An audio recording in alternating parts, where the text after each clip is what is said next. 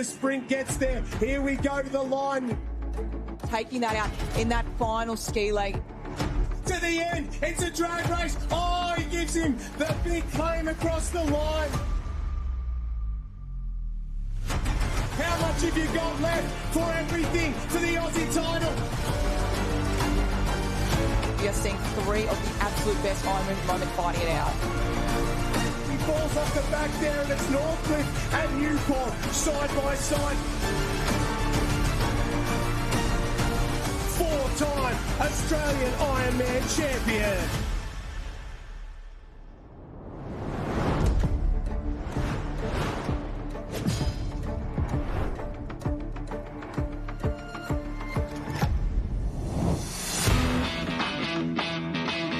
Welcome to the 2026 Australian Surf Life Saving Championships. 9 days of massive action, and it starts off with day 1 and 2 of the Kelloggs Nutri-Grain Nipper and Youth. Tideouker here with Georgia Fitzsimmons. And we go back 12 months ago. The Golden Girl on the Golden Sand and the beaches here at North Kirra. Australian Ironwoman champion. Now the togs and the cap are held up. But joining us in the commentary team, George, or G, what about this? Aussies is back here in the Gold Coast. And it's all united, inspired and iconic. Oh, it feels like Christmas again, Ty. We are so excited to be here to bring you all the action over the live stream. And boy, oh boy, it is going to be a huge weekend of racing. Look at the conditions here at North Kirra. We are in for a treat. 9 big days of action, 7,000 competitors, 570 gold medals, and already the first events in the water. It's down to 15 female board race. It's all about qualifying this morning. They'll go through those at qualification of the board this morning for the 13, 14 and 15 age groups. So the Nipper and the youth, obviously Nippers the 13s and 14s, the youth being the 15s. First time and first opportunity for that of the under 13s to be here as well. The 14s were here last year, the 15s obviously their last year of the Kelloggs Nutri-Grain Youth Championships, but we love it, don't we, the Aussie Championships. And look at this at the beautiful Golden Sands of North Kirra. We do love it, and the participation of this event is just unbelievable this year. We're seeing record numbers, which is just great to see. Everyone getting involved, and you could just feel the energy down the beach this morning. We had a little walk down to check out the conditions. We had a little walk down to see everyone, and the energy was there. There was some nerves, there was a lot of excitement, a lot of anticipation, but they're into it now, and they'll be away. So we really want to see everyone trying to get through their heats this morning. It's going to be a big day of individual events today. We have our team events for the youth and nippers tomorrow. Yeah, with the commentary team, we've got a great array of commentary team joining us as well. We've got Liam Ryan will be on the beach with us very, very shortly. But look at this, from tip to toe. And Sunshine Beach is leading this one. This is a good story. This is Miller May Berg, Wesberg and Jadeberg, professional Iron men and Iron women. Once again going through and qualifying. They know what it means. Probably say 8 is the magic number. But more importantly, the conditions here, G. We know that North Kirra is synonymous for that of a shore break, a gutter where the girls are now, and that of a little back bank. 1 to 2 foot today. More swell building later in the week at the moment. But for these girls, what's going through their mind? It's all about qualification and settling those nerves. Absolutely. They want to get through these rounds as comfortably as they possibly can, conserve that energy to make sure they are ready to go this afternoon for those finals. But you don't want to leave it to chance, because Kirra can be so heartbreaking, these conditions. Sometimes you can see that big gutter that they've had to work really hard through. There's not much swell on offer, but really Kirra can throw things up very, very quickly. So these 4 girls have done a great job.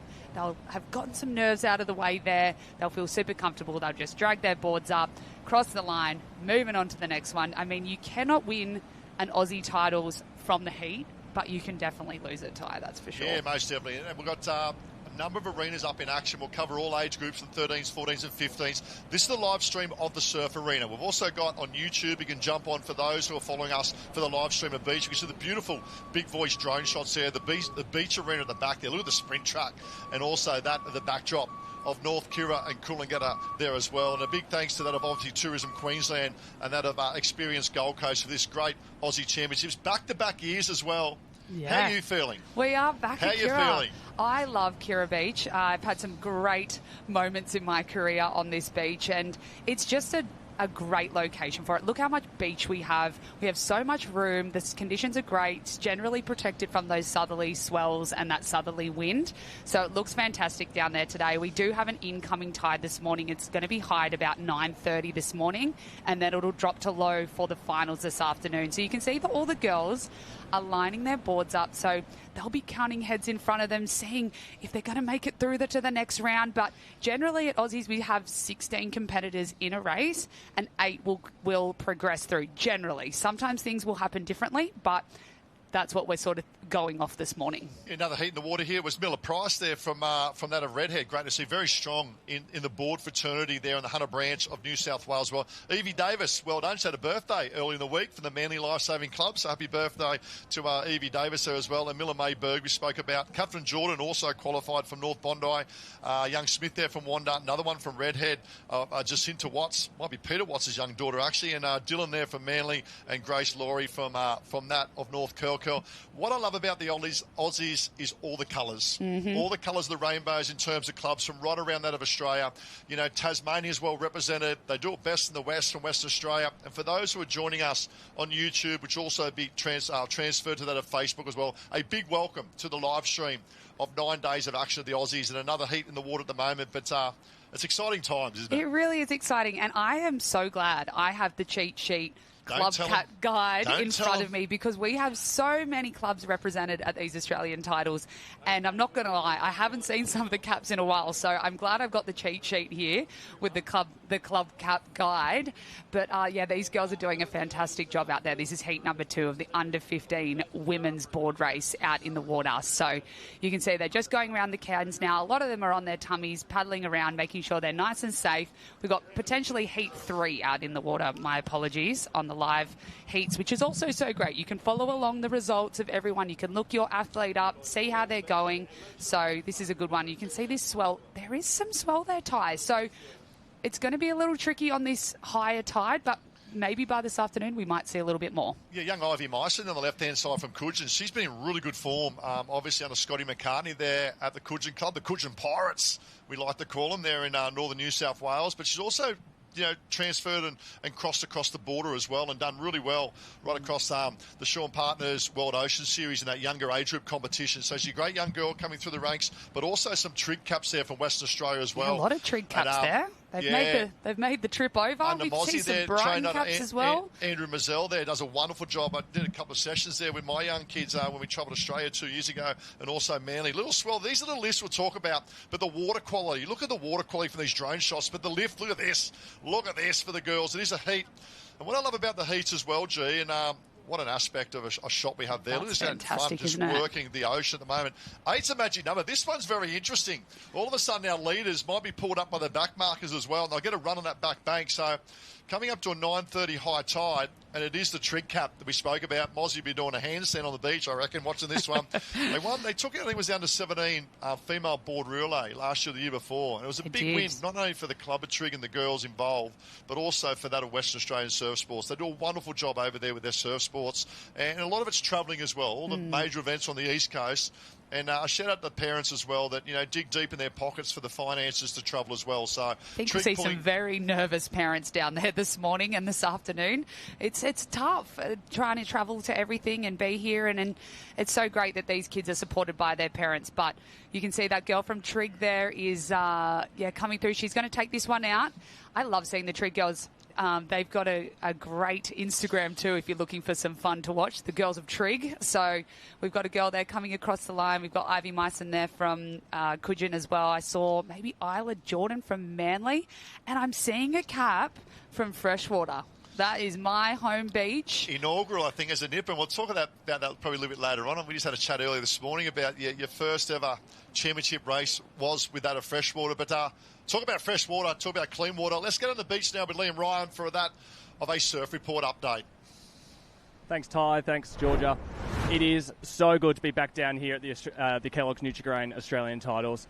Conditions today are perfect. We've got a nice little shore break coming through. Occasionally, there's a wave coming throughout the back, so that's something that can change a race. As Georgia said, we've got approaching a high tide at 9:30, 3:30 for a low tide, so that's going to impact our finals. Swell stays the same all day, light winds, maybe a little bit of rain, but we are on. It is going to be an absolute perfect day of racing. Yeah, thanks, Liam, for the update. And as we said, conditions are looking superb. And look at these drone shots. Look at the clarity of I get an opportunity to swim in an ocean swim each week in the conditions. And this week in particular, the swimmers said it's the best conditions they've seen in years, and no better time for that of the Aussies we can see at the moment. And we'll see the girl leading out here. Looks like a tucking point cap potentially of coming out. We'll try and pick up. I'm actually going to say it could be a New Zealand cap there, Ty. I know that could be a little different, but I think that... We'll try and pick them up as they go through. I'm just trying we do get a few I caps think it's that Umanu. I'm going to say it's the girl from Umanu, Heidi Young. Yeah, so... If I'm correct, I'm not great on caps, but that red with the white star is looking very familiar, and she's on that beautiful Race 1 Surfcraft board, which I know is Molly Shivnans, who is a very proud New Zealander. So you are correct, because I can see Elka Raywood back there in third, fourth position. She's just come off the Australian triathlon yesterday. Yes. Finishing She'll the be tired. No, she won't. 4 days of racing and now back in the surf as well. But it's and great to see New Zealand. I remember the Japanese in the Open with the beach flags we have as well that come across. And it's great to see, isn't it, how the Australian Championships also open up to those of international to come over. I believe they win a medal. It's also given to the Australian place getter as well on that podium or that position. So all about qualifying at the moment. It looks like that a very proud Kiwi leading out and about at the moment. Yeah, and they've just come off their national championships only 2 weeks ago, so they've done a lot of racing, which is great to see. And it's great that they've made their way over the ditch and can race it with the Aussies here. And it is such a different competition. We do have a lot more numbers, I would say, in Australia that do compete in surf life saving. So it's great to see her. She's leading this one out, which is a great start to the morning for her. We're just trying to pick up the caps now. We've got Elka Raywood there. And it looks potentially like Lucy Smith from Alex. She's been very good form. Ocean Grove. Now they train under Sonia down there as well at Ocean Grove, and they're very good board paddlers. Got a great board fraternity, especially in the younger age groups. I know Grayson Hyde. He won the under 14 Australian title last year. The young boy from Ocean Grove, and he'll be backing up again in the under 15s. I believe he took out the Victorian State Championships as well. So in very, very good form. I think we've got 2 from Manu here as well. Yeah, we've got a North Bondi cap in there as well in that 4th position there, and potentially a Queenscliff cap. So that's cool to see. I love seeing that there's the string of cans out the back, just settled out the back for the battles that will come on later on. After the board race, we will go to those of surf races and then into the irons. And it's a massive day on the program for our Nipper and youth here at the Kelloggs Nutri-Grain Australian Championships, because they'll go around the cans about 13, 14 times if they're doing all the events. And the last 3 today, the most important, G. Yeah. The board final, Australian board final, Australian surf race final, and the big dance, My the heart rate Ironman just and went Ironwoman up. final coming up as well. How do they go about in terms of athlete management, in terms of food, hydration, staying off their legs as well, a couple of waves building, that's that back bank we see. What's some hot tips from Georgia Fitz about how to manage himself through a day of a big program like today, where your last 3 events are your most critical? It's really tough to manage, and you want to make sure you're obviously getting through these rounds, so you have to do enough early in these races. So I think you'll see a lot of the girls have a really hard start, work their way around and sort of transition down, but that was a beautiful wave. That is a beautiful there. wave.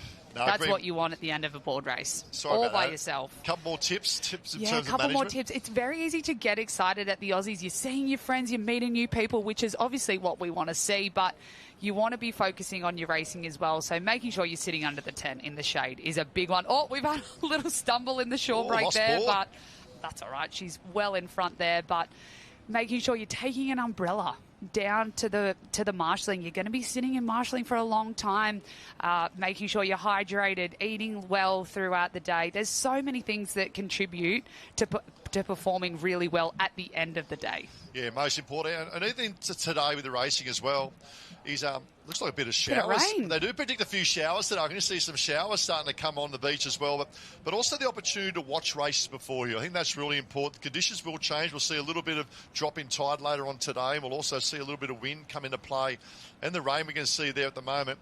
But a big shout out to the officials. They got day one of the Kelloggs Nutri-Grain Nipper and Youth up and running, and the conditions help as well, but they've stacked and they've racked them, and now they're firing through. And I love the Aussies. And a big shout out and also the best of luck to all the nippers, to the youth as well, and also the parents. We start with that, the Kelloggs Nutri-Grain 2-day championships. Individuals today. Tomorrow morning is our Aussies Ocean Swim. I'll be down there at the beach tomorrow morning. That's I an love that exciting event. one. I think we had about 800 to 900 swimmers last year, and over 1,000 already entered for that of this year. Then we start the Masters on Monday, and then rolling in from Wednesday, we start that of the Open. So plenty of action of the Aussies right across 4 main venues as well. So obviously we're based here in terms of North Kirra. We see another board heat running out. We've got North Kirra.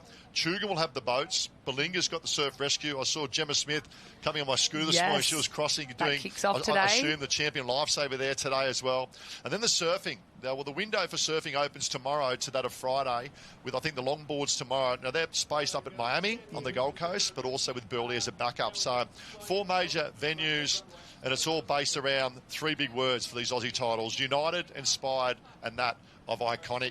Another heat in the water there, doesn't that just sum it up, what you've just said there, Ty? And I think we're seeing a cap out in front that I think we're going to see out in front quite a lot over the next 9 days at the Aussie Championships. It's the Burleigh Heads Mowbray Park cap, which is just iconic in itself, and they're doing such a great job there under Michael King up there at the Burleigh Heads Mowbray Park Club, and we can see what's that? Potentially an Avoca cap. On the outside, yeah. It looks like a Umina cap, I'd say. Umina on the inside and Avoca. So 2 neighbouring clubs on the Central Coast. There's probably a young Glyn from Umina there coming through. It could be young Dobie.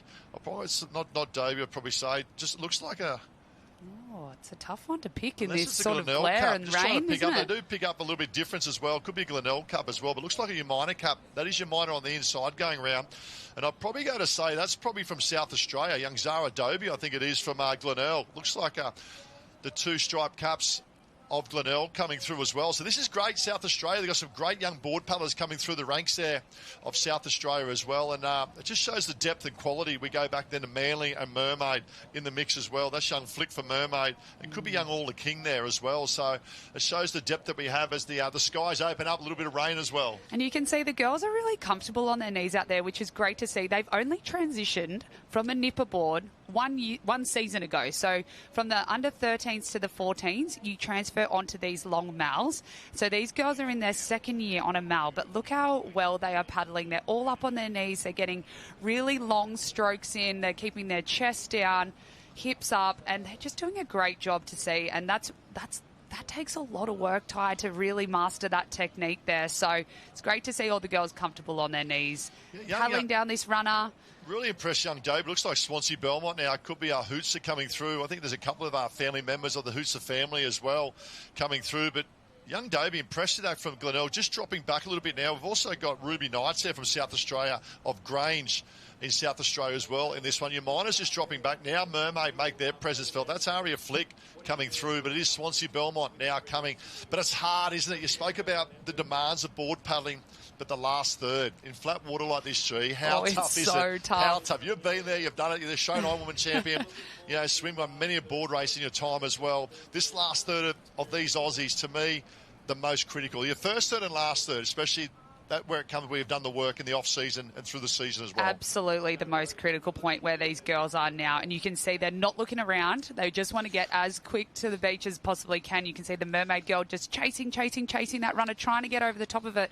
But we actually have some swell building on the horizon for those back markers, so we'll see if they can pull down, but it is quite full at the moment, so this is going to change over the course of the day.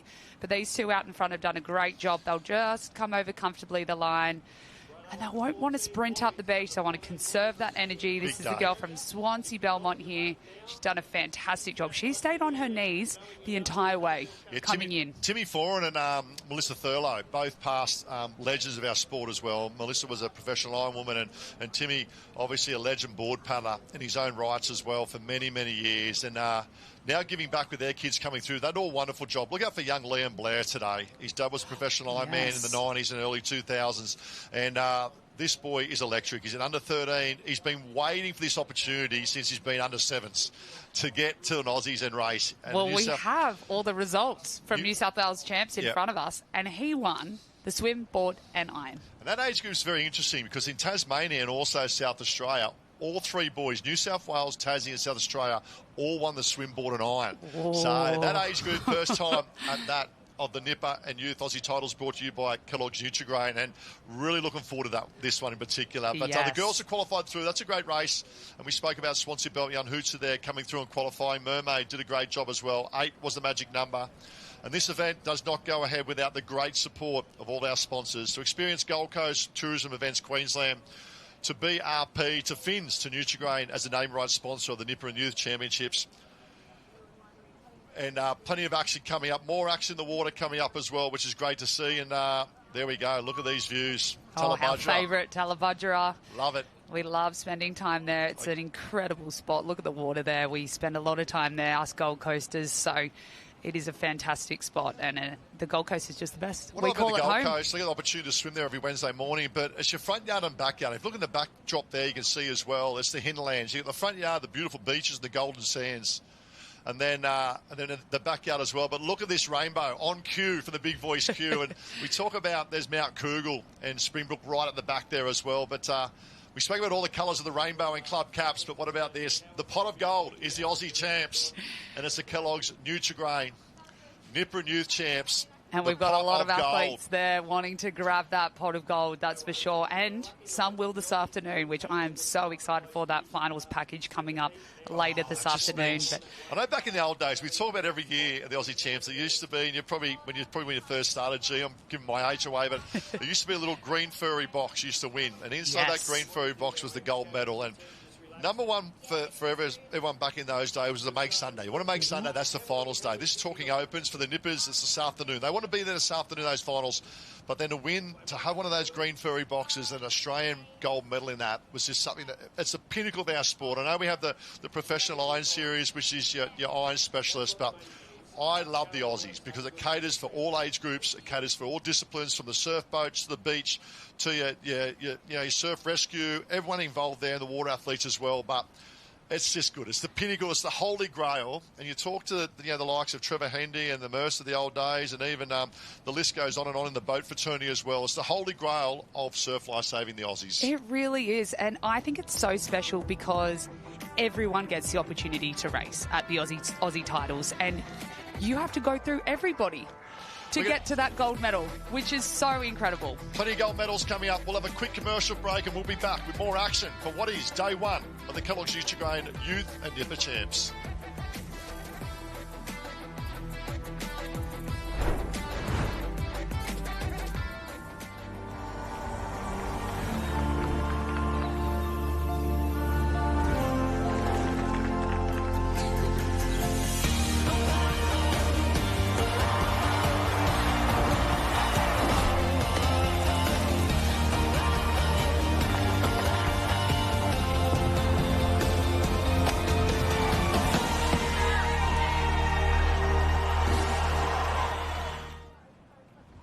Alex, where I live, we like to get up and enjoy the snow. What about where you live? Get up and ride, Alex. Get up and surf. Caramel latte for Alex. But I don't drink coffee. Yeah, you do. Ooh. Dear Thorsten, where I live, we get up and Gold Coast. Can we get ice cream?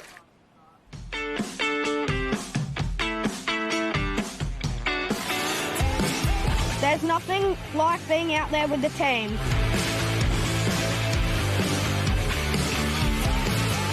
It's all about pushing each other to be our best. We work together to win. Teamwork makes the dream work. I can be your shelter now. You know I can be your getaway driver. You know I can be your love, love, love.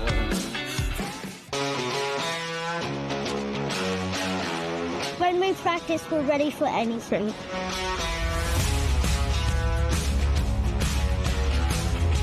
It's about being brave and never giving up.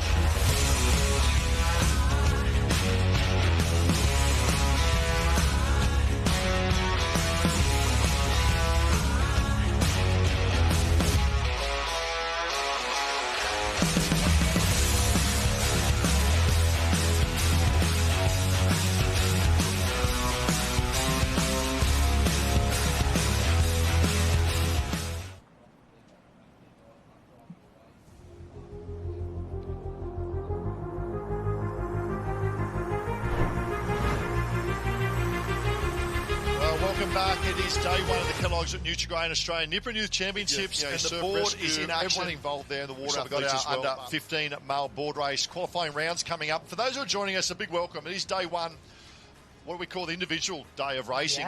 Gold medals for individuals. We have boards in action at the moment, qualifying rounds. We'll roll through heats, quarters to semis. We'll then go into surf races, then to irons, and then we have the finals package. Board, Aussie gold medals, givers, swims and boards. But qualification at the moment, and just trying to pick up, there might be a white cup of Eddie Davies coming through. Just trying to pick up who that might be leading at the moment. The heat's coming through, but plenty of action in the water. These are beautiful conditions here at North Kirra. Doesn't it look great out there? This is what we want to see. We had a little bit of a hiccup last year for the Nippers and Youth Championships when we had that horrible weather on the Saturday. So it's great to see that we can get some good conditions for these competitors out there. And we have 8 heats of the under 15 male board race to get through. So many competitors contesting this event. Really interesting on how spread out they are here, G, at the moment. Now, when these flat water conditions from tip to toe, and it just proves that the strength, and it's a development age as well. So the 15s have already had 1 year on the board, but those who are early developers, they develop those muscles and that strength.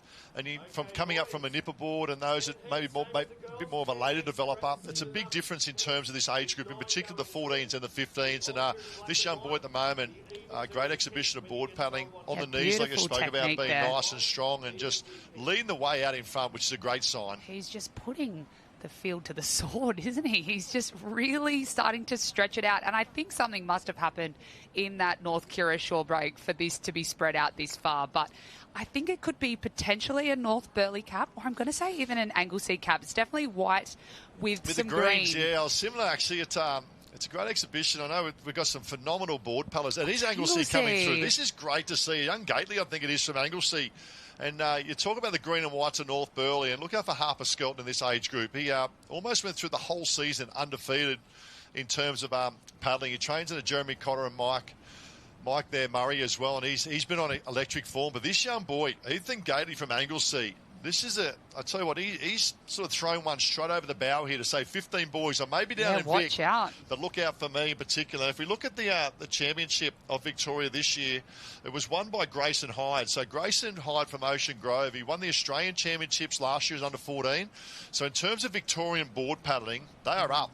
And they are about. Aren't they? Look at his beautiful long arms that he's really grabbing so much water there. He's really working the runs as well. You can see that they're not breaking out there, the waves, at the moment, but that could change on the low tide. So we can see he's really putting his head down, getting his work done, but he looks comfortable. He looks fantastic. He's really running that board well.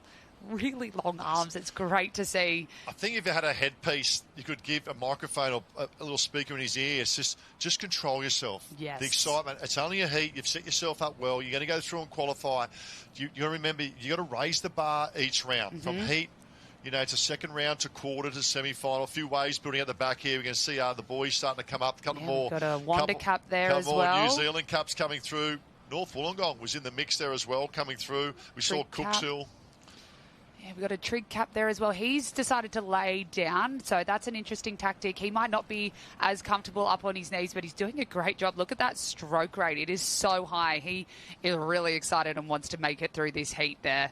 Love we spoke about the New Zealand Manu earlier, but East End as well and Papamoa here as well. So great representation, and a big shout out to those over the ditch who are joining us on YouTube as well. Even though it is the Kelloggs Nutri-Grain Nipper and Youth Aussie Champs, this is great. It's an international flavour, which I love here at the Aussies as well. But Anglesea, really impressed. I've just earmarked this boy to follow his journey as well. And I'm not sure the coaching fraternity down there at Anglesea, but they're doing a wonderful job based on what we can see here in heat number 1 of the 15 male board race. We've also got a Dickie Beach cap in there, Chase Stanford. So he's on that next wave behind our leader here. But look how comfortable he looks.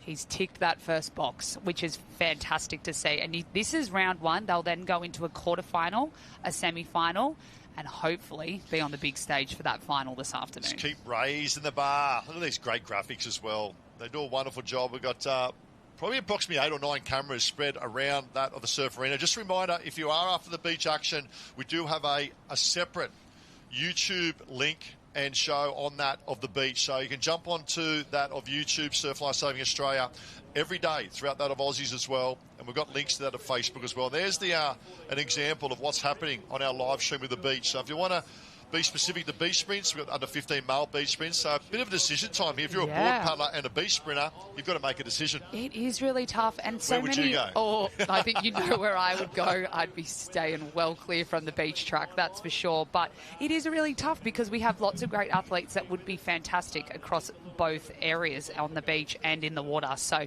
you can see these boys have a lot of toe. They're going super fast there, and they're going to do back-to-back races as well today. So this is trying to manage their workload as well. So yeah, the sand crabs. I love it. Looks like South Maroubra coming through there with Matt Caloundra as well. So they've done a wonderful job at Matt Caloundra there, doing a wonderful job. And I just want to have a quick little shout out to the Talano family too, and our heart bleed, goes out to the family, and the loss of Joe. I know during the week was a big week for them as well. I know heavily involved with that at Met Caloundra Club and Sunshine Beach earlier. So on behalf of the Surf Lifesaving Fraternity, our heart goes to the love of the family as well. absolutely, thinking of them all and thinking of the surf clubs that Joe was involved with. It is a really tough time for the whole surf community. So we can really band together here at the Australian titles and be there for one another, which is a great moment as well. Talk about moments with the 15 boys lining up in that of beach sprints and the 15, and it just shows the depth and quality, the specialists of the beach sprints, and they've travelled from near and far right around Australia for that of a 70, 90 metre sprint in the sand. And I love the sand pit. And if you're in the area around North Kirra, come on down, because when the sand pit starts firing up with the beach flags, there is no better atmosphere to be on the beach of a Surf Lifesaving Carnival than getting around the excitement. It's short, it's sharp, it's entertaining, and it's tactical as well, the beach flags. Oh, it is so exciting. We've seen some brutal runs of beach flags, but we can see we're also getting ready for a start of the next under-15 male board race. But I tell you what, I'm looking down there, Ty, and I can see a lot of boys with no umbrellas, no shirts on, no water with them. I would love to just say to them, boys, get in the shade. That's before right. You race. That's it. Get in the shade. If you're listening and you're down the beach, get those boys in the shade, please. Just trying to pick up this heat getting in the water at the moment. I saw that. Could be that of heat 3 and in the water at the moment. We'll try and pick them up. They might work in alternating heats at the moment. Looks like heat 3 making their way out and about at the moment. It's a quality age group, this 15. Obviously, the last opportunity at a youth and a nipper Aussie titles as well, the Kelloggs Nutri-Grain Aussie champs, before they go up into the Opens, which is a big step up as well, isn't it, from the 15 to then of our first year under 17? Absolutely. It's a huge step up. You go from racing for 2 days at the Australian Championships to then racing 5, which is a massive step up. And there's more events to contest in the open category. So it is a really huge step up, but these guys will want to just enjoy this last moment in their youth Aussie titles. You can jump on that of live heats for your updates as well. And this is heat number 3. And I love this young boy leading with the green cap. That is from Sorrento in Western Australia. Trains under Boothie over there. And we know what a wonderful job he does as head coach over there as well. And young Costa Roguiski, I think his name is, from that of Sorrento. So they do a lot of work, a lot of flat water work over there in the harbour. They do. Tucked over there as well. And you know, one thing in particular with that of the Sorrento boys and girls, they will be fit. But right-hand side, a little breakaway. Yeah. This is interesting. Deciding to go on his own, all on his own as well. So this is interesting, G, as they head out towards the first I don't know can. if he's seen something that we're not seeing, but I believe that's Edward Pollard from Anglesea, out on his own. So you never know where he's going to pop up. It's tricky to tell from this angle if he's in line with our leaders, but we'll wait and see when they get to that first can. I think he's inspired by Ethan Gately, the young boy that just finished and said, done it wow, in own. Mate, pound for pound, I match you in training. If you can lead all the way from start to finish in your heat, but he's now been drawn back to the pack, probably a smart move, especially in the context. So here's a question for you, G. How would you approach a board race, in terms of lining up here tactically? Oh, it is tough. Conditions? For me, I would do an absolutely 100% start and make sure I put myself in a really good position through the break, position myself on the inside if I possibly could around the cans. We want to be going the shortest route around those cans, which this Sorrento competitor is doing really, really well. And then you want to find some wash if you can. Make sure you're really conserving that energy. And then on the way home, you've just got to give it some more, because you don't want to leave anything to chance in these conditions. So it's tough. You get a bit excited. You never know in these conditions if someone's going to come from the back. So you've just got to play it by ear as you're sort of going around in these conditions. Talk about excitement. We're going to go to the beach now from a boy from Grange in South Australia. They're a club that's up and about in board paddling. Liam Ryan on the beach with that, a big Harry Robb. Yeah, thanks, guys. I've got Harry Robb here. Grange, like you said, have been killing it. They won the point score in South Australia at the States. Harry has qualified through in 9th from Heat 1. Harry, how was it? Oh, it's pretty good conditions out there. A bit tricky, but definitely a good race compared to everyone from other states. And so what's the goal now? Obviously coming in as a South Australian champion, what are you looking for out of these Australian titles? Yeah, it's definitely hard coming in from SA, but I'm really hoping to get the final and just put my name out there. Perfect. Well, good luck, Harry. Anyone you want to thank from Grange who's come over with you? I'll probably just Paul, our coach, he always puts the hours in and just believes in us and give us all the strategies to win. Perfect. All right, well, good luck for the rest of the rounds. Back to you guys up in the booth. Yeah, thanks, guys. And great to see the Grange. What a great club it is, and great job down there, Liam, as well as another heat qualifying coming through. A few waves on offer. Yeah. And young Sorrento. We talk about Grange from South Australia, but Sorrento, WA, up and about. We've got a breakaway here, G, of 4 making their way back to the beach. Yeah, I saw Sorrento setting up their tents yesterday. They are tent city down there, so they have a lot of competitors that have made the journey from the west over, which is great to see. We've got a leader out in front who's just pulled down a beautiful little wave. That's exactly what you want in a board heat. We're just trying to pick up the cap of that one. Is it a Swansea cap maybe? It's hard with the glare. Look, maybe a Swansea cap. Is it coming through? I see a bit of green and maybe a yellow in there. Potentially a Dicky Beach Club even. Benji Little potentially. Coogin and Sorrento coming through now, and that's Tommy Truitt there from Coogin. Great young board paddler coming through the ranks as well. So they'll come through and qualify. 8 is the magic number. And the nerves just starting to settle for these competitors. They've had one race away. And it's important, isn't it, to get that first race away and be comfortable. That's a North Wollongong cap, my old club from many, many years ago, going through university. That's young Schultz, I think, Jake Schultz from North Wollongong. Many great competitors from that club. You go back to Clado, Jonathan Crowe, and the ski fraternity that has gone through there. Mark Norris goes on. The list goes on and on. Oh, and this is a tight one. Anglesee's through. Anglesee's through. Another one. TA to C. Shake of the head. Not happy. Yeah, oh, gosh. You can see there's going to be heartbreak today, which is so hard to see, but they've all tried their best out there, and that's what we want to see. We want to see them just getting out there, doing their best job, having fun with it as well. That's what these championships is all about, but we are unfortunately going to see some heartbreak. Tough conditions too. Tough racing conditions. If you haven't done the work, you know, like we spoke about, even as a board paddler, you've got to do the work in the pool as well. But if you haven't done the work in that flat water of paddling, then you're going to come unstuck towards the pointy end of today or that last third. Looks like another heat coming through. This could be potentially, I'd say, heat number 2 now in the heat number 4, probably in the water now, making their way out. So plenty of action here, G. And we are going to go down to the beach with Liam. We have a Sorrento competitor with you, Liam. That's right, and not just any Sorrento competitor. I'm here with Costa Rogoyski. He's the WA state champion. So we are seeing all the state champions performing well so far. Costa, welcome to the 2026 Australian titles. How was that race? The race was pretty good. I led it out to the start. Then Wave came and picked a couple of the guys up and just got to finish it up pretty easy. Now, how are you finding these conditions? Growing up in Perth, you're pretty used to having a shore break and then a long paddle.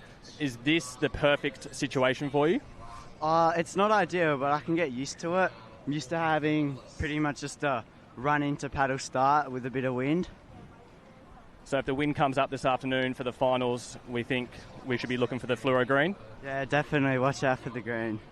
Now, Boothie's been working really hard with the Sorrento for a few years. How have you found training under him? Oh, I love training with Boothie. He's such a good guy. Training with him's been pretty hard, but it's a really good program. All right, well, thank you, and good luck for the rest, Costa.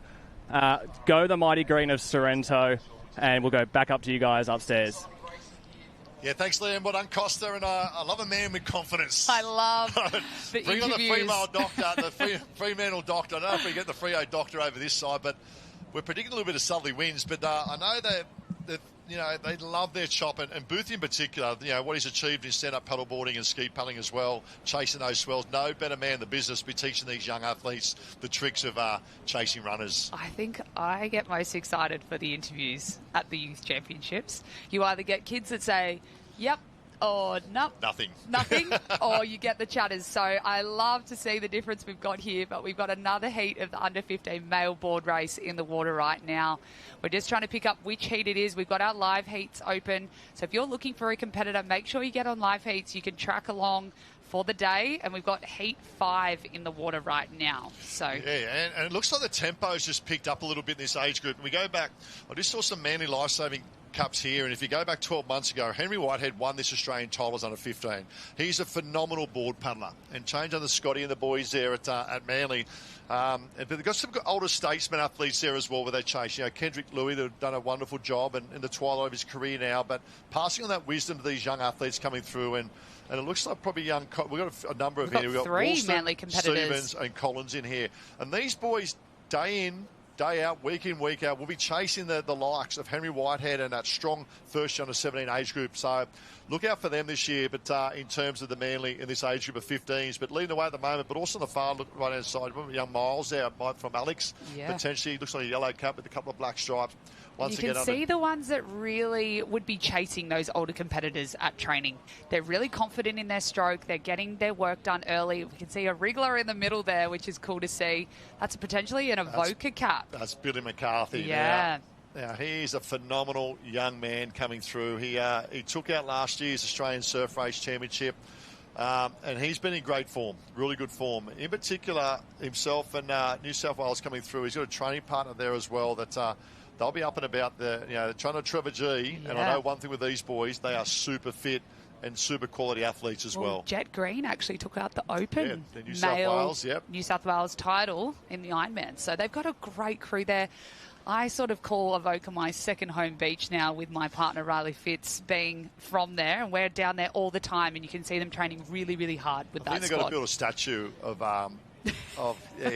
Lockie Tane and Riley there, two ski paddlers there. But Don't tell them that, so many great athletes have come through the Avoca Club, board paddlers. You talk about the ski fraternity, the strength there over many, many years of dominance, but also Ironman. And it's great to see the work of Trevor G's doing there. He's a great man, giving back. Phenomenal board paddler as well, Trevor G. And I know that back in his career, he was right at the pointy end of every Aussie title as well. So looking really good. But I think this round 5 here, the tempo just went up a little bit.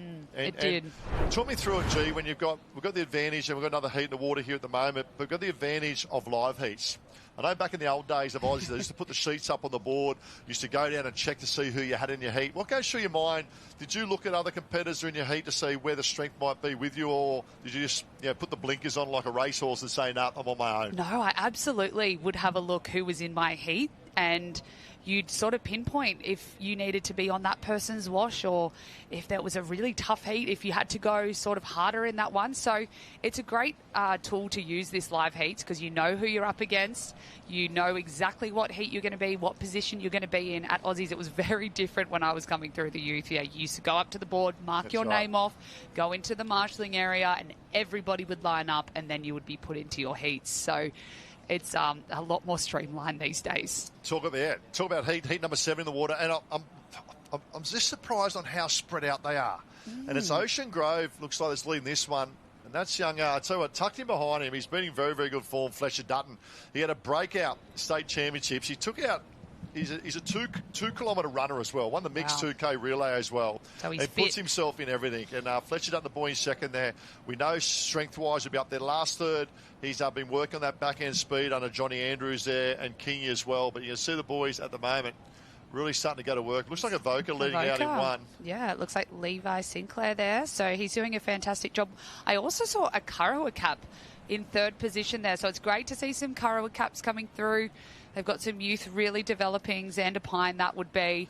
And lots of green and yellow caps today, which is tricky for us to pinpoint who it is, but it's great to see. We've got a Maroochydore cap there as well, so that's awesome. Little rougher short, I think it might be coming through there. And Xander Pine, here he comes and pulls up on the inside as a Xander with an X. And a shout out to his brother Buster Pine too. He's been sick and he's been having a few health issues. A big shout out to you, Buster, and hope the recovery's going well as well. Trains under, obviously, his father, I should say, is Adam Pine, who's the longest serving Australian swimming rep in terms of caps for the country as well. So I went to a number of Olympic Games as well, and he's a swim coach there at the Kirra Club and doing a wonderful job. So shout out to the Pine family. And young Rafa Short, you talk about the Short name, and it's quite interesting. We talk about Australian swimming, then you got Short, obviously relationship to young Rafa being Sam Short as well. So there's so much history and connection from surf to that of pool as well. But it's Avoca leading on the right-hand side. We also have our national age pool champs coming up. So we'll see a lot of athletes that are really great pool swimmers doing both. They'll do the crossover between the surf and the pool. So I think they're going to come to the forefront later in the day as well. So that's going to be interesting to see. We've also had our national kayaking championships in Perth last week. So we would have seen some athletes go over there, contest that, and then come back. So it's great to see the crossovers. And another shout out to another great clubby, Cam McAvoy. What about that? Wasn't that 20.88 last night, the world record in the 50 metres freestyle. Check that out as well. But Xander Pine comes through. Well done, mate. Qualified through as well. We saw Avoca there in the mix as well. Just trying to pick up with Sinclair, probably coming through Levi Sinclair or that of Weddy. And then, there's the other competitor coming through from Avoca as well. Fletcher Dutton, he's done well. He'll go through and qualify. Good little battle here between Redhead, Manly coming through as well. So maybe Glenelg in those minor places to pick up.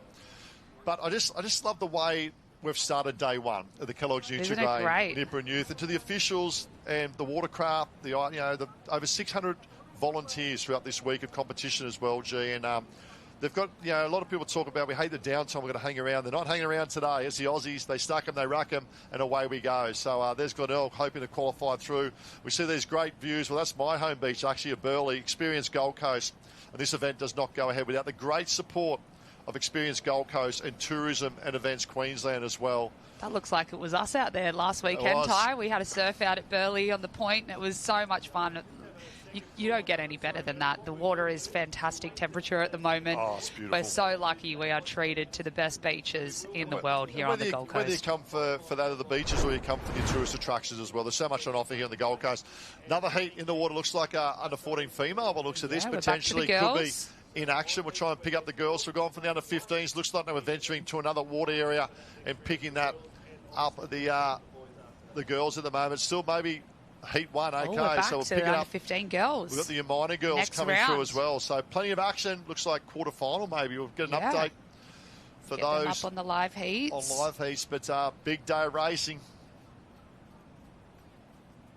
The girls are in the water, but on the beach at the moment. Let's go back 12 months ago. This young boy from Ocean Grove, Grayson. What a performance of this boy. Grayson High from Ocean Grove has just qualified. He's down the beach now with Liam. Yeah, thanks, guys. Talk about cool as a cucumber. Grayson here qualified 4th through in Heat 5. Like you said, he's the reigning Australian champion, but he's also the current Victorian champion. Grayson, congratulations. Welcome to the 2026 Aussies. How was your first race? It was good fun. Got smacked at the start, but it's all right. Yeah, it's nice conditions. Water's warm. Yeah, it's good. And so what's your race plan? If your start doesn't go according to plan, what do you think about to get yourself back through and through to the next round? If I just find a good wash, just get back in that first pack and then turn the last can and head for home. And how are the runners out there? We're seeing the occasional waves sit up on that back break. Are you able to chase them through the gutter? Yeah, you are. They do run a fair bit. They're hard to get onto, but once you're on, you're pretty good. All right, and hopefully we're going to see you later this afternoon in the final. Yeah, hope so. And lastly, who do you want to shout out from Ocean Grove? I want to shout out Yeston Knapp. All right, you heard it here first. Back to you guys. Thanks, Liam. We love shout-out. Well, I'm Grayson. And they're a great squad. And I know Sonia does a good job. They do a lot of work in that of the ocean, but they also swim right next to the Geelong Cats Stadium in the pool there as well. So quarterfinal, now we raise the bar a little bit here, G. It's under 15 female quarterfinal number 1. You can see the pace has gone up again, Ty. You can see the girls are really putting in the hard strokes now. And this is a really tough quarterfinal. Yeah. We have Elka Raywood, we have Ivy Myson, a few girls from Manly. The Trig girls are in there as well. Glenelg, Dobie, look at the Dobie girl there for as well. Had a great heat earlier today. That's the green with the 2 yellow stripes. Your minor will lead out 1 and 2. Look at the tempo, look at the rating and that of the board speed up and about. Yeah, they really are. We've got 3 out in front there who are just sort of having a little look under their arm to see if there's anything coming along. It's hard, they don't want to be caught in no man's land, which can be absolutely heartbreaking here at North Kirra Beach, but they're doing a fantastic job. They're trying to pull over this run, doing a great job today, girls. Oh, the legs are starting to burn. The legs are starting to burn. Looks like that of, is that Met Caloundra coming through? Yeah. Maybe Sutton there. Dakota Sutton. She's had a very good back-end speed in that as well. I think Clint Robinson, we talk about in terms of craft specialist ski, but also board, was a phenomenal board putter as well. Sharing his wisdom and light there as well. Super impressed with second position on the pink craft there from Glenelg of South Australia. Adobe doing a wonderful job. But it's all Met Caloundra. I love the ribbons in the hair. Were you a ribbon girl yourself? I wasn't a ribbon girl, but they do look fun, don't they? And it's, I mean, look good, feel good, go good. Well, so it's the youth, isn't it? It's a different youth. And even as a commentary team, we spoke about this morning, it's about let's have fun. Let's have so much fun with these kids. You know, they're here to race and race hard and race smart and achieve the best they can. But at the end of the day, it's the youth championships, and the enjoyment is such a key factor this weekend. Absolutely. And I think what we're really going to see is those southern clubs and even that Western Australian clubs, we're going to see them really come to the forefront in these conditions. They might not be as prepared if we turned up and it was 4, 5, 6 foot, but in these conditions, those guys are going to absolutely fly. They've trained in these conditions day in, day out. But the girl from Metropolitan Caloundra has done a fantastic job. She's got a wave on her own. She's going to cruise up for the quarterfinal, make her way into the semi. Well, you're 2 steps away from to an Aussie final, but 8's the magic number. So there's our first 3 coming through at the moment. Here we go. Look at these great views coming through. There's number 1, then 2, 3, 4, 5, 6, 7. Well, 8's probably comfortable, and 1 stuck in 9th on their own. May get there or may not get there. There's danger signs for Wanda in 8th position. Wanda's got to go. Manly fighting back on the inside. I think Manly might get there. Wanda. Oh, just snuck in. Position 8.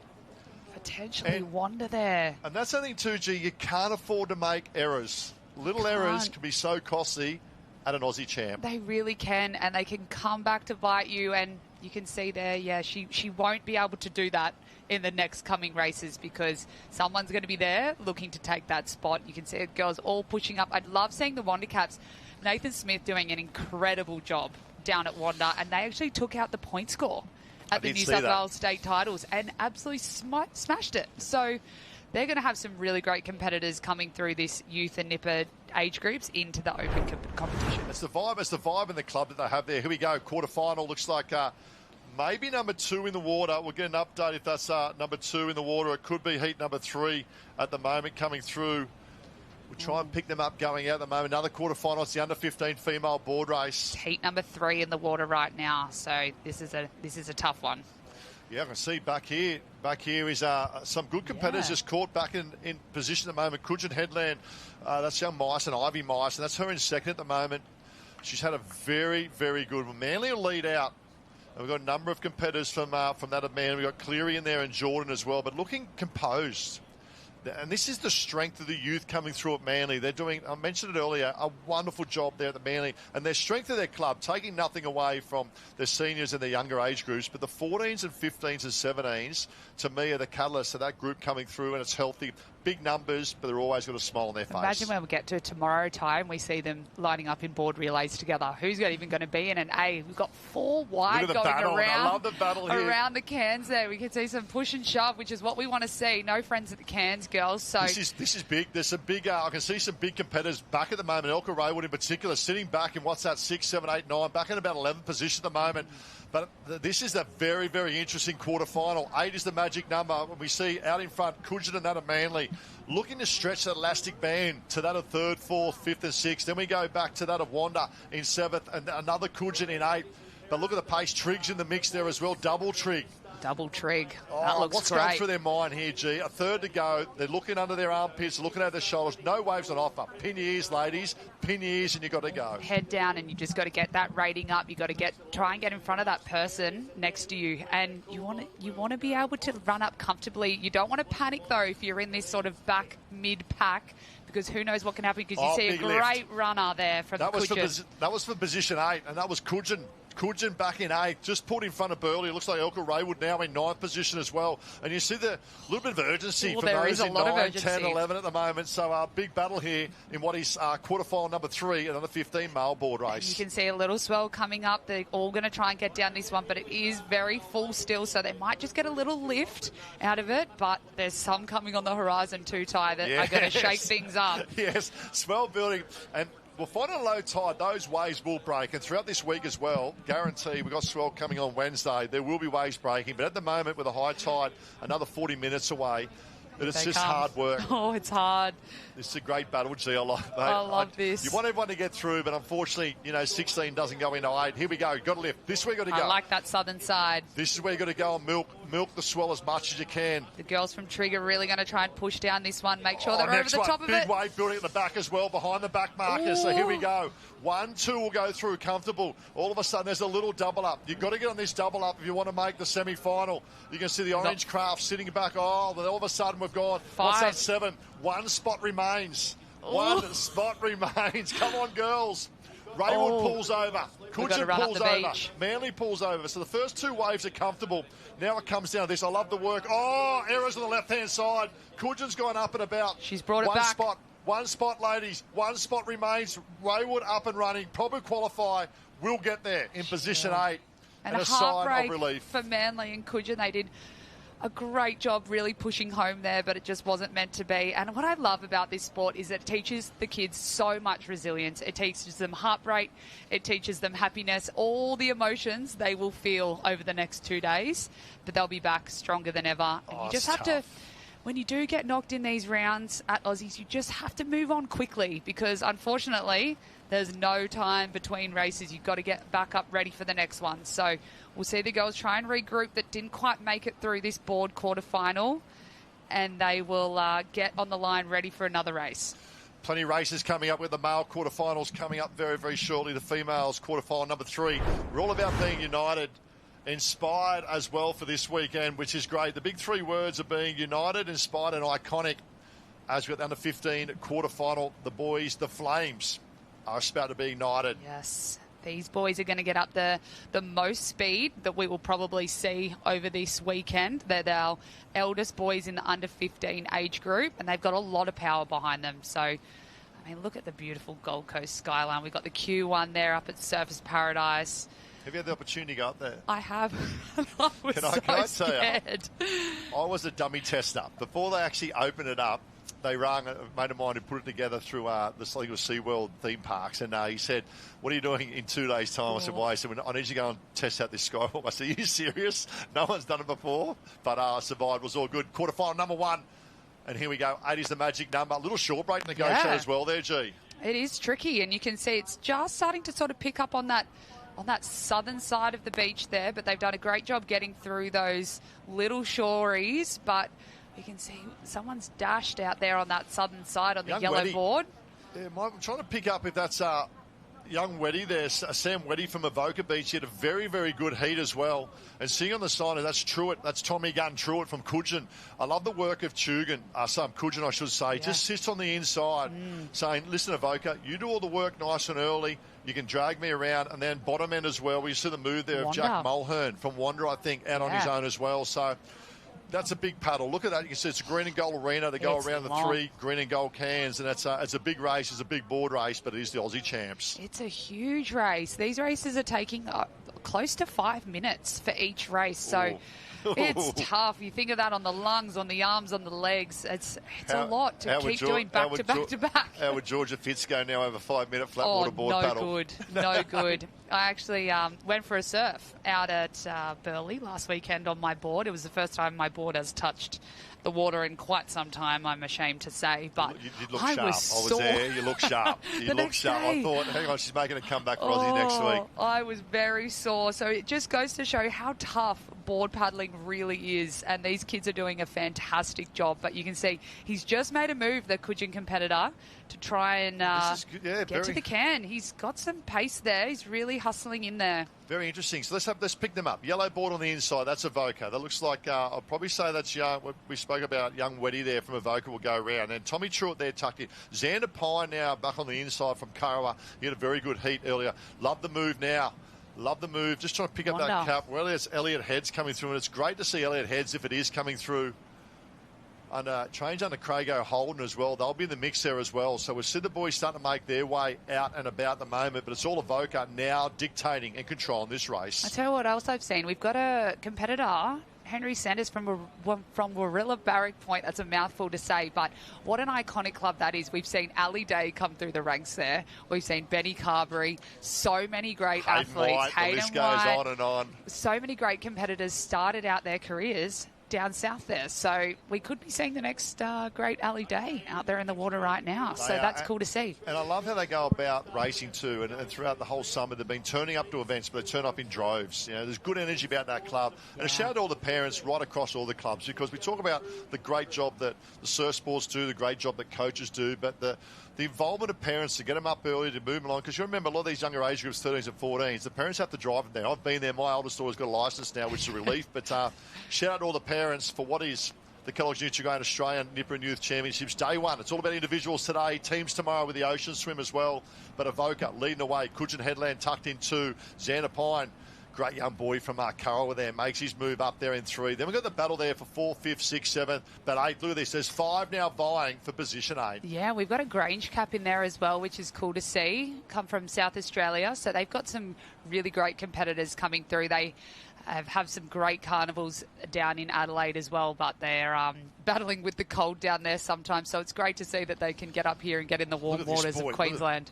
Look at the shoulders on him as well. I tell you what, he's definitely done the work in paddling, and to pull away like he's just done that, G.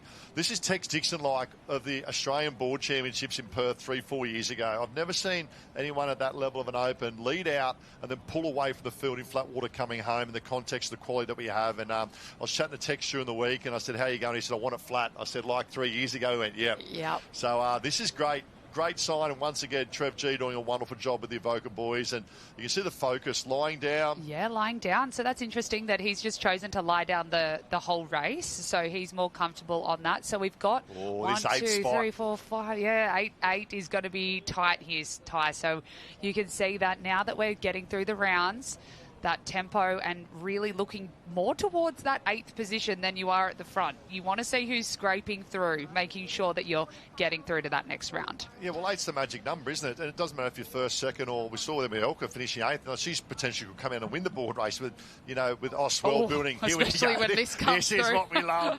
You see him stopping and propping. Young Coogin stops and props. That's Trevitt there, I think, from Coogin. So well done. Avoca will come through in 1. Well, there's our maybe first 6. There's our first 6. Yep. Leaves 2 spots, and 2 spots only coming up.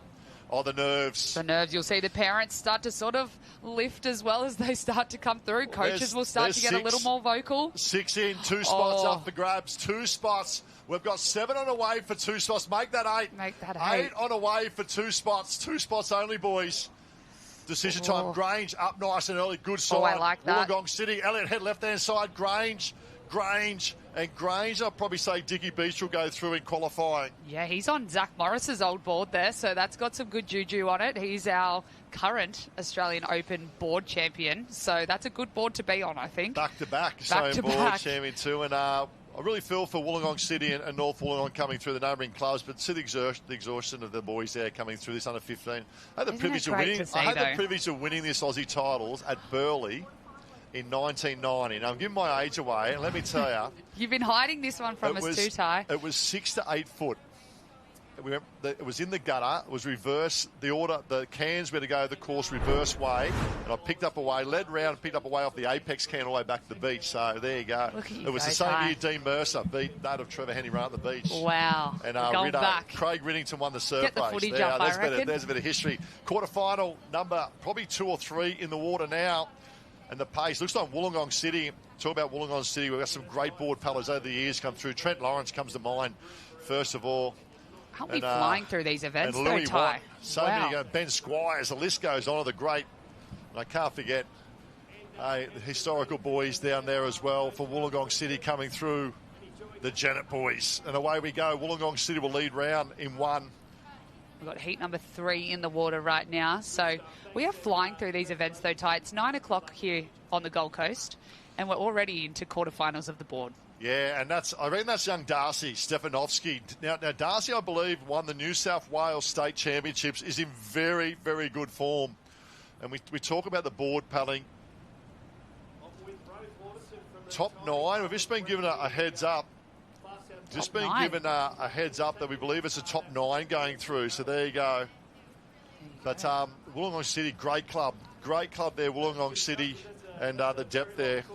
We talk about 6 to 8, probably more 10, Look 10 at to 20. this tie. And from out the back. Is that Talabudra's coming through as well? We have not seen this all morning, That's so Norman. this is great to see. Xavier Norman's come through from Talabudra. Then we go Oliver Putty. Looks like he's facing the screen as well. So a couple of almost neighbouring clubs of Burley's in between them in terms of coastline, I think the Gold Coast. But Oliver Putty, there he goes. I teach with his mum at the local school of Varsity College as well. But well done. Ollie Putty comes through, but there's young Darcy. He's in good form, that boy. And haven't they just put a massive gap between the rest of the field and themselves? They've done a great job there. But we hadn't seen that sort of wave forming out the back there like we just did in this heat. So you can see that later when that tide drops, that's just going to get better and better. We've got last year's Australian board champion and the Victorian board champion in this as well. So we've got the New South Wales champion from only a matter of a few weeks ago. That's young Darcy. Then we've got young Grayson. I think he's on the second wave. There he's the blue board, the second wave. He's the reigning under 14 Australian board champ. There he is. Look at that. New South Wales champ, front left. Victorian champ there. And then also Oliver Putty's been in good form for the North Burleigh Club as well. So well done, boys. You're through the semi. Yeah, that's a tough quarterfinal. But they'll know now where they sort of sit and what they've got to do in that semi-final, which is going to be so tough. The Here we go. 4 in, 4 spots remain. Warrnambool, left-hand side. 5 spots, I think. We're going to 9, aren't we, now? So, we've got 4 on that wave. We've got one that's right, more. yeah, 9. I think 9 now, so number. 9's the magic number this morning. So, they're up and away. They want to make sure. Jake Schultz there from Wollongong, Northgong comes through. We spoke about that of the strength of Warrnambool. Looks like young Shield there, Tyler Shield there coming through. Oh, there's the battle for 1 spot, maybe. Unofficial, but we'll leave that with the judges. Definitely leave that one with the judges. judges. Maybe Torquay was it, trying to pick up the cut that was coming through on that left-hand side, but the pace is lifting. It's quarterfinals. Bring on the semis, I say. Bring on the semis. Semi-finals are the most nerve-wracking, I would say, of the whole day, especially board semi-finals. They are so cutthroat. So we are looking forward to seeing those. The pace will go up yet again, like we've seen in these quarterfinals. So we're getting through these events really well in great time, making sure we're getting through this huge program. Look at these. Yeah. These replays coming through. That's what you want. The great graphics from the Big Voice team. They'll be here all day, 9 days of action. They're the best in the business of showcasing our great surf sports, what we call the Kelloggs Nutri-Grain Nipper and Youth Aussie Champs. 9 days. 9 days. I hope I've got a voice by day 9. I'm in for the weekend, so I've got to teach during the week. But we see Liam down there just grabbing some interviews as he goes round as well, which is great to see. And well done, under 15 boys. And for those who have fallen short of that magic 9 number we talk about, they've got this. They'll go back, reset. And you spoke about opportunity just to reset and the resiliency to come back for that. But we talk about all the colours. Let's go down to Victoria-wise now for Morty Alec down there with Liam. Yeah, thanks, guys. I'm here with Caden Barrow from Morty Alec. He's in lucky number 9 through to the semi-final. Congratulations, Caden. How was the quarterfinal? Oh, it was so tough. High paddle on the way in. I had to work for that one. And you got pretty good on that run up the beach there. There was about 5 of you on that last wave, and you got up early and you ran your way through. Is that going to be the same tactic coming into the semi-final?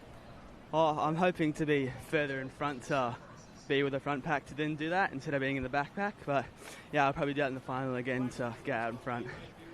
Now, what's the secret to recovery? There's a pretty short turnaround between events. Semi-final coming up very quickly. What are you going to do between now and then?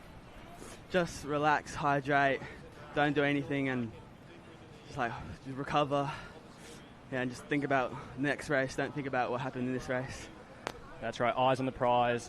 Don't dwell on the past. Think about what's next. This is Caden from Morty Alec. Congratulations and good luck in the semi-final. Thank you. Great job. Love the focus. Great job, Liam, as well. And but do not go anywhere. We've had a great start to what is day 1 of the Kelloggs Nutri-Grain Nipper and Youth Championships. We'll have a quick commercial break and we'll be back with plenty more action.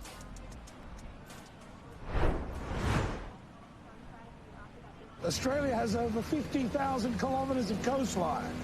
Despite performing thousands of rescues each year, surf lifesavers can't be everywhere. So stop, look for the red and yellow flags. All for signs like these. Always assess the conditions based on your own abilities. To help us out, Surf Life Savings created the Beach Passport. So before you go into the water, stop, look, and stay alive.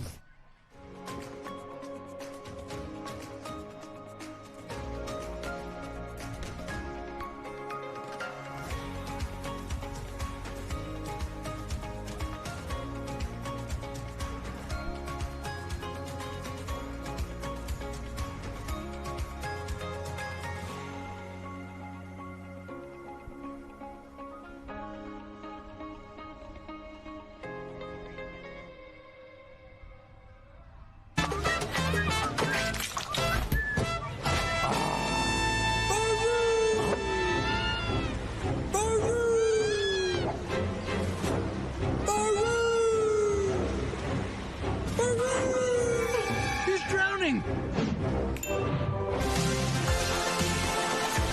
Oh, look at him go. Whoa.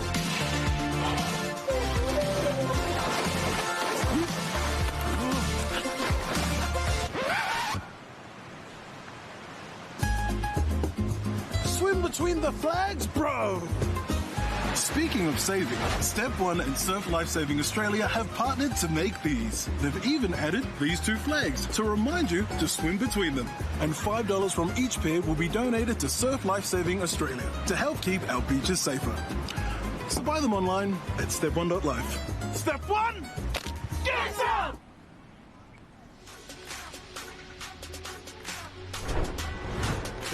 Big welcome back to the Kelloggs Nutri-Grain Australian Nipper and Youth Championships as day one. Plenty of action up and about. We talk about the Golden Sands. A little bit of rain today as well, but I don't mind that. It keeps the temperature down a little bit. We've just seen that of the 15 quarterfinals for that of the males. A big shout out to the winners of each quarterfinals. From Avoca was Sam Weddy. In quarterfinal number 2, Kobe Mead from Wanda. So New South Wales. Darcy Stepanovsky, another one. The New South Wales champ, took out quarterfinal number 3. And all the way from Sorrento, Costa. We spoke to him earlier. He's a young boy up and about. He finished first in quarterfinal number 4, just in front of Harper Skelton there, the Queensland champ as well. But here we go into female board race quarterfinal. There's the start list, G. Yeah, it looks fantastic. We had some really great competition in the quarterfinals, and now we're on to the semi-finals. These girls want to be desperately in that final later this afternoon. So we've got caps from Ocean Grove, Wanda, North Bondi, Metropolitan Caloundra, Tugun, Swansea Belmont, Amanu Beach, New Zealand, Trigg Island, Glenelg. We've got another Manly, Umina, Redhead, North Burleigh, Burleigh Heads, Mowbray Park, another Manly, and Grange. So we can see we're spread out from all over Australia, which is so great to see the depth that this sport has at the moment. And New Zealand in there as well. We spoke about, you mentioned, there she is with the red with the white cap. And it is an identical cap to that of Tacking Point that I looked at earlier. It looks so much like Tacking Point. 9 will go through from these ladies lining up. And this is great. That's young Evie Davis there. Obviously, Dad was the past Australian belt race champion as well. Great young lady. And also Savannah Glynn there from Umina. Yeah. Final words from that to the officials, and that's showtime now. Sometimes it's the biggest hurdle, isn't it, G, the semi-final, because you know you want to be in the final. Yes, right? That's you where want you to want be in the final. But one hurdle to overcome before you get there, that of a semi-final. How do you approach the semi-finals in your day? I used to get very nervous for semi-finals because you just want the chance to be in it, in that final. You want to be able to have that opportunity to try and win the race. But if you're not in it, unfortunately, it's not your day. So semi-finals are crucial for the Aussie titles, and the girls will just need a reset after their heat and their quarterfinal. Really focus on doing the little things right, perfecting their skills, not making any mistakes, and making sure they're in that top 9. So we're taking 9 through to the final from these semi-finals. I think what's important is your first third. So the outcome will always be there. It's about getting the processes right. Give yourself plenty of room on the line. Don't put your board down too early running in. The creatures of habit, and with the comfort of getting down on the board nice and comfortable, you want to keep those legs. And it's a long shore break, you can see. I saw that this morning when I went and had a look and a bit of a chat to a few coaches as well. It's a long shore break. So the opportunity to stay on your feet a little bit longer could be the difference of getting an extra board length, half a board length with someone else, or getting on top of one, which is important. And you can see the girls are actually testing that out right now. They're washing their boards off, but they're also just walking in to see if there's any potholes, how far they need to run. But we could also see on the horizon how long that board paddle is. So you're going to want to make sure that you are really comfortable in a good spot, taking the shortest route on the inside of those cans, and then up on your knees and bring it home, girls. Yeah, we spoke about earlier. Set yourself up in that first third, conserve a little bit, position yourself well tactically, and then allow that last third. We saw Miller Price there from Redhead as well. Here we go. 18 will line up. 9 will go through to that of an Aussie final. Great start from that of our Kiwi in the centre. That's the size, staying on her legs a little bit further, and that's the benefit, nice and early. And Umina, what a start from that of Glynn from Umina there. That's the black cap with the blue and the white stripes. She has a little bit of Bo Peep, but a very good start top end on the fluoro board of Elka Raywood. She knew the quarterfinal wasn't good, almost missed out in that 8th, 9th position, now making amends for that. Yeah, but she's done a great job to really reset and get ready for this semi-final. But there's a great competitor there from Amanu, New Zealand, who's really taking it out there to the lead, and she's up on her knees doing a great job. Her technique looks fantastic, but they didn't have to contest with too much in that shore break, so they've really bunched up in this semi-final. That's great, isn't it? Now, I love the move of the Raywood then up on the inside. So look how congested. Now, we saw the first heat and then of the quarterfinal, they were strung out a little bit in terms of the quality of competition. Look at this, the congestion. They are 4 side by side. Love the move now up on the inside.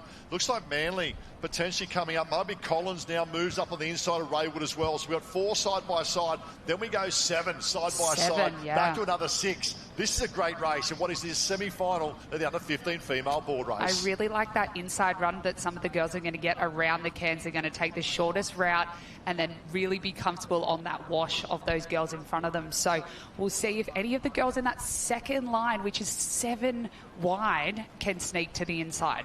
And there's some very good board paddlers in there as well. Catherine Jordan in that second. Lucinda Gladstone. Now, Mum was, it was a past Australian representative in iron person racing as well. Now you see Yamina Glynn trying to go, but New Zealand from that of Amanu leading out. It's the red with that of the white star on top, looking strong at the moment and wants to try and control that first can. Oh, big move now. Big move from that of Glynn from Yamina and also that of New Zealand on the outside. Raywood's got to go. She's getting boxed out at the moment there in 3rd and 4th. It looks like Ocean Grove making their presence felt as well. We can also see the 2 girls from North Bondi are in the mix there. One's moved up into that sort of equal second position in that second line, so she's doing a fantastic job. We can also see Trigg in the mix as well, so it's great to see the girls all strung out across this semi-final. Love the work in 3rd position there. That's young McIntyre from Ocean Grove. That's Indigo McIntyre, Georgia McIntyre's younger sister as well. Georgia, older sister, great competitor under 17s. Here they go, round 1 and 2. Yamina, great move up on the inside. Love the move of the inside there of O'Driscoll on the outside. Then we go back to 4 or 5 there. Looks like Manly back in 3rd on the inside. Then we've got Raywood tucked in 4th position as well.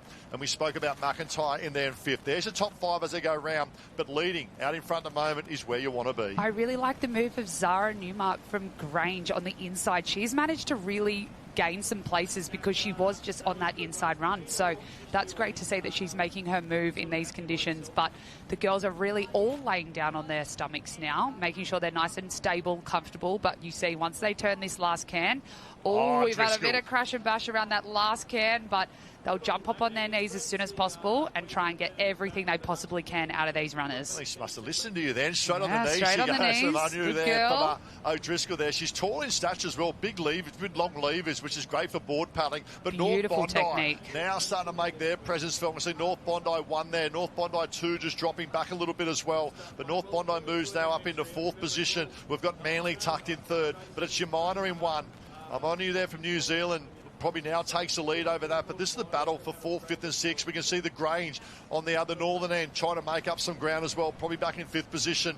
Up and about, young Indigo McIntyre now moves into 4th position as well. Wanda's still close enough as well. This is a great battle in the semi-final under 15 females. And I tell you what, Emily O'Driscoll from Amanu Beach, New Zealand, really reminds me of Danielle McKenzie. And Danielle McKenzie is actually coaching at Amanu right now, so that is very cool to see. It's like a full 360 moment, seeing Danielle McKenzie almost out there at the moment. I love lying down, but I love the rating and the cadence of Savannah Glynn from Yamina. Look at she's sitting around 90 to 100 strokes per minute. She's having probably 1 or 2 many looks of my liking. Little swell starting to come. Grange on the northern. Grange on the northern gets a great lift as well. Elka Raywood has now joined the party out in front as well with Yamina. Young Glynn still looking over the shoulder. She wants something in the ocean. McIntyre's now coming through as well there from Grange.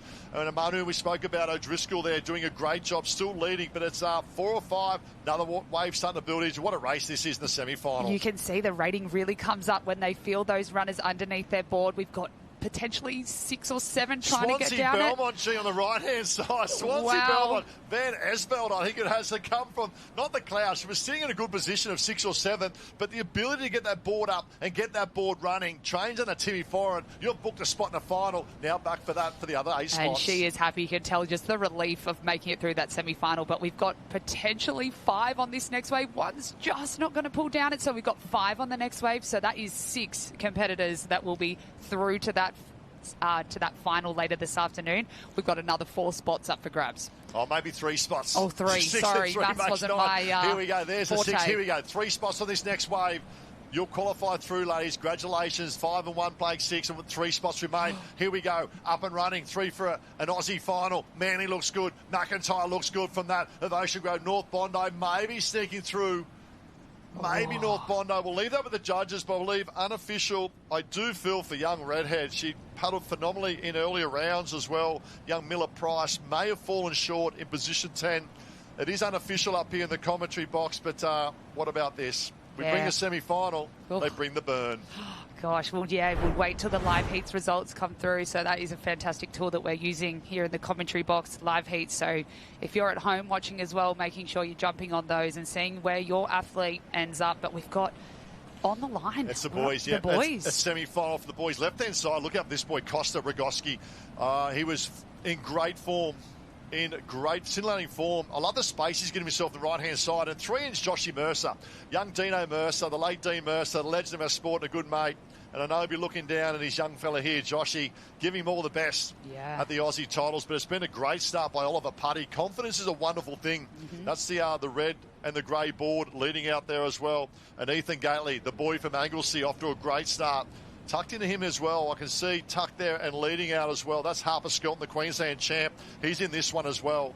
This is a very, very good semi-final coming up. And it's Harper Skelton that's going to probably dictate the race at the moment as they head out.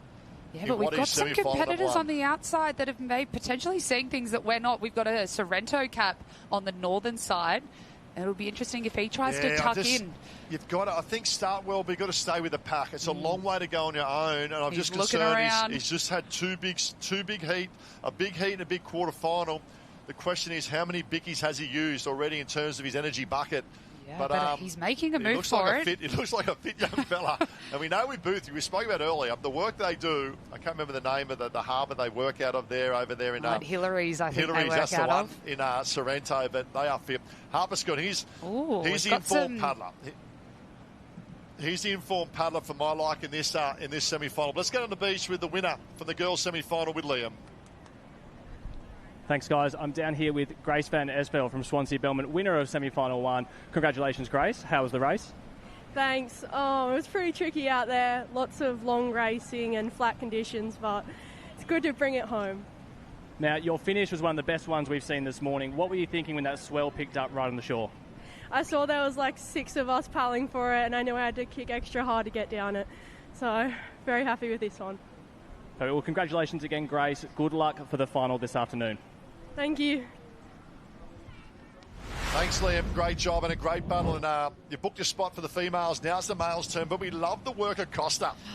He was on the far northern end. He's backed himself. Look now at will him come out and go. lead and dictate that race. That is a phenomenal effort for the young boy from Sorrento. Yeah, that's a fantastic paddle. He really backed himself, which is what I'd love to see. He said, you know what, I'm just going to head out on my line. I can see the can. I'm just going to do everything I possibly can to get there first. We've got a Swansea Belmont cap in there as well. So he actually won his quarterfinal only a matter of maybe 10, 15 minutes ago. So these races are back to back to back. Yeah, we might have an evoker up there as well. We know Sam Weddy did very well in his quarters. I know the caps are so hard to pick between the green and the yellow and the whites, between Swansea Evoker and Dickie Beach. They're actually there. And now you throw Glenelg in there as well. They're very, very tough from an angle. But I'd probably say this young Weddy from Evoker on the inside.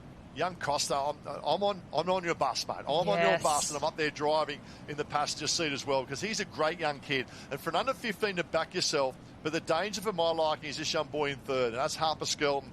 Yeah, and he paddled around the cans on his knees, which was so impressive. We don't even see some of our open competitors do that. So he is very comfortable being up and putting in those big strokes on his knees. But he's running the board very well. He's started to pull up beside the 2 leaders. Yeah, it is Weddy from Evoker. We can see the little blue in the middle there coming through. So Evoker there. Here comes Harper Skelton now. Now, impressive also of young Putty. He's a training partner to Harper Skelton. Skelton tucked in there in 4th position at the moment. We also have Cushion Headlands as well. He looks good. He's just got that board humming and moving at the moment. We can see tacking point. There's a red with the white star on top as well coming through. So here we go. The boys Skelton, top of Putty, top of screen at the moment. Young Costa there in the green cup, but Harper Skelton makes his move. Oh, wasn't that nice? He really ran that board, that beautiful race 1 pink board there. It stands out well in the boys' field when you've got a bit of pink in there. So I like seeing that. He's doing a fantastic job there out in front. And they'll just want to try and make sure that they get through comfortably here. They'll have a bit of time now after this semi-final to do some other races, get in the water, do some swimming, do an iron, and then they're back. Flush out. And young Joshy Mercer's still in the mix as well. Come on, Joshy. We can see a great move as well from Coogin. I'd probably say that's Felix Forbes from Coogin coming through as well, doing a great job on the northern end coming through. But all out of the action is Western Australia Sorrento. That's young Costa. He's a great young man.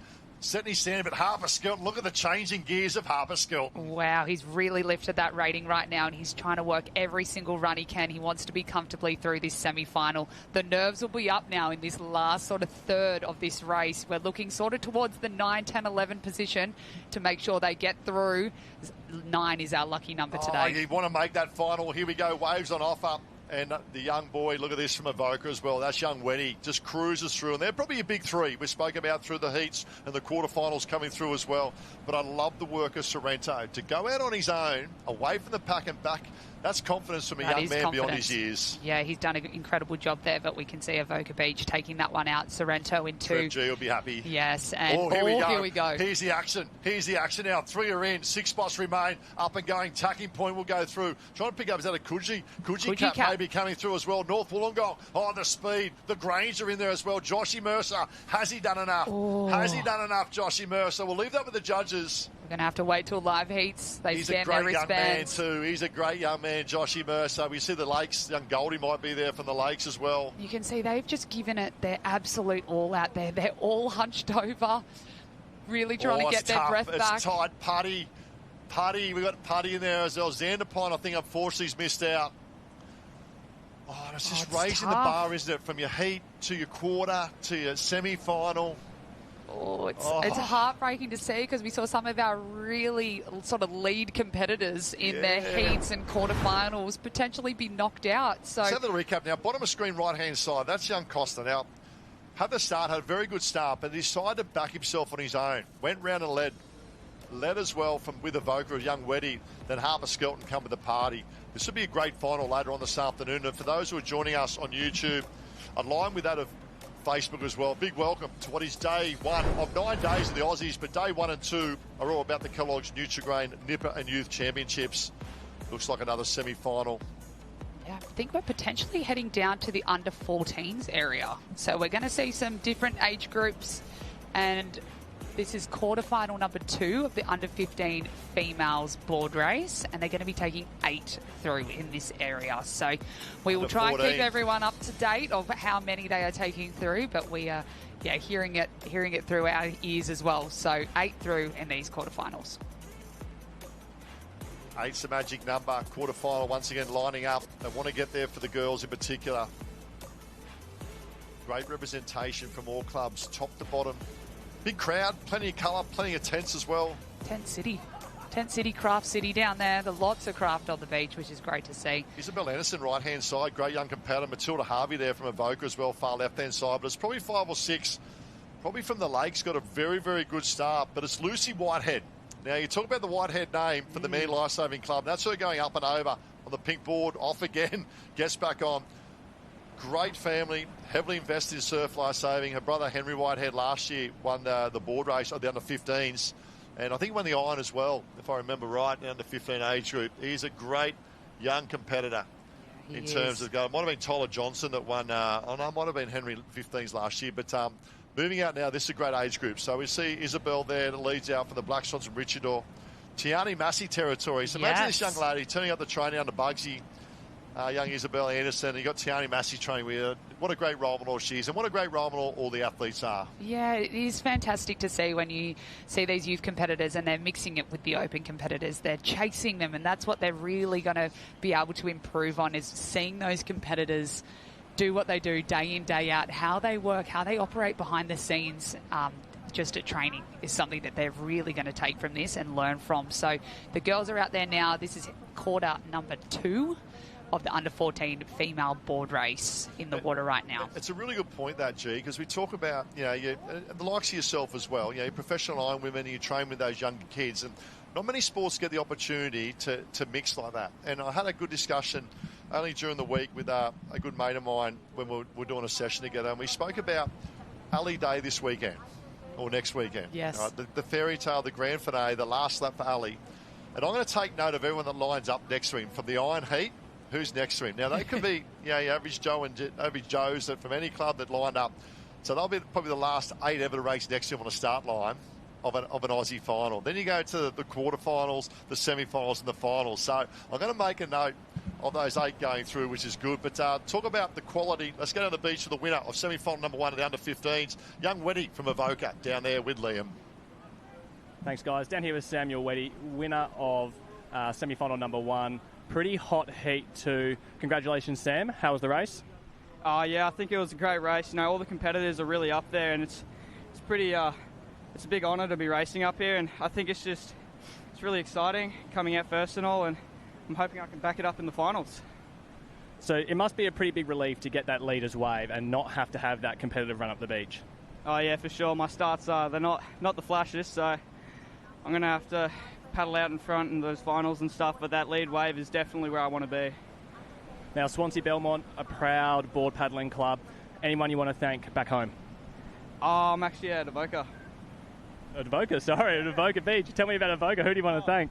Well, I'd like to thank my coach, Trev G, and also Chris Parker. You know, they're big inspirations to me, and my parents as well for bringing me to all the comps. You know, helping me out with mental health and eating and all the rest of it. You know, they're really just pillars in my life. Yeah, that's right. And down here at the Youth and Nipper Championships, the parents are really the unsung heroes, so we want to thank all of them. Well, thank you for the time, and good luck for the finals this afternoon. Thank you very much. Have a good one. Great job, Liam. What an interview. What a great young man. What a great young man in the context of talking about all the elements of life as well. And well done, Mr. Weddy. Super proud, and well done, Mum and Dad as well. Yeah, and that's great. That's fantastic to see. What a great interview. Yeah, thanking his parents. We might be out of a job next year. I know, he could be in here with us. Best of luck this afternoon in the final to Avoca, and also Coach Trev G and the team there. But young Isabel here, she's done a wonderful job. Young Isabel Anderson from the Black Swans from Richardor. She'll come through and qualify. It's a quarterfinal. 8 is the magic number for the girls coming through. Let's have a look. Great angles here from the graphics too, from the Big Voice team. She'll go through comfortable. Then we've got 2 and 3 in position on that next wave. Lucy Whitehead there, and potentially Matilda Harvey from Avoca Beach on that wave with Lucy there. So she's very comfortable walking across the line. It's a good conserving sign, the energy. We like to see it. And it's a smorgasbord of surf sports action. We talk about the water. Look at this. You can see the backdrop here. More waves coming through as well. Qualification coming through for all the girls here. And obviously the Bullock cap. Young Kennedy there from Bullock. Well done. You'll go through and qualify through as well. We had a Lennox head cap there as well. It's great to see. I love that cap. Is that Hannah Scully territory? Hannah Scully territory. Yes, Hannah it is. Tanner Linden. Yes, some greats. Goes on. So many greats on Lennox, and I love how they train in just in a little tea tree lake tucked in behind there as well. Which what I'd love to see as well, Ty, is that this is the girls' first season on longboards, and how fantastic they're doing in these conditions. And it's such a huge step up from being on a nipper board to then being on a huge mal. And you can see some of them are still developing. Some are tall, some are shorter. And it's tough, but I can see a girl from BMD Northcliffe, that is Sophia Richards, out in the lead in this area. And she is having a fantastic paddle there. She's under the coaching guide of Aaron Morris, which is... Old Azza. I used to race as a young... Back in these days, as a 12, 13-year-old, as a nipper, I actually raced with Aaron Morris. There he you was go. a year older than me. Yeah, back in down... We're going back. In the Hunter Branch, Fingal Beach, the Hunter Branch in Newcastle. There's a history. Another great young girl in this one. Layla Novosel, look out for her once again from that of the Black Swans. Zani Freeman from Northville. This is a very good quarterfinal lining up here as well. And young from that of North Bondi, Mia Hu. She's a phenomenal, got a younger sister as well in the under-12 Nippers. She'll have her first opportunity next year at the Aussies. And this is a very, very good age group, but also quarterfinal. That's a red board, I think, of young Hu coming through. Yeah, South I like Maroubra. that very bright board. Her parents would love that as well, being able to see where she is. But Sophia Richards doing a fantastic job, really running her board well there. She's put a gap on the field, so she's really going for it in this quarterfinal. You see South Maroubra there in there as well in the mix. And far right-hand side, that's the North Burleigh. Zani Freeman, look out for her. She is an absolute superstar coming to the North Burleigh ranks. Her dad, Matt Freeman, was a part of the Australian surf lifesaving team as well. They made the move up 18 months ago to the Gold Coast.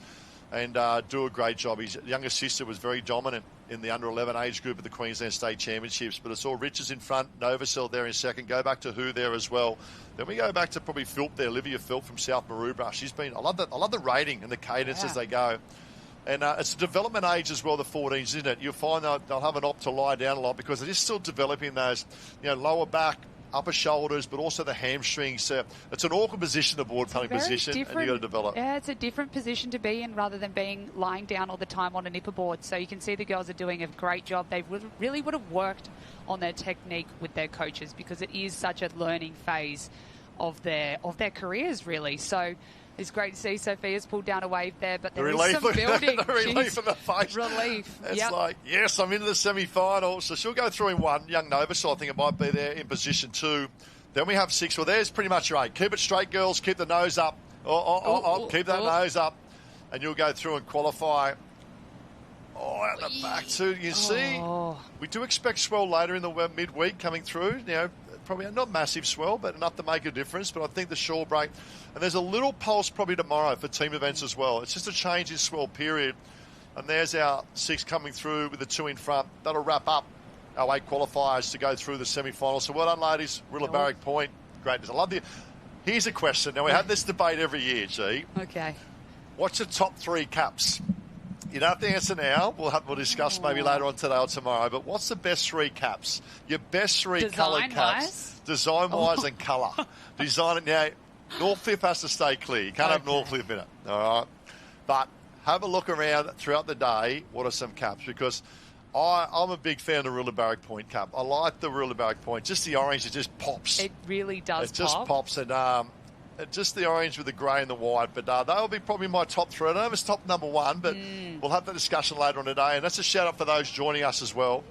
Not your home club. Can't be your home club. Yeah. But what's your top 3 caps? Let us know. Talk about top 3 caps. What about top 3 attractions on the Gold Coast? Where do you go? Movie World? Where do you go? Sea World? Dream World? I'm a SeaWorld the beaches, girl. The beaches, the Wet and Wild. Where do you go? You're a SeaWorld girl. I'm the same. Yeah, I love it's good up there, and there's just so much to do here on the Gold Coast. I really want to be a dolphin trainer. Yeah, wouldn't it be nice? Dolphin trainer. Oh gosh. But, it's great. Let's go to the beach now with Sophia Richards, the Northcliffe Cup. Yes. With Liam. Thanks, guys. Maybe the happiest athlete I have seen this weekend so far. Sophia Richards, congratulations, winner of quarterfinal number 4. How was your race? I had a pretty good start going into it. I thought, oh my God, there's so many good people. Like, just do your best, try and stay in front and try and get a good wave on the way in. And when I knew I was in front by a while, I was like, oh my God, I swear, if they all catch a wave behind me, I'm done. But luckily coming in, you got a little wave to yourself. You looked quite relieved. What were you thinking on that wave coming into the beach? I was like, oh my God, I can breathe. All right, well, congratulations, Sophia. Good luck through the semi-final later this morning. Thank you.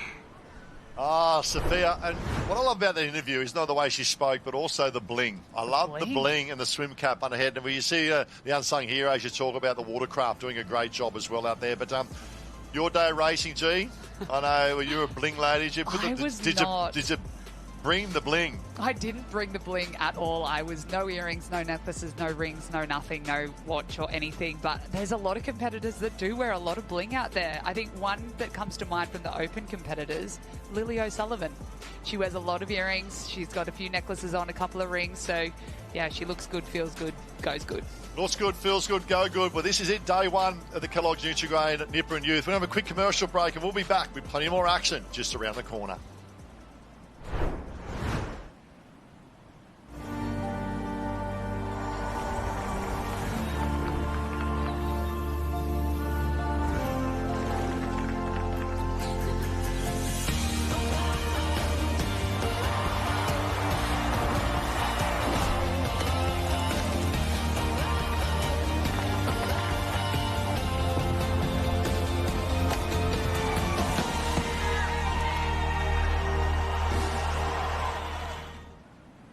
Dear Alex, where I live, we like to get up and enjoy the snow.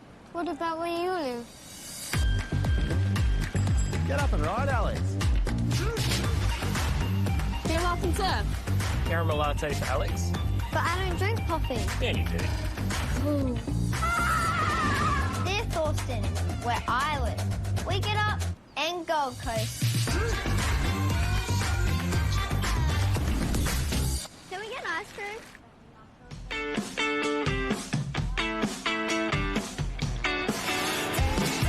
There's nothing like being out there with the team.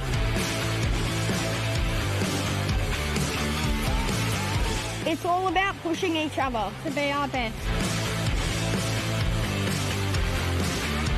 We work together to win. Teamwork makes the dream work. Can be your shelter now.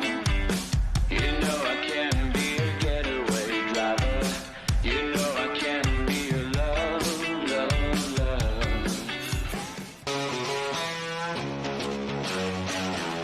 When we practice, we're ready for anything.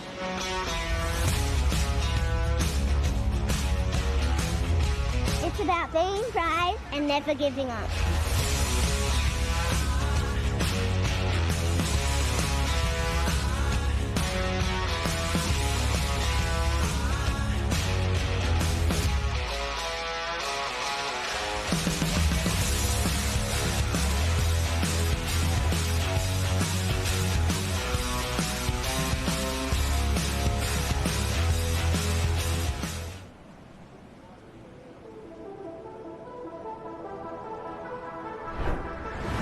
A big welcome back to what is day one of 9 days of the Kelloggs Nutri-Grain Nipper and Youth Championships. And what a morning it's been. Ty Dowker here with Georgia Fitzsimmons, a.k.a. the G. Georgia Miller, previous name as well, which I'll try and get used to saying the married name. But what a great start to day one of the Aussies. Oh, it's been so exciting. Some heartbreak, some excitement. Lots of hard work out there. We've seen some really close racing. We're getting down to sort of the pointy end of our rounds before we get into the finals this afternoon for the board races. So those who have just joined us this weekend and this whole 9 days about being united, inspired and iconic, we've had board qualifying. So we're at the 13 age group, looking to show their semi-finals coming up very, very shortly. We just had the 15s go through their semi-finals in the males and females. They've booked their spots for the finals this afternoon. They'll now progress to surf races. We've got the 14s we've been showing now. We just had the quarterfinals, the under 14 females. Quarterfinals, the under 14 males coming up now for those on live stream coming up with quarterfinal number one. And this is going to be an absolute cracker, quarterfinal number one. Look at this. Barra from Freshwater. Grieve. Jamie Ellis, look out for this young boy who was beaten running up the beach by another young boy from Mermo, I'll talk about in the bottom of the screen, and Ackerman's there as well, more from Noosehead. Gerringong, so great to see Alcha from Gerringong. Met Caloundra, Semaphore there as well from Charleston there, Shepherd, Queen Sif, South Aruba, Holyfield as well. But Jamie Ellis from Burleigh, and was it Mermaid that come through, but Jack Keogh from Byron Bay, Redhead, B. Davison, Wanda, Big Maxi from Wanda. The mighty Vikings of Currumbin, great to see that cap as well. And wrapping up Jordan Prince there. So quarterfinal, this is quarterfinal number 2. And quarterfinal number 1, Dylan O'Connor for Mermaid. He had a sprint finish in Queensland with Jamie Ellis. It was up the beach, and they had a very, very good performance, those 14 boys. But it was Dylan O'Connor that got the nod. James Ruddy for North Wollongong. He's a New South Wales champ. Did some bit of work during the week, a bit of homework as well. And Jack Hayes, Torquay, he took out the Victorian Championships. Jet Newman from Henley, South Australia. All words from down there. He's absolutely flying, that young man from Henley. Scarborough in WA, McClure. Look out for him, Carl McClure. And Clifton Beach. You go to Bevy's, the home beach of Bevy in Tasmania. Finn Pilkington was Speaking of there. statues, he should probably have one down there. There's Tasmanian champ. And coming off the nipper board, look at this young boy from North Bondi, obviously going from a nipper board of lying down now up on the Mall. Bart Cumity. I remember commentating that race, young Bart. I then brought him up here to the commentating booth and did an interview with him. He's a great young man. Then went on, I think, won the surfing as well, the shortboard surfing at Aussies a couple of days later. So he's a great young man, Bart Cumity. I'll see how he's trucking through this as well, now on the bigger board as well. But there you have it. Pilkington, McClure, Newman, Hayes, Ruddy for North Gong, the tricolours of North Gong, and Dylan O'Connor. I spent some time last September with Dylan over in Bali with his family, and he had a slow start the season. He come back from being heavily invested in other sports, and he was a little bit off the pace. He said, I've got to start build a bit of momentum. But I tell you what, he's been in good form at state championships. Look out for that young boy from Mermaid. Trains under the guidance of Kai Hurst as well, and they're doing a wonderful job there at Mermaid with the crew there as well. Mermaid really building, and we've got Connor Stu Maggs, Duff the there Maggs as family well. are there. Just a catalyst of a group that's just coming through, and it takes and the surf sports there as well, and all the supporters. You see the Black Cup there, Burley. That's my home club as well. That's Jamie Ellis. He had a sprint finish in that of the Queensland champs. Maroubra, it looks like last year's surf race champion. I think they're from South Maroubra. Let me have a quick little look there as well. Tell you what, I've also got my eye out in the under-14 boys who took out the youth Coolangatta Gold earlier in the season. LJ Slater from BMD Northcliffe. I know I might sound a little biased. He's been in good form. He's been in great form. He actually won the Iron and Queensland state titles. And it's just been named in the Queensland team as well. Mm-hmm. And he's racing very, very good. Yes. Along with more of a swimmer in this quarterfinal coming up from South Maroubra, Big Bad Billy Holford. Yes. That's what I called him. He's a great young man. He just reminds me of Big Bad Benny Carberry. It just come off my lips last year on these beaches when he ran up. He dominated the under-14 surf race here last year for South Maroubra, and the crowd that got around him after that race, and that's him. I think he won the surf race. He won. He might not have won the surf race. He's a rating champion from the under-13s last year, the surf race, but didn't win the New South Wales. But here they are lining up. Quarterfinal number 2. And we've had a bit of rain early this morning. It looks like with the southerly wind and being a local Gold Coaster as well with UG, this is what we expect is coming our way. They did predict that of showers today. 75% chance of showers, 10 mil on offer. So for those on the beach, I'm down the beach. Old Harold Marshall subs in for me in 15 minutes' time in the commentary box, and I'm down the beach. And I hope you got an umbrella for me, Harold. I know you have, G. See, with that front sort of coming in as well, the wind has picked up slightly. You can see it in the flags there. So that's going to sort of change things up as well. So we've also gone through our high tide. We're going to start sort of seeing the tide go to low towards our finals package this afternoon. But there was a boy in this heat number 2, Harrison Burrough from Freshwater, which I'm excited to watch because Freshwater is where I started out in Nippers, and it's such a great club there. They have some competitors really coming through. So that's another one I'm going to look out for in this quarterfinal. Matt Lamont, great board paddler from there as well. One of the great sells real estate around that area now, but not sure if he's doing any work at the club. I know he's still having invested with the club, but there's some great board paddlers over the years, the Freshwater Club. Here they are lining up. I love all the clubs lining up here, and the tricolours there. We talk about North Wollongong. This is actually Byron Bay. Very similar cap in nature as well. So many great competitors come through, ski paddlers in particular, through the fraternity of Byron Bay and Ironman as well. Jai Tipperley, that's his home club as well. Saw him have an ice bath during the week. We've got Wander there, the Mighty Vikings of Currumbin. South Maroubra we spoke about. Queenscliff, that's a great cup to see as well. That's the red with the blue stripe down the middle. Right next to him, that's Semaphore in South Australia. So it's great to see as well the array of clubs. Best of luck, gentlemen. I believe 8 is the magic number. I'm going to watch the boy from Redhead. He is actually on a lie-down board there. So we do see quite a few lie-down paddlers coming out of that sort of Newcastle Hunter region from Redhead, from Swansea. So he's on his stomach there. So it's a different type of board. You can see him popping over on his knees, but he will go straight back down to lying down on his belly. It's the right-hand side that's really exploded out, isn't it? That's young Prince from Wander, and right next to him from up the road of Mason, from Smith Mason there, from the Mighty Vikings. Dan Norton-Smith, I think, does a bit of work with those boys. And also a great start is from that's young Ackerman. Kai Ackerman trains under Wesberg there at Sunshine Beach. But you can see that wind and rain now starting to make its presence felt and could be around for a few hours there, G, as well. Yeah, it looks like it might set in for a couple of hours, which is going to mix things up. The athletes have really got to make sure that they stay dry, stay warm as best they possibly can. And commentators. I don't have that problem for a few hours. I'm going to be in the booth until lunchtime, so you're stuck with my voice. For those joining us, it is day 1 of the Aussies. And day 1 and 2 are all about the Kelloggs Nutri-Grain Nippers and Youth. And it's individual racing today. We've got boards in action. We'll have swim qualifying rounds coming up, irons then. And then this afternoon, I can't really give you a time, but I'll probably say approximately 2 o'clock, we'll roll into the finals package of board Aussie finals, surf race Aussie finals, iron Aussie finals for the 13, 14 and 15 age group.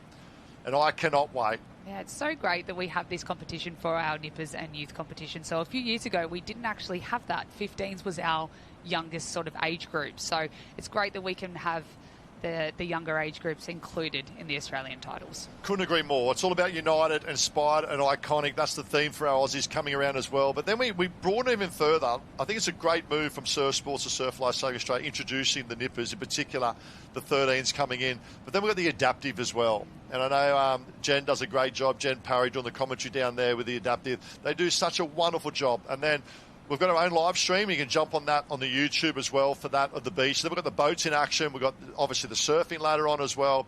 You've got the surf rescue. It's an absolute smorgasbord. Over 7,000 competitors, 1,500 are here at the youth. Look at the wind as we have this quarterfinal going around the bottom. It's all Wanda and it's all Prince out in front. There's Jamie Ellis, the Queenslander. I had a big Channel 9, I think, had an interview with him during the week as well. And he was on the big screen. He's a quiet boy. He just goes about his business. But he's an early developer. On a nipper board last year, he really struggled. He was too big for the board, but confidence is a wonderful thing. Look at this, on his knees, big, strong, and looks good. Yeah, he is really confident. It is starting to get really choppy out there now with that front coming through. So he's done a great job. Look at that. Look at that. Look at those conditions. Picked up from the south. So the boys are going to want to be careful to make sure they get around that last swim can. So we see in our under 13s and 14s, they actually go around the string of 9 and the string of 4 black and white. So it's a little bit of a different course in comparison to our under 15 competitors that we were seeing earlier in the program. Billy Holford. Billy boy, look at him go. More renowned as a swimmer, but I tell you what, he's done the work on the board. In these conditions, to be where he is, up against, runner-up in the Queensland Championships, Billy, you're in good form. Out of screen there, left-hand side, you see somebody deciding to chase that southerly wind.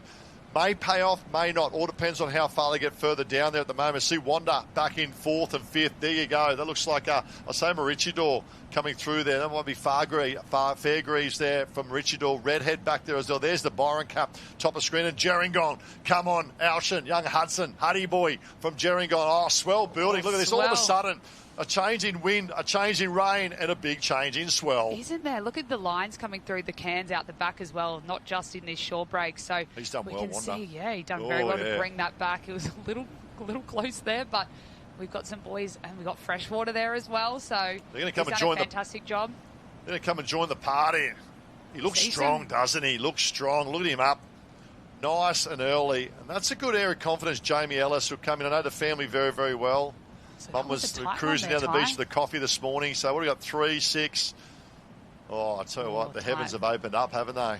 Wouldn't be a surf carnival without the rain and the wind. Wouldn't be an Aussies. Oh, gosh. Where's the worst? Where is the worst carnival of racing you have ever had? I've had a few pretty horrendous carnivals. I think 2 years ago, the finals package at Maroochydore. Yes, actually. I think good in reminding. 1990 at Burleigh, I spoke about earlier, the rain was the same, horizontal for days. It was unbelievable that Sunday of Aussies 2 years ago up at Maroochydore. I've never seen rain like it, and it did not stop. Relentless. It was relentless rain, and we're seeing it now. Yeah, that's come through really quickly as well, that front. So hopefully it's in and out quickly.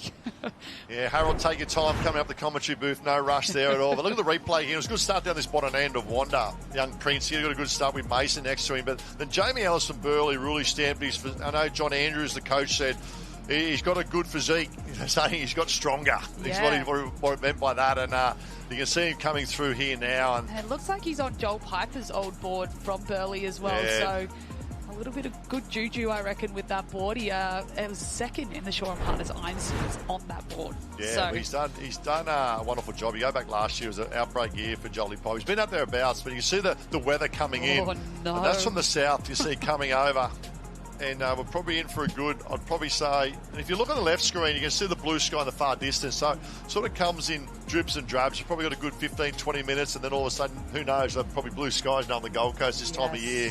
Absolutely. But the show goes on. And we're lucky. It's not cold here at the moment. So a little bit of rain. Actually, the water temperature, won't rain on our parade. Water temperature is very, very nice, sitting around 20, 23 degrees at the moment as well. So plenty of action coming up. It is the Kelloggs Nutri-Grain Nipper and Youth. Looks like quarterfinal, potentially number 4 now for the under 14 boys in action, heading out. We'll try and pick this one up on the live heats. See what we've got in the water right now. Under 14 male board race heat number 4. So this is quarter number 4.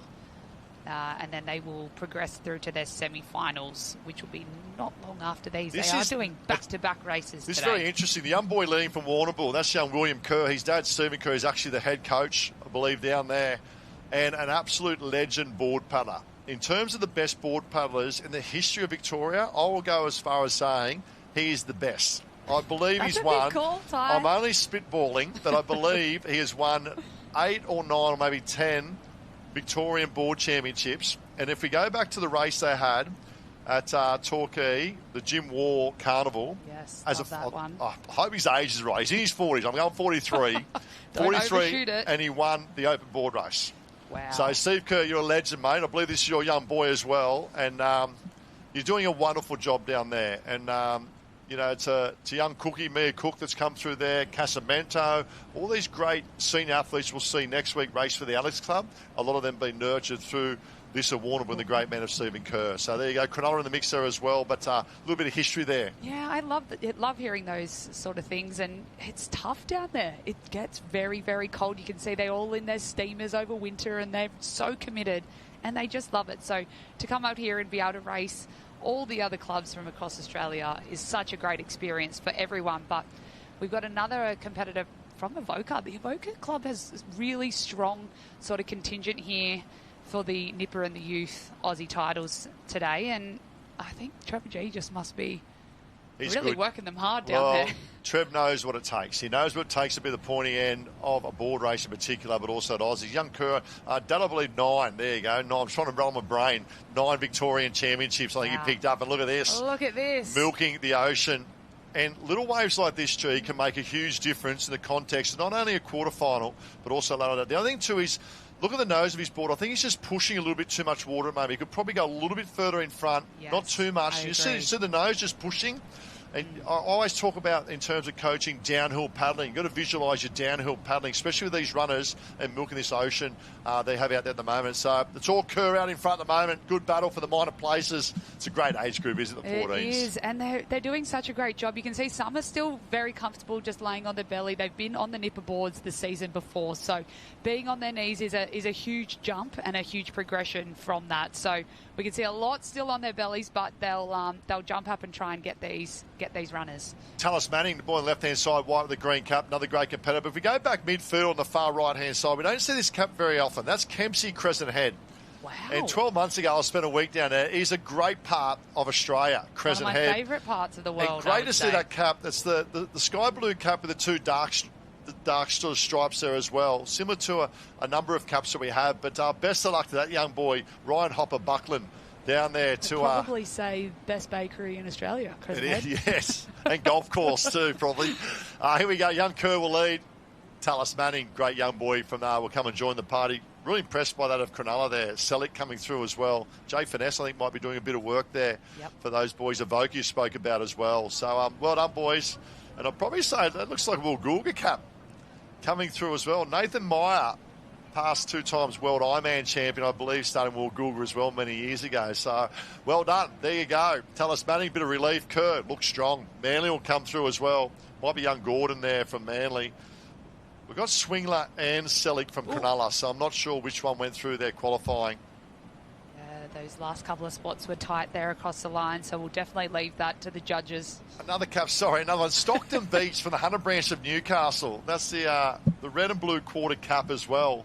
That's another great cap to see. You don't see pop up very often, but it's just great to see so many young kids from so many different clubs. Well, you asked me just before, Ty, which caps I like, Ooh, and I really like the Lakes. We had Riley Herring, so it's a white cap with a thunderbolt, lightning bolt, gold. Is it a gold or a yellow lightning bolt come through? Yes, and a maroon. I think that is quite cool. Something a little different as well. So love it. Could be in my top 3. It's a fast cap with the lightning on it. When you talk about the Lakes, Drew Blatchford. Now I know Drew Blatchford raced for a number of competitors back in the days, the 90s, but Australian board champion.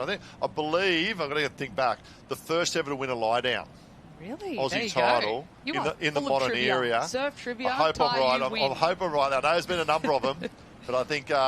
Blatchford, he now have invested there in the Hunter Branch of Newcastle there. But if you're listening, mate, big shout out to Drew Blatchford. He's been one of the greats his dad growing up as a young, heavily invested. His dad was a part of the state team as young nippers for many, many years as well, Roscoe, and great family, heavily invested in the sport of surf lifesaving. So we're headed over to the pink arena now with the girls. So we'll pick up what Semi-final. event this is. Semi-final maybe could be coming up. The girls' semi-final. Get an update. Under 14s. Semi-final. 14 girls semi-final. Oh, the nerves. The bar just get raised, G. Oh, gosh. I'm nervous for them. I'm nervous for these girls because you know you want to be there. Just want to be in that final. The pressure is on now, girls, but they'll just want to calm the nerves. And we've got our start list here now. So we've got Burley Heads to kick us off. May Hutchinson, Maroochydore, Redhead, Currumbin, Avoca Beach. We've got Manly and Lucy Whitehead, one to watch there for sure. Maroochydore, we've got another Manly competitor, Tamsin Woolston. Maroochydore, Isabel Anderson, who took out her quarterfinal. We have a Lennox Head cap in there as well. Over the page, we have 2 Maroochydore, so Black Swans are out in force.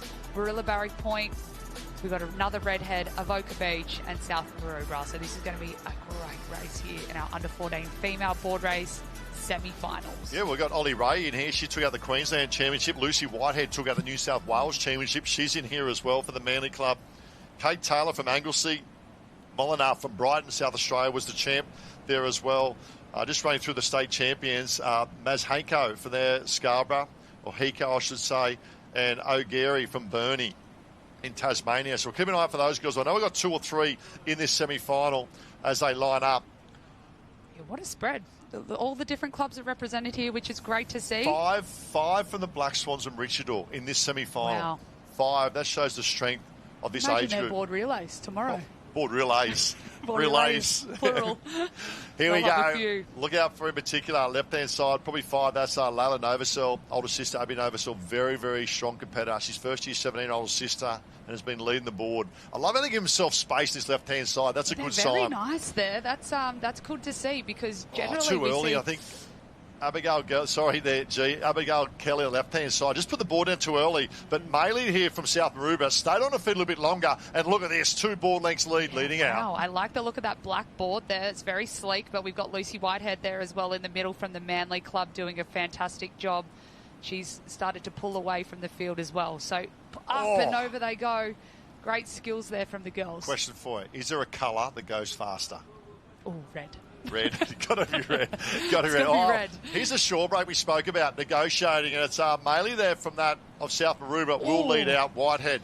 And this is tough. the benefit. We've seen some of the girls roll their tyres, so it is getting gnarly on that bank now. So we're seeing the tide start to drop. So these waves are going to start to get heavier and heavier on that bank. It's this first third that we spoke about, isn't it? The importance of this first third to set yourself up. And Manly and that as well, we said down the bottom of the screen of South Maroubra, have executed that to a T. And look at that. All of a sudden now set themselves up in the semi-final, right up the pointy end. Then we go back to potentially, I think, Black Swans, Maroochydore is there as well. Yeah. And young Zane Holmes daughter might be in this race as well there, G. There you go. So that's a pick up there. Nava Holmes is in this one. So she's also a phenomenal surfer. So I can guarantee she'll probably be up at Miami Beach in the next couple of days for the surfing. So that's great to see her out there.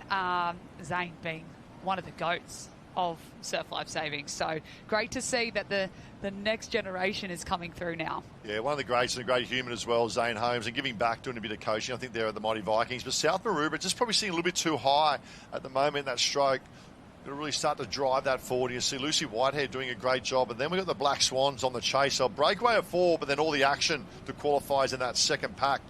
Led by Redhead. I think that's young Redhead coming through. That's young Kelly. Abigail Kelly now makes her move up into 5th. Then we go back to Charge of the Light Brigade coming through at the moment. Probably there. Coco Balmain. If that's not the best name racing this weekend, Coco Balmain, and has the Balmain colours of Barilla Barrack Point of the orange, grey, a little bit, maybe a little bit of black in there as well. But around they go, looking composed at the moment. South Maroubra. Sophie leads round. Yeah, she's done a great job there. She's put herself in a really fantastic position in a semi-final. You want to be comfortable, but you still want to make sure that you don't leave anything to chance. You don't want to be in that sort of 8, 9, 10 position that you're waiting for a wave or hoping that you get some luck. It adds that bit of pressure, isn't it? If you're in that red zone, seeing, like I said, that 9, 10 or 11, all of a sudden there's a bit of pressure and things can tighten up. You've got to stay relaxed. Big move now for the Black Swans, Richardor. That'll be Novacell and Latham, Isla Latham.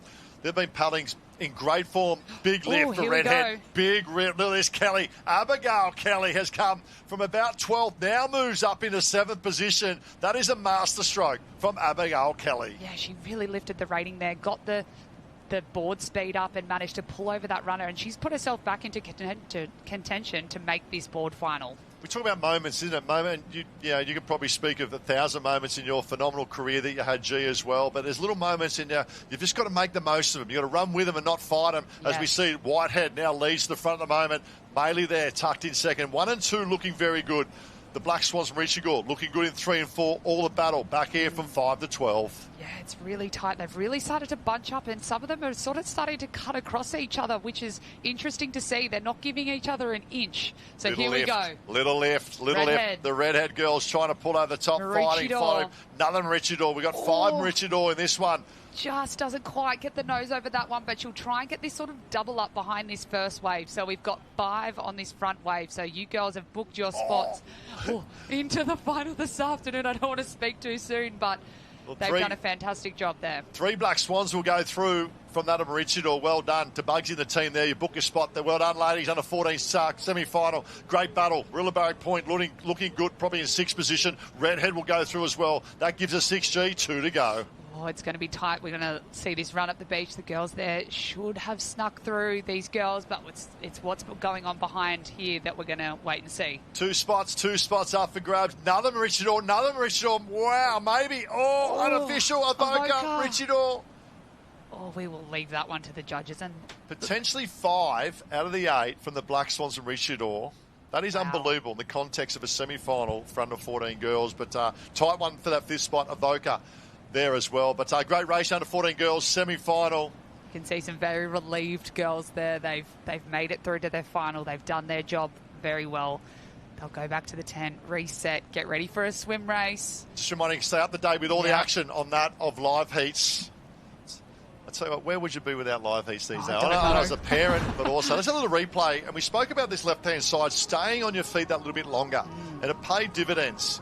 Paid dividends for young Bailey there coming through from South Maroubra. They're in an early, along with Whitehead. Then we had Novacell tucked in there as well. The girls giving a knife. The number count. The number count. I love that. That it. is genius. And this is the finish here. Not sure coming through whether it's that of Jones coming through or Harvey. Gosh, it's Harvey, really Matilda push. Harvey from Avoca. What do you reckon? It's a bad angle. It's a bad angle, but Avoca had a lot of speed across the sand there, so we'll leave that one to the judges, but what a great view. As quick as Harold Marshall, I believe, across the sand. As quick, or the golf course, I'm not sure. But good racing. 14 girls have stood and delivered. The 15s earlier, great race as well. We will cover for those with us on the live stream. We'll cover some of the 13s coming up. Their semi-finals, I believe, very, very shortly as well. It's all board action here this morning. I'll be jumping out. Myself tied out of the commentary booth in a moment for that of Harold Marshall stepping in to continue on with Georgia. Fitz done a wonderful job. Great morning. How good? Great morning. We're away. We are away for the 2026 Australian titles. I love it. I love the Aussies. Those who are joining us on live stream, big welcome from near and far. I know with that of YouTube, but also linked into Facebook as well. Give us a comment, make a comment, share the love of all clubs. So let's go down, I believe, with young Manly of Whitehead down the beach with Liam. Yeah, thanks, guys. I'm here with the winner of semi-final number 2. This is Lucy Whitehead from the Manly Lifesaving Club. Congratulations, Lucy. How was the race? It's really long and not many waves. That's right. It's not many waves from out the back, but you guys had to negotiate a pretty tricky start and then a pretty tricky finish. Yeah, there was actually a set on the way out, but I just made it out, and then on the way in there were just some little runners that I caught. And then you got on that lead wave. There's probably 4 or 5 of you there. Quite a relief to get through with a jog up the beach. Yeah, it was really good. I was just hoping that I wouldn't fall off the wave. Now, looking for this afternoon, what is the goal for our final? Like top 6, I reckon. Well, look, if you have another performance like that, I think we are locked in. Well, congratulations, Lucy, winner of semi-final number 2 in our under-14 female board. Thanks so much, Liam, for that great interview with Lucy, who was the winner of semi-final number 2 in the under-14 female board race. So she has booked her spot to the final this afternoon, which is great to see. But I am now joined by the one and only Harold Marshall in the commentary booth. Harold, how are you? How was it down there? We just spoke about it. It was filthy. That rain out there was nuts. It was interesting. I was down in the 15s arena, and then it was beautiful. The sun was out. Then all of a sudden, everyone had a look to the south, and it was just grey. And It was just this 5-minute downpour. But it was exciting. It didn't dampen the enthusiasm of the athletes, because there's nothing better than the first Super Saturday of the Aussie Titles 2026, brought to you by Kelloggs and Nutri-Grain, naming rights sponsors this year. So great to have them on board. Highlight for me definitely this morning was just the vibes. Nice and early. Yep. 15s, they're nearly too cool for school, but not. So they've passed the nippers. We're nearly in the Open Championships, but we're in the youth, and it was good. They were a lot more precise. There was a lot more poise about their performances this morning. It was great to see. Yeah, absolutely. We've seen some really close, tight racing, which has been great to see. So we're into the under-14 male board races semi-finals. Cutthroat, we're taking, depending on what we're seeing, maybe potentially 8 or 9 through to finals. So if you've got a competitor in this, make sure you jump on live heats and follow along. So confirmation. 8 is going to be the number. 8 is the lucky number. So that is great to see. So we will have a final of 16 later this afternoon for our finals package. So the under-14 boys just keeping warm down there. We did see a little bit of rain. That wind picked up, so they're just trying to keep warm, make sure they don't tighten up. They've done a few races already this morning, so it's been a big program. And the arenas have been a little bit chalk and cheese as well. I know down to the far south we had a bit more of a wave building up from that back can, so it was really exciting to watch. But then as you get a little bit further north, as you would have seen this morning as well, that so much work past that last can, up on your knees and you're driving the whole way through. Don't listen to the head noise, just trust the work you've done and get to shore as quick as possible. Absolutely. They're really long races, so they're taking close to 5 minutes for a board race, which is a long way for these competitors. Some wouldn't be used to this, so they've got to make sure they have their fitness. Obviously, the work's been done by now, but they want to be able to make sure that they're getting through these heats. Being in the finals, you just want to be in an Aussie final. You want the opportunity to try and grab one of those medals. I know I had the stopwatch on the first couple of races in the 15s arena, 6 minutes 15. Oh gosh, that's a long way. And every athlete after that was like, and we felt every second of it. I can imagine. That gives me heart palpitations thinking about it. So let's just pretend they're shorter, but yeah, we've got... Well, the tide's dropping quickly, so... Yes, so they will start to shorten up. So we've had our low tide. Our low tide was at 9:30 this morning, and we're just going to be approaching low tide all day now. So things should start to quicken up in terms of length and distance, but we'll also see a lot more running, which is really taxing. So it'll also be interesting to see if we get some potholes, some sort of gnarlier short breaks. It's going to be interesting to see what North Kirra throws at us throughout this lower tide. Yeah, I know, talking with a few of the safety guys this morning, they were saying it was like a 0.1 low tide, something ridiculous low tide yesterday. And obviously with that secondary bank there, it was really, I guess, testing for those guys to be able to measure out what that race distance is going to be, because the 500 metres or so that goes around it needs to be from that knee depth. Absolutely. But it was just trying to find where was that knee depth, where are we starting to measure it, because that bank is so prominent at the back. Absolutely. So we've just had word from down on the beach that we have a protest currently from one of the events. So we're just in a little bit of a holding pattern, but lucky you've got us here in studio, because we could just chat all day, couldn't we, Harold? All day is what we do. I'm going to have no voice after the next 2 days. And we know one person that might be a little bit happy about that as well. But you've got a coach, mate. You've got stuff to do. I do have stuff to do. Yes, I'm currently a swim coach for BMD Northcliffe, which is so much fun. Some of my competitors are actually lining up this weekend, so I'm going to keep an eye out for them as well. So a few of them will be in the under-14 male board semi-finals coming up shortly. So I'm going to keep an eye on that. But weather coming through from the south, that's going to be exciting. That's probably going to miss us though, right? The local lady, that's going to head a little bit further east? It depends. It looks like it is still forming out to sea, then that southern sort of yellowy patch that we're seeing, and it does look like it's coming straight towards us. I'm hoping that it does detour directly around North Kirra, but I think with these sorts of things on the Gold Coast, it tends to sort of bucket quickly and then it moves on. So if it does rain, hopefully it doesn't hang around for too long. But great conditions we're seeing at North Kirra at the moment. So coach's hat on for me right now. Weather comes through, out of your control. What do you say to your athletes? Exactly. It is out of our control. We just have to control the things that we can do. So obviously warming up, keeping warm, staying dry, eating, drinking, those sorts of things. We can control those things. We can't control the conditions. We can't control if it's rainy, windy, big surf, low tide, high tide. So let's just control what we can and do those things to the best of our ability to make sure we're ready to go. So you were epic at that throughout your career. Now, how have you transitioned across, and what have you learned about yourself as a person and a coach in the last 12 months? Oh, it's been such a huge transition for me. So this time 1 year ago, I was preparing to race my final Australian titles. So it's been a huge change for me, but it's great to be here in a different way at the Aussie titles, being in the commentary team now. But yeah, it's awesome to see. But we're getting ready for a start. Under 14 male board race semi-final. This is semi-final number 2, and it looks to be that the first final is in another area. So if your competitor's not in this one, make sure you jump on live heats to see how they're going. But we're away. And the boys just running through this sort of ankle-deep water.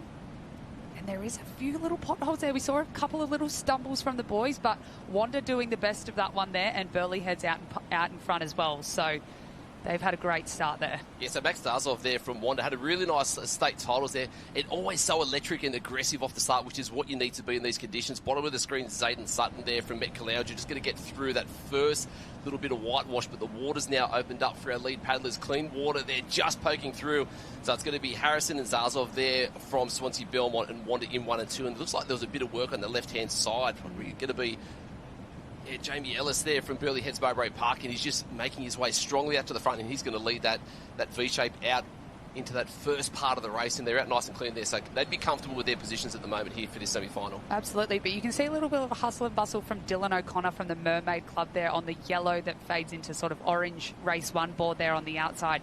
He's looking to sort of stay on that wash, but he'll want to cut over to the inside to make sure he's not taking the long route around the cans. But yeah, fantastic racing there from Burley. JB Ellis out in front there at the moment, and is it Chase Harrison? Yeah, it's Chase sort Harrison of there. tucked in there nicely. So he's put himself in a great position. We've got a Wanda cap there as well, and a South Maroubra cap as well in that second line. So they're heading out around that first swim can. They'll head then to the black and white 4 cans to go around that, and then it's go time. Yeah, so Ella's just leading us around at the moment, and yeah, through the middle. So that South Maroubra cap, Billy Holford again. So with the under 14 boys, that New South Wales, there would probably the distance between first and 8th, there's nothing in it. So anyone could win these races, but at the moment, looks like the gauntlet's being thrown down by Jamie Ellis. Going to be the first one out into that clean water. Yeah, and he had a great quarterfinal as well. He really took it to the boys in that. So he's looking very comfortable on his board. He's done clearly a lot of work, and he's got great skills as well. So turning that can, puts that right sort of hand in the water to sort of spin himself around on that race 1 board.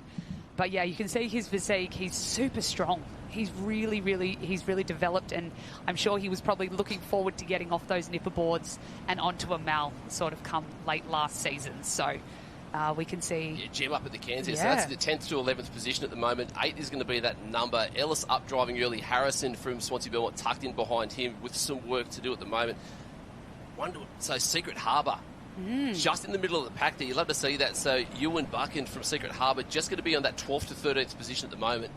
Yeah, we've also got a competitor from North Cottesloe, which we haven't seen yet this morning, which is great to see. That's an all-white cap, sort of towards the back end of that field there, but we've also got Sunshine Beach in there. Met Caloundra. Oh, someone's just snuck around that swim can. Boys, be careful about that. You've got to make sure you get around that cleanly. That is part of the course, going around that red and gold can. Yeah, so Harry Bolton from Harry Bolton from the Lakes there, just getting around on the outside with JP Jordan Prince from Wanda, sitting in that 7th position at the moment, so only one spot tucked in from behind. Little lift coming from the waves, but again, the boys need to stick with it. Holford from South River having a look over the shoulder, and then that left-hand side, great work there. Wool Gulgas, Kobe Halskus there. Geez, that's a great paddle, just sneaking through the left-hand side. Yeah, so we can see a little runner coming through now. The boys are going to try and get their nose down this one. They want to be able to run up the beach comfortably. They don't want to be doing any sprint finishes in a semi-final. So, yeah, we can see Wanda up the top there. Here comes Mermaid. State champion, he'd want to make his way through to that final. Absolutely. So conditions similar to what they were at state, just a little bit A little different. Maroochydore definitely had a bit more swell than this, but he's done a great job there. So Swansea Belmont comfortably through there, which is great to see. He's been really strong throughout all heats and quarters and semi-finals, so that's a great win there. Yeah, no surprises to see good board paddlers coming out of that Swansea Belmont class. So Chase Harrison with the 1 there. It's going to be Jamie Ellis 2, Billy Holford from the South Maroubra in 3. So both of the Wonder boys are going to sneak their way through. So that's going to be Mac Darzov and Jordan Prince. State champ through Dylan O'Connor. Through, and then it just snuck through there. Possibly last spot there for the Lakes and Harry Bolton, top 8. Yeah, it'd be interesting to see how much the energy these boys have used doing all of these rounds. They obviously have the big final later this afternoon, so they're going to have to try and conserve the energy, make sure they get through these rounds as best they can, but they've got swim races next. So it's such a huge program for the youth and for the nippers this weekend. So they're all very fit, ready to go, but it's who can conserve that energy and be ready to go this afternoon. The boys looking comfortable through there, just shutting it down on that finish. So again, it was Chase Harrison from Swansea Belmont. Comfortable from start to finish. Interested to see what transpires this afternoon, because when we get to that top 16, you have to be the first off the beach. You've got to find that clean water. You've got to find that space in order to get the arms in the water and then set that tone for the race. And the fastest at the start was Max Darzov from Wanda, just across the line there. So yeah, I always say, look, you can't win a race from the start, but you can certainly lose it. So that's going to be really interesting to see this afternoon, who can get off the beach, off the line really, really well, and then hold their feet through these sort of potholes and be able to wade really well, jump on their board at the perfect time. So we actually have an interview down with, I believe Jen is now on our broadcast down the beach. So Jen, down to you. Oh, I'm down here with Chase, hanging out with the winners. How tough are the conditions out there? It's a long, hard race, absolutely. That bank makes it a bit tricky. And as those conditions go out across the afternoon, heading into finals, are you going to do anything different for the next round? I'm just going to stick to what I've been doing and rely on that, hopefully. Well, it seems to be working so far. Big day one of Aussies. What are you doing to make sure you've got good energy come this afternoon, come the finals, come tomorrow afternoon as well? Just recover and just keep eating. I love that. Keep eating. That's how we're rolling down here. Congratulations. Next round, we'll be cheering. Thank you. Jenny Parry on the screen. Chase Harrison. Yes. Jenny Parry. Now inducted into the Australian Hall of Fame. Surf Sports How Hall of Fame. lucky are we? What a legend. Yes. Who's not in the Hall of Fame in this team? Actually, it's only... We'll leave that to another day, Harold. No, it's good. No, Yeah. we want to talk about excellence in achievements. So exciting. So we're now into the surf races. Yes, wow, what a morning we've had. Board races are done. Tick. We are moving on to surf races. So we are flying through this program, which is great to see. So many events. So they're back-to-back-to-back races, and we can see all the family and friends watching from the beach. Tent City as well. What a perfect beach to host the Australian 2026 titles at North Kirra. So much space. So much space. It's like a desert down there, which is what we need. We need lots of space for surf sports. So looks like we've got a swim race in the water right now. That's a Kujin Cap out in front leading. So she's doing a great job. Looks like she's taking it very cruisy as well. So that is awesome to see. So, yeah, we're in the orange arena now, so this could be the under-13s, I believe, for the ladies there. So Scarlett Myson just leading us out in front there from Kujin, tucked in behind her. That's going to be Izzy Thornborough from Morty Alec. And this is what you'd love to see too, right? Find your space, get out in front, and then semi-shut it down. Yeah, just keep everyone at bay. Dictate the race, dictate the pace. That's what I used to love doing. I hated swimming on top of people and around people, so I would always try and get a really great start, find my own swimming water, and then start to sort of slow it down, control the pace. So she's done a fantastic job there. And you can see the race is actually really spread out. So it's going to be interesting to see who sort of picks up a little wave here or there. But it's great to see our under-13s on the live stream. This is the first time we've seen them racing today. So this is great to see them out there getting amongst it. Yeah, so Scarlett Myson just looking so comfortable at the moment. Still a nice little leg kick through there, but she'll be able to shut that one down nice and early. She'll be up and under the tent shortly. Hydrating, getting some sort of nutrition in there. Yes. So key for this heavy day. Yeah, it is a lot of events for the kids. So they just have the 2 days of racing. They have the individuals today, and then they have team events tomorrow. But with our open competition, we have 5 days of racing. So for our under-15s that will be competing in that next year, they've got a huge step up, an extra 3 days next year on their program. So You can see a competitor, I believe that could be a Burley cap that's just come through on a little wave and joined the Coogin girl there. So they're looking very comfortable though, but they've had to swim all the way to the beach. So that's very, very tiring and a long way. These swims are a long way for the kids out there.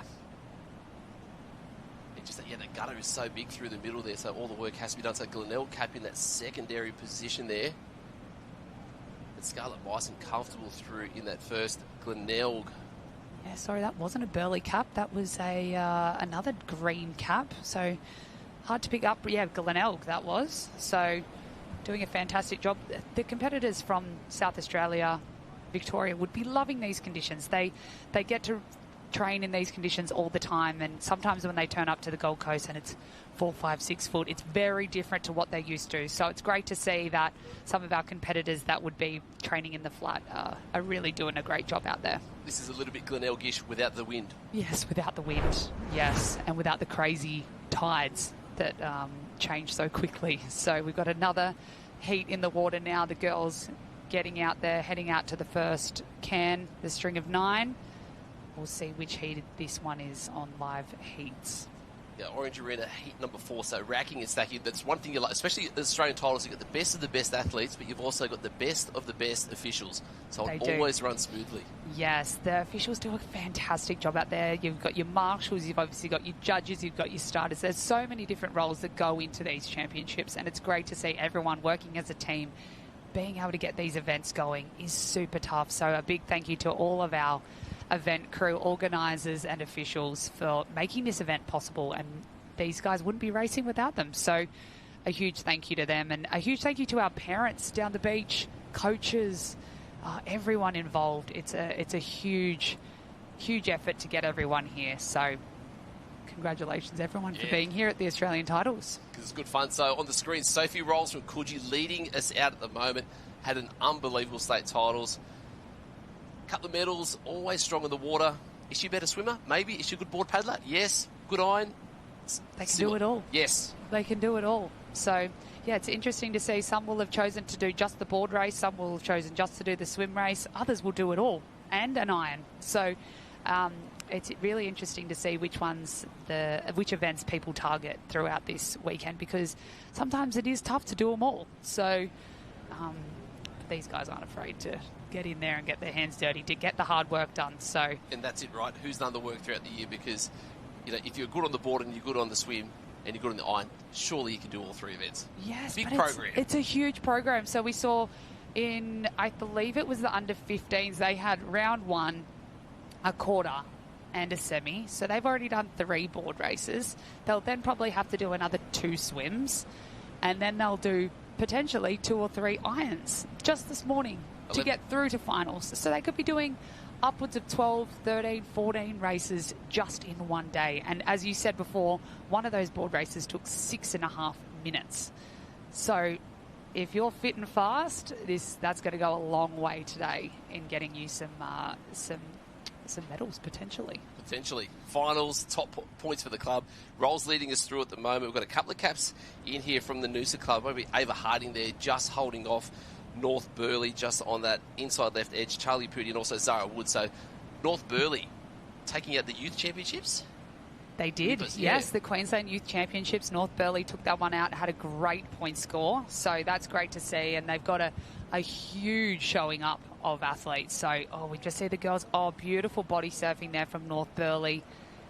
And the girls from the back as well. So I'm not too sure how many we are taking through to the next round. 16. Let's go with 16. We'll run with 16. It's generally the number. So you can see this gutter now that they're working their way through. And it's very different to the other areas, this one. So we can see it's got a big gutter after this sort of sandbank here. It's very different down the other end. They were running a lot further into the water. So up the girls trot, taking a deep breath. They're through. So Rolls protecting that one, start to finish. North Burleigh tucked in behind there. Zara Wood from North Burleigh. Manly cap coming up. Looks like potentially an Anglesea cap. Yeah, we've got a few from lurking in the shadows there, and that is awesome. That's what you want to see, right? The extra caps, the different colours, everything coming through. So Yeah, we've got lots of Anglesey in this one, so not too sure who that was that came across the line first from Anglesey, but the girls doing a fantastic job. So it's great to see also the depth of clubs within these swim races. So we had, I think, 4 from Anglesey in just this one heat. So imagine what their swim teams is going to be like tomorrow. Unbelievable. Strength of the club, right? Strength in numbers, getting it all the way through. So enjoying everyone watching this information coming through. So get comments, people sending messages through. So Zoe Bampton from Semaphore just updated. The state titles has never lost the surf race. Wow, that's a good track record. Yeah, 100%. Can she make it? We'll see. First Aussie titles, right? First Aussie titles. And that's the thing too. So at this level, it's all internal. There's no real events around the nation that you're travelling for and under 12s, and I hope you're not, because you're going to spend a lot of your time in the older years doing that. So just enjoy the time while you can. But to come here at this big stage, and the colours is the big thing too, right? Like, what cap's that? Who's that? Why is the Coffs Harbour cap sideways? You know, different things like that. So, you know, different people, but all here for the same reason. Yeah, so actually, speaking of caps, we've got our caps on the bottom of your screen now coming across. So many different colours, shapes, all the things. So I'm glad that Live Heats lets us know what clubs they are, because some of them I haven't seen ever. So it's great to see the array of caps we've got coming to the Australian Championships. Yeah, may not have competitors here, but all these caps are keeping our beaches safe across Australia, which is, you know, why we're here. That is our core business, to build amazing human beings and lifesavers. Bo Morris. Yeah. Crazy, isn't it? We were speaking about which caps we actually like the most, Ty and I. You got 3, you get 3 picks, so we'll give you a thought on it too, Harold. I like the Lakes with the lightning bolts. Oh, do you? Yes, I think that's fast. That's fast. So, yeah, we are actually going to head down to Jen for an interview on the beach. Jen, how's it going down there? Oh, it is going so well. And even better, if your name is Grace from Maroochydore and you got the last qualifying spot to the next round. Grace, so nervous, but you got there. Yeah, I had to really put my head down and swim in the last few metres. It was like really hard. And we were talking about the conditions out there as well. Those waves are so tricky. Yeah, you have to really kick really hard and pick them up if you want to catch it all the way in. But if you don't, it's bad luck where you got to go really hard. And if you got to make a wish tonight when you went to sleep and you had perfect conditions tomorrow, what would that look like for you? Well, I want my team to go really well tomorrow. We train really hard together and just do so good and have fun.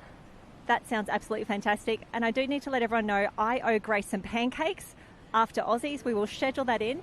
Something to look forward to, but good luck. Fingers crossed for the next round. Thank you. We all invited for the pancakes? Definitely get some action on the pancakes, Jen. That sounds great. A couple of poached eggs, some bacon on top, maple syrup. Beautiful.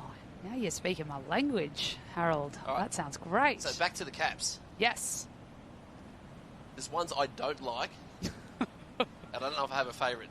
So Wollongong City and Wamburrel, do my head in. Very similar. So similar. North Wollongong, North Bondi, and there's another one up in the Coast region that really are hard to pick as well. All similar colours. We have a few that are exactly the same. Glenelg and Avoca, frustrating. Yes, very close. And then throw in Swansea there sometimes. Yes. Can look very similar. Yes, can look very similar. I sometimes think that Newport and Alex can sometimes look similar when they're wet, if they're an old cap, but we're away for some more swim action here. I believe this is potentially... What age group are we looking at here? We'll just wait to get some confirmation. Under 13 male surf race is in the water, heat number 2. So 16 will be progressing through to the next round. So we'll keep an eye on these. Now, this is going to be an early treat for everybody at home, because the man at that right-hand side of the screen is Liam Blair. He's here. We haven't seen him all day yet, so this is going to be a treat for us to watch Liam. Look at that beautiful swimming stroke. Isn't it so long? You can see he's got no bubbles on his hands when he pulls through the water, which I love looking at to see. He's got that really long, loping stroke. He went the win in the swim, board and iron at the New South Wales titles a few weeks ago. So very, very dominant. Never lost a race. Never lost a race at the New South Wales. Wow. So great track record. That is a board. It's Yeah, so he's the best board paddler in the age group for the New South Wales. He's the best swimmer in the age group. So for those of you that are new to Swansea Belmont and Liam Blair, state titles, across the finish line for the surf race. Second place was maybe 15 metres past the last can. Wow.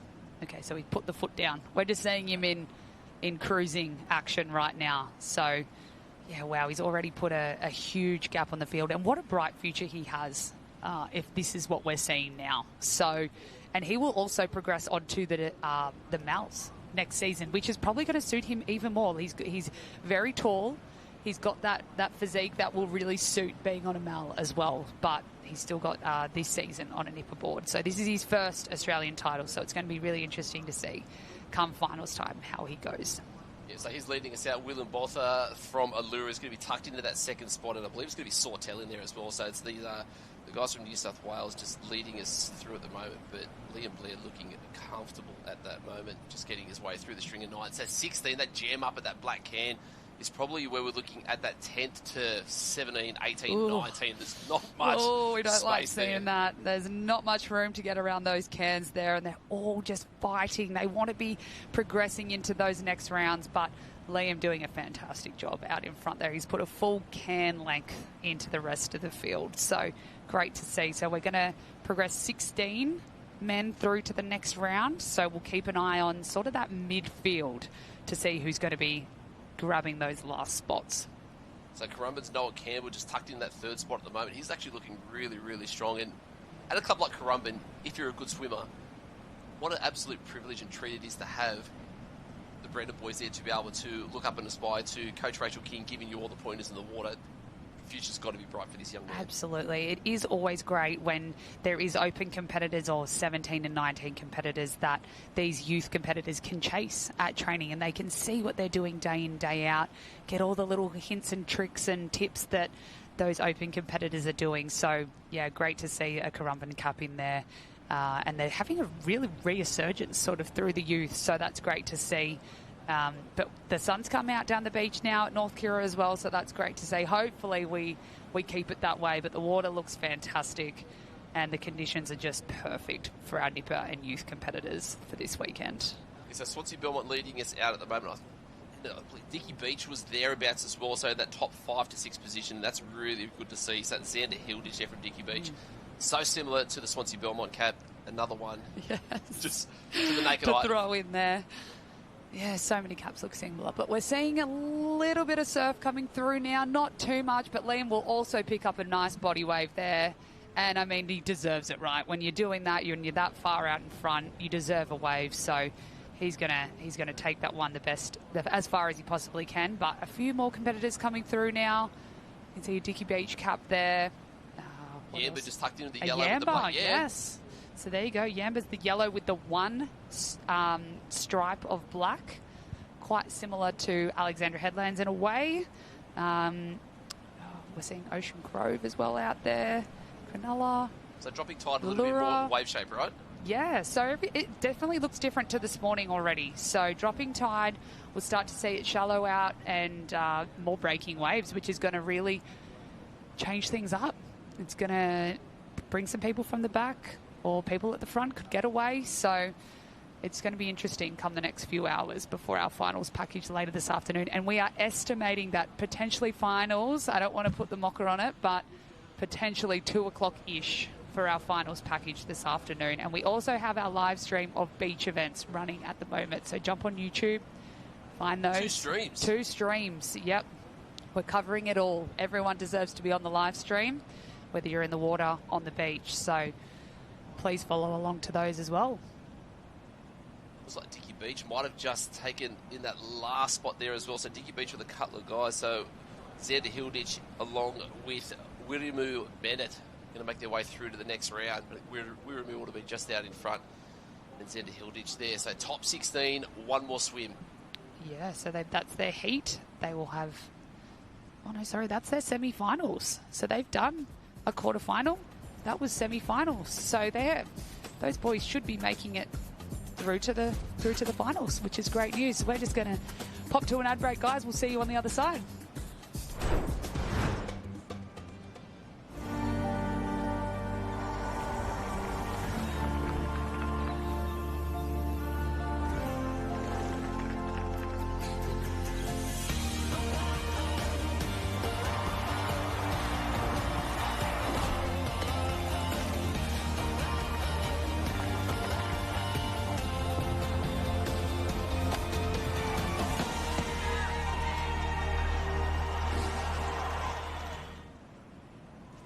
Alex. Where I live, we like to get up and enjoy the snow. What about where you live? Get up and ride, Alex. Feel off and surf. Caramel latte for Alex. But I don't drink coffee. Yeah, you do. Ooh. Dear Thorsten, where I live, we get up and Gold Coast. Can we get an ice cream?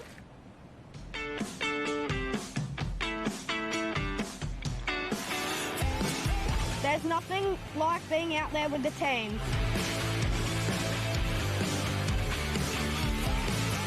It's all about pushing each other to be our best. We work together to win. Teamwork makes the dream work. Can be your shelter now. You know I can be your getaway driver. You know I can be your love, love, love.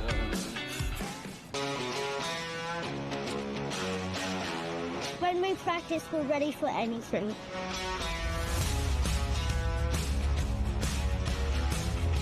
It's about being brave and never giving up.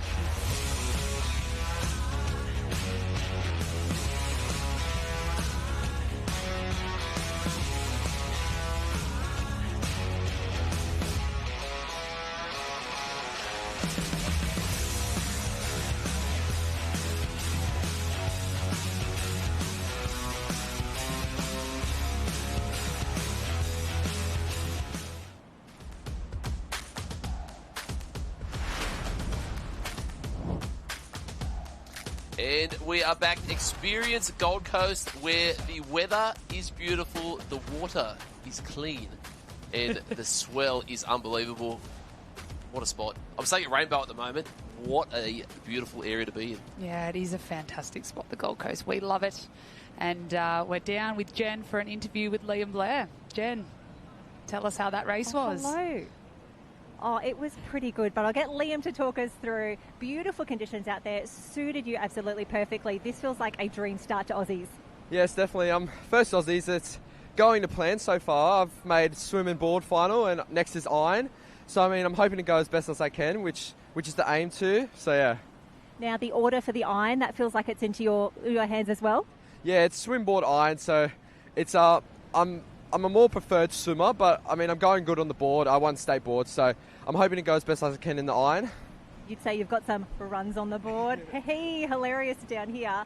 Now, you were saying you don't get a lot of break after Aussies. You're straight into pool swimming as well. Yeah, I've got age nationals, which is pool swimming. So it's about 2 weeks after this, at the end of this. So I'm hoping to go, pretty good there. I am aiming to go pretty good in the 2 and 400 free, which are my main events in that. So, yeah. Well, these conditions will be absolutely perfect. Good luck for your swim and board finals. Iron yet to come. We'll all be cheering. Thank you. How is he taller than Jen? What's Jen, 6'1"? Yeah, Jen is tall. So, yeah, Liam must be close to 6 foot, that's for sure. So, yeah, great swim by Liam there. Looking forward to seeing him in the finals package this afternoon. Ominous. Yes. It's going to be he's going to be tough to beat. But that surf, we never know. In these conditions, we never know. So he also said that he was doing swimming nationals as well, which is coming up in a few weeks' time. So it's great to see the crossover between swimming and surf lifesaving. Do you miss those days? No. No, they were busy days when you did the crossover. But I mean, in these conditions, it actually looks quite nice to be out there competing. So it's great to see the girls lining up now for a semi-final of the under-13 female surf race. So the girls will be a little bit nervous. They'll want to be in that final this afternoon. You can see some pre-race jitters, some shaking of the arms, shaking of the legs, fixing the goggles, fixing the caps. So they're ready to go. They're ready to go. Not semi-final because there was big numbers. Quarterfinal, so the girls have still got 2 more swims before we get to the final. Sorry. When was the last time you've ever done apologies. 4 swims? Never. Oh, probably when I was back in the under-13s. But opens, we would do semi-final and then straight to a final. So this is huge numbers for the under-13 female swim race. Wow. Wow, that is great to see. Pull up some names when we... So semi-final number 2. So right-hand side is going to be the cap of Jada Pilkington from Warilla Barrack Point. And then bookended on the other end by Lisa Hokabara from Mermaid. Speaking of resurgence, numbers coming through strongly there as well. Aren't they just? I'm just astounded by that. We're in a quarterfinal. It's actually a tremie, really, we call it. So I think we've got 3 sort of semis potentially. So we're just getting confirmation. But, yeah, huge numbers here at the championships this weekend. So it's great to see. So it probably will be that tremie, which means we'll be taking 12. Yeah, potentially That's tough. taking 12. Yeah. So unless we're doing these... No, this is it, yes. So we're doing a tremie, which is the 3 semi-finals now. So, yeah, they will take 12 through. So numbers are down in this, but you can see the girls just diving into that deeper water. You want to make sure you time that perfectly. You don't want to be falling over and sort of flopping into the water. You want to be able to dive nicely and get into your swimming stroke straight away. So girls underway right now in this semi-final. Yeah, so important to keep those feet as long as possible. And I think the one that did it the best out of everyone was that from Mooloolaba. Grace Sargent was just able to get through. Look at this. Gee, little waves coming through. So dropping tide. It is going to be exciting this afternoon. Yeah. But Mooloolaba leading us out at the moment. Grace Sargent looking. Yeah, she's up on her feet. You can see it's really starting to get shallow there on that bank, which is very interesting. Exciting is what it is. Very exciting. So we've got Grace Sargent there from Mooloolaba doing a fantastic job. But you can see the girls diving deep under the water. They'll push off the bottom, off the sand, streamline and straight back into their swimming stroke. We've also got a Rillabarrick Point cap there on this southern side. And up the top could Manly. potentially it's be Manly a Manly Gaudry. cap. Manly Gaudry from Manly tucked in with Sophie Rolls. Just won that heat earlier for that one. And then they've got a couple of caps from Avoca. There's Stella Webster just tucked in from behind. And then Sunshine as well, Billy Berg in that spot. So this is a little bit more compact than we saw that last race. So the ladies just want to making sure that they're just not giving away too much, just keeping just at the toes of the person in front for the moment. And then just see what decisions need to be made, because at the back, the ladies are working ultra hard. And even at the front as well, gee. Yeah, we're seeing semi-final a lot of time. swimming on top of each other. Girls, spread out. You're going to go a bit slower if you're all swimming on top of each other. So it's interesting to see they're all just so excited and they want to get through to this final. So you can see, yeah, Billy Berg there on the Sunshine Caps just sort of been squeezed out there. We got the Rillabarrick Point girl trying to go up the inside. So very interesting tactics here, but our girl Millie Gaudry from Manly doing a fantastic job out in front in clear water. So I'm just laughing because you just see Billy Berg getting just in a little tussle there with Stella Webster next to her from Avoca on the left-hand side. And all that does, like you said, the slower, the more, hitting, the fists flying everywhere, whatever it is, it just opens up that gap even more. And then it's just clean water for Millie Gaudry. She's just cruising out the front, taking the semi-final nicely at the moment. Absolutely. Oh, gosh, it is tight there. They're all swimming on top of each other.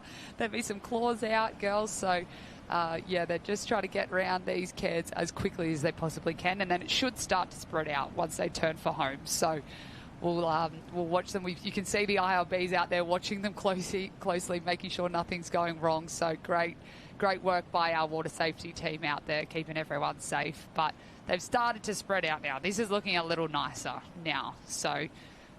North Burleigh. So they've got 3 already in this semi-final. So with Evie Taylor, Elsie Hardy, along with Chloe Sharman. So again, strong swim team would be a nice ladder on for tomorrow. Gaudry just looking strong. Sophie Rolls tucked in from behind. And then our leader that was first out into the water, Grace Sargent from Mooloolaba. Strong, clean water. North Burleigh just cruising on the outside.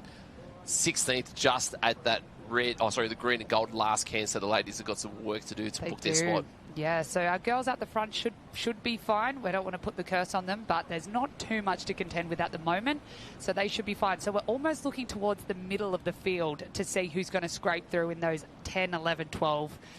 Oh, you don't want to be in that red zone in 13, 14, 15. So that middle of the pack is going to be really interesting to see if anyone can pick up a little wave and hold it through the gutter, because it is tricky. You can guarantee, especially that middle pack there, they would have no idea how many's in front. They don't know if there's 5 or 6 or 10 or 12. And just on that middle pack, just The Avoca Cap left-hand side, tucked in from behind. We're going to call Ocean Grove is probably going to be in that box seat at the moment. They want to hold on that position. So that's Primrose Hyde there from Ocean Grove in probably 9th to 10th. Little Wave Building. Yeah, Little Wave Building. We've got a Manly Cap in there as well, sort of in that red zone. Alexandra Headlands as well. So we've got Swell Building, pushing. Oh, beautiful from the Manly girl. Unfortunately, the girl from Coogee, Sophie Rolls, didn't quite get her fingertips over it, but that's fantastic surf skills there from Millie Gaudry. She's done a great job to hold it as far as she possibly could. She'll finish it off through this little gutter, little dolphin dive, and she's away. But we've had a few more come through behind, so we'll wait to see what caps pop up. That's Billy Berg there from the Sunshine Coast Sunshine Beach Club. So had a great swim. Nice and comfortable, but look at these ones out the back, Harold. We could see some results turn on their head here. Yeah, so that's going to be like 23 into 11 or 12. So this is the racing we want to see. This is exciting. So Billy Berg there, Sunshine in 3, Sophie Rolls. Then it's going to be all the North Burleigh caps making their way across the line. 12 is going to be that number. Manly, Avoca, Met Caloundra. Yeah, we've got a Malula bar in there too. That's great to see. Another North Burleigh cap there. Glenelg. Yep, Glenelg. Oh, Rillabarrick Point there. This is the panic station's coming up with the ladies Yes. out of the water. Oh, and just ducking under there. Oh, gosh. South Maroubra, Cooks Hill, And we can Lennox see our Head. officials sort of guiding them into lines to line them up and make sure they get their correct placing. Don't want anyone missing out because someone snuck in front of you. So Big Johnny Georges on screen there, legend of an official. Jack of all trades is what you want to be. You're old man still officially? he's not at the moment. He's a little bit injured, my dad. So unfortunately not here for the Australian titles, but at he'll all? still be watching. Yeah, not here at all. So you're not competing, he's not here officially. No. Changing of the guard, Things really. will never be the same again. I know. What? So I'm taking one for the team and, on commentary, which is exciting. So great swim race there by the girls. It's great to see our under-13s competitors on live stream at the moment. They are our youngest age group here at the championships. So under 13s, 14s and 15s are this weekend at the Nippers and Youth. The Kelloggs Kellogg's Nutri-Grain. Nutri-Grain Nippers and Youth Australian titles. So big shout out to Kellogg's Nutri-Grain for being a sponsor. It's great to have them here with us. Oh, it's unbelievable. So it is. The Aussie titles is such. I love it. It's all right. We're united. We're inspired. It's iconic. The 3 words to best describe it, I would say. It's an unreal event, and our sport is like no other, that anyone can come and participate in the national championships. Yep. And for swimming, you have to qualify. Other sports, you have to qualify. Right. So this is really special that everyone gets an opportunity to race, and it makes it so hard to win because you have to go through every single person to be on top of that dais. So it's a super special event, and it's one that's very close to my heart, I would say. So I'm loving being a part of it on the other side of things. And we are loving having you, because I think the last time we had you when you had your back issue in Scarborough. Yes, I was on commentary for a little while over in Scarborough in Perth. I think that was 2022, 23. Had a little commentary gig, but it all merges into the same thing. Yeah, they all blur together, the Aussie champs. So let's check out what we've got here. We've got another swim race in the water. This is the girls here. Potentially another semi-final of the under-13s. So just back to some data. So 1,500 competitors we've got here for this weekend. Yeah, that's a lot of people. $326 is the average each parent will spend in the merchandise arena, I'm assuming. Everyone wants a shirt. Everyone wants a hat. Linen short. We want the linen shorts is what we want from the merch store. We're going to head down with Jenny Parry on the beach with a bit of action from Met Caloundra. Let's go. Met Caloundra, this is Morty Alec, Harold. We saw the Victorian Cat. We're so excited. Isabel, you're through to the final. Can you talk us through that race? It was a pretty good start. Not much argy-bargy. It just got hard at the end when all the waves came in. Not used to all the waves. I'm Morty Alec. So it was a struggle to try body surf them, but managed to get one. Now, your final will be held later today. The tide will go out. There might be a few little waves. Do you think that'll suit your swimming style? I think it'll be all right as long as I just keep my head down, keep swimming and hope for the best. Now, she told me she was so nervous to do this interview. Her dad's out there with a camera. Absolutely perfect. More of this cap to come. Congratulations. Good luck in the final. Thank you. Great interview, Jen. Thank you so much. It's great to see everyone getting on the mic time down there. Izzy Thornborough. But what a treat to get interviewed by the newest member of the Surf Life Saving Sports Hall of Fame. What a legend. Yes, so there's Sophia, girl from BMD Northcliffe. I know well. She's had a great swim there. So she is under 14s. Yep, so we've got our under 14 female surf races in the water right now. So girls just looking to get through their heats. We've had a Maroochydore Cup, Black Swans, who took that one out, and then Sophia Richards from the BMD Northcliffe Club, another Maroochydore Cup. So Maroochydore did exceptionally well at the Queensland State Titles a few weeks ago. They were very strong in this under-14 female contingent, so they're going to be ones to look out for come finals time later this afternoon. So Fliss Jones on screen there, daughter of Gordo Jones. Had an unbelievable state titles, building nicely for the big championships. Yeah, absolutely. We've got a redhead cap there, another Maroochydore. We've got some Avoca caps coming through, potentially a Bulleye cap, I'm going to say. That is a Bulleye. Yep, so down south of Sydney, Bulleye, Wollongong area.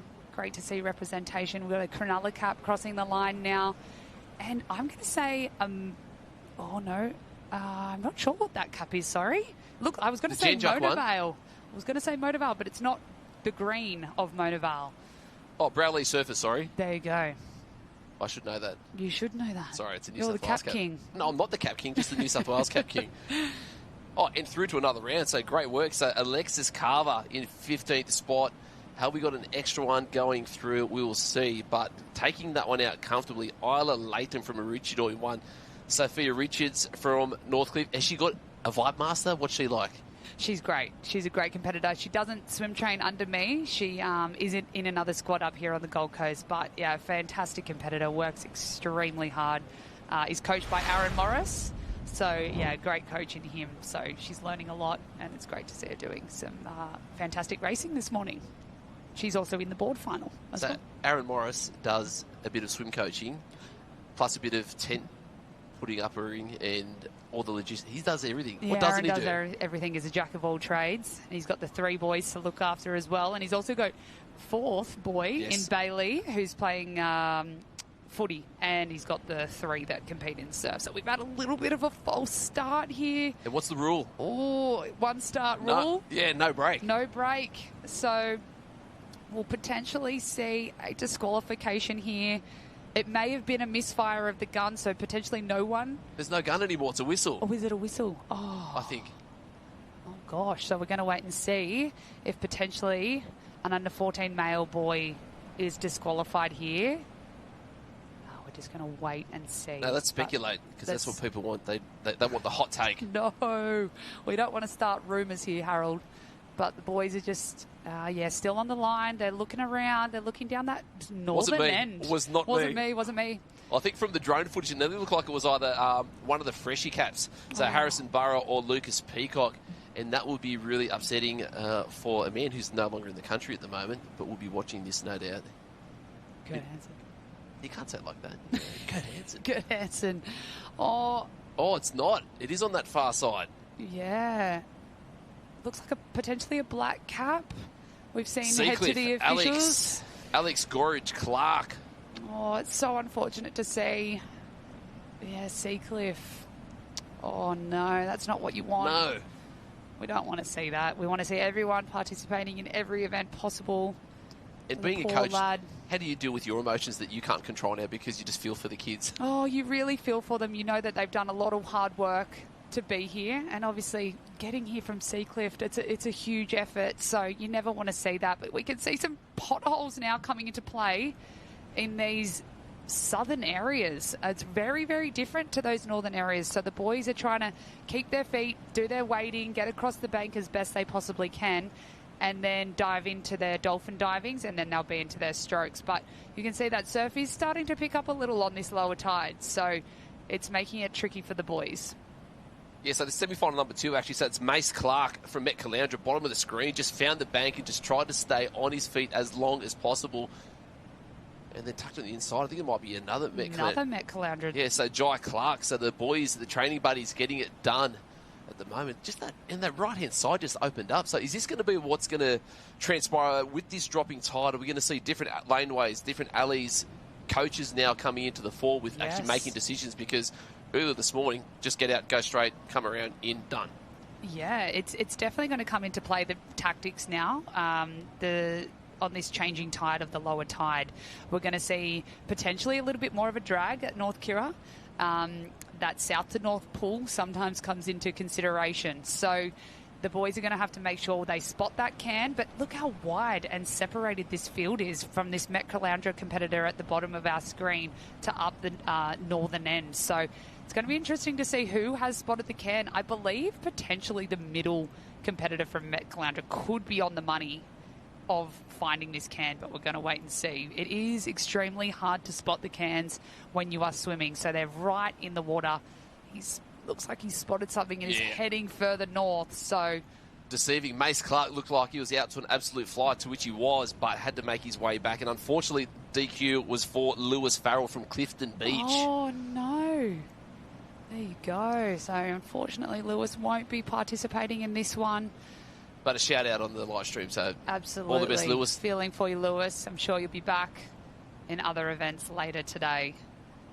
So yeah, that unfortunately the Met Caloundra boys have just been sort of eaten up by the rest of the field there. We've got a Wanda competitor out in front who's doing a great job, who's managed to spot that can, and he just put the foot down and is now out in his clean water. We've got the Lakes competitor there, and potentially a North Burleigh cap in the mix as well. Yeah, so Jordan Prince in the lead there, Harry Bolton from the Lakes tucked in from behind, and then you said we've got a North Burleigh cap. North Burleigh. And again, we're going to be saying them over and over because they're so strong at the moment. Tallis Manning, he had a really nice Aussies last year from that 13s, but now in the 14s. I can see a BMD Northcliffe cap in there as well. LJ Slater, he actually trains under me, which is exciting to see him having a great swim there. So I'm like a very proud coach. I'll give you this one race where you can be as biased as you need, and then that's it. Get it out of your system, G, because LJ is looking strong at the moment. He does look good. He does look good. So it's great to see him. But a little bit of argy-bargy around this last can. Oh, gosh, they're really throwing their arms. But you can see the Metropolitan Caloundra boys have managed to sort of sneak back into the pack there, which is great to see. We've also got, looks to be a Manly cap in there as well, or maybe an Allura it's cap. Tough. Allura's in this one as well. We've got Fremantle as well, so we'll see what all the blue caps are going to be in there. A couple from Wanda. Stockton's in there as well from up in the Hunter region, but Jordan Prince leading us out comfortably at the moment. You can see a Byron Bay cap as well, and that's potentially the other one I don't like. a North Burleigh cap. North Bondi cap, sorry. My apologies. Or was it North Wollongong? Oh, gosh, they're all blurring together now. The stress of the caps. But the boys are starting to make their way back into the wave zone. They'll want to try and pick up any little runner they possibly can. You'll see their feet really come into play. Their kick will come up. Stroke rate gets a lot higher. And they'll put their head down and just try and get back to the beach as best they possibly can. Yeah, so the ones you were leading to earlier was Sammy Cregan from North Bondi, but then it was Dylan Jenkins from Byron Bay as well. So they're just loitering in that probably 10th spot at the moment, which is okay. Dicky Beach thereabouts as well. But Jordan Prince and Harry Bolton just leading us comfortably at the moment. North Burleigh in that third spot, getting close to that wave zone. We saw a little bit of white water earlier. What is going to happen over the next 30 seconds? Because it looks like it's getting a little bit more shallow. Yeah, a little bit more shallow. We've had the wind pick up a little bit, so I'm not sure if a weather front has started to come over again that we saw about an hour ago. So we'll wait and see if the rain comes back in. But here comes a little lift for the boys. We'll see if anyone can manage to get their fingertips over it. Oh, Wanda doing a fantastic job, but it's going to be the next one. And unfortunately, our leaders are going to be in front of the waves. So we'll see who can pop up, hold it as best they can, head down, streamlining, breathing to the side. I love the look of LJ Slater here from BMD Northcliffe. I wonder who taught him that. Oh, some of your best work, G. This is so good. North Bondi, we got Allura in there, Met Caloundra. And, of course, the North Burleigh cap in there, the white with the green stripes. So Lockie Wild from Allura taking the one out. Who was your mate in there again? I can say it again. LJ Slater. Perfect. He's snuck through there, which is fantastic news. So I'm very happy coach right now. We've got When are you ever not a happy coach? Isn't that your job to keep the vibes high? Yeah, we keep the vibes high. That's for sure. Definitely. But look at these potholes, Harold. You can see these are really going to play havoc when this tide goes out even further. So the competitors are going to have to be really, really smart with how they get through that. They don't want to be running with their boards or running in for the swim and falling on their face. So that'll really slow them down. So sometimes it's better to be a little wary when there's the potholes around, especially in these heats. You don't want to be doing an ankle or anything like that early on in the day. So we're headed to the green and gold arena now. Looks like we're started with irons already. Board swim. Board swim is our order. Did you have a preference? No, because I couldn't change it. So whatever it was, yes, you just have to run with it. You know what? You've got to do each leg at some point. So it doesn't matter where it falls. All right, can you just repeat that for the parents and the athletes at home watching? So what is your favourite order? Oh, I did not have a favourite order. Because you can't control it. You can't control it. It gets drawn out of a hat, so it is out of my control. So if I'm going to give any advice, just be good at all of them. Which is true. So simple. Just like them all, because you can't change it. So, yeah, we've got some girls out there at the moment. It's our under-15 irons quarterfinals. So the girls are going out and around the cans again for another time. So we're going to have an interview down with Jen on the beach, please. Jen. Oh, hello. I have got Kobe from Woolgoolga, the last qualifier here. Kobe, you just snuck in. How are you feeling? Oh, very tired. Very long swim, not many waves, but stoked to get through. Absolutely. Now tell me about that start. A few went north, a few went south. What was your strategy? Just to get in first. I did go a bit further south because of the sweep, but yeah. Now as this tide goes out, it's going to get a little bit trickier. There's some potholes out there as well. What are we learning from this race that we're taking to the next one? Yeah, definitely more potholes now, but probably just try and stick to the front a little bit more and try not to drop off as much. Fantastic. Well, we have faith in you, and Woolgoolga does as well. We'll be cheering, we're watching. Good luck for the final. Thank you. Yeah, we'll be on the big stage. Yes, Woolgoolga, beautiful part of the world. Love it down there. He's made it the is final. one of the sneaky good beaches, and a good nice little carnival beach as well. Love it down there. So Charlie Miller on screen at the moment here for Gerringong, just getting closer and closer to that wave zone. And then what's that? Trig Isla just driving hard. Ella Brigden there, just staying nice on these. And look at the rate of that coming through. That was a fantastic wave from Trig to get past her there. Wow, that was fantastic. And that's probably one thing that these athletes will start to learn there as well, that it will be trying to minimise the errors. Heat 1 is in the water. So let's see the girls do their transition. We'll figure out where they're all sitting, what progressions it's going to be into semi-finals later in the day. So the order, I think we were mistaken there, Harold. It is swim board. Swim board for our iron order. Well, that's good. Yeah. Well, at least we now know. So Charlie Miller on screen there for Gerringong with the red and the blue cap cut in half. Ella Brigden there for Trig Island, taking that one out comfortably. Her other teammate, Olivia Allen, will be not too far off because they've been strong this morning on the board and in the swims.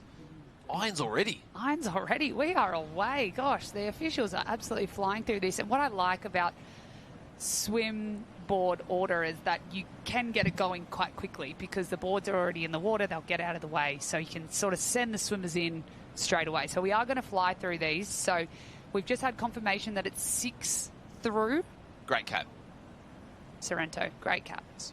So these are quarterfinals, so 6 through to our semi-finals. So they are being quite cutthroat down there, but we do have to just get through the whole program today. There's lots of races still to come, and these irons are taking a while. It is quite a long course in these conditions. So 6 through, we've got the girl from Sorrento finishing off really strong there, which is great to see.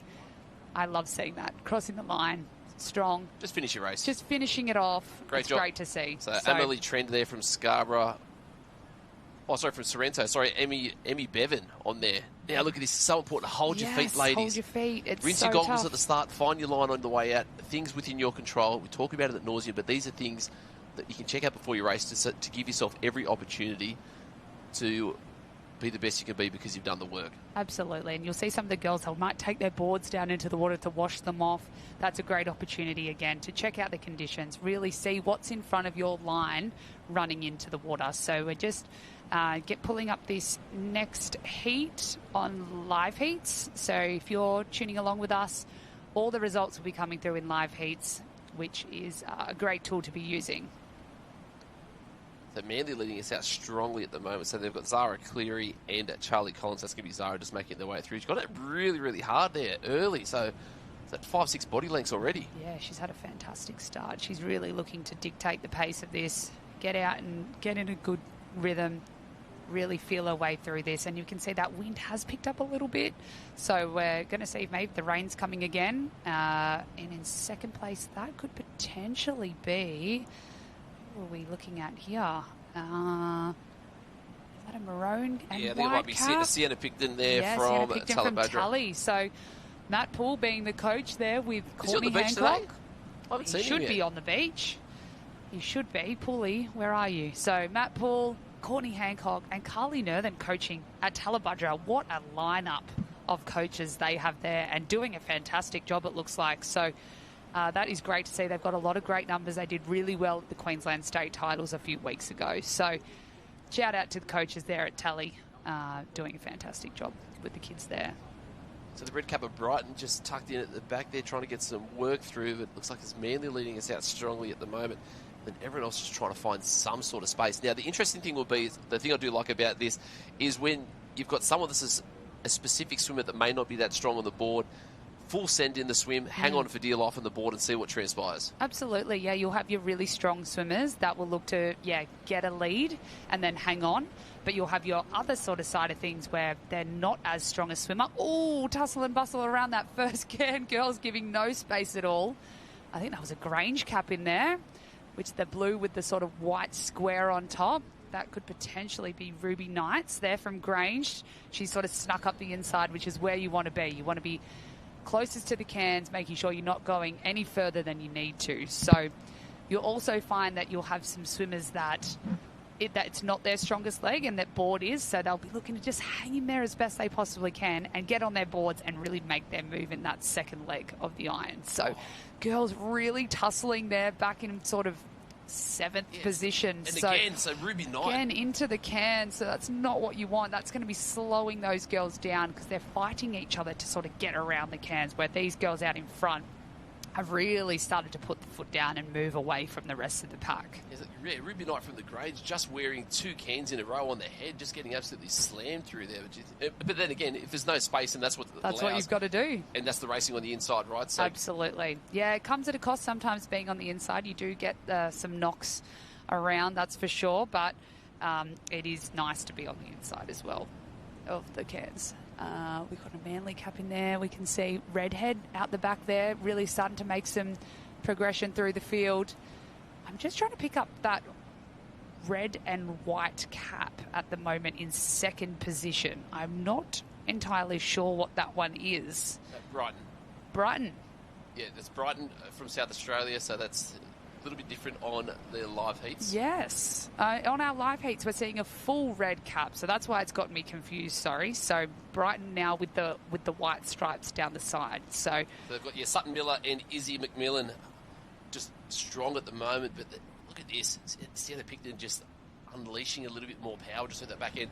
And like you said, wind has picked up a little bit more chop. You just see that right to left wind coming through. Yeah, the push from the south, yep. So it's very common to see that. It comes off Snapper Rocks, sort of off the heads there, and it really pushes in towards North Kirra and down the coastline towards the Surfers Paradise area. So it's cool to see this from this angle. You can see it's really side wind. It's not coming in from the east. So great body surfing skills. Oh, unfortunately just come off the back of that one, Sienna Picton, but did a great job. And we've got Brighton just trying to push down that little one.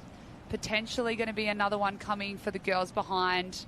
They'll try and body surf this as far as they possibly can, as close to the beach. They want to almost put their hands on the sand and stand up and get this transition run done. It's a Wanda cap in there too, potentially. But Sienna Picton looks great there. Really great running technique. She'll turn these 2 flags and head out on her board. Just looking very comfortable. wants to just minimise the mistakes in these quarters and semi-finals. That's going to be the thing for the competitors trying to make it through to the final this afternoon. And that's pretty much the theme the whole way through your career too, right? Because you can only swim so fast, you can only paddle a board so fast. If you can minimise the errors and make good decisions for what the ocean is giving you, you're always going to get as close to your best result as possible. Absolutely.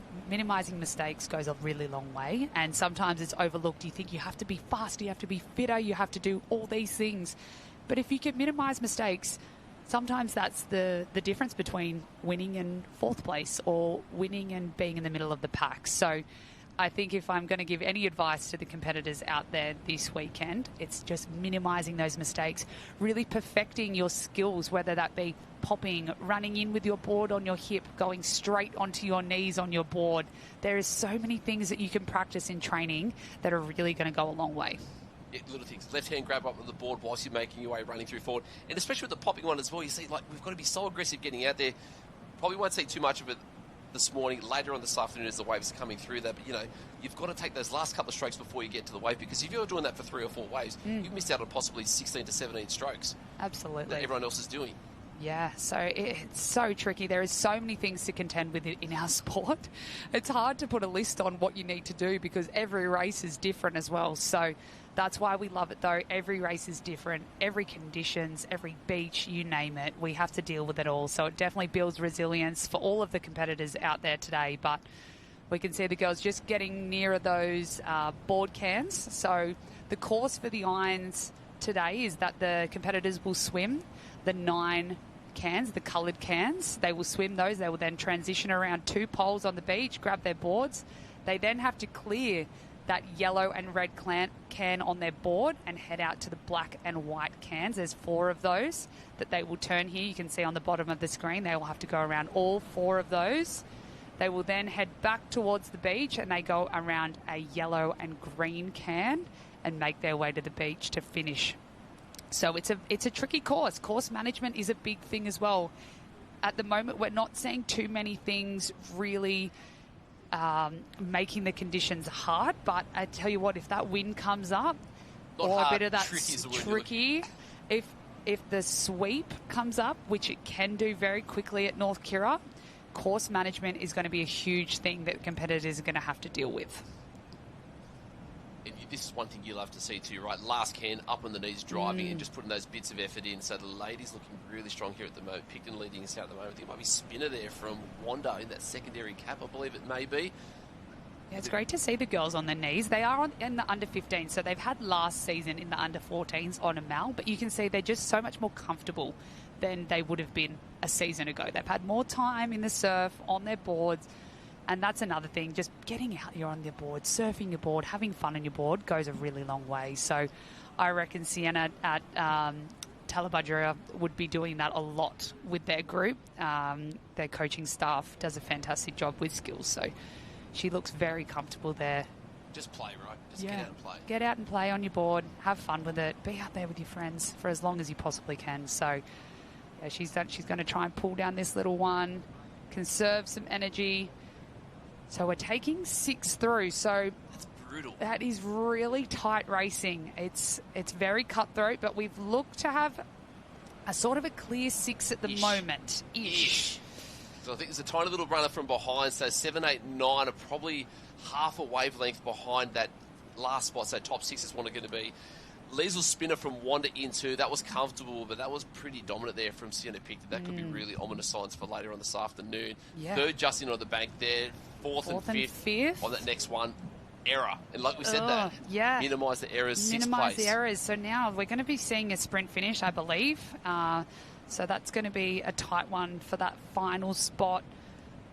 Here comes Manly as well. So 3, 4, 5 on the screen now on the right-hand side. Sprint finish there for the last 6 and 7. Sprint finish. You can see the handlers telling them to get moving. The girls are going to cross the line here. So there's 2, 3, 4, 5, 6 and 7. The girl from Swansea's through. Potentially the Brighton cap is going to miss out. Yes, unfortunately, that's the Brighton cap, the red with the white stripes. It was either Isabel McMillan or Sutton Miller that's going to miss out there, unfortunately, in 7th position. So Emily Gorman there with that sprint finish from Scarborough just over the top.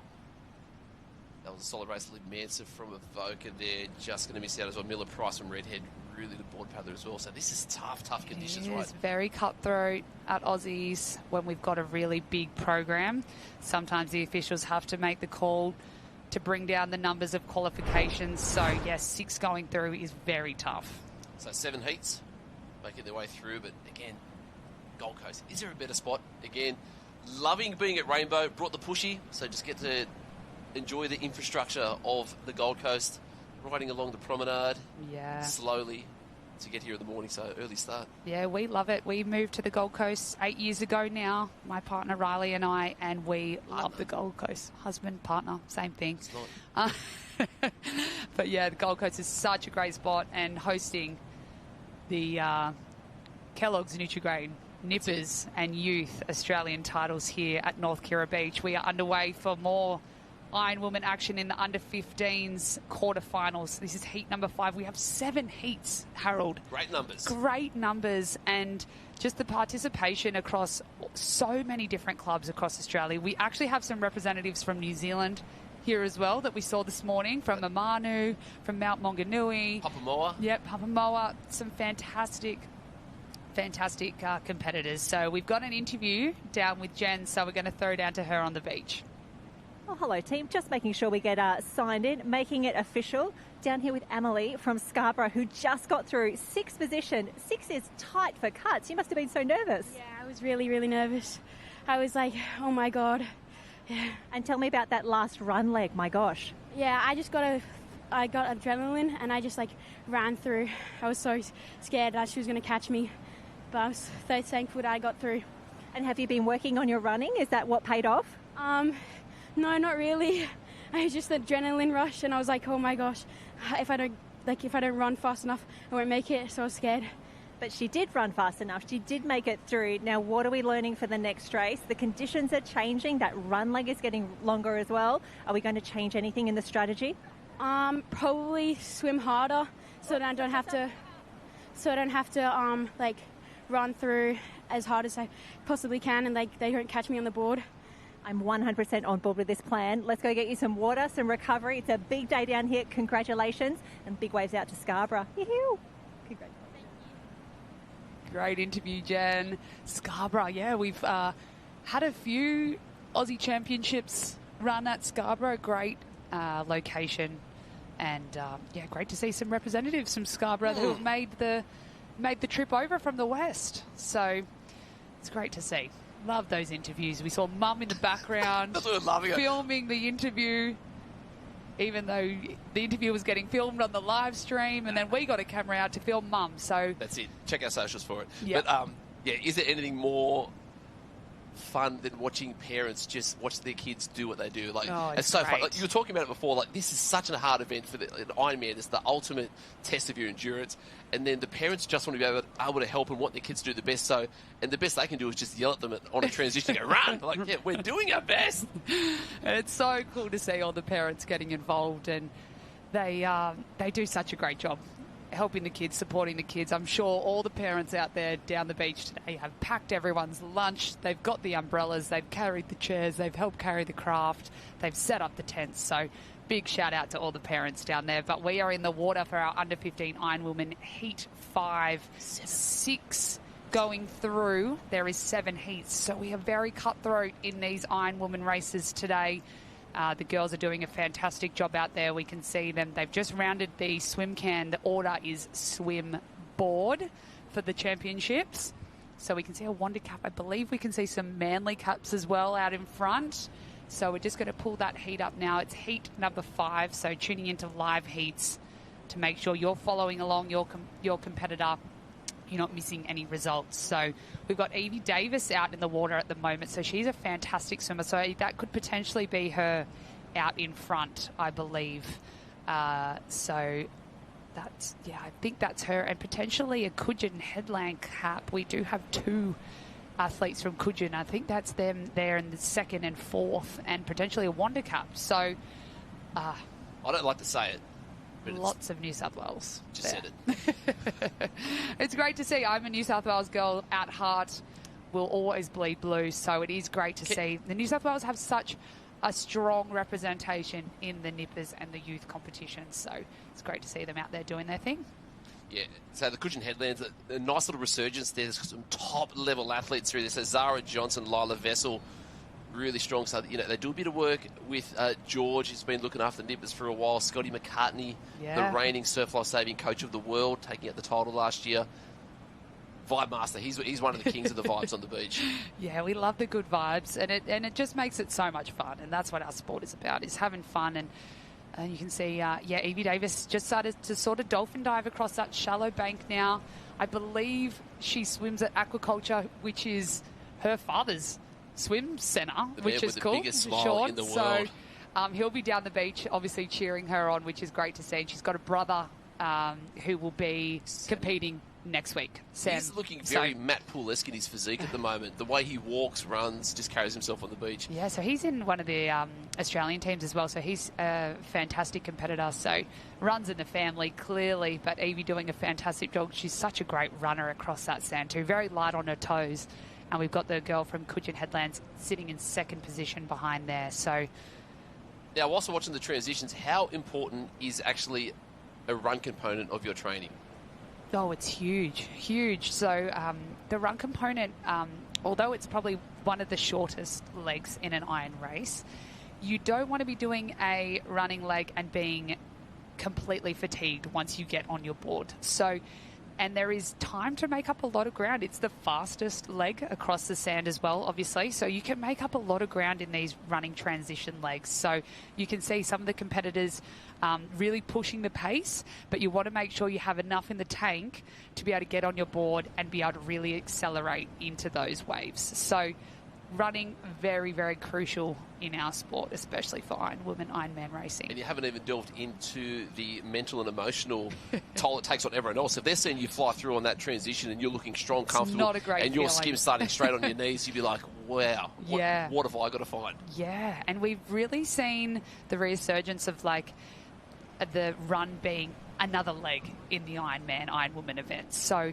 people were really working on those run legs. They're getting running coaches. They're doing things on the curve. They're doing lots of different trainings around running. So that's great to see, and I'm sure it will start sort of progressing through to the youth competitors as well. So the girls doing a fantastic job. It has really spread out though of this race, heat number 5 of the under 15 Ironwoman. So we've got Evie out in front from Manly. We've got a clear sort of 6 at the moment. So that's what we're taking through. We are very cutthroat today. So the girls from Coogin Headland in there as well, Wanda, and it looks to be an Alex Headlands could be sitting on the cusp of about 6th position there. Yeah, I think that's where the action's going to come for that 6th spot, because I think our top 5 are pretty comfortable. So Johnson and Vessel from Coogin Headland in 2 and 3 at the moment. And then just a little bit of head bopping action through that. I don't know if that's through just that little bit of fatigue setting in, making their way out. So, you want to try. That could be Georgia Piper from Wanda there. Yeah. So she's just chosen to lay down, try and get her breath back, try and conserve some energy going around the cans, and she'll look to really bring it home once she turns the cans. But Evie Davis, has really, really put the foot down and looking very comfortable. So she'll have to remember, though, she's got a few more races of this iron to go before the final even comes around. So it's tough out there today. So I think that was Coco Burke in 5th position, and then either Tegan Davis or Samantha Issel from Alexandra Headlands in 6th. So they're safe at the moment, but anything can change. So so good. You love that. You love to see the girls jumping up on their knees around that last can. Really beautiful technique there from Evie. She's getting her chest really low to the board, hips are up nice and high, her arms are getting in really deep, and she's running with the swell, which is great to see. So unbelievable work there. So Davis there in the 1, looking strong. Coogin again in 2 and 3 with Johnson and Vessel tucked in behind. It's going to be Georgia Piper from Wanda. So that's our top 4 at the moment.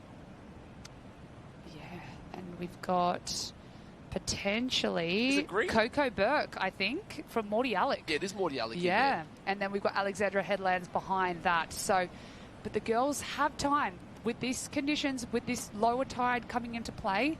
We are starting to see these sort of waves break further out to sea. So Alexandra Headlands just trying to pull down. So Tegan Davis, she looks like she's getting a little bit longer in that stroke there. She's got a lot of energy there. Watch for her to come through for that last spot because she is rating really well at the moment. Davis in 1. Very, very comfortable start to finish. You'd be happy with that straight through the semi-final. down there handling for her, which is awesome to see. That's her dad there grabbing the handling job is a tough gig, though. It's stressful. I don't like handling.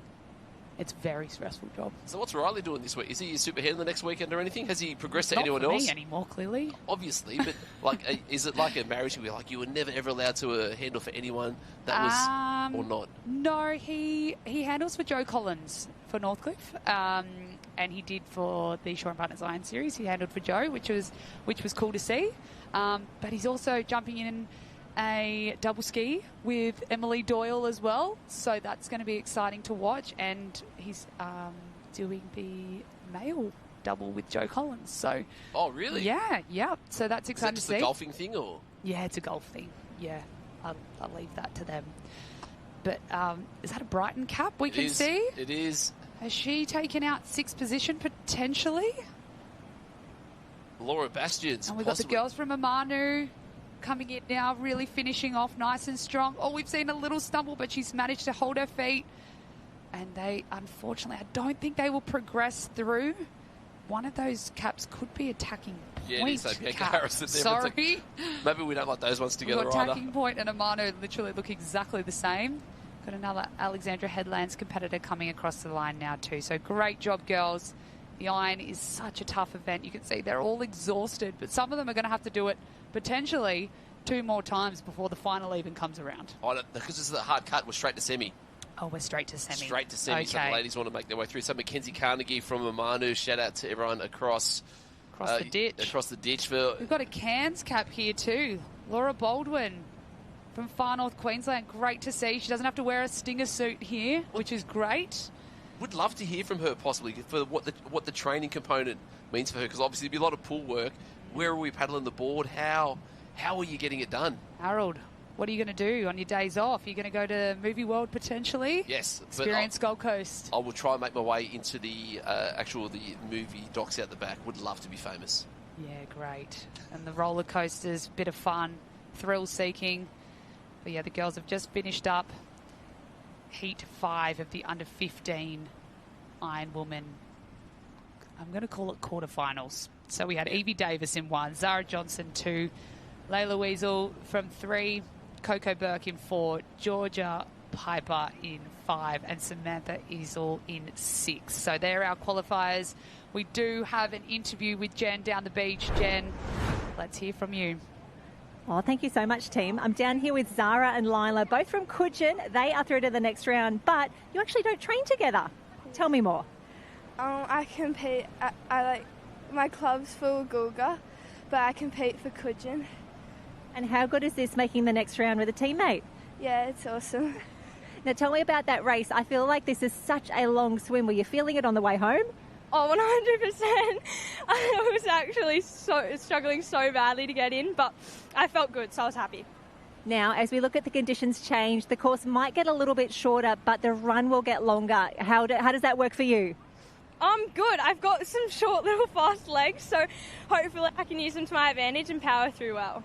Well, so good to see 2 Coogin caps in the next round. We hope you and your short little fast legs go very, very well. Regardless of the size of legs, everyone's having a great time down here. Ladies, cannot wait to see you guys in the team events as well. Alrighty, into the next round. Thank you.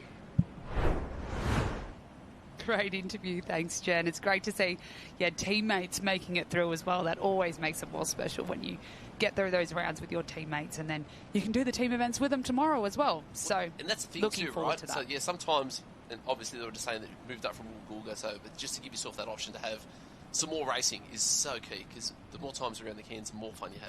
The better. The team events are just the best. I'm very excited for tomorrow's racing. We'll have board relays, we'll have swim teams, we'll have Cameron relays, board rescues, you name it. It's all on the program tomorrow. But just a reminder, if you are looking to watch the beach events, we have a separate live stream on YouTube. So head on over to that one. We've got sprints underway at the moment as well, so that's awesome to see. Under 14 female beach sprints are our current event. Semi-finals, we're already up to some really fast racing there, so Fast track too, so that rain has just compacted it quite heavily. So the athletes will be loving these conditions there, and it's really, really nice atmosphere down there. So the entertainment hub is now on the beach. Yeah, absolutely. We've got lots of people lining the fences there watching their competitors race. So I love to see it as well. We get lots of different clubs representing in the beach events, which is great because you can run anywhere, right? So it's great to see they've all got their coloured rashies on, which corresponds to their lanes. So that makes it easier to see as well. For sure. So the finals will be up later on that one. But it's so good to have the two streams so nobody misses out. And when was the last time you did a sprint? Australian Lifesaving Team or something? Yeah. You do have to do some different events when you're in the Australian Lifesaving Team. You can sometimes get thrown into even doing flags. I luckily didn't have to, but yeah, beach relays, beach sprints, you name it. So I'm not that fast over the sand, though. These guys are very quick. There is levels to it. So we're going to head to an ad break, and we will catch you on the other side.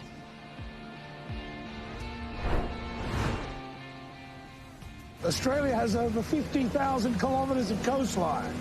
Despite performing thousands of rescues each year, surf lifesavers can't be everywhere. So stop, look for the red and yellow flags, or for signs like these. Always assess the conditions based on your own abilities. To help us out, Surf Life Savings created the Beach Passport. So before you go into the water, stop, look, and stay alive.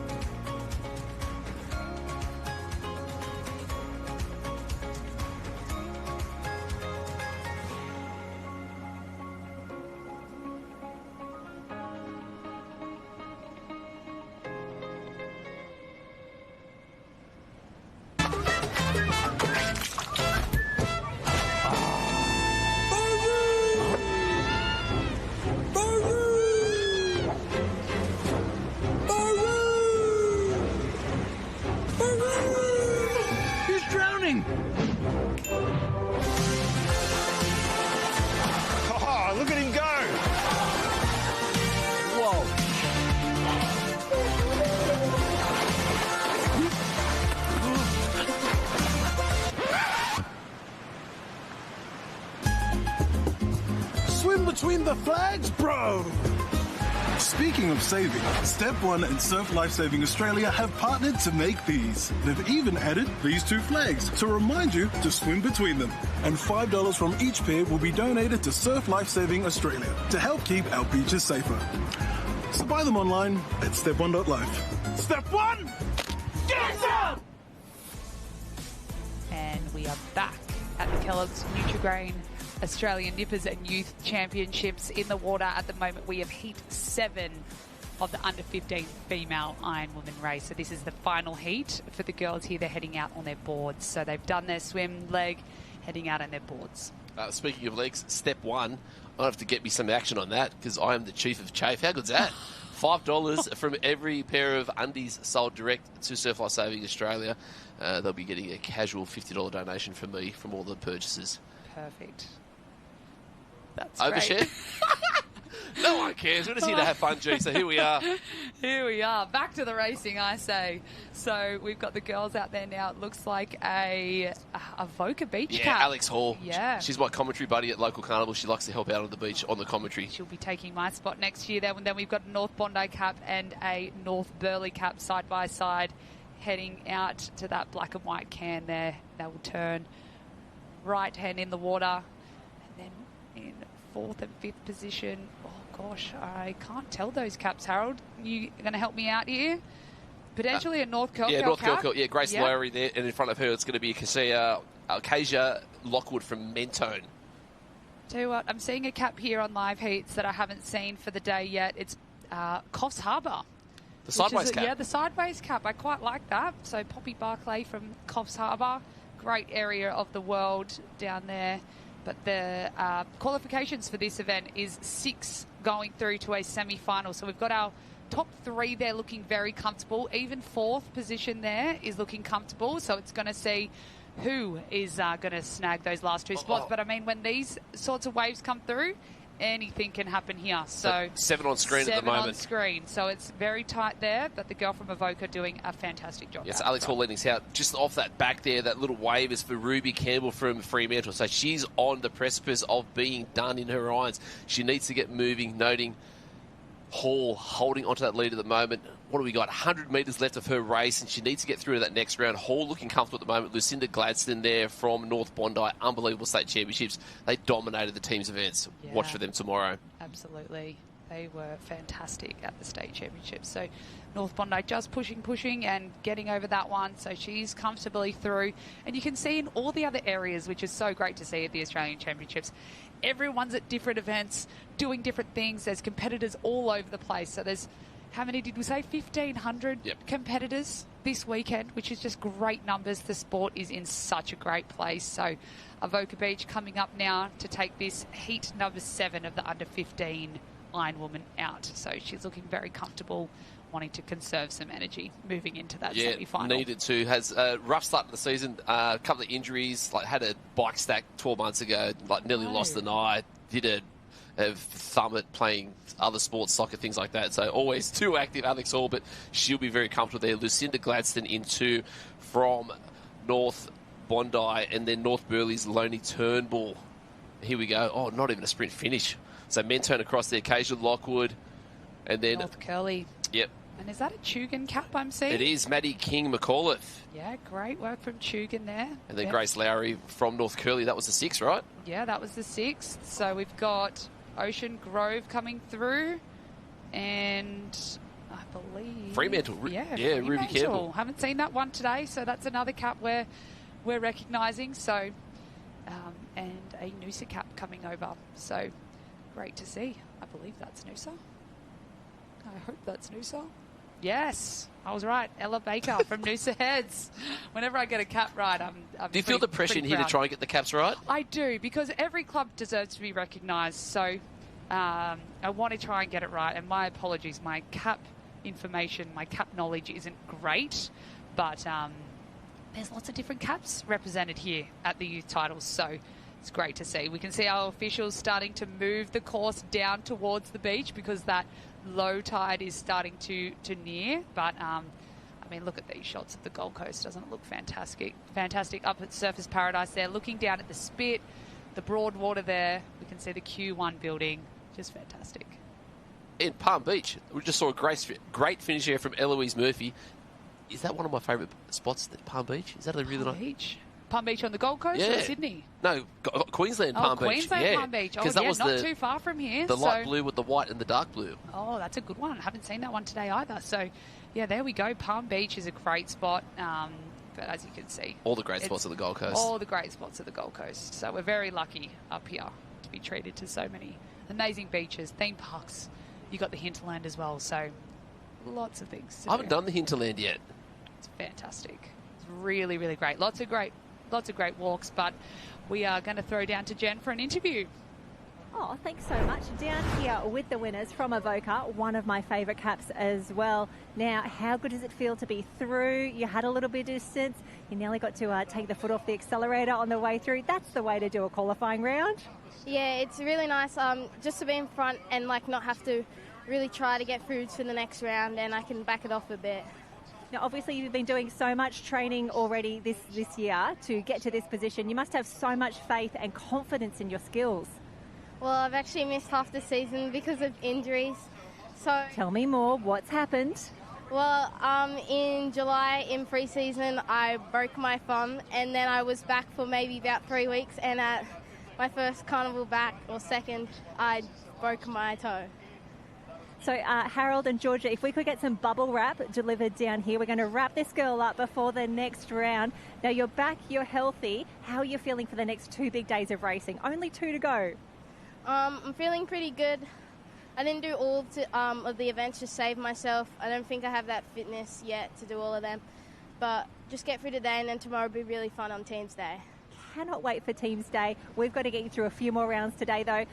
Bubble wrap, cotton wool, anything else that we need down here, they'll look after it, I promise. Thank you. They're good. Thank you so much. Bye. What a great interview. And That's the thing. Coming back from setbacks is so tough, but what a great job she's doing there. I mean, broken toe. I heard a stack off a bike as well. Yeah. Lots of things. So she's doing a fantastic job. It's great to see her on the start line. So under 15 irons coming through. So we're going to see a little bit more Avoca Cap action here because looking at the heat, it's going to be heat number 1 we're in. Heat number 1. Yeah, we've got Billy McCarthy there from Avoca as well. So he's having a fantastic season. Another name, Max Bomer from Wanda, is one to look out for. So many great names in this one. So the boys are really pushing the pace. They want to try and get a comfortable position in this swim, which is the first leg of our irons for this weekend's racing. Yeah, so McCarthy leading us out. Tyler Johnson there for Alexandra Headland. Again, just watching these kids come through from the 13s and keep turning up year after year and just watching their gradual improvement and to still be at the top echelon of these under 15s is it's a credit to the amount of work they're popping in through each and every season. And then Joel Rod from Burleigh Heads, Mowbray Park, just sitting in that 4th spot. A little bit more calm for the boys around the cans. It looks like there might be a tiny bit of a sweep there, G, because there's a lot of space through there. So I don't know if they've just overshot that a tiny little bit. It's only minute at the moment, but again, with that tide changing, there might be a little bit more water moving. Yeah, absolutely. It might be more prominent now that tide is changing. So we've seen in prior years at North Kirra Beach a really strong sweep. So they'll be watching the conditions with their coaches really closely. It will change throughout the day, so they're going to need to stay on top of their game and just make sure they know exactly what they're doing. So I'm going to run through a couple of under 15 male iron results from around Australia in their state titles. So from Queensland, we had Harper Skelton take that one out, our Queensland state title winner. Oh, sorry, that's in the board. In the irons, sorry. Tyler Johnson from Alexandra Headlands was our Queensland state title winner. On screen at the moment. On screen at the moment. From New South Wales, we had Ashton Bone from Avoca. Vic Edward Pollard from Anglesea. We had Jimmy Toivonen from Grange, SA.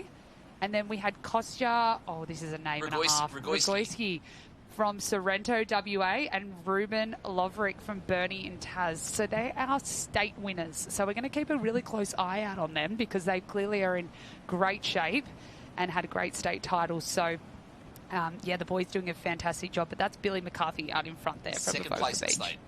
Second place in state. Okay, so he wasn't on my sheet, sorry. Yeah, but that was in there, though. So, but that's what we're saying. So tucked in behind Tyler Johnson, the Queensland champion. So, and this would be really nice for the boys to see where they're currently at with everyone else. Noting they do race a lot now across Australia throughout the season, but that these are the events that mean the most. Yeah, they're very lucky now that there's so many great series running across Australia. So they do get the opportunity to race people from other states more than what they would have in prior years. So they know sort of where they're at, but Aussies is a different beast. So boys just kicking, trying to get over that wave, and Billy's done a fantastic job there. Head down, streamline. He's milked that the whole way through to the beach. So fantastic job there. He's up and running, legs over the water while he wades, goggles come off, tries to keep his feet because there is a few potholes out there at the moment on that in lower tide. There's Trevor G, handler. There we go. Go Trev. He's the Avoca Beach coach, doing a fantastic job. We've seen so many competitors from Avoca today across swim, board, iron, all the things. All the things. All the craft. So quite cruisy at the moment. A little bit of a wry smile there from Billy as he makes his way out onto the board. Tyler Johnson there. But again, sometimes if you know you need to put a bit more work in on that board, if you haven't done the work as everyone else, you need to make your way out on, just get that momentum early on the board and then just try and hold on. Yeah, we've got a couple of other caps there that look very similar to Alexandra Headlands. We've got the Burnie cap from Tassie, which is yellow with the 2 black stripes. So we could be seeing them out there too as well, but you can see the boys coming around the transition poles and onto their boards. We've got some Currawa caps in there as well. Charlie Somerton. Cave. Bit of Somerton action. Yeah, a couple of Glenelg caps. Wanda. Somerton, yeah, that's one we haven't seen today. So the boys are making their way out through this shore break, and it is starting to break a little more now. So that's going to make finals this afternoon a little more interesting. So I believe the finals package, they're looking at possibly getting that move forward because we are so in front of time at the moment, around 1:30. Through it, yeah. So make sure you get the popcorn out, put the kettle on if you're at home. If not, if you're in the vicinity of the local area, get down here and check it out because the vibes are going to be ultra high watching these athletes do their thing. I'm nervous already. I can't wait. It's exciting. It's exciting. There's nothing like an Aussie final, that's for sure. And I think we're going to try and move into 2 areas as well. So we're going to see back-to-back-to-back finals. And hopefully we can bring everything to you guys over the live stream as well. So, yeah, as we said, looking to push that further forward. We sort of estimated around 2 p.m, but that's looking like it's going to be a little earlier than expected. Maybe potentially 1:30. So Just make sure you set your in alarms. Standard daylight saving time, is it? 4 o'clock. What? It's only an hour. Don't isn't it? confuse It's only me, an hour. Harold. So McCarthy is not confused at the moment. He is strong leading out at the moment. Johnson just getting some work in behind him as well. Boma from Wanda, I think might have been that 3rd spot, but McCarthy just looking comfortable at the moment. And you can see the boys really Indian filing along, which is interesting to see. No one's really trying to make a move. They just want to conserve some energy, stay on the wash. But that's 7 there. So we need confirmation. That's a wave off the can as well. That's exactly what you want. So we need confirmation to see how many are going through these rounds. We had only 6 going through in the women's. So the boys are going to have to make sure, though, they get around these swim cans. This is going to be really tight. They're having to angle back, sneak around. The kid from Burleigh is just sneaking around there, which is a great move. Potentially Joel Rod there. Yeah. So he did a great job getting around that. We see the Alex competitor doing a little bit of a double arm while he's laying down, but it's worked for him. Yeah, I'm getting nervous. So we're a quarterfinal into a semi-final, so we might be taking a little bit more than 7, but you still want to be thereabouts, get to that top echelon there. Hamish Smallbone there, just making his way into the 4, so he's in that 4th position at the moment. Tyler Johnson's going to take this one out, along with Billy McCarthy, so it's going to be Alexandra Headland and Avoca in 1 and 2s. And then Billy heads Mowbray Park 3, but again, 6, 7, where is that figure going to be? 6, 7. I didn't mean to do that. 6th position, 7th position. Apologies to everyone at home. That was cringe. We'll take it. We need at least one of them today. So, yeah, the boys doing a great job. This is heat number 1 of the under-15 Ironman. So we're going to go to a Tremi semi-final, if you want to call it that, where they'll have 3. So we're just waiting for confirmation on how many are going through. But if you follow along on live heats, you'll be able to find out. So there's a top 6. Top 6. We've just had confirmation. So Timmy Innes is through from Clifton. Get in there, big man. Unfortunately, I think that means the competitor from Wanda, Max Boma, may have missed potentially. So we're going to wait and see. Just crossing the line now. Potentially 6th position. We're getting word. Yeah, little wry smile there from Max Boma on screen. Yep, he's in that first line. Little fist pump. Yeah, so he's just snuck through, so he's happy. Small in stature, but mighty in ability in the water. Yeah, we've got Sunshine Beach crossing the line now. Ezra Dean there, finishing off in 7th position. And boys just pushing all the way to the line. That's a Bernie cap there, and potentially a mermaid cap. Yeah, Tom Emery there. So all the boys really fighting for every position, which is great to see. Finishing every race off strong. The Kurrawa cap there. Another Bernie cap. Somerton there. 7 heats for the 7 Iron. heats. Again, great numbers for the 15s. So that is why we are being so cutthroat. It's unfortunate, but that's just the way we got to do it. So, yeah, Billy McCarthy, beautiful streamline there to get that wave. And then this being thrown up in this lower tide. They're trying to get around this swim can, just sneaking round. So they're the things, the course management that we're going to see come into play later in the day for those finals, and making sure that they don't do anything out of the ordinary. Oh, we've seen a bit of a stack there. These potholes are really playing havoc on some of the competitors now. We've got heat number 3 in the water of the under-15 male Ironman. So clubs from Anglesea, Alexandra Headlands, Sorrento, North Bondi, Cooks Hill, Bondi, Coogin Headlands, Yamba, South Maroubra, North Wollongong, Metropolitan Caloundra, Talabudra, Manly, another Sorrento competitor, Coogee, East End Surf Life Saving Club. So that's a New Zealand club, Brighton, South Australia, and Wollongong Cities. So an array of clubs being represented in this Heat 3. We've got an interview down the beach with Jen. We do indeed. This is Billy from Burnie. Now, you've got some great form coming into the Australian Championships. You got to pick a few medals at your state champs? Yeah, I did. It was really good down at Carlton, sorry. That was a really good wave. Along with the Bernie boys, especially Archie and Reuben and Will, Nash, all those guys were pushing each other so hard that weekend. It was really good. Really happy with my results. Well, you've had the big training, you've got the good results. Now you're at the Australian Championships. You're through to the next round now for the Iron. Is this how we were hoping things would play out? Yeah, I'm pumped. I'm so happy. It's been the goal all season, really get out of heat, just get in with the big guns, I guess. And are we focusing in on the Iron? Is this the big race? Yeah, I really like the Iron. I'm not sure. I'm pretty good at the swim, I think. But yeah, I really enjoy the Iron. It's probably my favourite. And is swim board your favourite? What do you like best? I like board swim better, I think. Oh, you're coming home strong at the end? Yeah. It's much easier to be tired with a swim than a board. Now, we've been talking about these conditions out there as well. They've just moved the flags. How are the legs feeling? Have you got a few more races in you? Yeah, I think so. It should be good. As the tides drop, the potholes are getting bigger and it's dropping everybody, but I guess it's a lot of fun still. Great to have a nice little wave, especially, where I'm from in Tassie, up in Bridport, especially we don't have any waves at all. It's just really good. Well, we're glad we can turn the conditions on. Please stay on your feet, on those potholes. Let's keep that good conditions going. Good luck for the finals. Thanks so much. See you later. Big Timmy Innes. The Bernie boys. I love it. A little bit to unpack there. Great interview.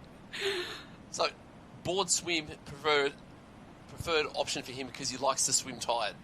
I like is that a thing? That is definitely a thing. Your swimmers will love swimming tired because, they can just do it better than potentially the board paddlers who are tired and they don't like swimming. So I like where his head's at there. So he'll need to put in the big guns, though, because it is swim board. So he'll need to get out in that swim early and try and hold on in the board. So, however, let's just acknowledge what he also said.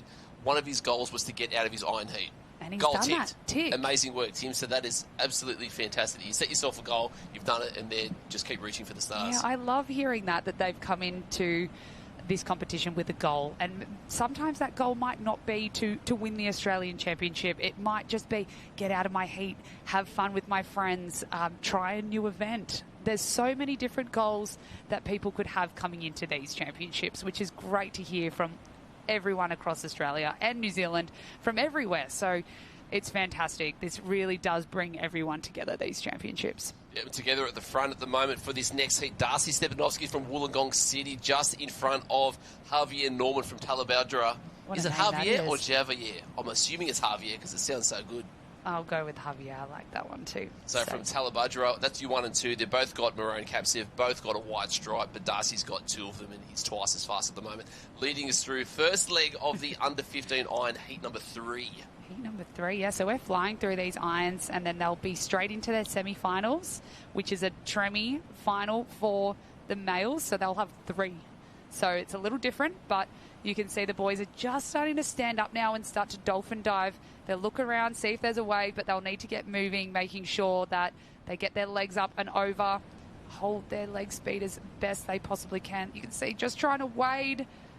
Oh, is that the East End cap I'm seeing? Yeah, that's choice. Yeah, get in there. I Jackson quite Rowlands. like that one. Big Jacko. That's different. Big Jacko Rowlands in there from East End over at NZ. Jake Schultz from North Wollongong. He's got the red with the black and the white. It's the opposite of North Bondi. Yep. But it is Stepanovsky leading us on at the moment.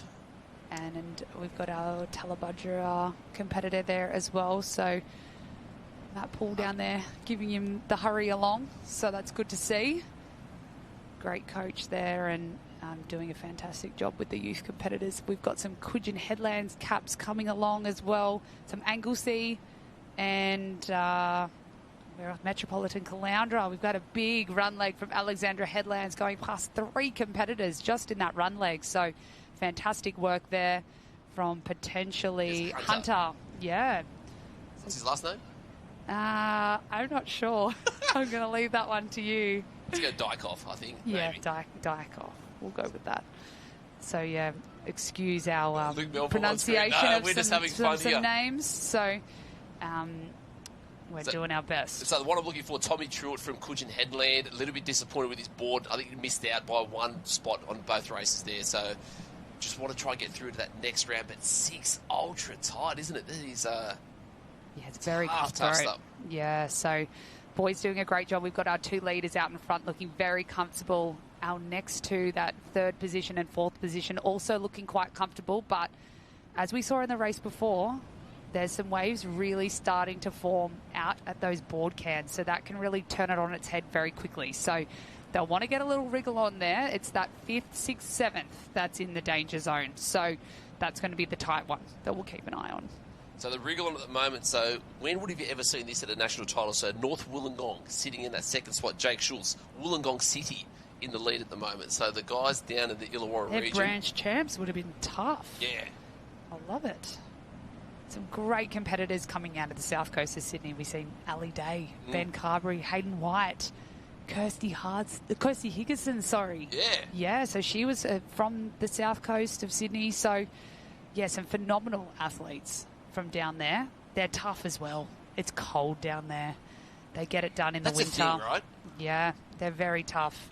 And then you go further south, you get your clubs from Victoria, South Australia. It's really, really tough. Look at this from the cans. Oh, no. It's had a bit of a spill there, so he's come off his board. He's just had a late takeoff, but the boys just trying to sneak around the cans as well. It's really tough with North Kirra Beach that as the cans are set there, those waves tend to break through the swim cans, so you cannot cut that green and gold can. So they've managed to sneak around that. Which is going to be so important, especially with these young boys as well. Getting around that last can, brain needs to be switched on, because if you shut down just for that tiny little moment and miss that last can, race done. Race done, yeah. You'll have to either spin around and go back out, which you just can't afford to do at the Australian Championships. But a great wave there for our leader. He's just having fun with it, isn't he? Oh, a replay there. Oh, Jake that's all Schultz. he really could have done there. Otherwise, he would have ended up on top of the other athletes. So he's done a good job of avoiding, but you just hope that it doesn't come back to bite him and he gets through. So, And great decision making too. Obviously, this is just that quarterfinal. If that's a final, though, you take it. You're gone. Yep. That's it. You take it and you Up end on up the on knees. top of someone. Drive hard over left. the top. Yep. There's no friends at the cans, unfortunately. So, nice decision there. Great sportsmanship we've seen. So, Wollongong City, yeah, taking out Heat 3 of the Under-15 Ironman. He will be in a semi-final coming up a bit later in the morning. So, we're flying through these events. So Stepanovsky from Wollongong City in 1, Javier Norman from Talabudgera in 3. There's going to be Jake Schultz. No harm, no foul there for you, young man, making his way through. And look who's on the beach. Stephen Marley with the microphone. I'm sure he's calling it all down there. We've got another 2 competitors coming through. Oh, what cap? East End. East End. Yeah, East End. It looks like Yep, a quarter cap. and a but it's not. Metropolitan Caloundra cap. So they've snuck through. And this is the last position. Anglesey, I believe, Ethan Gately. is our 6th competitor that should sneak through. Sorrento there. And a Manly cap. Potentially just missing out. Kudjan. Tommy Truitt again, missing out by missing 1. out. And he was looking the goods there after the swim. So North Bondi there crossing really strong, and an Alexandra Headlands cap and a Coogee cap coming through as well. So all the boys doing a great job there. We've just got a little replay. Great streamline. Great skills. So, whoa. Oh, that was close. I'm just sitting here with my eyebrows raised going, holy wow. Yeah, so Again, heat, it's okay. it's okay. We can be a little bit relaxed. Yes. Because yeah, look finals at the- time, it is going to be on. I know. The weather's a little overcast here today, Where's but that? look, That's this beautiful. is what we want. We want the Talabudgera Creek weather that we've filmed. been That there. is Tally Creek, yep. So you see a lot of people out there swimming. The beautiful Burleigh headland there.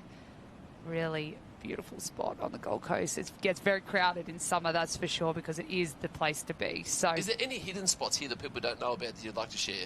oh, Or well, I stretches? shouldn't share them if they're hidden. Whatever. Just nice quiet stretches of beaches, something. Oh, I personally love heading down a little further south over the border.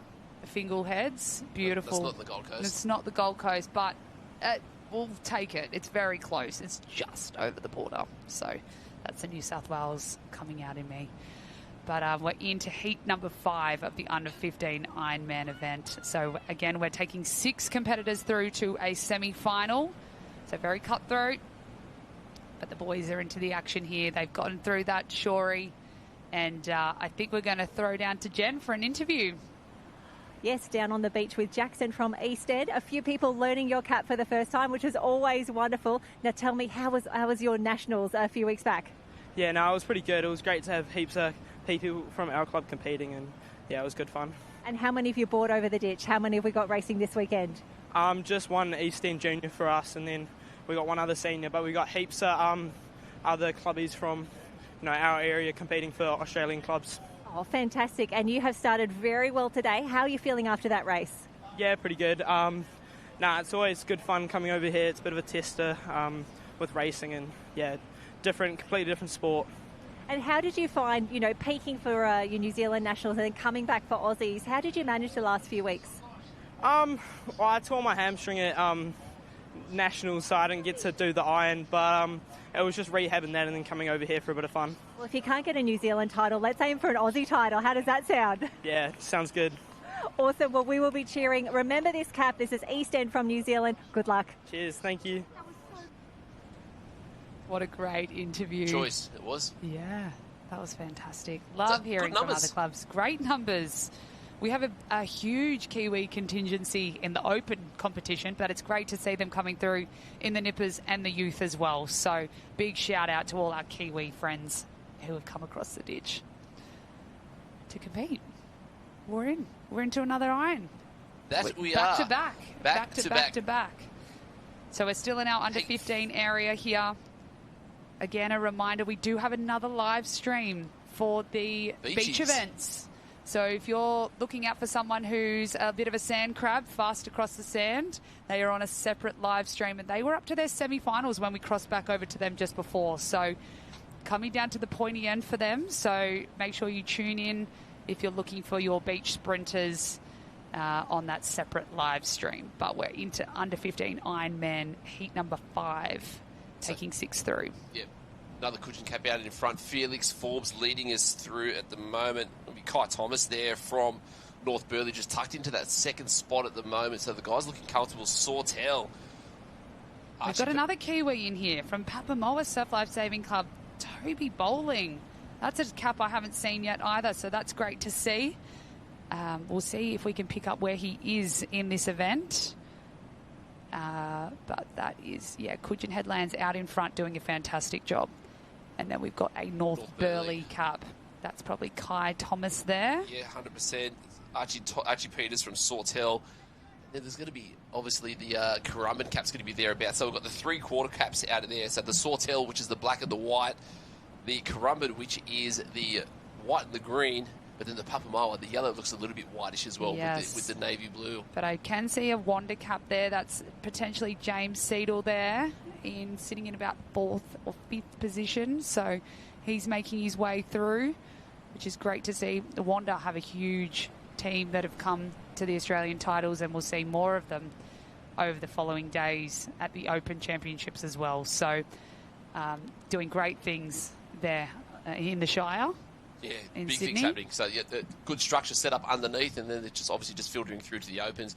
But just top of the screen at the moment, just notice Max Cohen from a Rilla Break Point sitting in that 7th to 8th spot at the moment. You want to get a bit of a wriggle on because it looks like it's just getting that little bit more stretched at the moment, because this is just that first leg, and water's moving a little bit more choppy at the back. Yeah, we've got a Maroochydore cap in there, potentially Finn Lee, or we've got some shakeout mid-race. Oh, I like to see it. Stretch it out. Get through the swim and give it a little shakeout. I like it. Got Sawtell there just waiting for this wave to get through this deeper water. So it is really tricky. The boys are finding it hard to sort of run through this awkward depth of water because we're not on low tide yet. So this is just going to keep draining out and draining out across the afternoon. So it should get easier to run across by the time we get to our finals. But we've got Coogin Headlands in 1, North Burleigh in 2.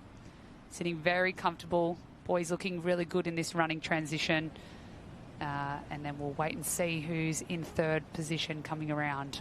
Yep, so Forbes in 1 at the moment for Coogin Headlands. Thomas with the left-handed grab. You don't see that too often. You'd love to see it. Then Sawtell in 3. Sawtell, yes, so Archie Peters there. Then we've also got another Felix. So Felix Stevens from Manly in that 5th spot at the moment. The big boy just making his way into the water now. Maroochydore there, Finley coming through the transition. Underrated 2-syllable name. Yeah. Max Cohen from Barrick Point also coming through. Just picking up their boards, getting into their rhythm. They really want to try and push for those top 6 positions in this iron event. It's very cutthroat out there today, but the boys doing a fantastic job, giving it their all. And they've probably already been around the cans Heaps. 4 or 5 times. Yeah. Just this morning with board, more irons, swims, you name it. They've done it all this morning, so doing a great job out there. So Felix Forbes still leading us out at the moment for Coogin Headland. And then it's going to be Felix Stevens with a nice bit of movement there for the Manly Club into that 3rd spot. Kai Thomas holding on to 2 at the moment. And then it's going to be that 4th spot, Archie Peters from Sawtell in that top 4. So 6 is going to be that number. It's getting a little bit spread for the rest, though, so they're going to have to make a move on top 4. Looks comfortable, home and hosed at this stage. So top 4 at the moment on screen, and it's still all from start to finish. Felix Forbes from Coogin Headland. He's really dominated this race. He's taken it out strong and holding on. So we've got 4 there. 5 is rounding that first swim can. So this next group 6. of about 4 or 5 competitors is aiming for one last spot. So this is going to be extremely tight. So, yeah, Ryan Batley there from Dicky Beach leading off that pack. And just on that right-hand side of the screen, just about to get to that first red and yellow can is where the movement is going to be. But it's Ryan Batley from Dicky Beach needs to hold on to that spot if he's going to book himself as a place in an Aussie semi-final. Yeah, well, and it's going to come into play now, these waves that are coming through. A boy's just, Coogin, he's done it. He's pulled onto a wave after he turned that last board can, and he's angling it back to try and get around the swim can, which is really difficult to do, but he's done that with ease. So great job there by him. We'll see if anyone else picked up anything behind him in a second, but really running that board well, and he's put a big gap on the field now. Really acute angle to cut that back. So again, dropping tide later on, when these waves are getting a little bit heavier, we are 100% going to see some action. Someone is going to miss a can. I just know it. Oh, don't jinx it. I'm not jinxing it. I just want these guys to be aware of their responsibilities to get around these cans, because that was really, really tight turn there. Felix Forbes start to finish from Coogin Headland. And I'm just going to draw everyone's attention to the mid range of that field there, aiming for that last position. Oh. Look at these waves coming through out at the swim can. So we have 1, 2, 3, 4, 5, 6 there, going for that last position. So very tight. Oh, look, someone nearly missed the can, G. Harold, I'm not saying I'm good at what I do, it. but it's not too far off being perfect. Oh, that's unfortunate there. So that's a big time waster there by almost hitting that can and being bumped on the other side. So these guys are comfy there. They've booked their spot into the semi-finals later this afternoon. They'll have to do one more until they're potentially in that finals package later on this afternoon. But looking very comfortable there, Coogin Headlands. That looked a little bit too easy there for Felix. The swim leg looked okay. Kai Thomas, comfortable. And then the other Felix, because we're going to have 2 in the one race because we can. Felix Stevens from Manly. That board leg was pretty solid, so it'll be interesting to see. Here's 5. This is 5. Sawtell is 5. Wanda 4, Sawtell 5. So we're waiting on one more spot. Who is it going to be? We'll see if the crowd starts to go wild. But I think it's going to be a run up the beach. All right, here they come. Is that who we got here? This is for our final spot. Final spot there, just trying to get Caden across. Barrow from Morty Alec, I believe. Oh, getting it done just sneaking through. Archie Catley from Elliot Heads. Yeah, unfortunately missing out there. Archie from Elliot Heads. So Little really wave tight through. finish there. This is going to be an exciting afternoon, G, finals time. Dropping tide. Forward to it. Heavy bank. Unbelievable. So that's going to wrap up the last of the under 15 heats there. And we'll be back after a few of these messages.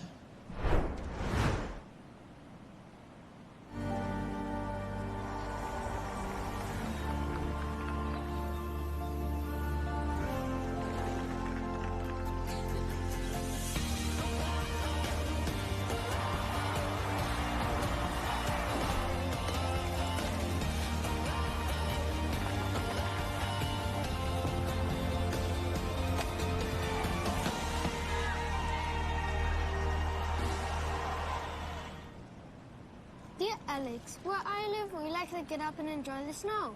What about where you live? Get up and ride, Alex. Get up and surf. Caramel latte for Alex. But I don't drink coffee. Yeah, you do. Ooh. Dear Thorsten, where I live, we get up and Gold Coast. Can we get ice cream?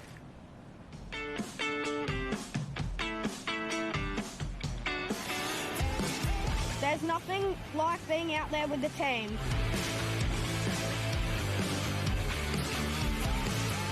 It's all about pushing each other to be our best. We work together to win. Teamwork makes the dream work. Your shelter now. You know I can be a getaway driver. You know I can be your love, love, love.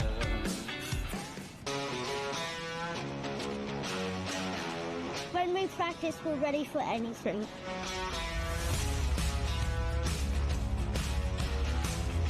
It's about being brave and never giving up.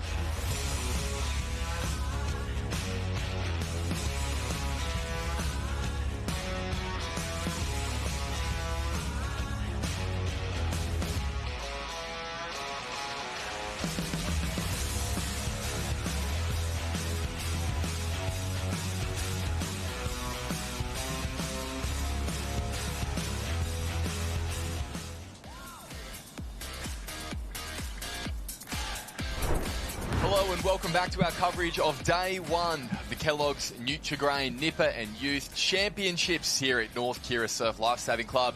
There's been a change in commentary. My name is Sam Jordan, sitting alongside Liam Ryan, and we have got the honour of being on the beautiful Gold Coast, one of the most idyllic destinations anywhere in Australia for what has already been a thrilling start to the Aussies. And with a setting like this, Liam, it's hard not to enjoy it. Yeah, that's right. It is hard to beat the conditions we are getting today. That's like what they say on the Gold Coast. It is beautiful one day and perfect the next, and we are seeing that this morning. And we are out in the water in our under-15 Ironwoman in heat number 1. This is looking like we could be in the quarterfinals. We're just going to double-check that. But they are in the water, starting the swim leg. It is swim, board, and we are going to be looking down to Jen on the beach. Jen, who do you have there? I have got Archie from Sawtell, who is through to the next round. Archie, how are we feeling? I'm feeling pretty good, yeah. There you go. He's very confident down here. Now, you're from Sawtell. Lots of famous people from there. You might be able to add your name to that list. When you think about who you look up to, who are your heroes? The Hancock sisters, Joe Collins, so yeah. Yeah, Joe Collins, one to watch over the next few days. What are the characteristics of these people that make them so aspirational? They're very good at the sport. They're very nice, you know, and yeah, that's good. Now, you've been doing really well so far. You've already got the surf race booked. Are we hoping Irons the next big one? Yeah, maybe. I'll do my best to get in, so yeah. And how are these conditions suiting you? Well, at Sawtell there's more of a wave, so it's a good long swim, so that's good, but I wish there was more waves. So, yeah. Well, we'll see what we can do for you in the next few hours. But thank you so much for having a chat. Good luck for the next round and for that surf race final as well. Big waves to everyone who's cheering for you from Sawtell. Yeah. Thank you.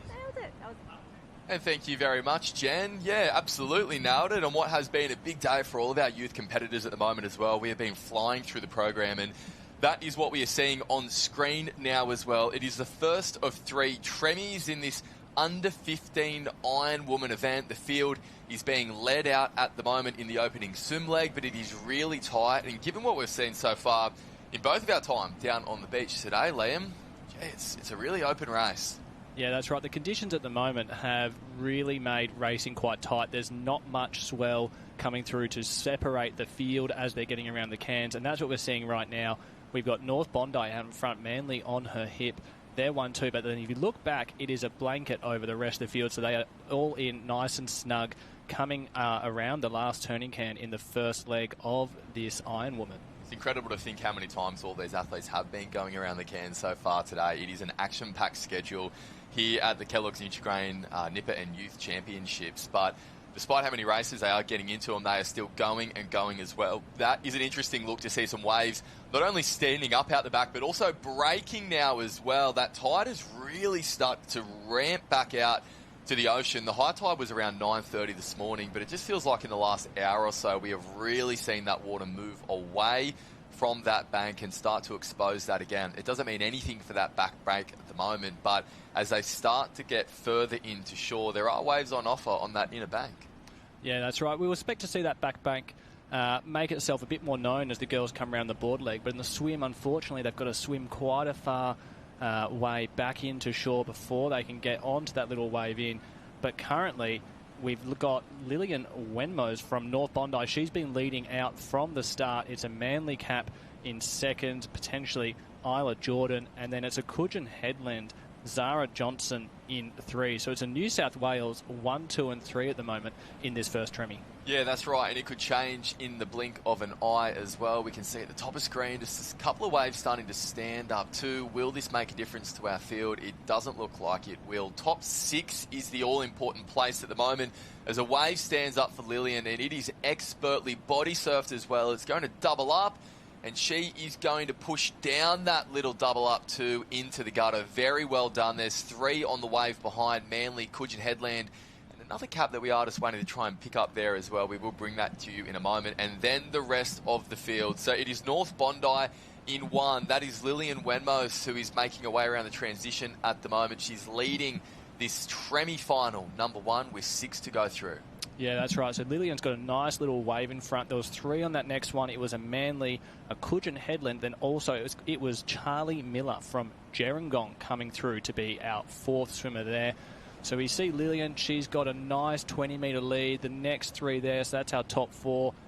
And then we're seeing it is getting tight for that last 5th and 6th place. So this board leg is going to become quite important for these girls in that red zone. And Charlie Miller from Gerringong doing an outstanding job in 4th at the moment. So great to see Gerringong represented here of the Aussies as well. A really proud country club just south of Wollongong on the New South Wales East Coast. And that's one of the great things about the Aussies as well, is just seeing so many different clubs represented. More than 316, if I can pull that off the top of my head, I do believe.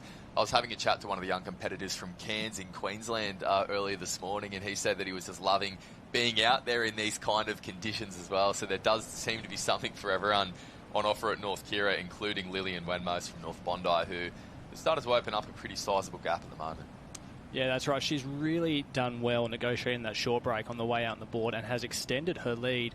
We've seen that next 3, they're still sitting pretty tight. 4th has broken away, and then it is looking like that almighty 6th place. There's 3 girls in contention there, followed by the rest of the pack. So that's going to be pretty tight coming around that board leg. We saw in the race before that the boys were starting to pull some waves from those board cans. That's that string of 4 black and whites out the back. So the girls at the back, they're not out of this race yet. They have plenty of time to go to get themselves through to that final later this afternoon. Well, half the battle is timing it right, isn't it? And trying to be there when those waves do break. A little bit of whitewash you can see on screen there as well. Lillian just missing that one as she sneaks over the side. But it has the potential to really flip these races upside down. And not only that, for our leaders who are out in front, it has the potential to give them a well-deserved rest as well. That is one thing. I know I did mention it just a few moments ago about the compact program here at the Nipper and Youth Championships here at the Aussies is that they are flying through these rounds, often with quite cutthroat progressions too. So we are seeing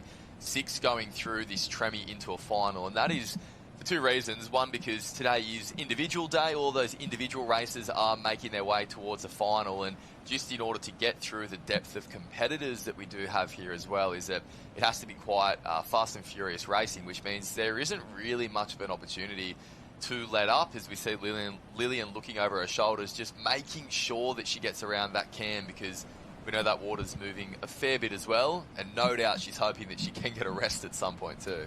Yeah, that's right. Like you said, these girls have already done their swim. They've done their board all the way through to semi-finals. They've already done 1 Ironwoman. This is the second one with minimal rest. So they are going to be getting pretty tired, so any help they can get from the ocean coming in is going to be beneficial. But we're seeing Lillian here. She is just continuing to extend that lead.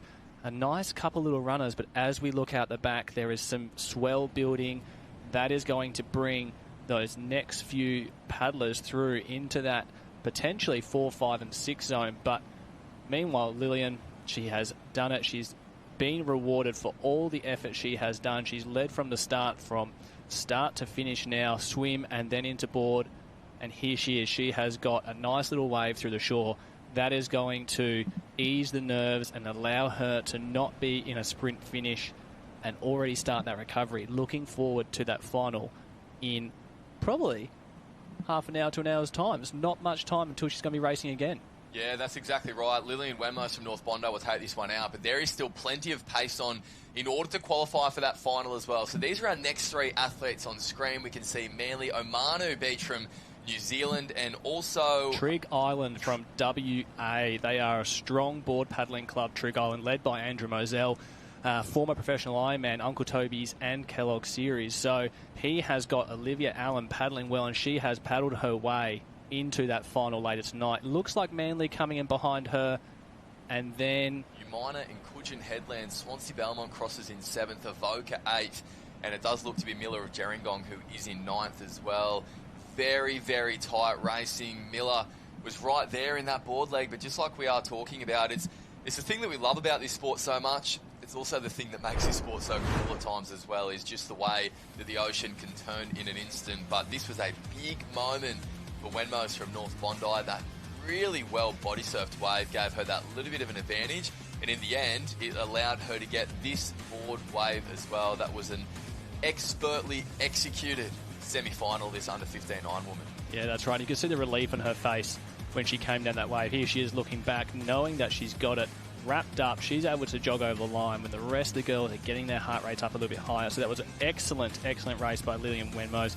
We are expecting to see her feature well in that final a little bit later. But what about the change-up in the rest of the field? That 2 through to 6 range. The girls think they were locked and loaded heading into that board leg, but that little bit of swell that's starting to come through on the back brake is really starting to cause some havoc and mix some things up, and we've seen that with the results there. So congratulations to the girls qualifying through.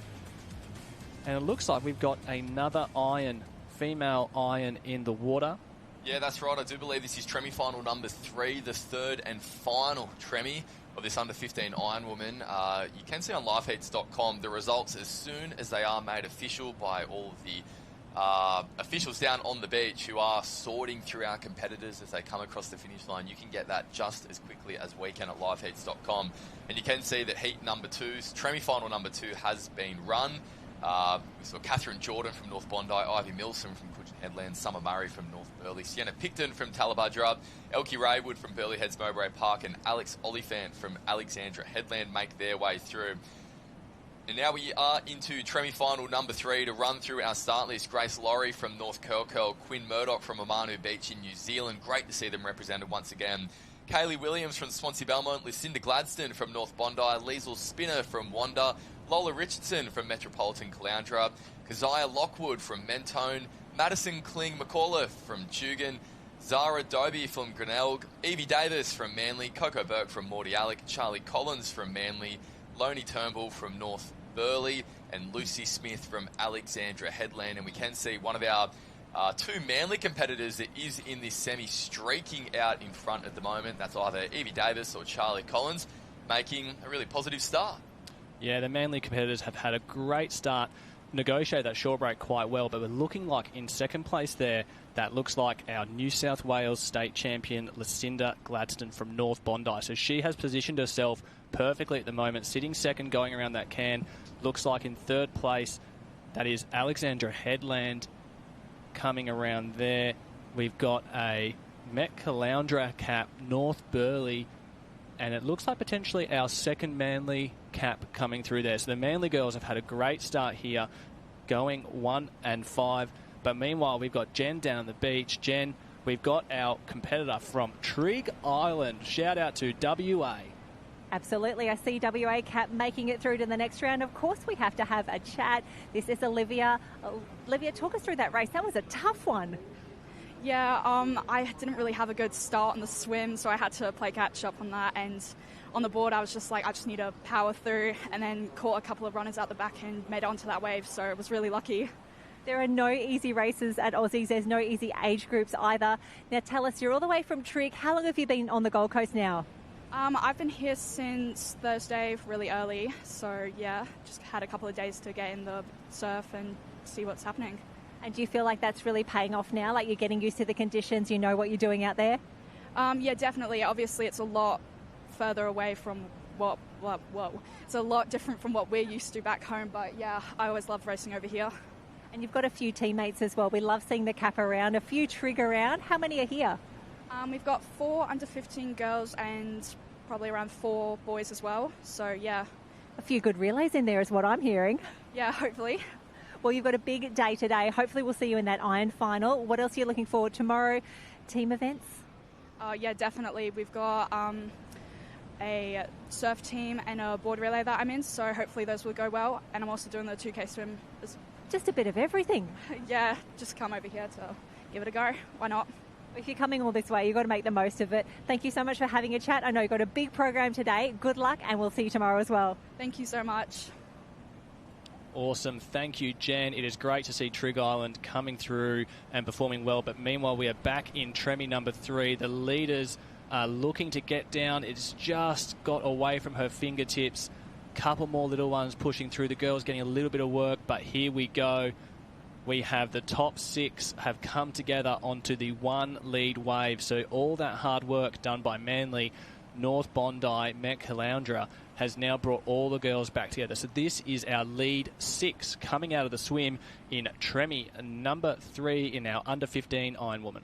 Really impressive piece of body surfing skill from Liesl Spinner there from Wanda. She was in 6th place and just a few body lengths off the back of that lead pack, but she had her head down. She pulled down that little wave on the inner break and has pushed her all the way up to the front of the race at the moment. So that is one leg done. That is one job done in the battle to try and qualify for this final 6 going through, and that is the 6 that we have on screen at the moment. So there is a little bit of a buffer for these competitors now as they make their way into the water, but like we saw in the last race, especially on the board, this wave can really throw up anything. Yeah, that's right. It is not over until they can cross that finish line, and we have seen it time and time again. So these girls coming through now, it is not over for them. They need to really make sure they negotiate this shore break well. We're seeing our leaders have to come through a couple of waves. They've punched through that one. They're making their way around, so they look like they're getting out clear. That's not going to help these girls behind. They're hoping that those leaders get slowed down in that shore break, but unfortunately for our back markers, our leaders have got away. They're going to form a little pack here. We're seeing the girls already come together looking for that wash, but it is Manly back in front. She led her way around the swim, and she is back there again. 4 wide, Alex, North Burleigh, Wanda, North Bondi, and Met Caloundra just tucked off the back there. Yeah, that's right. Lola Richardson from Metropolitan Caloundra in 6th place at the moment. Just doing what she can to try and claw onto the back of that pack as well. Any little bit of rest that you can get in these races is going to do you the world of good. You would have to say that she's in a strong position at the moment to get through to that final, which this is often the most nerve-wracking race. The most nerve-wracking round as well is the semi-finals. It's all about just getting yourself into a final, and once you're in there, anything can happen. So, look, she's certainly doing her job at that. Lola, she has clawed onto the back. There's a couple of little waves. Stand up over the back bank too. Maybe something for our field as they turn and make their way back in. Everyone else in this race certainly hoping that isn't the case. Yeah, that's right. We are starting to see, as we see there from Met Caloundra, Lola Richardson having to really punch through that one there. So that back break starting to come into play a little bit more for this under-15 arena. And as you can see, it's just pushed her back off that wash just a little. But still, this front 6 have come around fairly untouched. All the girls on their stomachs, saving their legs. Like we've said, they have raced a lot today, a lot of soft sand running, and they will be tired as we see some runs starting to come through. It is still Manly and North Bondi. They have been probably our 2 strongest athletes in this race so far, and they are still pushing. And neither of them want to give an inch. They are rating up. You see the difference in this front 3 to the next 3 in that rating, and they're really trying to milk every runner they can. They make their way around that string of 9 in this board leg of the Ironwoman. All the cans are in play. As we see, North Burleigh just got a little bit stuck. She's come off. So that has cost her probably 30, 40 metres in this race. So now she starts to worry, will those next back markers catch up to her as she comes through this gutter? That's a big moment in this race, but Lonnie Turnbull straight back onto her board as well. It was almost like an Eskimo roll off one side and straight back on the other. And if you are going to come off your board, that is the way you need to try and handle it as well, because it doesn't look like it is going to cost her. Out in front at the moment, we can see the cap of North Bondi pulling down that wave in front, Lucinda Gladstone. She will take out this semi-final, but that is not what it's all about. It is about booking your place in this final. There are our next 4 competitors. They are going through, and after that little bit of a mishap, it does look like Turnbull has pulled down that wave on her own. So that is our top 6, despite a little bit of a scare there for North Burleigh towards the final stage of this race. Turnbull will book her place in the under-15 Ironwoman Championship of Australia, and I think Liam will start to see some of those smiles come across the faces as well, because this is the big job. It is all about booking your place in that final to have the opportunity to race for a title here at the Aussies. Yeah, that's right. The girls would have been quite nervous going into that last leg, and like you said, once you make that final in surf, anything can happen. This tide is going to keep pushing out. The surf will come into play a little bit more, so we're going to see a bit more upsets. We're going to see people pull waves from out the back and come on through. But meanwhile, we've got a nice little sprint finish here by the girls crossing the line. They are in 7th and 8th. That looks like Kasia Lockwood from Mentone. And is that looking at a Swansea Belmont? I can't see the rest. Or is it Zara Dobie from Glenelg? Either way, the girls have crossed nice and strong there. But it was from our swim start a clear 6 leaders the whole race. They set themselves up well with that swim. It shows how important that start is. And the leaders always get that first crack of the waves. Here we see Lonnie Turnbull has just come a little unstuck on that last can, but luckily she was able to get around it. But Lucinda Gladstone showing her pedigree, our New South Wales state champion, taking out Tremi number 3 in our under-15 female Ironwoman.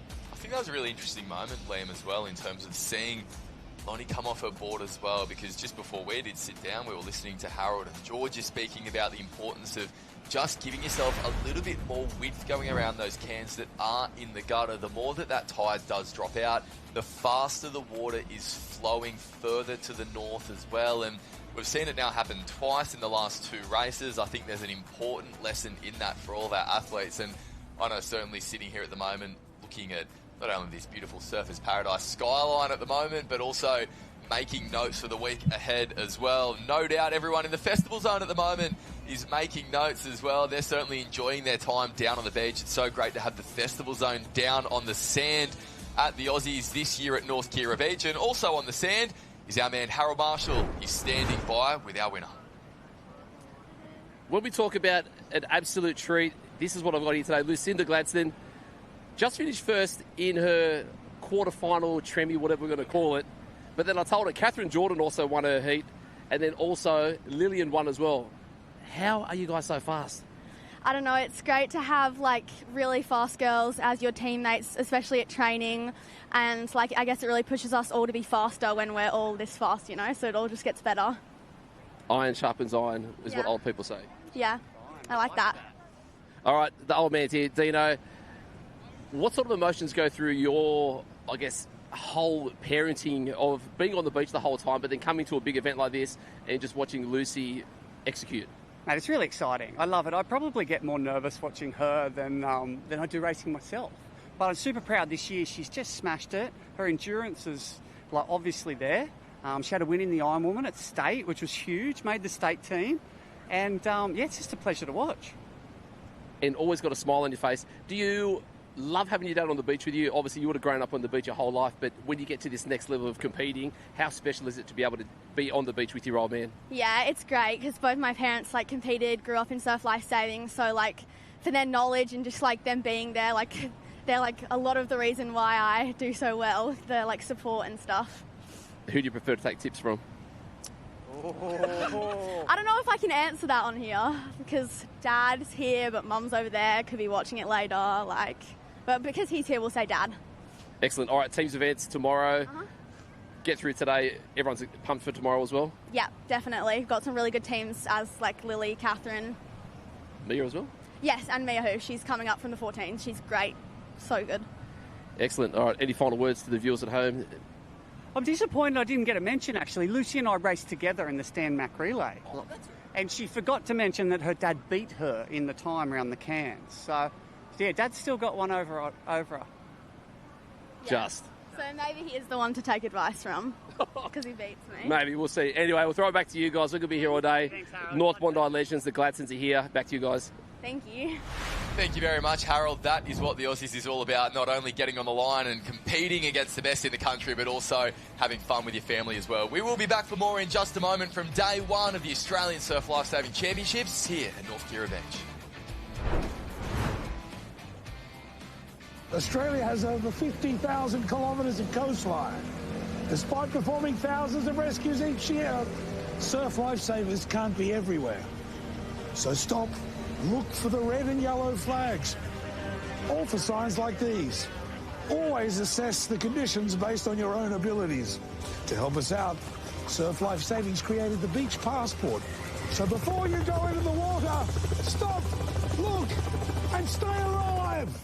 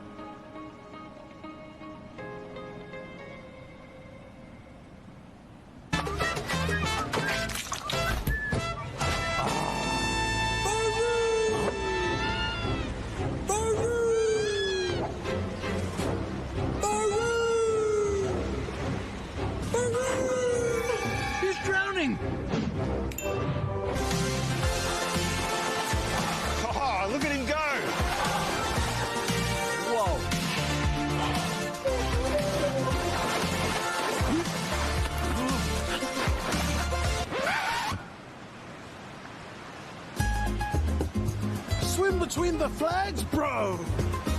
Speaking of saving, Step 1 and Surf Lifesaving Australia have partnered to make these. They've even added these two flags to remind you to swim between them.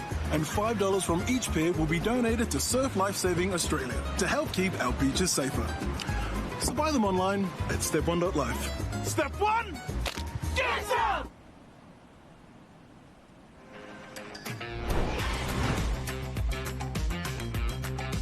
Welcome back to the Kelloggs Nutri-Grain Nipper and Youth Australian Championships, and welcome back to the Gold Coast. North Kirra Surf Life Saving Club is your home of surf sports for the next 9 days, and it is great to be with you as we do start to move towards those finals this afternoon in this youth competition. On what is, well, one of Australia's favourite patches of sand as well. I know that when the Australian titles get announced here on the Gold Coast, there's plenty of people that are putting that one in the calendar straight away just because of how beautiful this surrounding area is, Liam. Yeah, that's right. We're seeing some absolute stunning shots of the Gold Coast skyline, and from our location here at North Kirra, we are getting a look over the ocean straight down to Surfers Paradise. It is just stunning. You don't ask for much more than this. It is hard to beat the Gold Coast as the location of the Australian Surf Lifesaving Championships. Yeah, that's right. The only thing that all of our competitors could be asking for at the moment is progression through to the next round of this under-14 Ironman event. We are seeing heat number 2, we do believe, on screen at the moment. We are just waiting for confirmation on that as they do get ready for a start here. We're still waiting to learn about those progressions as well, but what we do know here in the youth events is that it is often a tight progression to get through this first heat, just given how many races we do have this afternoon. Now, we do know that our under-13s, and as we just saw a few moments ago, our under-15s are also approaching very quickly now up to their finals. Once we get through the under-14s, we will be seeing all of those finals back-to-back to see Australian champions crowned and see the future of our sport. We are getting word that 6 will go through this heat of the under-14 Ironman. It could be heat number 2 is what we had been told. So we are getting ready for a start at the moment, just trying to pick out some of those caps on the start line. Yes, it does look like heat number 2. Yeah, that's right. I've just spotted the Mullaloo cap, one of those WA caps there. That's Aidan Kavanagh from Mullaloo. On the line, the boys are just getting ready in the starters' hands. They're just trying to get the last few bits set up.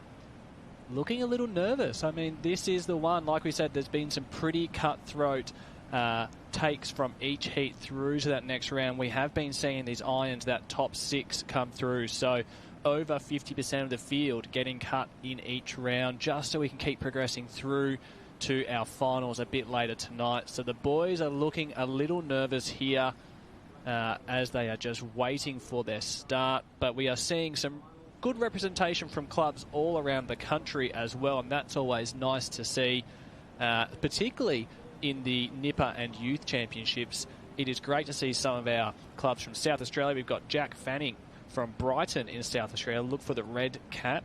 He is starting here. Like we said, Aidan Kavanagh, Mullaloo, Lewis Farrell, Clifton Beach, Tasmania, Fergus Charleston, Semaphore, Harrison Chiller, Warrnambool. So we're getting a really great spread of athletes in this heat number 2. Yeah, that's right, and they are just getting their final instructions from the start at the moment as well. We might even just take this opportunity to run through the start list too. Jack Fanning from Brighton, Thomas Parsons from Mooloolaba, Reggie McCarthy from Cottesloe, Dean Martin from Manly, Sam Patel from Maroochydore, Smith Mason from Currumbin, Aidan Kavanagh from Mullaloo, Spike Kravenko from Northcliffe, Lewis Farrell from Clifton Beach, Ethan Rowe from Northcliffe, Monty Cole from Mermaid, Fergus Charleston from Semaphore, Harry Bolton from the Lakes, Harrison Chiller from Warrnambool, Milo Westcar from Manly, and Harrison Burrow from Freshwater. They now, well, one more opportunity to wash the goggles, then we are going to be getting ready for a start. Yeah, being given their final instructions from our starter. The boys are just going to come in. It's a nice way to calm the nerves, clean the goggles, go through that pre-race routine. We see a couple of boys electing for that. The rest of them just there, ready to go. They have been on this start line for a couple of minutes and they are itching to get started.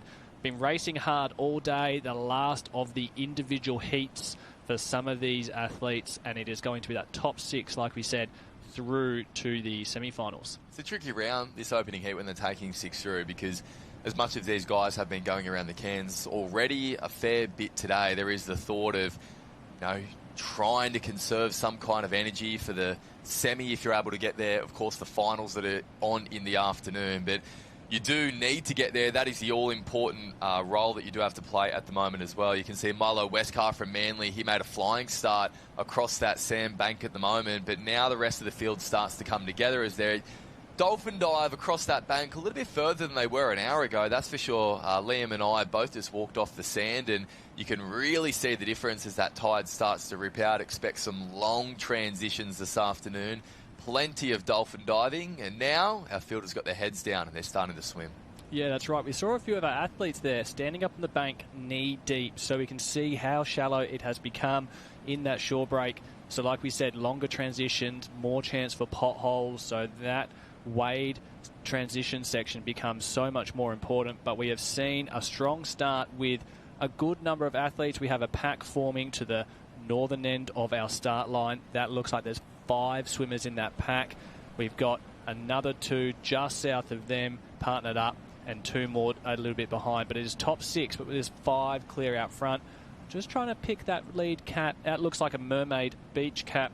Potentially Monty Cole from Mermaid Beach has taken the best of that start, has put himself in a great position. Yeah, really impressive start as well, because there was about 4 or 5 competitors in a line when they did finish dolphin diving and start swimming, and straight away Monty put his head down. He made his way towards the front, and now he's being joined at the front of this field as well by, well, it could be Sam Patel from Maroochydore just trying to pick up that cap. We can see predominantly white with a few stripes down the middle there. We know it's Smith Mason from Currumbin. He is in third, also starting to make a move at the moment as they get not too far away from that opening turn. Yeah, we're just trying to pick up that cap, but I think that's going to be Harry Bolton from the Lakes. I reckon I can spot some lightning bolts there. So Harry Bolton has really put the effort in coming into that first turning can. He has set himself up. First around the can gives you first option at the waves coming home. So it's Harry Bolton from the Lakes in first. Second place, that looks like Smith Mason from Currumbin. He's also brought himself up nicely. Then we have Monty Cole from Mermaid Beach. Then there's a Northcliffe and Maroochydore cap coming in behind. So that is our top 5 so far. But you can see it's really not over yet. The boys are still in touching distance of each other, but out in front, really getting that kick going, getting his rating nice and high. Harry Bolton from the Lakes. It'd be interesting to hear from the competitors just how much water is moving along that string of 9 at the moment. It just looked as though when they first turned that red and yellow that they were getting a fair bit of water moving back against them and slowing them down with that current. Another wave standing up out the back. Now, that bank is actually starting to break more and more, and those waves are standing up steeper and steeper. No doubt some of our open competitors who are racing later in the week will be watching this live stream, trying to get a little gauge of what's happening at the moment. And speaking to some of the coaches down on the beach as well, from the local clubs to the Gold Coast who have been training here for the last few weeks, they've been saying that it's actually been quite heavy on that back bank too. So the conditions today, very friendly for racing and perfect conditions for our youth and Nipper championships. The Kelloggs Nutri-Grain Nipper and Youth Championships as well. As we start to build towards our finals program this afternoon, this is the Under-14 Ironman Heat number 2, and it is Harry Bolton from the Lakes out in front.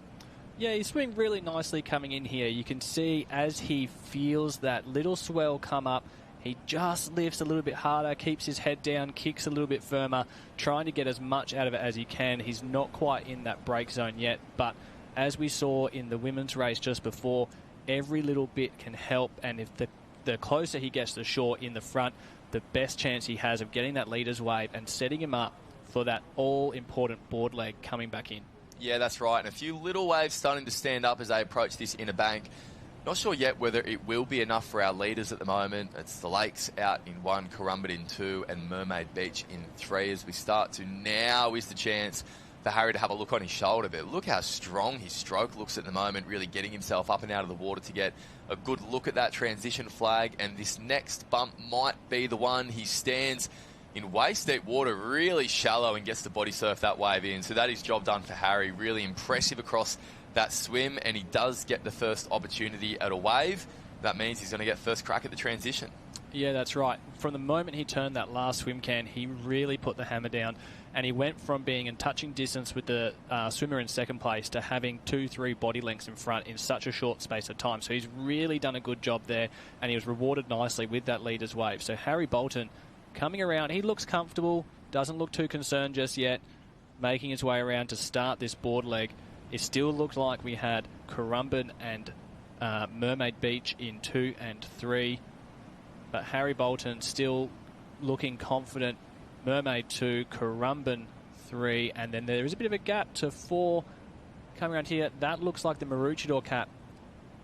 Patel, and then Northcliffe, one of our Northcliffe boys there as well. Could be Spike or Ethan. And then here comes the rest. So this is where we're going to see that almighty 5th and 6th place get selected from. So the boys are going to try and negotiate this little shore break. The potholes here, you see them electing to put their boards down early and bunny hop their way across. It's often a bit safer. They're not as likely to fall over. You see a couple just having to sit up and negotiate that little pop of the waves there, but it is 1, 2, and 3 clear out in front. That's going to give them the best run out the back, but we have been seeing that back break start to come into play a bit more. We saw waves breaking during that swim leg. So these boys aren't out of it yet. They can still get held up out the back, and if you are in that 5th and 6th place, then it is not over. It is not over for Harry out in front. He's going to be hoping to get a clear run around the cans. Of course, our live stream has been moving around across the different age groups so far today, the under-13s and under-15s, where we were most recently. Now in the under-14 area, which is in the middle of North Kirra Beach, and it's really striking in that transition that you can see from all the competitors just how quickly things have changed here as well. The officials have been moving those transition flags in the start line closer and closer down to the water, but just in the last hour or so, the tide has hit fast forward. And that is not only a long and hard transition on the hard sand as well, but it is a fair bit of wading and bunny hopping too.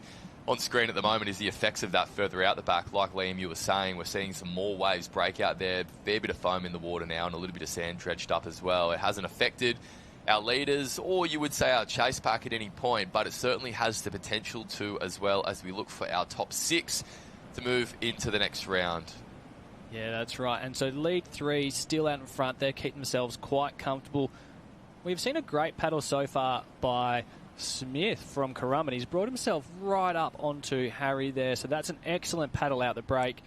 Mermaid has dropped to probably 2 board lengths back. And then we are seeing 3, 4, 5, 6 out there. 7, 8, and 9 have turned that can. So we got those fourth and fifth just pushing down this swell. That's going to give them a nice bit. Can they turn it into a wave? Wow. Look at that Northcliffe. Great surf skills. You see him cutting across. He has to go around that green and gold can, so he's going to cut across really hard.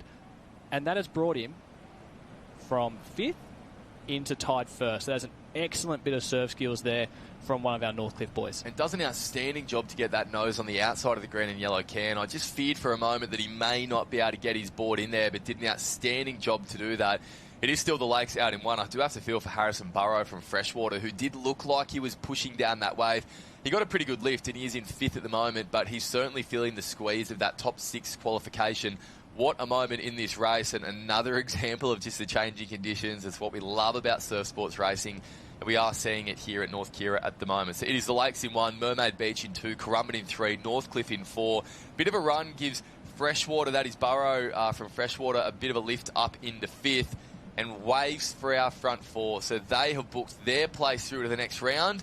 Just a few more strokes there required from our man from Northcliffe. It is Mason up and running from Currumbin. He looks like he's going to take this one out. A little bit of a rest for everyone else. Yeah, that's right. And he's really negotiated that little section of potholes quite nicely. So it is Currumbin coming through in 1. Booked himself a start in that final a little bit later today. So it's an excellent race from him. His board paddle was phenomenal to bring himself into the front and keep himself there with that little bit of swell that came through the back. And Mermaid coming through in 2, that's going to be Monty Cole, one of our Northcliffe boys who showed that excellent surf skill at the back in 3. The Lakes, Harry Bolton, who was out the front early in 4. Don't jog over the line yet, mate. They are coming for you. Harrison Burrow, Freshwater, and it's Maroochydore, Sam Patel crossing the line there. Unfortunately for Fergus Charleston from Semaphore, he's going to be number 7. So those first 6 booking their ticket into the final a little bit later this afternoon. Yeah, that's right, and that's Harrison Chiller from Warrnambool that does finish in 8th as well. Really close to the pace, really close to getting through to that next round, right across that board leg. That's probably one of the more open races that we've seen in the last hour and a half of racing with these conditions changing across the course of the Aussies, because it was really tight, and that wave did throw a big curveball at our competitors as well. We could see that it was Ethan Rowe from Northcliffe. He was fighting it out to try and sneak into that top 6. He got a perfect wave, surfed it brilliantly over to the south, to his left to get around that turning flag, and as a result had a comfortable progression into the next round. Yeah, and it's great to see that level of surf skills. These under 14s is their first year racing on these big Malibu boards, 10'6", and he has manoeuvred that excellently on that wave to get himself around the can and not get knocked off. As we saw in some of the girls' races earlier, I think Harold has put the curse on everyone out there today, so you need to go a little bit wider around that last turning can. But here we have another iron heat in the water heading out. We're just going to try to pick up what we've got going here. Looks like it's going to be heat 3 of our under 14 male Ironman. May even be heat number 4. I can spot a couple of caps there on screen that are in heat 4 but not heat number 3. One of those being Oliver Blatchford from Redhead Surf Life Saving Club, and we've got Wanda out in front there. So I do believe that is Dashiell Lonergan from Wanda, heat number 4 on screen, staying in the same area. Quickly to run through some of our names in this 4th heat. Taylor Hudson from Northcliffe, Kobe Luck from Coolum, Kobe Sims from Southport, Oliver Blatchford from Redhead, St. Luth from Alexandra Headland, Eden Watanabe from Kurrawa, Archie Shepherd from Queenscliff, Blake Flint from Tugun, Hugo Briley from Mullaloo, Mason Clark from Metropolitan Caloundra, Ziggy Walkerden from Avoca, Avery Pocock from Dicky Beach, Pierce Rivera from North Cottesloe, Connor Parkinson from Kurrawa, Dashiell Lonergan from Wanda, and Louis Hammersley from Sunshine Beach. That is heat number 4. We are looking for 6 to get through to the next round, and we are seeing more waves breaking, but for the competitors on the beach who have just conquered that is no concern, and one of them is standing by with Harold. So we're down here with Smith Masson. You didn't want to do an interview, but you won the heat, so you have to do the interview because that is the rules here at Aussies. How did that one feel out there? That bank is pretty long at the moment. Yeah, it's such a long run. With those potholes as well, you just keep tripping, you fall over, and then it's really hard to get out. So coming up to the semi-finals, that tide's going to be dropping a little bit more. What are you going to be doing pre-race to ensure that you don't get sniped as much? I'm going to focus on replenishing my energy and just Just, like trying to make sure my limbs aren't tight so I don't injure myself on the potholes running out. It's such a long run. How much you've got left in the energy reserves? Can you give us one good more iron to get through to that final? Yeah. All right, last one. Who do you need to shout out coaches-wise? Jacko Maynard.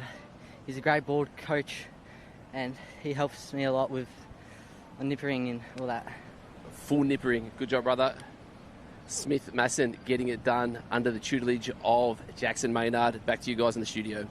A great interview from Smith and a great interview from Harold as well. Thank you very much, Harold. Yeah, it's great to see one of the greats of the sport in Jacko Maynard get given a shout out, and for good reason as well. Yeah, Smith absolutely flying. A really important note, Liam, when he talked about replenishing his energy as well. They make it look easy going round and round the cans, our junior competitors, but it's certainly taxing, and especially when that tide starts to drop out at the moment. So on screen is heat number 4 in the under-14 Ironman, and it is Lonergan from Wanda that's leading things at the moment. Yeah, another great swim from Lonergan. He took out his semi-final in the surf race probably about half an hour ago, so he has backed it up again with another great swim here in the Ironman heat. He is joined there by, looks like, Avery Pocock from Dicky Beach, who again had a great swim earlier today. So we are seeing that swim strength really paying off here. These boys have given themselves a wave ahead on this first leg, so they're going to make their way around transition. It is a long run. They have been running for a while to get to that first turning flag, straight in that hard sand. By the end of today, it's going to be quite a transition. It's going to be tough on the legs, tough on the calves, but these two boys have done it well. And you see the gap there. We've got third only just coming around the turning flag now. That looks like Met Caloundra, Mason Clark in third place. Yeah, that's right. It was pretty honest feedback from Smith, wasn't it, when he just spoke with Harold just then about how tough it is just trying to navigate this bank as well and getting out there. You can see on the left of screen at the moment, that is the start line. It is a lengthy run before you do hit water. And then once you do, there's a fair bit of bunny hopping to do as well to try and navigate the potholes that are extending pretty far here at North Kirra out across that inner bank. Our leaders have just managed to do that. They're now on their boards and paddling and starting to make their way towards that second break, which is now working consistently. Yeah, I think the boys will be quite happy about that. The feedback earlier today on the high tide was it was long racing, long, flat, big effort. So any sort of assistance they can get coming back in, I think they're going to be happy with. But still, we have Dash Lonergan from Wanda out in front. He's had a great swim. He's negotiated that shore break excellently, and he is now setting himself up. But we can see that white water at the top of the screen. Like we said, that back break is working, but look at that gap he has put on second, third, fourth, and fifth. Just taking the opportunity to lean back on his stroke a little bit, suck in a few deep breaths and give his arms a rest as he starts to make his way across the bank now. You can see that now the rating starts to lift ever so slightly because you do want to make sure that you navigate this bank as quickly as possible. You don't want to be in that position with a little bit of a pop and maybe even the next wave as well. So the head goes back down, the big strokes are getting put in, and it does look like Dashiell has made his way across that back bank. It's still Pocock from Dicky Beach in second. We can see what looks to be like maybe Shepherd from Queenscliff potentially in third place. It's either that or Lucht from Coolum Beach as well. Clark from Metropolitan Caloundra in fourth. Hudson from Northcliffe right there. And I think that might be Blatchford from Redhead in sixth place, which is the all-important number in these heats because we are taking 6 through to our semi-finals. Yeah, that's right. We're back here with Dash, and he is looking comfortable. He's looking over his shoulder, seeing if he can spot any waves making their way through to that back break. Unfortunately, nothing just yet for him, but he's going to come to his knees. Little swell building. Dicky Beach, can he get onto it? No, he's missed it. So it's just going to be Dash, wave out in front. He's already positioned himself well. So you saw off that last turning can, he kept paddling south to set him up just for this moment. The boys a bit further back. We see the redhead paddler, the Met Caloundra. This wave sitting up for them. They're going to have to push hard. You see them already coming over. Mullaloo, North Cottesloe, the WA duo, making their way onto that as well. But look how much already. 3 boys off the back there. They've missed it. They've done so much hard work early. They all come together in that green and gold. But unfortunately for Redhead, he just got washed sideways too much there. And that's put him right back.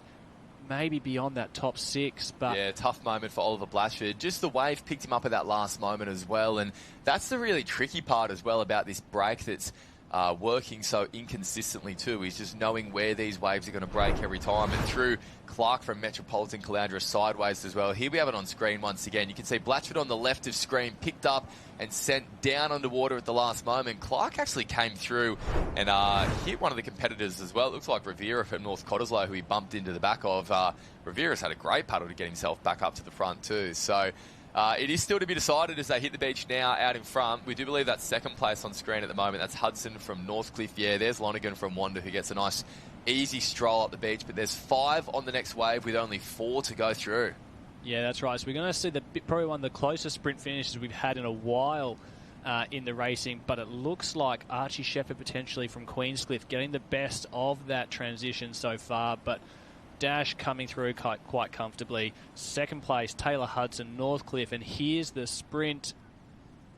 Got an all-red cap. That's a Met Caloundra, Dickey Beach, Northcott. So we're thinking that could be Northcott getting in 6. I'm just trying to find the all-red cap who we've got come through there.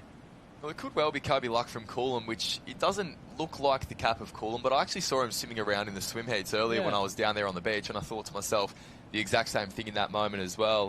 What we do know was that it was Hugo Brearley from Mullaloo who finished in 7th. So tough to miss out in a sprint finish like that. Such a long race. Such a grueling grind as well, the Ironman race, let alone when you're taking 6 through the heats. And yeah, just missing out by the narrowest of margins as well. Not to mention the rest of the field too. Oliver Blatchford from Redhead finishing in 8th after that unfortunate incident out the back. But that is the sport, and that is what these conditions here at North Kirra Beach can throw up as well. We're straight back into it too. The officials really starting to motor through these heats now. We would think this would be heat number 6 in the water of the under-14 Ironman. Yeah, that's right. Heat 6 getting away. It is Mermaid Beach off to a great start. That's going to be either Ben Windle or Dylan O'Connor, both excellent swimmers training at Miami under Raylene Ryan with many of the other Gold Coast-based surf swimmers. So they have had a great start so far, and then we are tight back in the rest of the group while we see our eyes in the sky coming over. Great to see our boys up there, keeping an eye on all our athletes today. We have about 1,500 youth and nippers racing this weekend. Just over 7,000 across our 9 days of racing. What numbers are we going to see? The Kelloggs Nutri-Grain Youth and Nipper Championships these today and tomorrow into our Masters, followed by our Opens later in the week. But we're going to come down with Harold on the beach. Harold, we've got that all-white cap of North Cottesloe. Pierce Rivera here with me at the moment. Coming down that last wave, had a look around, you knew you had to move. What were you focusing on to try and ensure that you got up on your feet early? I was just trying not to fall off my board and just like saying to myself, get to that flag first, getting around, because after that you can't really catch up. Pretty much exactly what you did.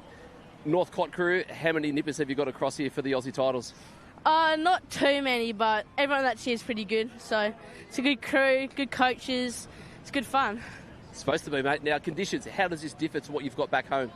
There's not as many banks. If we're lucky, then we might get one good bank, but here there's like multiple banks, and the outer break's pretty fun, so that's good. So good. All right, who do we need to thank at the Northcott Club, because you look really strong out there? Finny for coaching us throughout the season, and my parents for taking me along.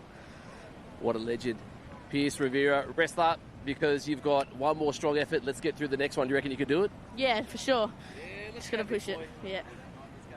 Here's Pierce. I'm Harold. Back to you guys. And that is the kind of energy I needed this afternoon as well from Pierce. That was unbelievable. And the exact attitude you need to have when you're racing in the surf too. The conditions are exciting, even though anything can happen. It's all about just enjoying it and going along for the ride, which he certainly did just then. Through to the semi-finals of the under-14 Ironman as we take a look at Heat 6 as well, starting to fly back to the beach. It's a pair from Mermaid Beach out in front, Benjamin Windle and Dylan O'Connor. A really impressive showing from the two Mermaid boys. Yeah, that's right. That is Dylan O'Connor leading us out there. He's also the state board champion, so expect to see him really capitalise on this great swim leg from him.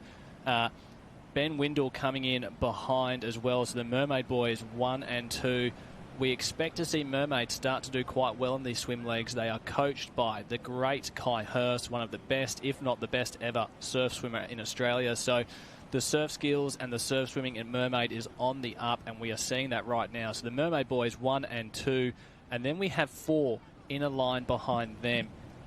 That looks like it's going to be another Dicky Beach. We're just coming off the screen. It looks like potentially Byron Bay as well there. That would be Dylan Jenkins from Byron Bay. But meanwhile, Dylan O'Connor is up and waiting. Great swim from him. And like we said, into his strength, into that board leg, the Queensland state champion. Very impressive swim. He really put the foot down on the way back in from the string of 9. Certainly not willing to wait or conserve energy. Like we heard Pearce speaking about with Harold a few moments ago, it's all about just getting in there and doing everything you can to get yourself towards the front of the races and have a bit of fun doing it as well. And no doubt Dylan is doing that at the moment. So swim leg done. Boards are now about to be picked up. He does look tired as he goes around that transition, and for good reason as well. The transition is getting longer and longer. It is mermaid in 1 and 2 at the moment. The rest of the field is not going to be too far behind. We can see them now starting to filter through on screen there as well. Really tight racing. Top 6 to go through, and well, as you can see on screen there, we have 9 in that front pack, you would call it, really close together. 10th isn't far behind either. Yeah, that's right. It's probably one of the closer races we've had so far coming out of the swim. Apart from the mermaid boys, it is pretty tight in that next group. We think that a few of them got a little wave there that has probably brought them all together, which is great to see. But meanwhile, you can see Dylan O'Connor has really capitalised on his lead and has got another 20 metres on Ben Windle from Mermaid, which is then another 30 metres back to 3rd place. So the Mermaid boys 1-2. Dylan, looking back, he looks like he's already just taken it easy. It's too early to cruise, Dylan. You've got to get yourself around those cans before you switch off. Yeah, that's right. Certainly having a look around to see who is behind him at the moment. And if you could see what we can see on the drone camera at the moment and from our cameras on the beach, you might be a little bit more motivated to get a wriggle on, because it looked as though there were about 6 competitors battling it out for the last 2 places inside that top 6. Really close racing at the moment. More waves breaking out the back. I think that's going to be a story of the afternoon. But for our 2 boys from Mermaid, they're doing it, well, relatively seemingly effortlessly. No doubt they are hurting. We saw it in the transition a little bit there, but really impressive the way they've been able to navigate this wave when it does pop up too. But already you can't just take your eyes off that pinch towards the back for the top 6. Yeah, that's right. I wonder if Dylan was looking back early, seeing that it was his clubmate Ben, maybe hoping that he can give Ben a bit of a wash ride around. They're going to work together, these 2 boys. Not going to try race each other too much. But if we look back, we see those next few paddlers get caught up in that back break, and it has allowed our lead 2 to extend that gap even further. That's quite a solid wave. It really broke top to bottom as well. You could see the wave when it did land on that second bank, just breaking with a fair bit of force, a bit of water flying around, and having a little bit of force behind it. The interesting thing about the beach here at North Kirra is that when it does seem to unload on that back bank, that the wave, the swell that is there, seems to slow down straight away and lose a fair bit of power as well. So like we saw in our last heat, as Dylan gets the wave out in front and he's surfing across it as well. Like we saw in that last heat, if you find yourself just in the awkward spot on the way in when that wave picks up, it could bring you a little bit of trouble. But for the pair from Mermaid Beach, we are not seeing that right now. No, there's been some great skills there from Dylan. Taking a nice little wave in that back break, cutting across. Ben just missing it, but still coming around fine. And then we're seeing it get tight from there. That's Byron Morgan from Anglesea sitting in 3rd. It looks like that is going to be potentially Secret Harbour. No, sorry, it's only 2 stripes. That's going to be Kobe Halikas from Woolgoolga, I reckon, coming through in 4th.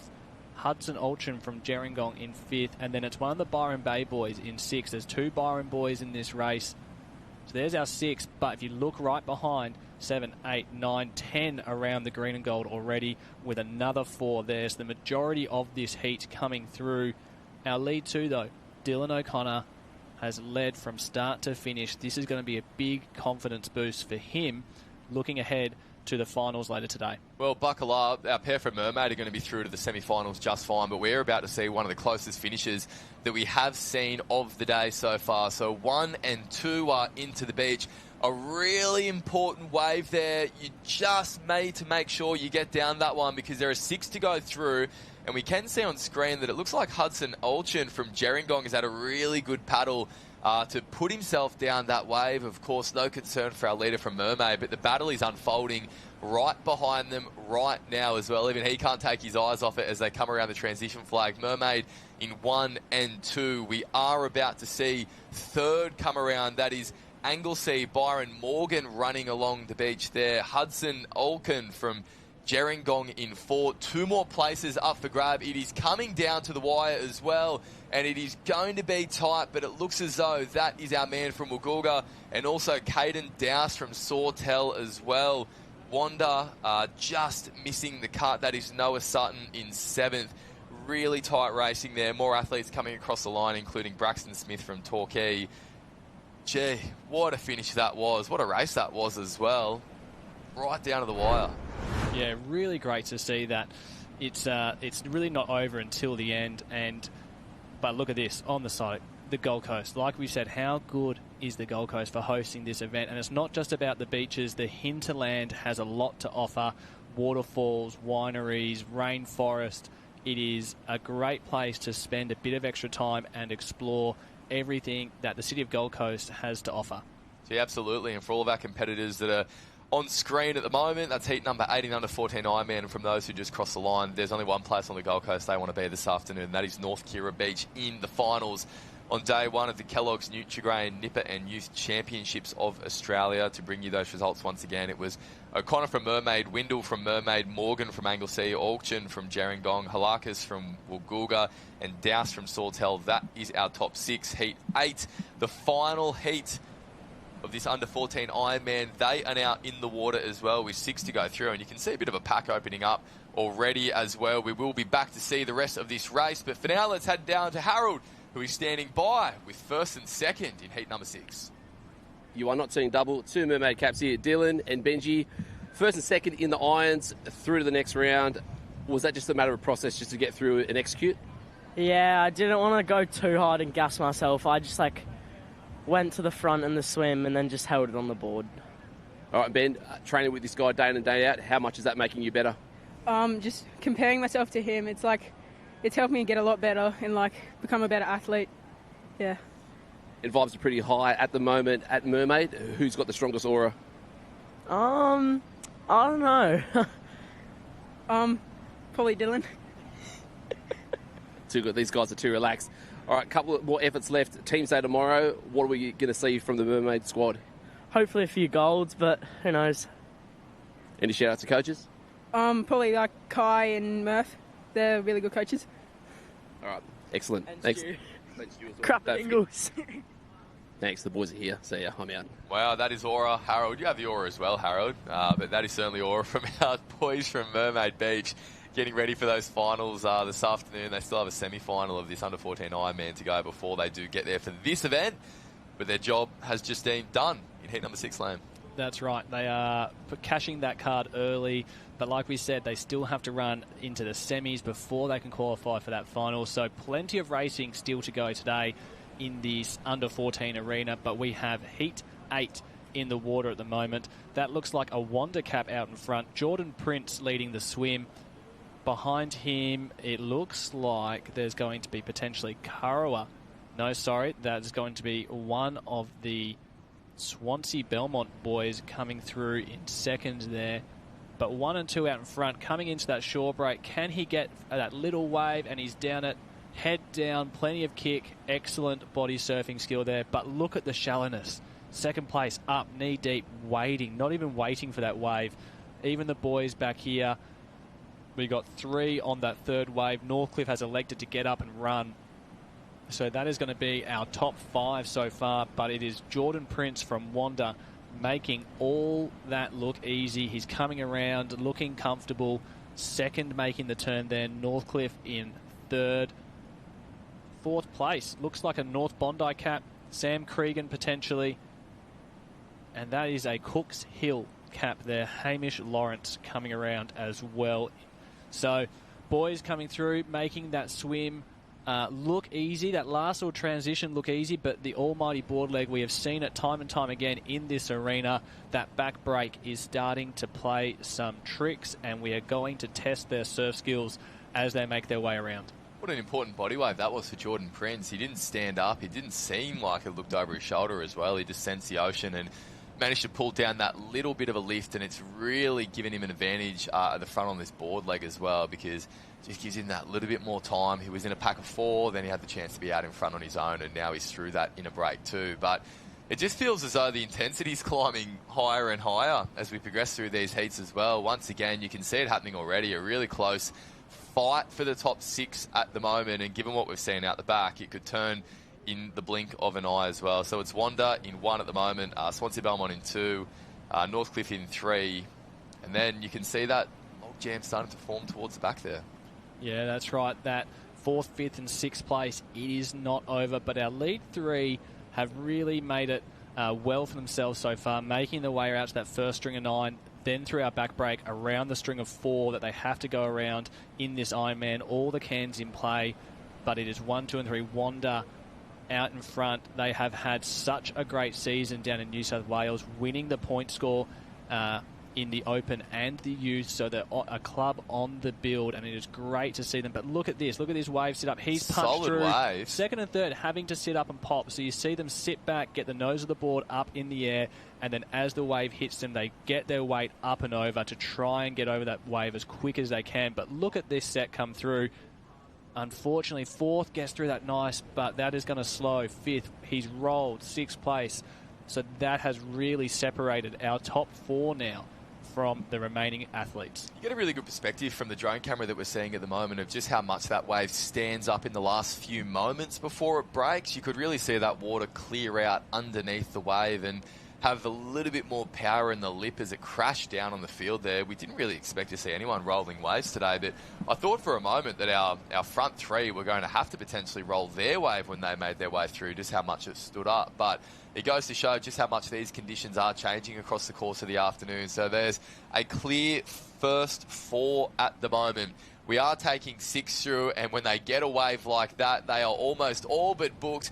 A little bit of a nervous moment there for North Bondi as he came down that wave. It looked as though he was digging his nose in, but they have all successfully managed to get around the cans. Yes, I say it with some hesitation for Sam Cregan, but he has gone around those cans, and now they are on their way back in. So that is exactly what you want at the end of a long and hard race like we've seen. And look at the next wave as well. So there's 3 on the wave. We can see Jet Deegan just squeezing his nose inside there. But what a run that was for Hamish Lawrence from Cooks Hill. And it looked as though it was Sasha Gordon from Manly as well, milking that all the way back to the beach. They need to keep going because Deegan's on their tail with a spot in the semis on the line. Yeah, that's right. But out in front, LJ Slater has made that bank work for him. He's got a wave to himself, 2 on that second wave. Wanda, Swansea Belmont, potholes coming into play. The boys got to be careful, but that is 1, 2 and 3. North Bondi in 4, Manly in 5. We see Hamish Lawrence there coming in from Cooks Hill. Potentially he is our 6th athlete making it through to that next round, but that has been a pretty tight race, and we saw a couple of sets come through at that back, make a bit of a difference for the boys, and it is getting bigger and bigger and heavier on that bank as this afternoon goes on. But there is 5 and 6, Cooks Hill, Hamish Lawrence coming around. They are our qualifiers through to the semi-finals.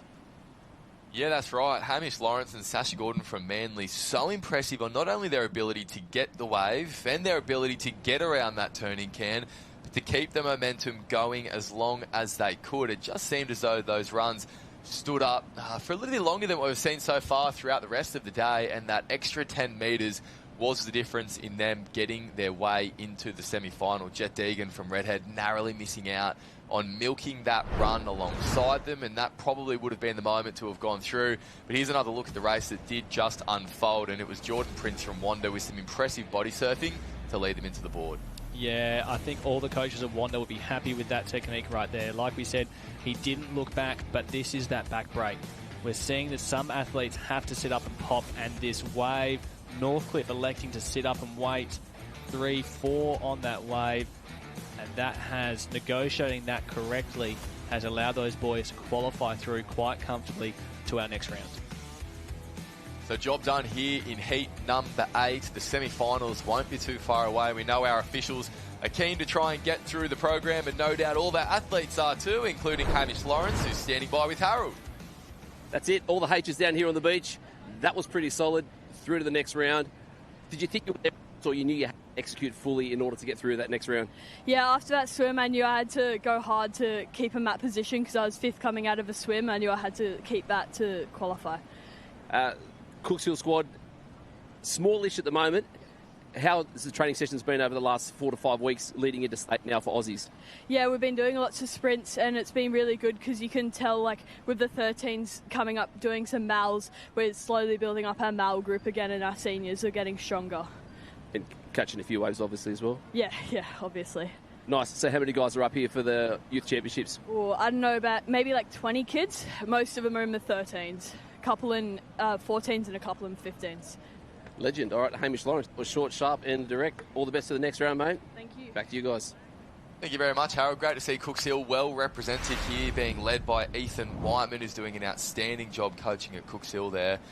And great to see more smiling faces on the line as well. Hamish absolutely buzzing after he got that outstanding wave back into the beach too, and for good reason, because it means that he's into the next round. Yeah, he's got to be quite happy with that. And any race you get through at the Aussies is a win. It is the peak of the peak. It is the pinnacle of the season. These kids have been training hard all year in all conditions to get ready for this weekend. But we're looking now to the Tremies of our under-14 female Ironwoman. I'm looking at there, we've got one of the North Burleigh caps. Just trying to find, it's looking like this is going to be Tremie number 2. That looks like Zani Freeman from North Burleigh. We saw May Hutchinson there from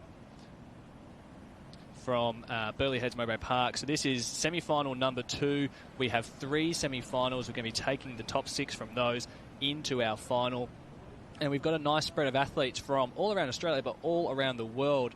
We have Amelia McEwen from Mount Maunganui, Piper Brenchley, Freshwater, Tamsin Woolston, Manly, Lucinda Vinicombe from Mooloolaba, May Hutchinson, Burleigh Heads, Mowbray Park, Lola Haynes, Met Caloundra, Sophie Maley, South Maroubra, Zani Freeman from North Burleigh, Eden Holmes, Currumbin, Mia Weston, Glenelg, Jessica Edwards, South Maroubra, Ella Marshall, Nobbies Beach, Charlotte Diver Tuck from Cronulla, Lily Hamilton, Dickey Beach, Mia Hu, North Bondi, Ariel Cole from Mordialloc in Victoria, and Rosie Maloney rounding out this second semi-final from Burleigh Heads, Mowbray Park.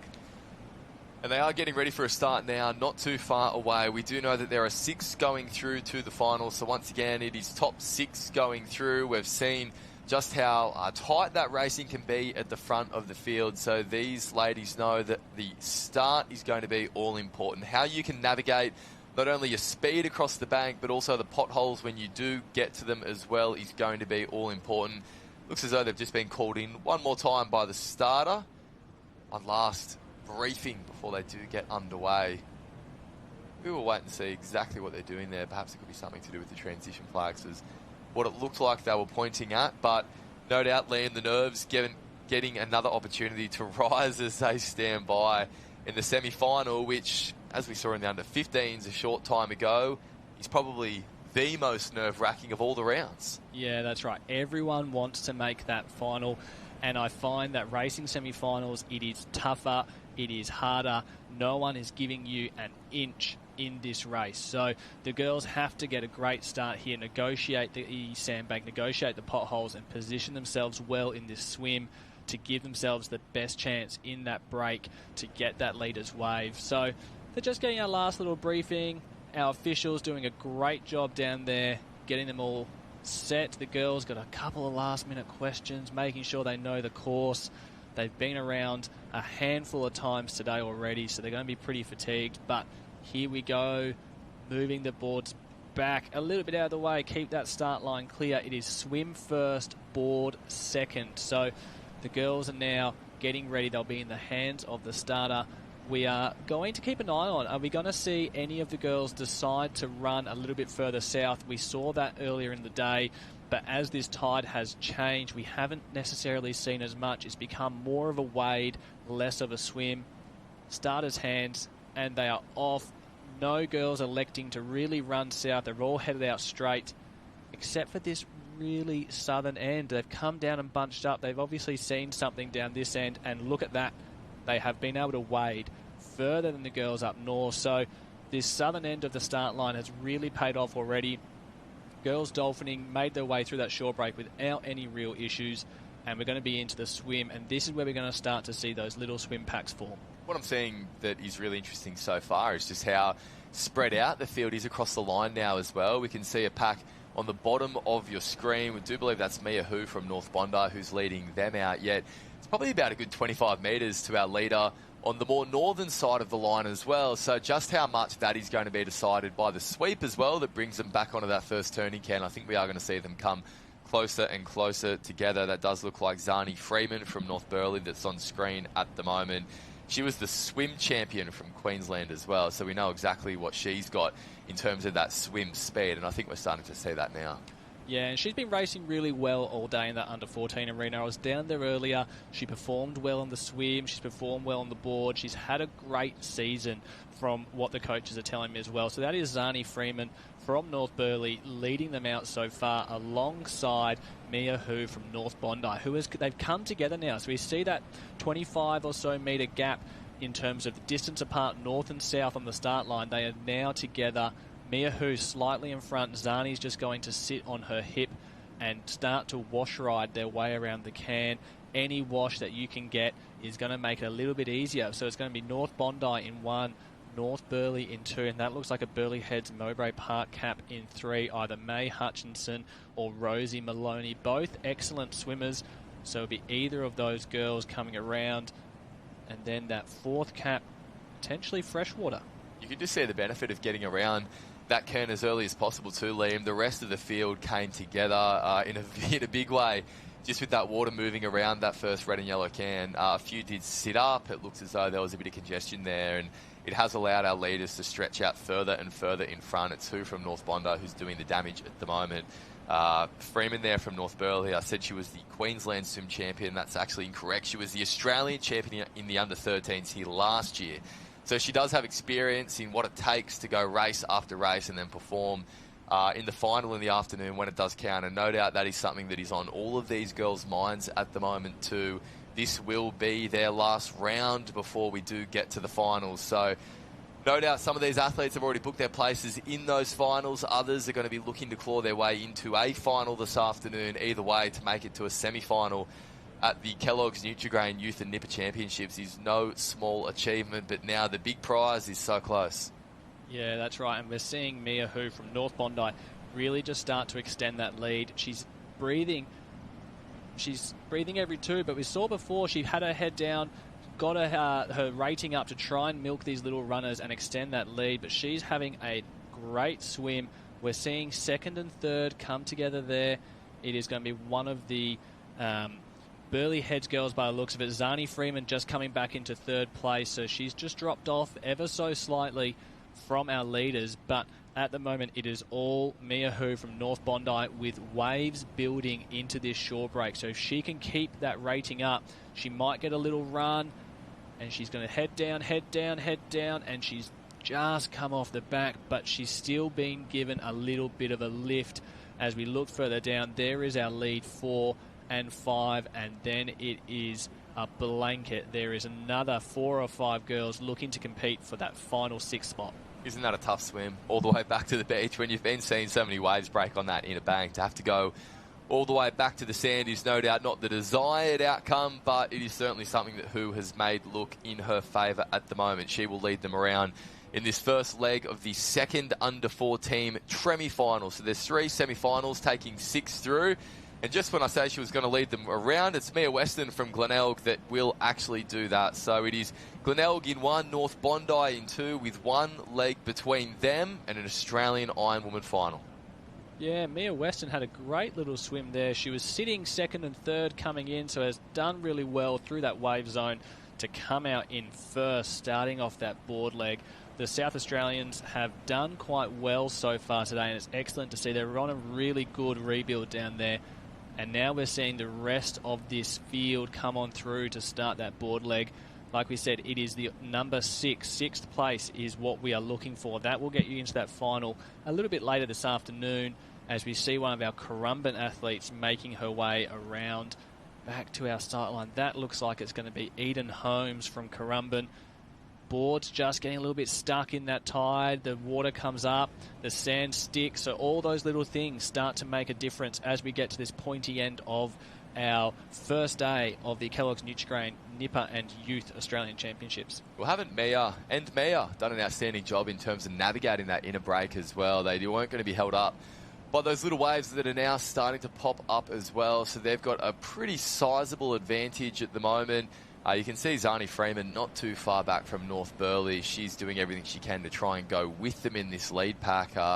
Because if you look a little bit further behind, we can now see, just like we have in the last couple of races, a bit of a logjam that is starting to form. 6 and 7 as we try and pick up those caps are very tight at the moment. It could be Hutchison from Burleigh Heads Mowbray Park, perhaps at this point in 6th place. But either way, it's really tight. And you just know, even at this point of the race, that there is the very real potential of another sprint finish. Yeah, that's right. And we're already seeing that whitewash come into play again. Our front 3 just getting through unscathed. The next 4, they're the ones who are in that little bit of a danger zone. But so far, everyone seems to be getting through quite comfortably. This is the danger zone. This is 3, 4, 5, 6. This is 4 through to 7 here. One of these girls will be missing out from our final later. But we see our top 3. Zani Freeman has come back up with the 2 Mias from North Bondi and Glenelg. So that is 1, 2 and 3 making their way around. 4 making the turn at the first of the black and whites. And then we have 5, 6 and 7, 30 metres or so back to number 8. So we're thinking that our 6 is going to be coming from these first 2 groups. And we see Mia from North Bondi get a nice little wave there. That is going to give her a great little buffer as she comes into the shore break. Give her a bit more breathing room to get through this final and less likely for someone to come around her and jag a spot. We see 4th place getting what a wave that is for South there. Maroubra at the moment. That could be Sophie Maley, who won the board race here at the Australian titles last year, and that board leg could have just seen her go through to the Ironwoman final as well. It wasn't a big wave, but it was enough to get her momentum up and running, and she managed to skate it across to those cans too. And have a look out the back lane, because a wave is standing up and it could flip this race upside down. Yeah, we've just seen 2 waves come through at that back break. Some of the girls getting a little bit caught up, a heap coming together, and that has really brought a lot more people into contention for that 5th and 6th spot. But out in front, Mia, who North Bondi has had an excellent run in, got a great little wave in the shore. We are seeing the girls in 2nd through to 4th. They're probably getting a little wave there as well, but it is all Mia who taking her time. She can take it easy now, get that heart rate down. No need to run hard here. She's got plenty of more racing to go this afternoon, and it is all the big finals for the day. But meanwhile, Zani Freeman from North Burleigh, Mia Weston from Glenelg, and that is Sophie Maley from South Maroubra. And this is the sprint. This is the battle to try and go through in that top 6. We can see Freshwater on screen. We can see Metropolitan Caloundra on screen as well. We are waiting to see whether there is another athlete in the frame, and there isn't. So that is our top 6 coming across the line. Our second competitor from South Maroubra has just been slightly left behind when that wave did come through. We can see Dickie Beach coming across the line as well. That does look like it's Lily Hamilton will finish in 7th, and the look on the face does explain just how tight this racing is and just how close she came as well. It's a cruel way to end after such an impressive race from all of our athletes, but that is what's on the line here at the Kelloggs Nutri-Grain Nipper and Youth Championships. Yeah, it's a really tough thing to see when, you know, the athletes put so much into this sport, into this carnival, and unfortunately not everyone can be making that final. But we're seeing these results come through, and it was Mia who we've got on screen here. Great little wave. She led in that front pack from start to finish. She crossed the line in 1st, qualifying through. Sophie Maley, South Maroubra in 2nd. Mia Weston from Glenelg in 3rd. Zani Freeman, North Burleigh in 4th. Piper Brenchley, Freshwater in 5th. And it was actually not not Met Caloundra. It was Ariel Cole from Victoria. Morty Alloc. What a it performance. Is great to see her getting through. So how good's that in this semi-final we've had representatives from New South Wales, South Australia, Queensland and Victoria all getting through. So we're going to have some really national flavour in our final a bit later today. But we're looking down onto the beach with Harold. Harold, let us know what's been going on. We've got Piper here. We've also got Ariel here, but freshwater and female in the Iron final. What a season so far for you. How have you been working so strong through that season at freshwater? I've just been training. I've been swimming a lot as well. And, yeah, it just feels great. Ariel, tight finish through there, into that top 6. Coming around the back part of the cans, it looked a little bit jammed up through there. Wave picked up. What was the thought process for you to come around that green and gold can? I was just trying to really push it and know, if I don't get through, this might be my last iron. And I was just putting all my effort in to try and get down to little rudders. So good you've got that awareness at such a young age. Finals are coming up. How much have you got left in the tank? How fast can you go? I'm going to give it all that I've got and just put my best out there. That's what we love at Piper. Any shout-outs to the legends of freshwater you need to thank? Thank you to all my coaches, my family for bringing me up here, and all of my friends for supporting me. Yeah. Here we go. 2 legends. They'll be back in the finals program coming up shortly. Piper, Ariel, 2 legends. Let's go. Thank you, Harold, and great work to Piper and Ariel making their way through to the final a little bit later tonight. We see Piper with her friends. They're all so excited for her. What a day of racing, and she will be back this afternoon, and I'm sure the whole Freshwater Club will be down here getting around her when she competes for the National Championship. Yeah, that's right, and that reaction from her club mates as well really sums up the spirit and the beauty of the Kelloggs Nutri-Grain Australian Nipper and Youth Championships as well. Piper Branchley fighting back to finishing 5th and go through alongside Mia Hu, Sophie Maley, Mia Weston, Zani Freeman and Ariel Cole as well to the under-14 Ironwoman final that isn't too far away. And for the rest of the field, all those names on screen that did take part in that semi-final, that in itself is a massive achievement as well, because we've seen just how high the standard has been right across the beach, right throughout the day, particularly in conditions like this as well. Just making it through a heat is a huge achievement, so plenty to be proud of as we make our way towards the finals here on day 1 of the Aussies at North Kirra Beach. We'll be back in just a moment.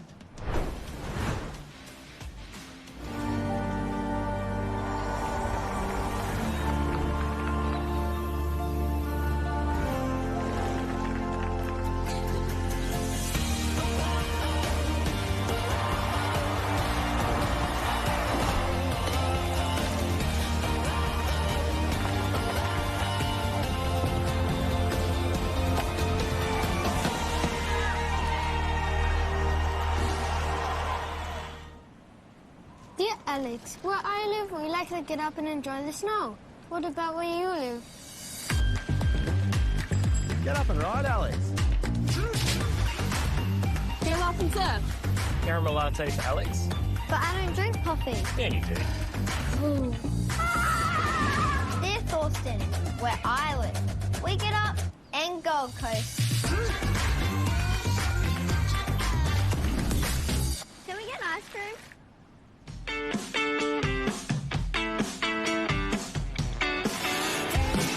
There's nothing like being out there with the team.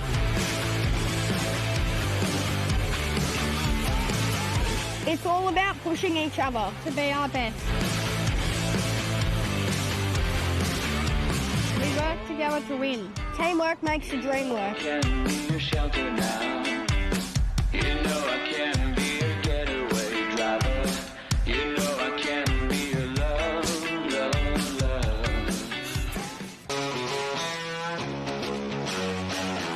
When we practice, we're ready for anything.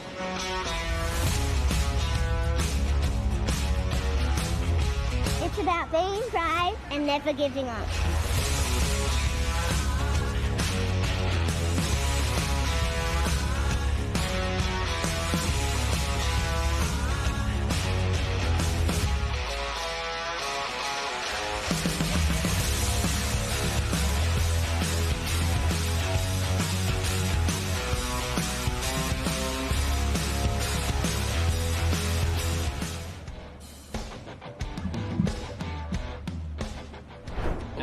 welcome back to our coverage of day one of the Aussies here at North Kirra Beach. This is the Kelloggs Nutri-Grain Australian Nipper and Youth Championships, and we are making our way towards the finals on one of Australia's most beautiful destinations as well. There is no shortage of things to do on the Gold Coast, and thankfully, well, for all of us involved in surf life saving, plenty of it revolves around the water. Look at those shots on the brighter screen there. It is absolutely crystal clear nearby at Talabudra, and the same can be said for the rest of the Gold Coast as well. Yeah, that's right. And if you are down here at the day one of our Australian titles, then make your way to the festival zone. We are seeing it start to fill up as we get towards our finals package a little bit later today, so we can see everyone there in the festival zone. Give us a little wave if you're watching. We get a few hands up. Welcome. They have. Oh, we got a few people waving at us. It's great to see. And so if you are on the beach or you are thinking of coming down, that is your place to go. The festival zone down here at North Kirra Beach. It is the place to be for the finals a little bit later tonight, but we are going to come back to our pink arena. This is going to be the semi-finals of our under-14 Ironman, the last of our semis to be run, and then we are in our finals package this afternoon. Yeah, not too far away, but we can't be thinking about yet, or at least these competitors on screen at the moment cannot be thinking about that, because they still have to book their place in the Ironman final. Of course, racing has been going on all day here at North Kirra Beach. They're down to the final of the board races. They're into the final of the swim races, and this is the last event that we do have to sort out the top 16 athletes from right around Australia before we can start racing for those Australian titles as well. Yeah, that's right. And like we said, the semi-final is often the hardest race that you will be doing. Everyone wants to get to that final event. So everyone wants to get through to that final event. And so the boys are going to be quite nervous coming through this. So we see here one of the boys from Met Caloundra just starting to go through his race plan in his head. One of the boys from Northcliffe is getting himself ready, warming up, get some spring in those legs, and the rest of the boys are coming back. They've washed their goggles, washed their board off, and they're going to come back, get their last little instruction from our starter. The officials have done a great job today keeping this carnival moving ahead, and then we will be off and racing, and there will be some fireworks, I reckon, in these final few tremis. Absolutely, Liam. So what we're seeing on screen at the moment is heat number 3, which is also tremi number 3. So it's a quarterfinal, it's a semi, it's both at the same time. There is 3 races of this under-14 Ironman, taking 6 through to a final of 18.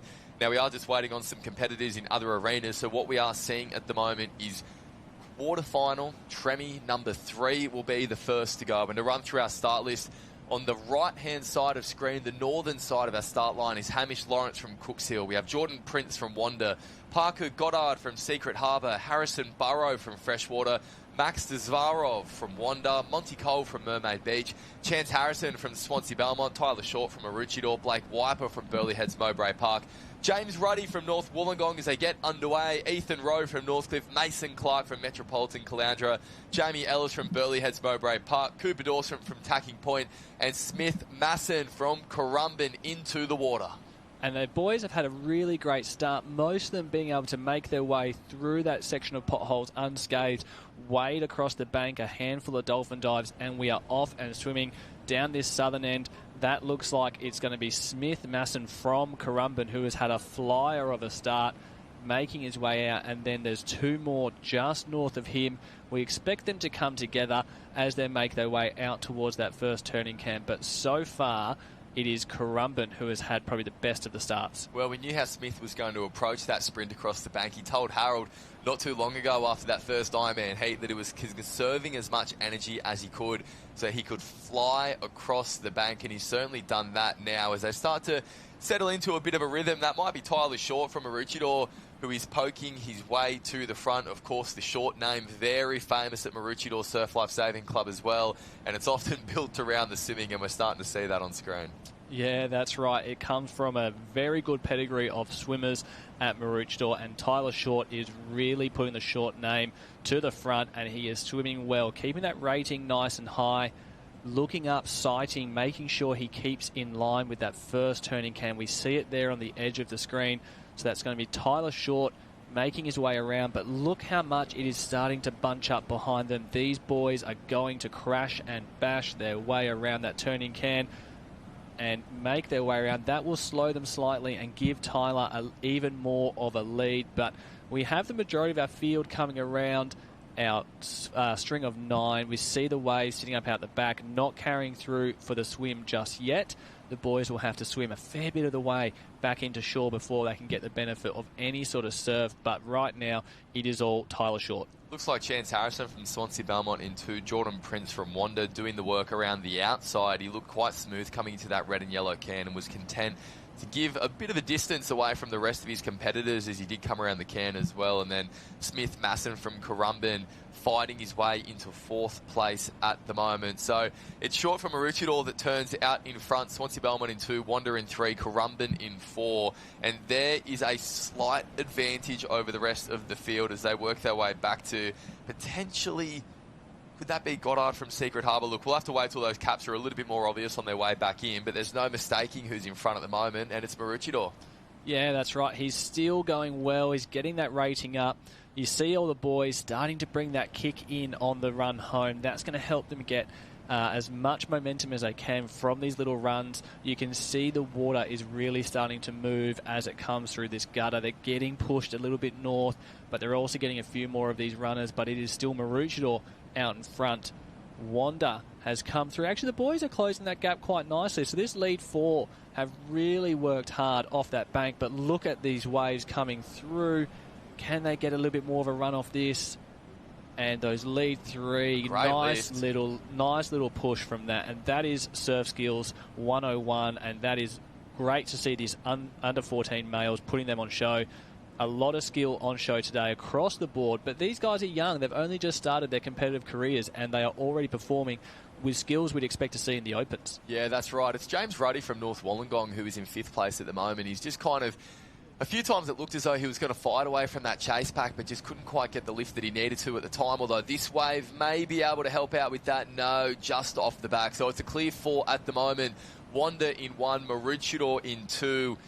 We have, there's Swansea Belmont who has now got to the front. That's Chase Harrison who will lead them around in this semi-final in 1. It's Wanda in 2nd, Maroochydore in 3, and Currumbin in 4. And there is a little bit of an advantage. It is not enough for these guys to be relaxing just yet, a long way from that, but it is where you want to find yourself heading into the board. Yeah, that's right. We've seen it time and time again today. The leaders have had the best pick of the waves on the way back in. But that is 6. We've got our top 6 there. So even though there was a gap from our lead 4, 2 more on that next wave, and now we've got another 4 coming through. So that's going to make it 10. So the boys are running hard. They know where they're at. Their handlers, often their parents, are giving them that feedback and telling them where they're positioned. So we've seen some of these boys a little bit further back in the field run harder than probably anyone else we've seen today so far. Yeah, that's right. You know that there are spots in an Australian final on the line at the moment because there was a fair bit of intensity going across the bank, and you can see exactly why. We do still have a top 6 at the moment, but you don't have to go too far back to find a row of 5 athletes who are trying to chase them down. So it is Ruddy from North Wollongong on that yellow and orange board at the moment. He's in 6th place. That is our top 6 on screen, and it is a handy advantage, but when you consider the waves that we have seen coming through at sporadic times on the second bank, you certainly cannot relax. Yeah, that's right. These boys can't switch off really in these tremies until they get their feet back on the sand, because we're already seeing a few little waves start to come through, a bit of whitewash here. Can it slow down these front markers? They're going to get through these first couple without any real concern. There's a little wave on the horizon, but I think our leaders are going to get through that without any real issue. But from that chase group, it is being led out by Burleigh Heads Mowbray Park. Probably Blake Wiper there or Jamie Ellis. They're putting the big yards in, dragging the rest of the field to them. So James Ruddy, North Wollongong, he's the one who needs to keep an eye out on that next chasing group. Yeah, that's right. Burleigh Heads Mowbray Park flying, really eating into that advantage from the moment that they got onto the board. And it just looks as though that Ruddy's about a board length off the back of the pack as well. And the pack is certainly where he wants to be as they make their way out. Look at the rating as you see them start to approach that turning can. That tells the story of just how much is on the line here, because nobody has settled into a comfortable rhythm. It's Harrison from Swansea Belmont who is keeping those arms ticking over and certainly looking around as well to make sure that he is in the position that he wants to be as they start to head for home, because although those finals are coming up imminently, they will be coming up next and they are not far away. There is no room to be able to relax. Yeah, that's right. You really saw Chase wanted to be first to that turning can to give himself the best chance coming around. He's probably seen half the other events today where the paddlers have been able to pull away from the can. The lead group, have been unlucky so far, but we see some swell building on the horizon for our tail markers. That is a solid wave as well, Liam. A really solid wave starting to stand up. Will it make a difference for this field? So our leaders are going to get a little one here. We've got 1, 2, 3, 4. Currumbin just getting his nose up. Wanda all the way north on that one. He's going to have to come across. So there's 5 on our first wave, 6 and 7 there. Wanda just got to sneak around. That's going to be James Ruddy. North Wollongong has been come together from one of our Burleigh boys. That looks like Jamie Ellis from Burleigh has come through. So he is now 6th place. What a paddle from Jamie Ellis. We saw him with a high rating on the way out, and out the back, more waves again. Some of the boys coming unstuck, but that has really, really changed the nature of this race. But so far, it looks like we now have a new top 6. Yeah, that's right. So Burleigh Heads Mowbray Park pokes their way into the top 6, but Ruddy from North Wollongong isn't out of it yet. He is on a wave, but he is going to need that to catch the wave in front, because we have 3 on the sand, 3 about to stand up, and only 6 are going through. Yeah, unfortunately for Ruddy, that wave just didn't come over the top, and he didn't quite get that double up to bring him with that lead 3. So we're thinking that's going to unfortunately have him in 7th place. But out in front, these are our lead 6 right here. It is Chase Harrison from Swansea Belmont crossing the line first. Currumbin, Wanda, Burleigh Heads Mowbray Park with an excellent paddle. And Maroochydore, Tyler Short, who led out our swim, has just come through in 6th. So it just goes to show you that just because you're leading at the end of that first leg doesn't mean that you're going to be leading at the end of this race. Yeah, that's right. The look of pain and look, a little bit of disappointment as well on the faces of some of these boys as they come across the line as well, because they know just how close they came to racing in an Australian final and certainly did everything they could as well in what was a relatively back and forth race too. That top 6 changing at the final moments. It started out so promisingly as well. It was Short who drove the pace from Maroochydore, and he put himself in the best possible position heading into the board. Yeah, and then we saw that as they made their way around, that those 2 lead groups came together on the board, and it was really from those that our top 5 was sorted. But then what they didn't expect to happen was Jamie Ellis to lead the charge from that chasing group to bring himself all the way back through to 5th and qualify through. So an excellent, excellent race there from him. We're back in the water with another semi-final. This looks like it is going to be another one of the under-14 boys, potentially Tremi number 2. Tremi 1 has been run and done, taken out by Jackson Swingler from Canalla, Dash Lonergan from Wanda, and LJ Slater from Northcliffe in 3. Tallis Manning, North Burleigh 4. Dylan O'Connor, Mermaid 5. Kale McClure, Scarborough in 6. And this is Tremi 2 in the water. And that looks like another one of the Mermaid boys out in front, either Ben Windle or James Burgess. Plenty of them, isn't there? Really impressive form we're seeing from Mermaid Beach across the course of the afternoon. We did hear from them a little bit earlier just saying that they cannot wait for the team events tomorrow because they love racing each other and pushing each other. And we're starting to see the benefits of that as they turn and start to make their way back to home as well. So it's Mermaid Beach in 1, fighting for a place in this Australian Ironman final of the under-14 Ironman. It is Tremi number 2, and from what we're seeing across the course of the afternoon, it is going to be pedal to the floor the entire way because of just how much can change on that back bank. Yeah, that's right. And we're going to come down now to Harold. Harold, who's got a couple of our Wanda athletes ready on the beach. So when the lights get a little bit brighter, the Wanda Club comes to the fore. First time you've won the Nipper Championships in New South Wales for a little while. How is the squad feeling coming in to this finals program? Oh, really good. You know, we train really hard for the state championships, so yeah, we're pumped for the Aussies. And Max, you have been building nicely throughout the state titles into now. how much more pace have you got for one more iron left? Oh, I don't know, not much, but I'll try my hardest. But yeah, it's just really tiring. It is tough. Now, Jordan Prince, been lurking a little bit. Results are just coming along nicely in the iron. What do you need to execute to get that a little bit faster? Yeah, I've just been building throughout the heats, and then I'll probably go rest for a bit, and then eat and hydrate, and then give it all in the iron and swim and board. There you have it, the two boys from Wanda, Max Zarazov, Jordan Prince. See them in the finals coming up very, very shortly. Back to you guys. Thank you, Harold. It's a pretty sound plan, that is for sure. Rest up, recover, and give it your all, because Australian titles are about to go on the line here. But before we get there, we still have one more round of the under-14 Ironman to get through, and that is what we are seeing on screen. This is semi-final number 2.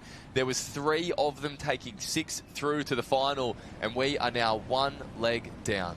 Yeah, that's right. It's one of the boys from Mermaid there who has come through into first out of the swim. Great swim from him. 4 in that lead group. Number 5 coming through. He's just missed his board. It's the little things like that that can make a difference on a day like today. Every second counts. Every metre counts. So, unfortunately, he has lost a few metres from that lead group and will now likely have to battle that little bit harder to make that top 6 for our final a little bit later today.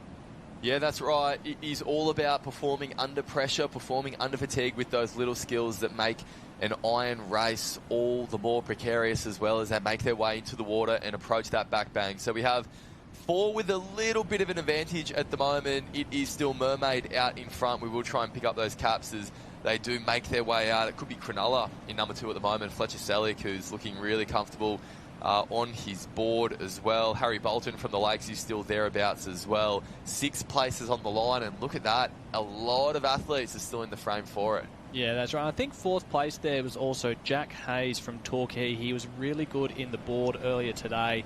So that is our lead for our Mermaid paddler out in front. I think that's James Burgess. He is paddling hard. You see him keeping the rating up as he builds to this back break. They don't want to get caught up here. The boys are going to just go through that one without any real concern, but you can see him really push now. They don't want to get stuck with a little wave building.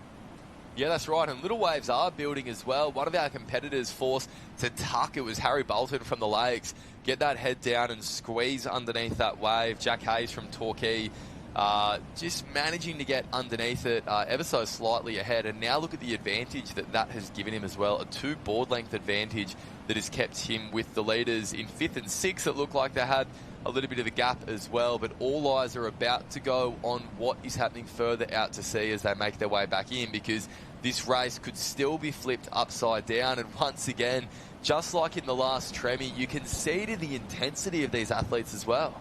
Yeah, the boys have obviously been watching those earlier racing and they don't want to get caught out. How many times have we seen a little wave and this back break start to make a difference? As they turn the can, this lead 4 have probably seen that little line of swell. You see Jack Hayes just looking behind him.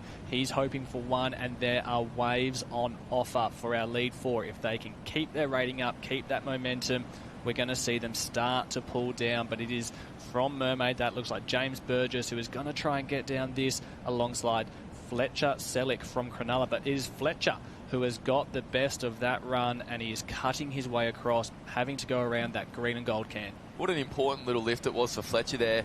He just managed to straighten out and point his nose back to the beach that little bit earlier than what we did see from James there from Mermaid, and that may have been the difference for him as well, because there is still a fair distance that these boys have to move further wide as they make their way back in order to get around that green and yellow can. Of course, when you add in the current that is moving to the north here at North Kirra Beach as well, that certainly adds to that element, and that is something that Selick from Cronulla did with expertise. Another little bump, and he's able to relax a little bit and take a small rest as he makes his way back into the sand. But he knows, and the same can be said for James Burgess as well from Mermaid, that they are through to this final. Yeah, that's right. I think those two boys will be quite happy and quite relaxed at this point. James doesn't want to get caught out, though. He's keeping his rating nice and high. I think he's going to relax now. He's pulled down that little wave in the shore. But there are our lead 4 coming in there. That's going to be Harry Bolton, who's come in 4th place at the moment. He had a great heat earlier in the day, and he's going to be quite happy to bring himself into that final tonight. But it is Selick from Cronulla coming through, done it quite easily. He looks calm and collected. He's ready to race a little bit later, and what skills on offer. If he's like that in the final this afternoon, we have to keep an eye on him. Yeah, lightning fast on the way home on the board, but the race is for that top 6. Only 6 will go through to the right to battle it out for an Australian Championship. Cronulla and Mermaid Beach are through. Now we can see Hayes from Torquay, we can see Bolton from the Lakes, and we're just trying to pick up that cap behind it. Looks like Zayden Sutton from Metropolitan Caloundra. One more to go through, and it will be Sunshine Beach as well. He's still going to have to run all the way through to the Lion Kayakerman, but it does look like he's managed to do that. Northcliffe in 7th, narrowly short. Taylor Hudson is of making that under 14 Ironman final. It was very tight there at the finish. The same can be said for Billy Holford from South Maroubra as well, but only 6 could go through. What a race that was to wrap up these preliminary rounds. Yeah, that's right. And you can see Kai Ackerman just taking in the big breaths there. He really had to dig deep on that run home to get himself qualified through to the final a bit later this afternoon, but he's done the job and he's going to be on that start line, and once he's there, anything can happen. So congratulations to Kai and commiserations to Taylor, Billy, Jesse. They've worked quite hard but just didn't quite get there. And we are looking down with Harold. Harold is down there with Jack Hayes from Torquay. Harold? The man mountain himself. Torquay, cool water, coming up to the hot water. Your racing was hot today. Final coming up for the Iron. What sort of training have you done, Jack, to be so fast? Yeah, a lot of pool swimming and board paddling down at Torquay. Yeah. Start of the season, how cold does the water get down there? Yeah, in the winter it gets to like 12 degrees, so pretty cold. Full wetsuit. Like full steamer? Yep.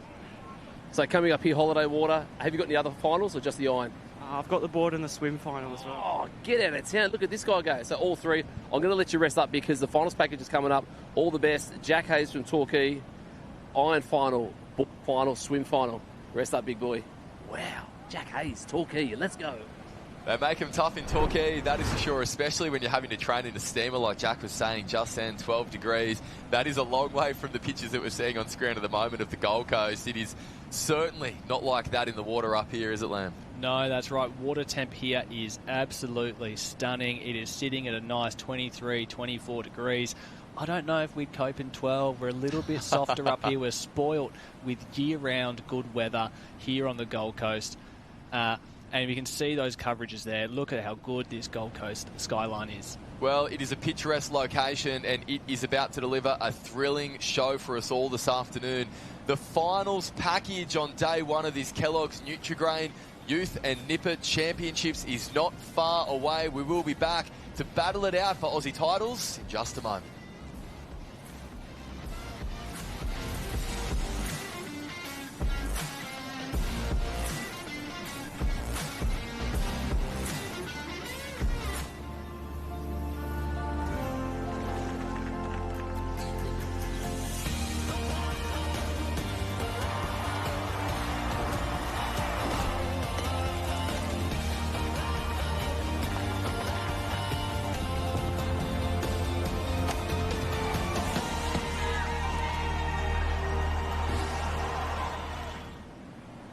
Dear Alex, where I live, we like to get up and enjoy the snow.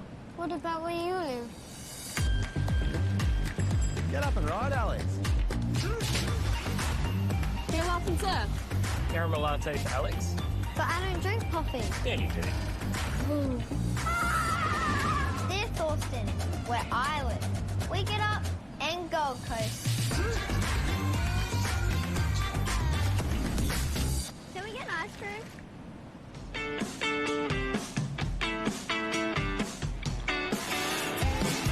There's nothing like being out there with the team.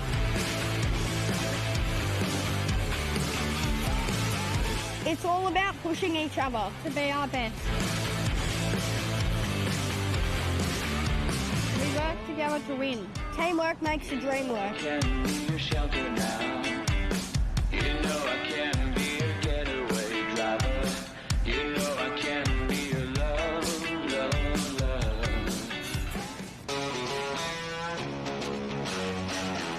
When we practice, we're ready for anything.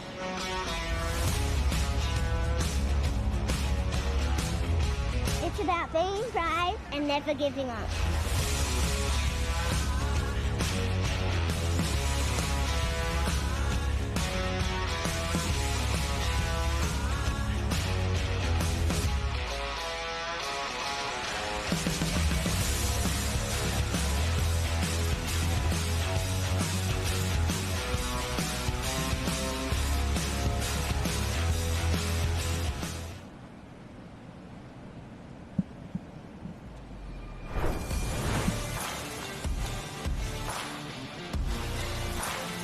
Well, hello and welcome back. The Kelloggs Nutri-Grain Australia Nipper and Youth Championships. Ty Ducker here with Jenny Parry. We're back in the booth.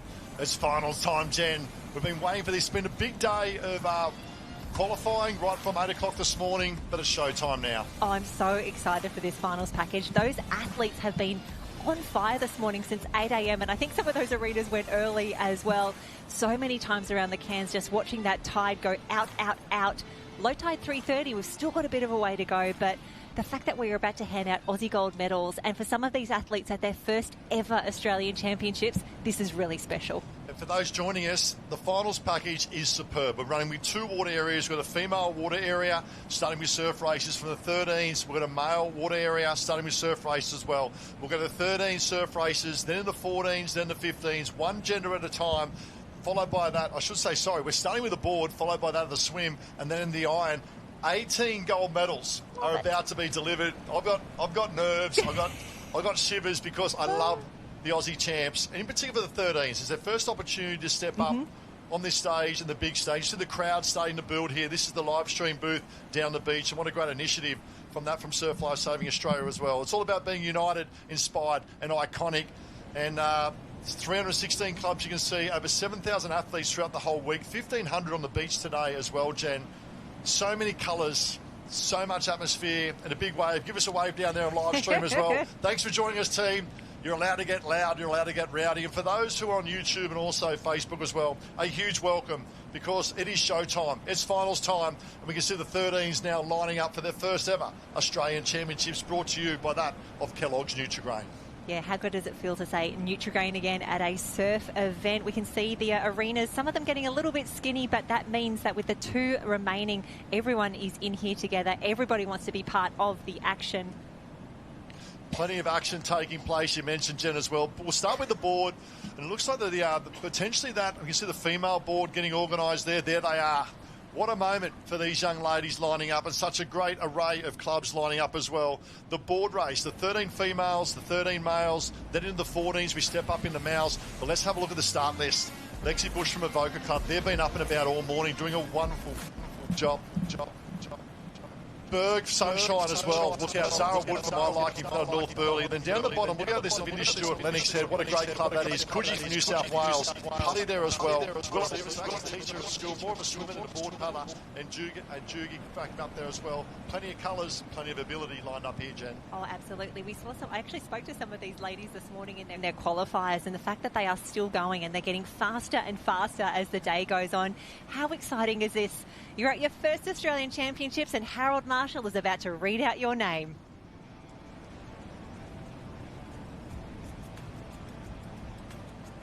Go for Harold. All right, time to fire it up, ladies and gentlemen. Under 13 board final. Lexi Bush from Avoca Beach. Neve McConnell, Talabudra, Billy Berg, Sunshine.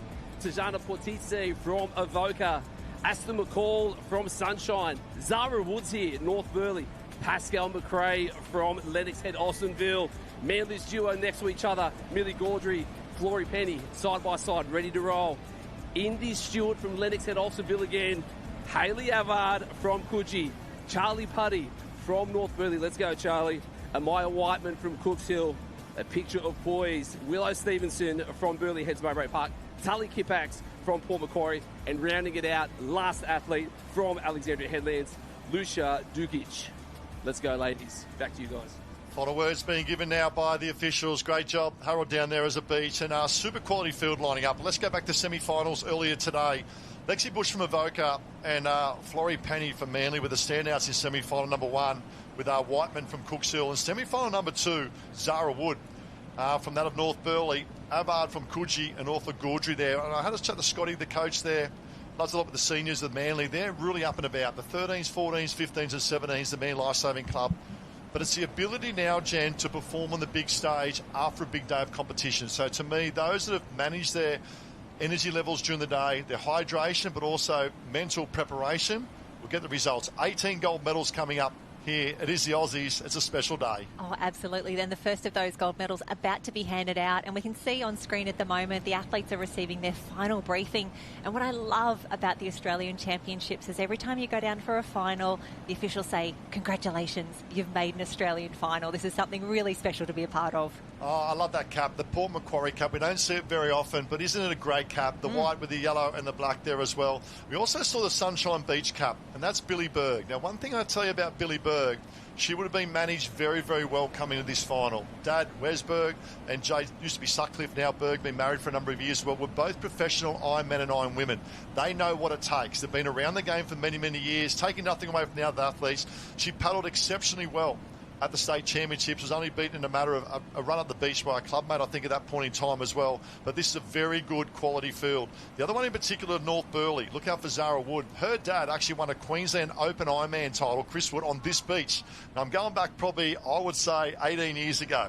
Probably there even longer. So the Wood family, they know, Manly looked very, very good. Lennox Head there as well, and I love seeing that of Coogee, New South Wales on the lineup. I was just thinking about that. Hayley Avard, wonderful to see her in the mix. We see a lot of Coogee in R&R across the beach, across the boat. So to have someone like Hayley in the line right now, we're ready for a start.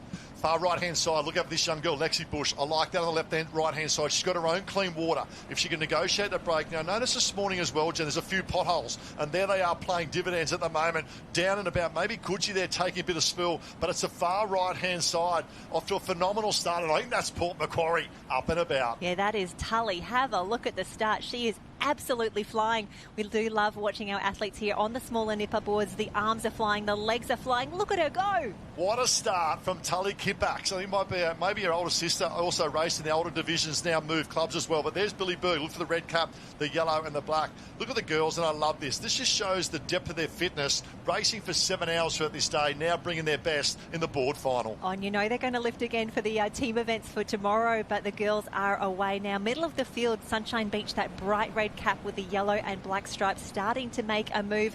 I love the confidence of Kippax right now. She's going by herself, and you can see out the back that second bank is really coming into play. Yeah, that tide's starting to drop. Kippax, this is a master stroke from Kippax. I'm really impressed with this young lady. Look at her go. She's taken the bit between her teeth and said, you know what, it's an Aussie finals. I'm fresh and I'm ready to go. Look at the move now from Billy Berg up on the inside. Does a lot of surfing. She's a phenomenal surfer, like her older sister as well. Now moves up into that of second place. Then we go back to Willow Stevenson from Burleigh. She's she's got a very strong swim background as well, so expect to see her in that tail bottom end coming home strong as well. Now the wave, Shan, brings the pack back together. Yeah, you know you're racing on the Gold Coast when you're stopping, popping and propping between the first and second set of cans. This is why we love North Kirra Surf Club, and a huge shout out to the Surf Club hosting us for an entire 9 days of racing. And I tell you what, Tully has gone out so far. She's holding it really well, but it's tough when you're out in front. You're doing all the work.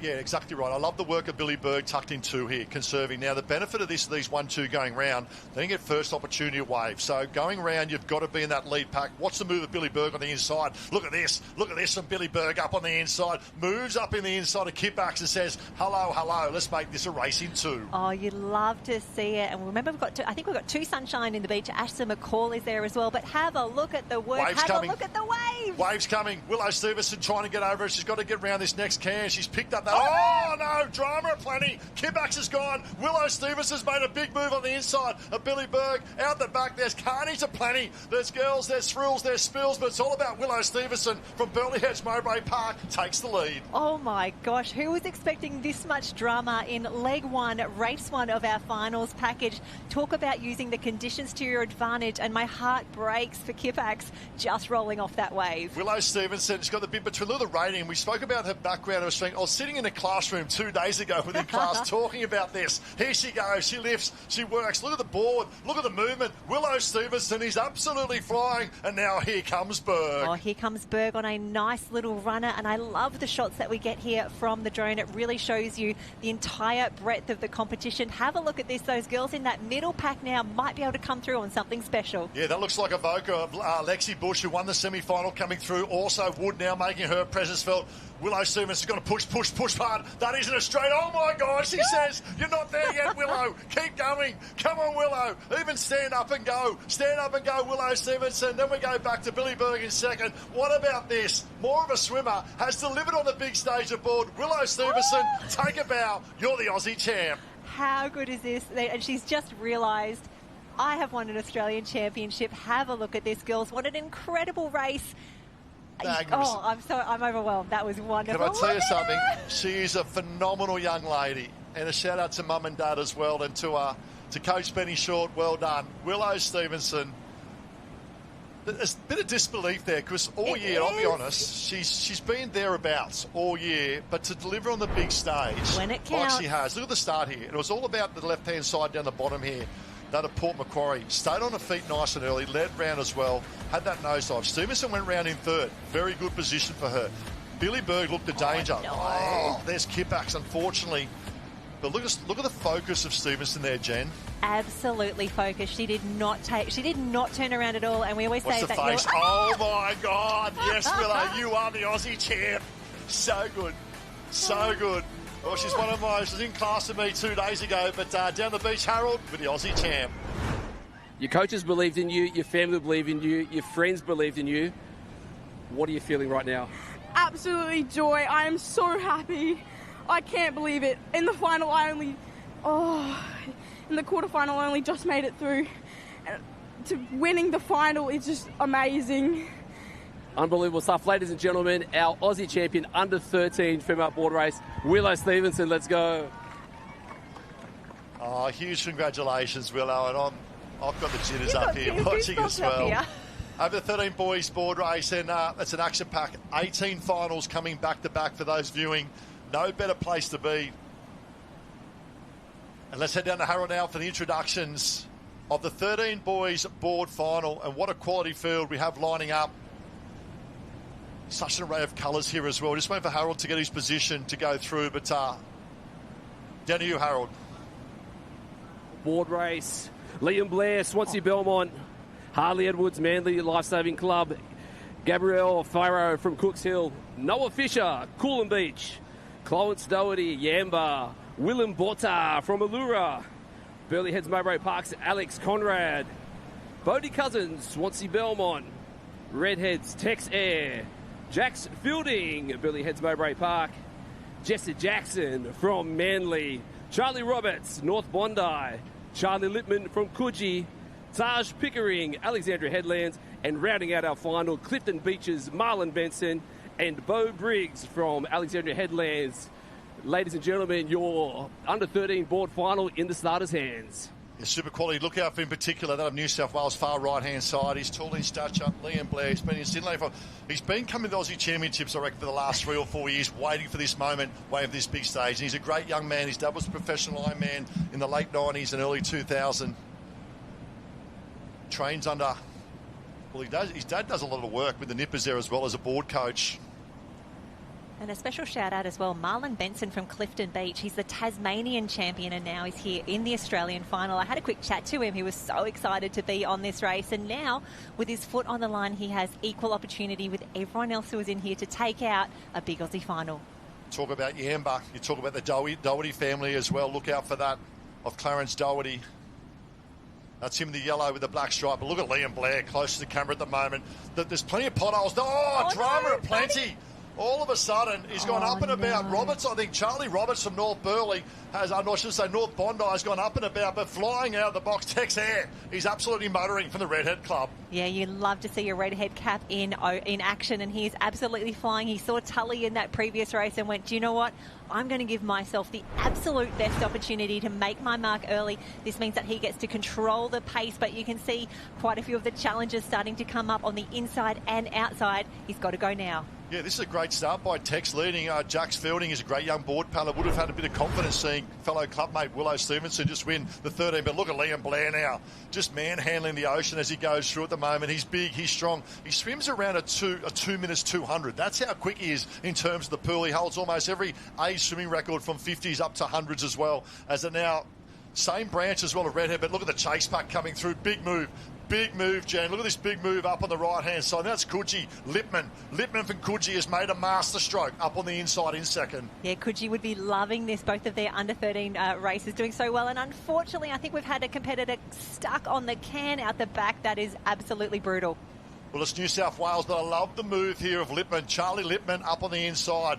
Tex Air still leads. He still leads going out. He'll sit, he'll pop, and get a great little lift. Look at Liam Blair just smashing his way. Look at the rating as well in second place there for Swansea Belmont. But Tex Air still sitting a little bit wide here, Jan.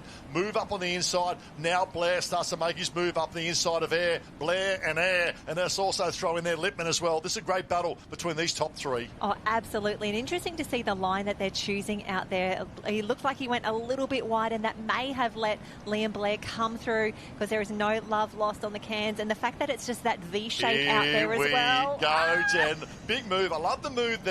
I love the move up the inside of Lippman. Lippman did well. Swell building. Fielding might get a chance here. Doherty might have a chance here as well. Not the first wave. What about the second wave? It's bigger. Doherty's probably got a better position. Doherty is in a better position for this last can. The boy from Yamba. What a movement. What a move from that of Doherty from Yamba. And also Air still in second. Blair is still close enough. That is fantastic. 7 came through on that wave, and Willem Botha from Allura has entered the conversation as well. Absolutely flying as they come past that green and gold can. You cannot cut any of the cans, and now it is advantage Allura. How good is this Willem Botha? He is absolutely flying, the boy from Allura. Look at him go on the outside. Air still there. Doherty trying to find something in third place at the moment. What a great race. Oh, this is what you want. This is the drama that we're here for. I'll tell you what, Willem Botha looked pretty close to getting down that. He knew that if he had a little bit more momentum, he could have got there. It is still anybody's race. If a wave comes through, that could change everything. Redhead still looking absolutely focused out the front. Tex Air is not out of this yet. Come on, boys. Go, go, go. Both are lifting. Air, look at him. He's small in stature, but huge in heart and just running on the top. Oh, right-hand side from nowhere. Alexander Headlands. Could be Pickering or it could be Briggs. Maybe Bo Briggs. Bo Briggs has now come through on the right-hand side. Fighting on the left-hand side, Doherty. We also spoke about in there as well is Botha and Air. Briggs is up. He's running. There comes Air. There comes Botha. Oh, the boy from Alex. Here comes Air. Here comes Air from Redhead. Redhead coming. Redhead's got there. Oh, my goodness. You are the Aussie champ. What about that? I think he was pretty confident. We saw a claim across the line. We do love a claim here. After how well he took that out, he deserves that win. Alexandra Headlands from the clouds as well. What an incredible race, an incredible finish. I think I could have picked 5 different winners at 5 different stages of that race. What a performance. It's the Aussie champs, and it has delivered. And Tex Air from Redhead, take a bow. He had the best start. The best start of the field we can see on the replay here. Up and over he went. Buddy. That's one for the memory books, unfortunately, for North Bondi. But then Liam Blair, Tex Air on the outside. It was the move of Doherty. But then coming from the clouds, Alexander Headlands, unbelievable move. Just didn't have the legs. Look, had a Bo Peak once, Bo Peak twice. But Redhead, it's his stage. Down the beach with Harold, with the champ. With the champ, with his boys down here, Tex Air. You've done it, mate. Redhead, Aussie board champion. Who do you need to thank? Big shout out to my mum and dad and the coach at Redhead. It's a lovely season, and thanks to all the boys out here as well. Unbelievable, mate. Australian champion. Look down the camera, big smiles because you are the best in nations. Oh, great job, Harold and Tex Air. You're the Aussie champ. What a moment. And let's go from one to the next. Now we go from the small boards to the big boards and down back to the beach with Harold for an introduction of the under-14 female board race Aussie final. Ladies and gentlemen, again, time to fire it up for the under-14 female board race. From North Bondi, Mia Hu, Maroochydores, Izzy Anderson, Lucy Whitehead, Manly, Maroochydores, Olive Ray and Layla Novosel, Northcliffe, Sophia Richards. From North Burleigh, we've got Blair Murray and Zani Freeman. From Yamba, Ella Horton. Warilla Barrack Points, Coco Valmain. Eden Benton from Mentone. Abigail Kelly from Redhead. Gemma Bryce, Met Caloundra. Sophie Maley, South Maroubra. And rounding out our under-14 board final from Lennox Head Austinville, Amy Roberts and Isla Latham from Maroochydore. Ladies are now in the starters' hands. The stage is head 2 down, 16 finals to go, Jen. There's no place you'd rather be than here at North Kirra, the Golden Sands, the Gold Coast, all with us on live stream. We look at this last year on the Sophie Marley was that of the Nipper Board champ in this age group. Ollie Ray took out the Queensland Championship. Lucy Whitehead will be a danger in this one from that of the Manly Club. Kate Taylor Anglesey was Victorian. Harper Molyneux, Brighton, was South Australian champ. Mazhenko was Scarborough, West Australia champ. And from Burnie was O'Gary. A couple of these ladies are in the final. A lot of Maroochydore in there as well. Those Black Swans up and about. The girls are away. Have a look at the start from Met Caloundra. Yeah, great start, Met Caloundra. Probably Bryce there, off to an absolute flyer. Also look out for, in particular, Sophia Richards, who was on the top end and screen as well. Another great start as well as the girls making their way out. Probably Zani Freeman may be the great start as well. So here we go, right-hand side. Probably a better run-in, Jen, maybe on the right-hand side. Not as many potholes, but at the moment, look at the girls go. This is a great exhibition of how to start and set up the first third of your race. Oh, it's absolutely perfect. A special shout-out as well, Eden Benton from Mentone in Victoria. Wonderful to have her featuring in this big final now. The girls trying to get into their rating now. It's still quite choppy at the back. That wind is starting to pick up, and while it looks lovely in some of the shots, you can tell on the drone here the girls really struggling to find that good, consistent rating. Yeah, I saw how well the Black Swans and Maroochydore went in this earlier today. Looks like Lucy Whitehead. Now, her brother took out the under-15 Australian board title last year. Now Lucy looking to pick up that of the under-14 division. She'll lead round in a very comfortable position. It's a place you want to be, Jen, going out here, leading out, but it's Whitehead that'll lead out in one. A Black Swan now moves up into that. Could be maybe Anderson there. Isabel Anderson from Black Swans in second. There's 3 or 4 of the girls in there as well. And that of Met Caloundra you spoke about. Gemma Bryce still close enough. Oh, the girls are doing an incredible job. If we have a look out the front, that sky blue cap, Whitehead of Manly has absolutely bolted. This is great. I love the rating. Look at the legs go. Look at this back to the old Nipper days. The rating's up over 100, 110 beats per strokes per minute. She has a little big Bo Peep behind. Don't look, Lucy. Pin the ears and go. This is an Aussie final. This is a master stroke from Lucy Whitehead out in front of good, 4 or 5 board lengths leading the first can. Oh, she's done an incredible job, and absolutely now is not the time to stop and look behind. She's looking very, very confident as she makes her way through, and we are in the black and white arena. The girls making their way out and around. You can see a few of them taking a look, and my gosh, she's probably thinking, I was hoping for wonderful things. I had a race plan in place. I didn't know if I'd be leading the Australian Championship final by 2 board lengths at the turning can. You dream of these moments, Jen. Here we go. Halfway through, and it's Whitehead lead. Got to pick the rating up for my liking a little bit more. Maroochydore come in there. We can also see Bryce still hanging in there as well, coming in 3rd place, but it's all that of the Manly Lifesaving Club in front. Whitehead now starts to lift. Little Swell just misses one. All of a sudden it opens for the back marks, potentially come through as well, Jen. Swell building at the back. Whitehead still leads. Maroochydore coming. She needs his first wave because there's going to be a few more join the party on this second wave. Whitehead lifting. Gets to the lift, but is it enough, Jen, as a chase pack is coming? Oh, is it enough? Have a look at that. Eden Benton from Mentone. That maroon cap with the white and black stripes. She's doing an incredible job.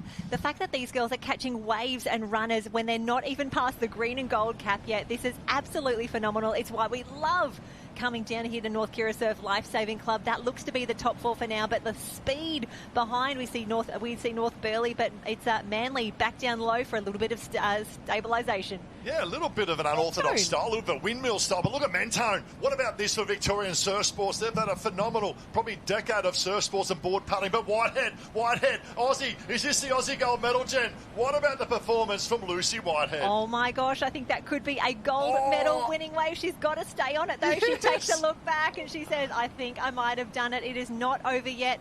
We've got to get her up and across that line safely. But what a race from the start. She wins it. Well, Lucy Whitehead, she said, what my brother can do in 2025 under 15s, I can do in 2026. Lucy Whitehead from the Manly Lifesaving Club, you are our Aussie champ. Take a bow. Oh, I love the moment when they know that it's happened. They know they can believe it. So good. Mentone for Victoria. How good is that? What a performance. She wasn't the Victorian champion. That went to Kate Taylor from Anglesea. So for her to come through right now, for Victoria, for Mentone to be on the dais, this is absolutely phenomenal. Harold is down on the beach being swamped by Manly. This is what it's all about. Lucy Whitehead, you are the under-14 board champion. Who do you need to thank? All my coaches and my parents and all my friends for pushing me at training. So good. There we have it, ladies and gentlemen. Under-14 board champion Lucy Whitehead and the crew of Manly. Let's go. This is what the Aussies is all about. Looks at the replay. It was a start down the southern end. A very good start by Matt Caloundra. Look at the explosion out of the blocks from Matt Caloundra. But Whitehead then went and really attacked that back bank to get around nice and clean. The party was coming, but it was moments and opportunities in a race, and Whitehead just picking that little lift, little runner to victory. You see the disbelief or shock and horror. Yes, you are the Aussie. All those hard flat water sessions, all those hard yards as well. Well, they pay off on a day like today when you rock up at North Kirra Beach and you see the conditions that are greeting you. And considering how many times these ladies have gone around the Cairns already, this is phenomenal. What a performance from Mentone, Jen. Second place, Eden Benton, take a bow. Phenomenal performance as we go from that, the 14 females now to the 14 males. Down with you, Harold, on the beach. Down here and ready to go again. So we've got the under-14 male board race final of Australia. Damon Murdoch from Swansea Belmont, Jordan Prince from Wanda, Chase Harrison from Swansea Belmont, Jackson Swingler, let's go Jacko, from Cronulla, LJ Slater, Northcliffe, Jamie Ellis, watch for this guy a little bit later on, Burley Heads Barbary Park, Will Gulgas, Kobe Halakis, that's correct wasn't it, because I'm all over it, Max Darazov from Wanda, Jai Clark from Met Caloundra, Jack Hayes, the big boy from Torquay, Dylan O'Connor from Mermaid, Harry Bolton from the Lakes, Tallis Manning, North Burleigh, Smith Masson from Currumbin, Billy Holford from South Maroubra, and rounding out the final, Billy Kerr from Warrnambool, starting line for your under-14 male board final. Great race lining up. We talk about Mentone and the 14 girls. Look out for more Victorian clubs in this one. Warrnambool in particular. I've been really impressed with William Kerr, the way he's been paddling, and the Torquay of Jack Hayes. Took out semi-final number 1. Very, very talented field. And away they go. You've got to set up in that nice on that first third, Jen. And look at Dylan O'Connor. No, down. Jamie Ellis from Burleigh, one of the favourites of this race, has dropped his board, unfortunately, in a pothole, and will need to do a lot of work from the back and tail. But it's Dylan, the pocket rocket, O'Connor from Mermaid up and about. But let's not forget EJ Slater from the Northcliffe Club. I'm just thinking EJ Slater was phenomenal at the Queensland Championships, and you can see already he's up on his knees, only one of 2 in the field at the moment up there. This just shows how strong and how powerful he is here, making his way through the field. He is absolutely dominating at the moment. Really well positioned as well is Wanda. We've got Max Dazarov and Jordan Prince both in the race here. And have a look at that Warrnambool, who you called early, out by himself on the northern end of the field. Well, I'll tell you one thing. His dad is a 9-times Victorian board champion and does it out on his own with 3 years of age as well. And I'd love to see Warrnambool up in the mix. But Slater doing an exceptional job in front. O'Connor's the Queensland champ, sitting back in about 5th or 6th. Ruddy for North Wollongong. I think has missed the final, unfortunately. So there's plenty of action taking place at the moment. Hayes, the Victorian champs there as well, but Slater will lead out. Come on, I'm on the boat of Warrnambool. It's a great club. It's a proud board club as well. And there we go. Kerr goes up and about. Now if he accelerates, he might get a little bit of a buffer here, Kerr. Is it the time for Warrnambool to stand on the big stage of the Aussie champs? Oh, that could be something special. We saw Jackson Swingler from Cronulla just ducking under a wave previously. Slater, who is also the Queensland Ironman champion, just made his way through as well, but it is all Warrnambool at the moment. He is still up on his knees. For someone who's on the first year on this craft, that is phenomenal. I'll tell you one thing about the Warrnambool. I had the chance to train there 2-3 years ago to travel in Australia. They are fit.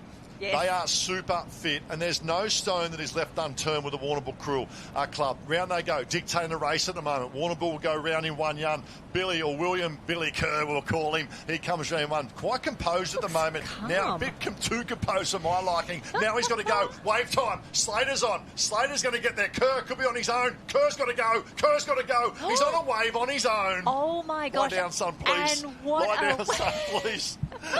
Ty's heart rate needs you to lie down. He has, and you can see how shallow it is there as well, just with the sand and the water that was in there. Have a look at this. He knows that he's got to keep his board speed up. He's got to keep going. There are 3 on the wave behind. EJ Slater nearly lost it there. They can see the distance now. They know what the gap is, and Swansea has joined the party. Yeah, he had a good Chase Harrison there from Swansea as well, but it's all Kerr from Warrnambool. What a moment for Victorian surf sports. What a moment for Warrnambool, and what a moment for the Kerr family. Come on, son, you're almost there. 60 to go. Give us your best 60 strokes on the chase now. Is that of Chase Harrison? You spoke about that of Northcliffe still close up. Little wave, little lift. Kerr trying to get over. Turk trying to get over. He's not there yet, Jen. He's not there yet, but he's got a nice little leave. There will be something that comes through now for Slater of Northcliffe. They're coming, Jen. They are coming, but he has done so much work. He can see the finish line. He can see the finish tape as well. How's Wanda? He's there. Yeah. He's there, Jen. Go, what about go. this, Warrnambool? Stand proud and stand tall, because William Kerr, you are the under-14 Australian board champion. Take a bow. What a moment. That is absolutely phenomenal, and such smart racing as well for an under-14 competitor. He looked calm. He looked composed as we see Wanda and Swansea Belmont just have their shoulders together across the line there. That looks to be the podium. I love that we are only 4 races into this Australian Championships finals package, and every race is delivering. So good. I know. This is so good for surf sports. And to Warrnambool, it's a small club. It's cold. They get big surf there. It's messy. And for the young man who's under 14, he's 13 years of age, I'd probably say, he's under 14, standing tall on the big stage and probably not having the experience of racing against all these other clubs for many years. Warrnambool, the Kerr family, and young Will, Billy Kerr, take a bow, mate. That is unbelievable. Well done. I love that. What an absolute superstar. What a race. And he is now down on the beach with Harold. Will Kerr, the under-14 board champion, start to finish, absolutely smoked everyone. Who do you need to thank at Warrnambool to make you so fast today, mate? Just about everyone that's given me advice, trained with me, watched me, analysed conditions, everyone. Absolutely huge. Ladies and gentlemen, our under-14 board champion, remember this name, remember this face, because it's going to be up in lights for a long, long time. Will Kerr, legend. Oh, Will Kerr, what a moment. Listen to the replay. He set up nice and early. That seemed close to the camera as well. And what I like about that, he had clean water on that left-hand side going in. All the action. Poor Jamie Ellis. I feel for him. He's been an outstanding board paddler all series as well and all year. Waves building, but around the cans, it's about moments of opportunity. And he probably, this could be beyond his years, sizing up the swell coming, slowing down the traffic, and then accelerating onto a wave. And what a moment for this young man. What a and wave. Warrnambool as well. I can't wait for him to watch this back and be like, my gosh, what a race. Everything went right. He made all the correct decisions, and then he is rewarded with an Australian Championship, making his way across the line. If you didn't know this cap before, you're going to learn it over the next few years. White, maroon and yellow for Warrnambool. Many great board paddlers. Braden Casamenos, Mia Cook's been through there as well. They do the work, they get the results as well. What a performance. It is the Aussies, brought to you by Kelloggs Nutri-Grain, the Nippers and Youth Aussies as well.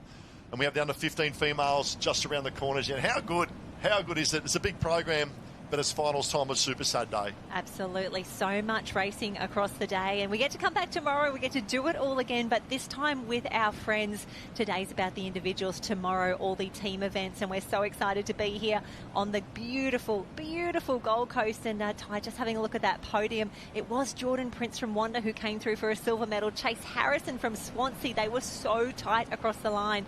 EJ Slater from Northcliffe. Unfortunately, chocolate medal for him. But what a race. What a performance by the Queensland Ironman champion. We do love coming to the Gold Coast for these events. A big shout out to Experience Gold Coast, one of our major supporters here, as we get these gorgeous shots of the Gold Coast. I tell you, we are 4 races in. Let's roll up the next one. Harold, time to shine. Time to shine is what it is down here with finalists ready to go from Sunshine, Millerberg, Asher Hodser from Swansea Belmont. Hallie Thomas from Burleigh Heads Mowbray Park. Zara Cleary from Manly. Lucy Smith from Alexandria Headlands. From the Grange, Zara Newmarch. Sienna Picton from Talabudgera. Sav Glynn from Umina. Ella Brigden from Trig Island. Next to her is Isla Jordan from Manly. Elkie Raywood from Burleigh Heads Mowbray Park. Summer Murray from North Burleigh. Lucinda Gladstone from North Bondi. Indigo McIntyre, Ocean Grove. Grace Van Esveld, Swansea Belmont. Emily O'Driscoll from Omanu. Let's go. Catherine Jordan from North Bondi. And rounding out the final, Charlie Collins from Manly Lifesaving Club. Your under 15 board finalists in the starters' hands. Great start list, a little bit of an international flavour there as well. Semi-final 1 and 2 was both won by Swansea Belmont, under the guidance of Timmy Ford and Melissa Thurlow as well, Jen, but plenty of talent in this race. So much talent and so many different clubs represented, which we love to see. You can see the girls just being a little bit careful with their footing. They've seen a few of our competitors really have a bit of drama early, but have a look at the work of Manly at the start. Yeah, I'd probably say it's last year's under-14 board champion on the left-hand side, Summer Murray. She's the Queensland champ as well, now moves up on the outside of Collins from that of the Manly Lifesaving Club. And she was nervous. Had a chat to Summer Murray's dad about an hour and a half ago. I said, how's she feeling? She had a phenomenal state championships. He said, I've never seen her this nervous. Oh, wow. And she delivers on the big stage. I love the tactics at the moment of Summer Murray. Just sit on the outside of Collins going out. And that's experience beyond her years. But I know her dad was a phenomenal board paddler, won many Australian championships in terms of board paddling, ski paddling and team events. Was also a part of the Nutri-Grain series when there was a team format many years ago as well. Here we go. Summer Murray moves up on the outside of Collins there. Then we go back to another one of Manly as well. We look at Manly. They've got, I think, 3 representations here. Shows the depth of the under-15 Manly Lifesaving Club. Yeah, shout out to Zara Cleary and Isla Jordan also in the mix, with 2 Manly in the top 3 at the moment. Wonderful to see Swansea in the mix. We've also got North Bondi, 2 reps for them.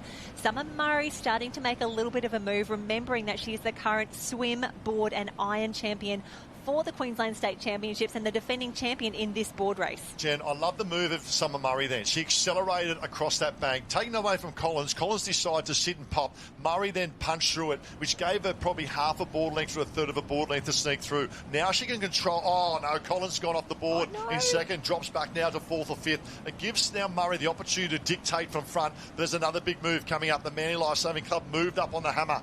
Moves up on the hammer now of Murray. We'll try and pick up who that might be for the girls there. Maybe Isla Jordan. We know how well she's been paddling. She was second in the semi-final earlier today, but it's Murray that'll lead round in 1. Looks like Jordan in second there as well, and then potentially going back to that of probably another Jordan as well, Catherine Jordan, or it could be actually Lucinda Gladstone in there from North Bondi as well. So there are your leaders at the moment. North Burleigh 1, Manly and North Bondi. Yeah, an incredible racing down here. Lucy Smith as well is really well positioned there. She's from Alexandria Headlands. That's the yellow cap with the 3 black stripes in there. She is comfortably in that 4th position at the moment. Wonderful to see the New South Wales chase back there. It's all Summer Murray still out in front. She looks calm, she looks composed, and we know she's got stamina. The girl can sprint, but she's also going to be here all the way to the end. And I'll tell you one other thing she's got, Jen. She's got leg speed. she's got some serious wheels. She's a very good AFL player as well, Summer Murray, but she'll go around now. Her actual brother, I mentioned this earlier this year as well, has just got drafted by the Gold Coast Suns in the Opens as well. He's carrying a bit of an injury, but Summer Murray, big move now up on the inside from that of Manly. Manly's tried to sneak up on the inside of Murray. Murray needs a lift, but that's a masterstroke. I like this move from Manly up on the inside. Yeah, that is really, really smart racing. You can see the girls just jostling for position because they have seen that the waves are coming through between those 2 sets of cans. So there you go. Summer Murray, she's made her move. She knows at this point in the race, this is where I get up. This is where I put my speed on. This is where I could really break this race wide open. You can see they're going around the pink cans there. That means that when we say that we're in the pink arena, it means pink finishing flags on the beach, pink cans out the back. But have a look at the speed. That group in the top 5, they are breaking away from the rest of the field. It's Manly now with a cadence and a rating up. Look at the difference in stroke swell building. Swell building. It could be that of Isla Jordan there. We said for Manly, look at this, really starting the ratings up compared to that of Summer Murray, but Summer's probably just losing the levers. Murray fights back from North Burleigh. It's a great battle. It's a ding-dong battle between Manly, between North Burleigh and North Bondi are fighting back. Swell building. Swell building. Here we go. Here we go. Strap yourself in. We could have 1, 2, 3, maybe 4 for on this lead wave. Oh, and have a look at Lucy Smith from Alexandra Headland. She's on the far left-hand side of the field. This could be the podium right now. There is some strength in that wave. That is what we like to see. 1, 2, 3, Manly, North Burleigh and Alexandra Headland's. But those ladies on the waves behind. Go, go, go. It's the opportunity to run the board across this deeper water. We've seen it up at Kirra, but look at this from Smith, is it? From Alexander Headland's top end. And that of Manly. Alexander has probably milked. Thrills and spills out the back. But let's come to the forefront of this event. And it's Alexander Headland leading, Jen, back towards the beach. She's leading at the moment, but she's probably 20, 30 metres to the southern end of the field. You can see Summer Murray just cutting back across Manly as well. Maybe Alexandra Headlands has the best line, the best run to the beach. If she can work these runners, this could be an Aussie title heading back to Alex. Oh, Lucy Smith, what about the move around that third can on the lead wave? Alexander Headland, she's got, I tell you what, I thought to say, one hand on the medal, the Aussie gold. Make that two, because Lucy Smith, you are going to be the Aussie champion under 15s. What a performance. The smile is on the dial, the excitement as well. Lucy Smith, take a bow, you're the Aussie champ. Didn't she just line that up absolutely perfectly? And she timed her run when she needed to move. She went at the exact right time. What a race, what a finish. Alexandra Headlands will be erupting right now. Huge shout out to Jacko Hansen too. They do a wonderful job, and the fraternity's got there, the culture's got there. Alexander Headlands is unbelievable, right from the young ones, the young nippers, right through to those, not only the seniors but also the masters, and girls and boys, or males and females. But Lucy Smith, what a stage. Your last chance, the last time at that of an Aussie Youth Championship, and you are the Australian champ. What a moment it is for that of Lucy Smith, the Alexander Headland Club. I think we might be down the beach now with Harold with Lucy. That we are. Lucy Smith, Alexandra Headlands, you have just won the under-15 board title. Who do you need to thank? How are you so fast? I'd like to thank Jack and all the coaches at Alex, my parents, and a big special to Deacon Spicer for making me be able to be so good. It's a great privilege to be able to win this after moving to Queensland from Tassie a year ago. I'm so grateful for this, and these guys are so good, and I'm so grateful they were in this race with me. Absolutely beautiful. You're under-15 champion, Lucy Smith. Congratulations. Great job, Harold. And Lucy Smith, look at the smiles. It's like a little bit disbelief. You deserve that. Look at the replay. And all the action was down the bottom end of the screen. Manly Lifesaving Club, what a start from Manly. But it was Summer Murray that led round. Let's have a look where Lucy is, sitting nice and comfortable in sort of fourth place. And then that wave started to build. And that wave gave her the opportunity, and she had to work really hard. There she is, left-hand side of screen. But it was the ability to milk the wave across the deep water of the gutter that paid the rewards and the dividends. Look at the spills out the back, boards flying everywhere there, Jen, as well. But the ability to run, have her own clean water and run with the ocean, not fight it. And there you have it. Your champ for 2026, Lucy Smith, outstanding. And the confidence to go her own way as well. She chose a different line to the beach, and it absolutely paid off. She held her nerve. She knew she had the strength, the speed, the fitness to get there. And you can just, I love these moments at the end when they realise what they've done and they go, this is something special. We've made it happen. And for her to be able to celebrate up now on the beach with her team is absolutely fantastic. And these races just keep on rolling on. It's not just the athletes who've had a huge day, the officials, the team managers.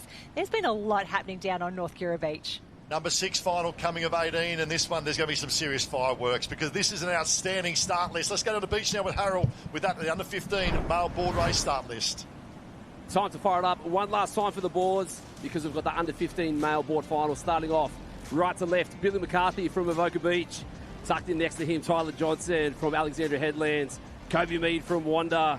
William Miller from Cooks Hill. Harper Skelton from North Burleigh getting his skips in. Sammy Weddy from Avoca Beach. Joel Rod, Burleigh Heads Mowbray Park. Grayson Hyde, Ocean Grove. Darcy Stepanovsky from Wollongong City. Henry Miles, Alexandria Headlands. Felix Forbes, Coogin Headland. Ollie Putty from North Burleigh. Fletcher Dutton, Burleigh Heads Mowbray Park. Kostya Rogoyski from Sorrento. Jagger Imrie, Burleigh Heads Mowbray Park. Tacking points, James Hamblin. And rounding out the final, Manly's Felix Stevens and Carol's Josh Mercer. Ladies and gentlemen, your Australian board final for the under-15s. This is a quality field. We've got last year's under-14 board champion lining up of Grayson Hyde from Ocean Grove. He was also the Victorian champion. We've got Harper Skilton, who's the Queensland champion. Then we go down. We've got Weddy there from Avoca as well. Costa Rogovski, look at him from that. That's him fourth from the bottom from Sorrento in WA. He's small in stature but huge in heart. And away they go. Big move. What about this on the right-hand side? A big move on the right-hand side. Billy McCarthy, we know how good he is, but he's doing it all on his own. I love the confidence of Billy McCarthy right now as he makes his way out. He's seen something special. He's been watching the conditions and he is making a bold choice in a national final to make that decision is phenomenal. Let's see if it pays off. Another great start from another man like us, Felix Stevens on the far left-hand side, deciding to go out on his own as well. So Stevenson will lead out on there, trying to pick up that from the Burley. I'd probably say that's Jagger Emery. I don't know if he's got the base to come home, hopefully, but also close enough is Costa Rogovski there. So Costa Rogovski is the fluoro green from that of Sorrento. One thing I know about him, he's super fit, but it's a big move at the moment. Jagger Emery, he's a master stroke in terms of his start, and a great start as well, but it's all Manly that'll lead out. Got to work this back bank. Got to be really aggressive and make good decisions across his back bank as well. And tacking point near that of Port Macquarie as well, the red with the white in a good position. Yeah, tacking point looking great at the moment as he makes his way through. Does look a little bit like one of our New Zealand caps, and a shout out to all of our friends across the ditch making their way here to the Australian Championships. It's still a race into, is that Joel Rodd maybe, or Fletcher Dutton or Jagger Emery, all in the mix. So it's Jagger Emery going out. This is a big paddle from Jagger Emery. His family is heavily entrenched in that. There's been 3-4 generations have gone through the Burley Lifesaving Club. I see his grandfather Terry quite often down the beach as well. He's got to hang in there. I know these boys will work very hard. We know he's a good starter as well. We've got to hang tough here, Jagger, for the chance to be on a podium, but he's got a very good position. Absolutely. Harper Skelton from North Burley is really well positioned as well, just on that inside line, probably sitting about 5th position at the moment, but we know how good he is. He's had a near unbeatable season as the boys make their way through, and I think the defending champ has something to say. Here comes the Victorian. Here comes the Western Australian as well, coming through as well. So Jagger Emery will lead round in 1. Felix Stevens from Manly will be there in 2, but the big dangers are right behind. Rogoyski there from that of Sorrento WA. Look out as well, we spoke about, of Harper Skelton, the Queensland champ. He's sitting very comfortable back on that pink board in 3rd position. We've got the Victorian champ Hyde now moves up as well. For my liking, the dangers in 3, 4 and 5. There they are, the boys. They're ready to pounce. Absolutely, and I love how calm and relaxed Harper Skelton looks right now. He hasn't panicked, but have a look at the Grayson Hyde. Now, he's the current Victorian champ, the defending Australian champ, making his way out. He's happy to paddle the extra distance because he knows how good he is. Well, Jen, 3rd and 4th and 5th at the moment is the Queensland champ, the WA champ and the Victorian champ. Absolutely firing. But I tell you what, it's Aussie titles, and Jagger Emery's flying in front, and the young boy from that, I said that's Felix Stevens from Manly, starting to go as well. Come on, Jagger. Trying to pick up there, coming in now, trying to fight hard. Felix there as well, but look at this from top end. Sorrento, there at Western Australia, and Swell building, and also last year's champs also making a big move of that of Grayson Hyde. I'll tell you what, James Hamblin of Tacking Point is not out of this just yet. He's pushing so far hard. Unfortunately, he's not going to get there. Manly's on. 1, Harper 2, Skelton fighting. Harper Skelton fighting. On. He's on as well. What a battle. Harper Skelton, pound for pound, has been one of the best board paddlers all summer. Now moves up into that of Manly Lifesaving Club. It's a battle in 2 of Felix Stevens on the right-hand side. Harper Skelton, here he goes, Harper Skelton. He's almost there, Jen. He's almost there, and he knew that he had to work so hard to keep that board speed up. He is absolutely flying. Look at the stroke rate. He's chasing down. He's got to lift now. On the back of that runner, he lifts now. He can pull on the top of this one. Harper Skelton lifts. Harper Skelton lifts. Harper Skelton lifts. And Harper Skelton, I believe, will now take this to potential victory. Fighting back. He's Manly at the moment. Harper still there. Still going. But here comes the chase pack. Here comes the chase back. We got to think Harper Skelton is through and done now. It'll be North Burley in 1, Manly in 2. My gosh, Grayson Hyde could still be on the podium here, but it could be Sorrento. It could be Tacking Point, but no denying this man right now. Harper Skelton, he went through the first 3 quarters of the year undefeated in a board race, but he stands tall on the big stage of the Aussie titles. Harper Skelton from North Burley, you are the under-15 Ironman Aussie champ. Take a bow. What a battle for 2nd and 3rd. They deserve that. They deserve that. My gosh. And unfortunately, just from body language, it looks like maybe Sorrento's costume may just be off the podium there, but North Burley absolutely stoked. They've seen this man do so much all season. super nervous this morning, Mum. I know Kevy, he handles as well, and what a great young man, and he thoroughly deserves it. And a shout out to Jeremy Cotter and Mike Murray as well, done a wonderful job. He moved clubs from Burleigh North Burleigh a matter of 12 months ago as well, and want to surround him with other boys he goes to school with as well. But he's the Aussie champ. Harper Skelton's on the beach now with Harold. You are now the under-15 board champion, but on that start line, you just seem to be having fun with your mates, bouncing around, dancing.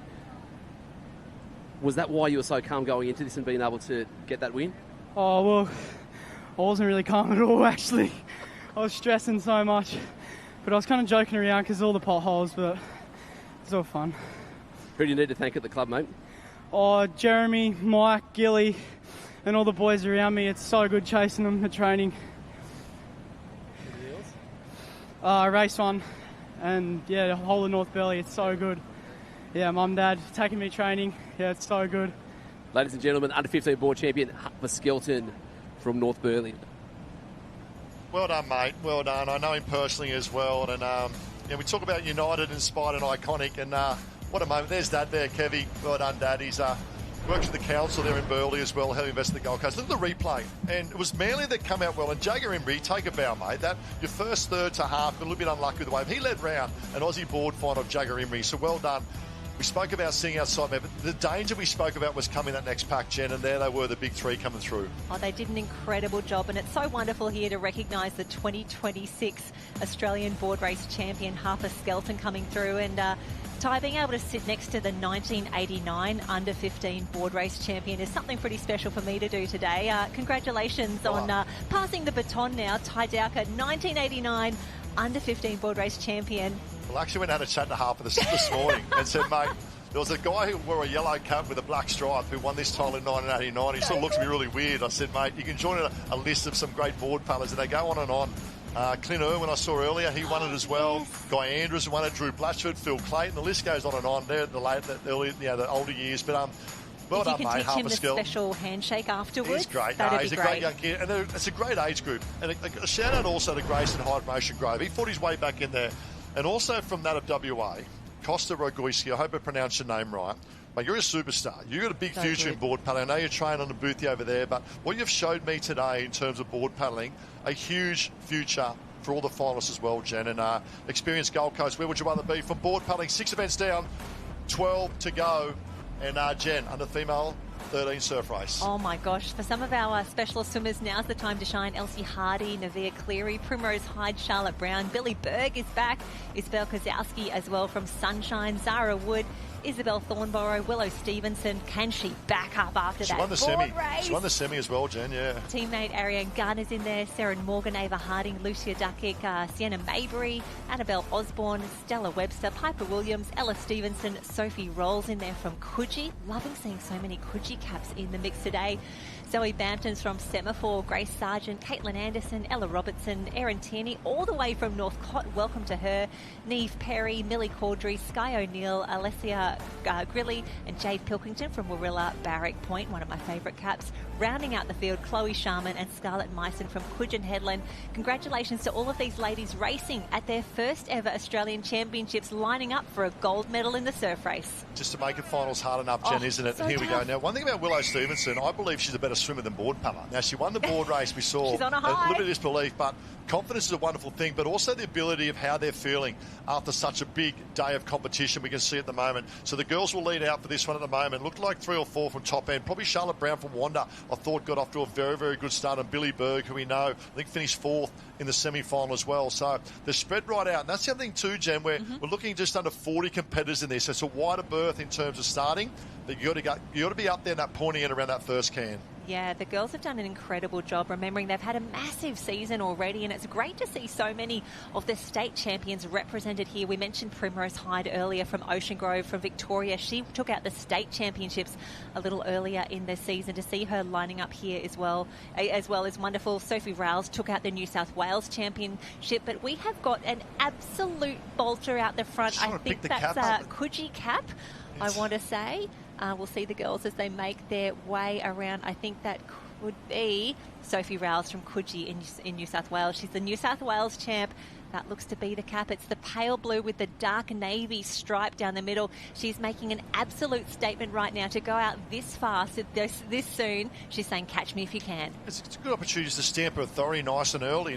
And more importantly, Jen, you know, being a surf swimmer and such a great, and congratulations on your induction into the Hall of Fame too. But the opportunity to get clean water means so much for these girls coming around. And I'd say that's Coogee, as you mentioned, going around in number 1 and looking very, very good. And that's the place you want to be, young Sophie Rouse. Not caught up in the mess. You can see the congestion of Cam 1 with the girls back there. She can have an opportunity to go from strength to strength up this last can. And you really need that when the conditions are this tough, when it's that choppy out the back. You can see the girls really sometimes struggling to get their rating through. So it's still Coogee out in front at the moment. I'd say that could even be maybe a North Burleigh just behind. But there we get the good colour shot. That's definitely a Coogee cap. We saw her in a few races earlier today. Remembering the girls had to do, I think they did round 1 semi-finals and now finals for the Australian Championships. Stoked to see such high volumes of races here at the Nationals. I say Coogee go round in 1. It's potentially a Coogee cap. It's just hard to see with the glare. That's probably Meissen, I'd say. She was a second or a third in the semi-final. Then Willow Stevenson, who won the semi, back there in 4th. And then trying to pick up, could it be a Cottesloe cap? A North Cottesloe cap of a white cap or a Manly cap. We're just trying to pick up the white cap coming through now, but it's all about Coogee in front. What a great performance. I love the alignment. I'll talk about swimming, about, you know, head, hands, hips and heels, and the alignment she has nice. Out in front at the moment, Jen, looking very, very good, and the ability to maintain that kick, also important. Yeah, I think that is definitely a North Cott cap there. That'd be Erin Tierney, a fantastic race for her. Millie Lang took out the WA Championship from Sorrento, but have a look at this. Look at the distance that this first sort of 2, 3, 4, 5 competitors have on the rest of the field. That's a beautiful swim stroke. That is a beautiful swim stroke from out in front from that of Coogee, and doing a wonderful job, just extending that lead. And in the context of this in the gutter, coming to the shore break, we get first opportunity away. Meissen, I believe, is Scarlett Meissen in second, doing a wonderful job as well. But out in front, Sophie Rouse. What a performance out in front. Almost there. Give us your best 50 and you're the Aussie champ. But Meissen, he's fighting back. Oh, she's fighting back. Northcott not out of this just yet. And having a look back, I don't think there's anything special that's going to come through just yet. It may spoil. Come on, girls. Go, go, go. Little double up, I think, there, Jen. Won't get, you see there, opportunity, bring the legs in, come over the top for the Aussie gold medal. Coogee, take a bow. Almost there. Just windmilling her way through. I love it. We'll stand 1 or 2 little porpoises and up they go. What a performance. We talk about the Hablers many, many years ago and the strength they had in swimming. Oh. Well, the torch has been changed over. Look at the face.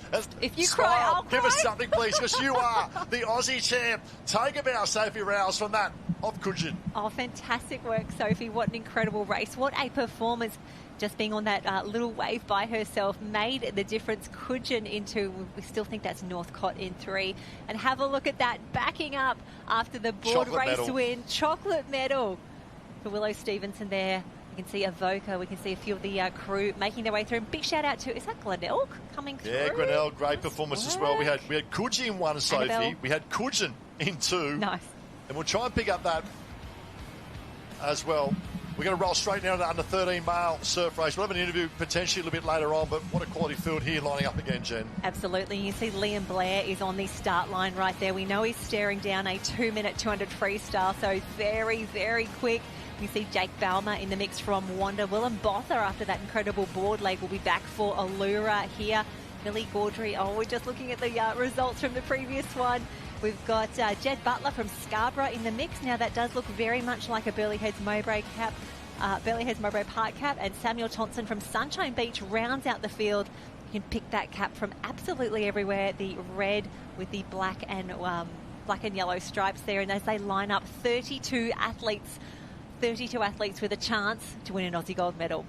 32 go in, 1 will stand tall, and a big shout out to Millie Gaudry there as well for Manly. We thought it was the club from WA as well, from North Cottesloe. It was hard to see with a bit of blue and the white on there as well. Liam Blair will lead out. Keep your feet, little potholes on offer. He's a phenomenal swimmer. Pound for pound, been the best swimmer since he's been probably under 7 or 8 years of age, that of Blair, but he needs it back up here. He led well in that top pack in the board race, but this is more his specialty. He'll go to work and lead out in front. Liam Blair from that of Swansea Belmont. Yeah, we've spoken to him a few times today, and he was really, really confident. He had some great earlier races through the boards, through the qualifying, through the swim as well. He knows now's the time to lift. Now is the time to shine. And we can see him already making his way out. But before we go through, we're going to head back down to the beach. Yeah, thank you very much, Jen. We are soaking it up with our new Australian champion of the under-13 female surf race, Sophie Rolls from Coogee. Sophie, you looked like you had a look of disbelief on your face when you ran across the line. Has it started to sink in? You're the Australian champion. Oh my God, I know. I can't believe I actually won it. It's so unbelievable. And what about to win it for your club, Coogee, as well? Such a proud club in Sydney. What does this mean to you? It means a lot. I'm just so happy, yeah. Yeah. And is there anyone you'd like to thank? Yeah, I'd like to thank my parents for driving me every morning to swimming, board training, all my coaches, Cam, Michael, Shannon, Ryan, and my swim coach, Jake and Alexia. Well, all that sacrifice is certainly worth it. Sophie, congratulations, you're an Australian champion. Thank you. Thanks very much. Yeah, thanks, Sam, and well done, Coogee.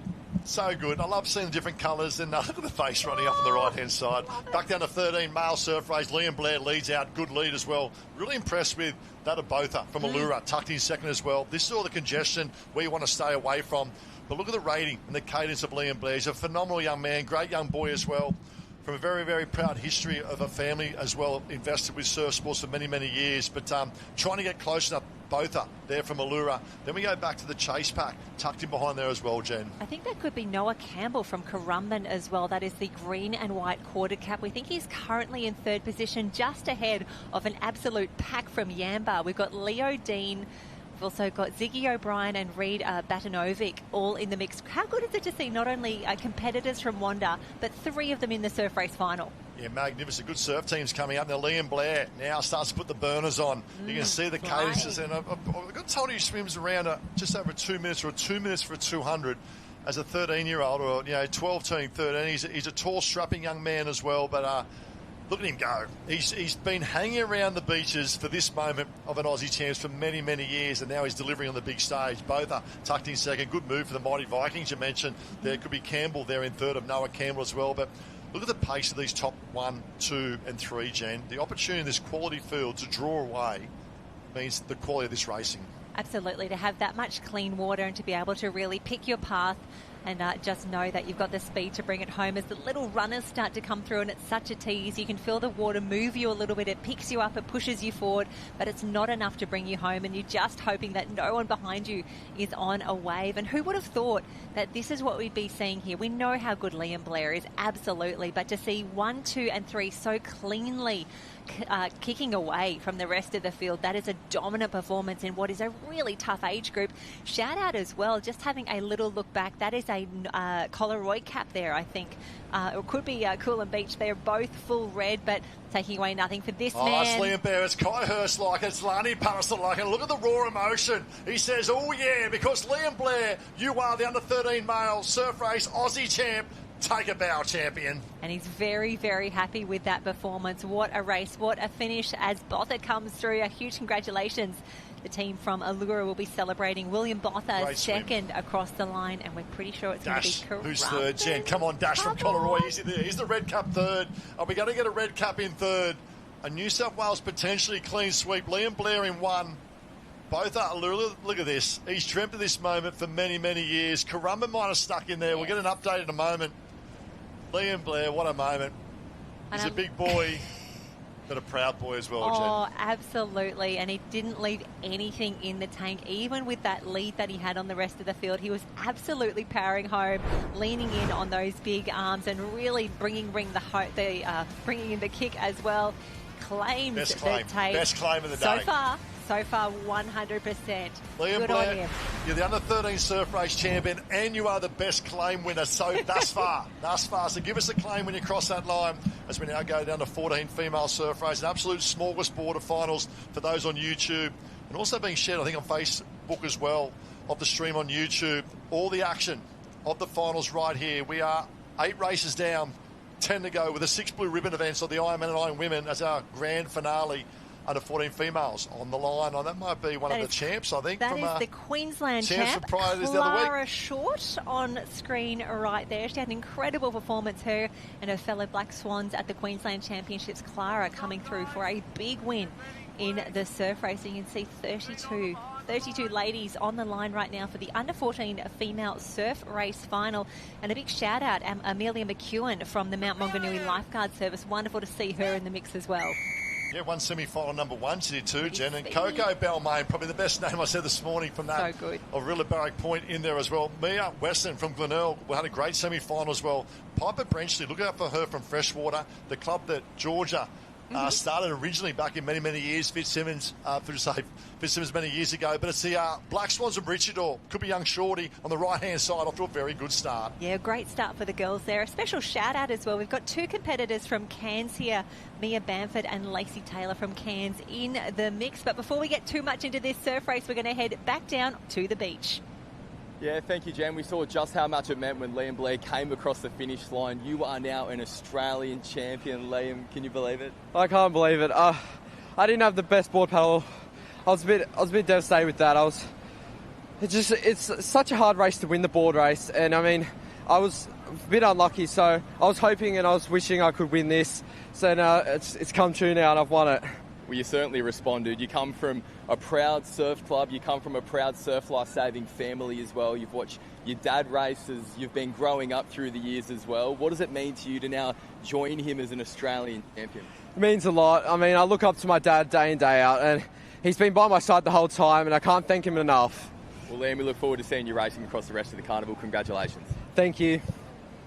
Well done, Liam Blair. Well done, Sam, as well. And Mum and Dad, because they both play huge 100%. parts. And I know Mum and Dad very well and grew up with Josh Blair's dad as well. And well done. I think that's great. There's the relationship of, Dad's a board coach as well. But looks like young Shorty leading this one. This is a great little battle. Looks like that in Maroochydore. Just caught up on the can. Now provides an opportunity.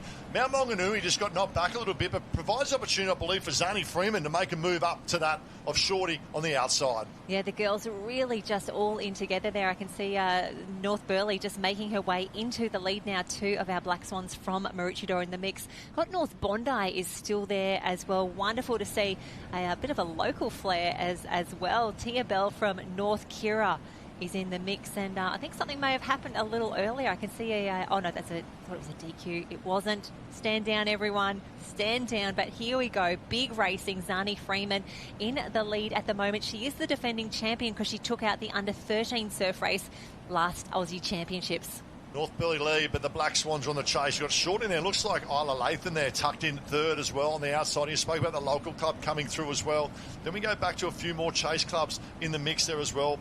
Piper Brenchley, I expect to make a move as well, but it is that of North Burleigh in one. Nice clean water, leading from the run. Now starts to put the hammer down. Now starts to go, starts to extend that lead. Zani Freeman in very good form. Yeah, she's looking amazing. And I think that's Mia Hu in the mix there from North Bondi. That is the white cap with the red and the brown strokes. And I see that she's in there. She is absolutely making her move now. And I love it when you see this in a surf race. Someone has a race plan and they say, this is when I'm changing gears. This is when I'm bringing in the kick. And Mia Hu is flying. A phenomenal swimmer, and also got a younger sister in the under 12 age group as well, who's very, very good. The Hu girls from North Bondi have been following their journey for a number of years. But look at the reach, look at the glide, and look at the leg drive. And this shows the backhand speed of a 400 swimmer coming to the fore now of Hu. Hu moves up next to that of Freeman. Freeman's got to hang tough. Got to be close enough in his wave zone for the short break if she wants to be top of the podium. But that of Hu now goes to the lead. Yeah, the girls doing an incredible job now. I can see Maroochydore just trying to hold on there as well.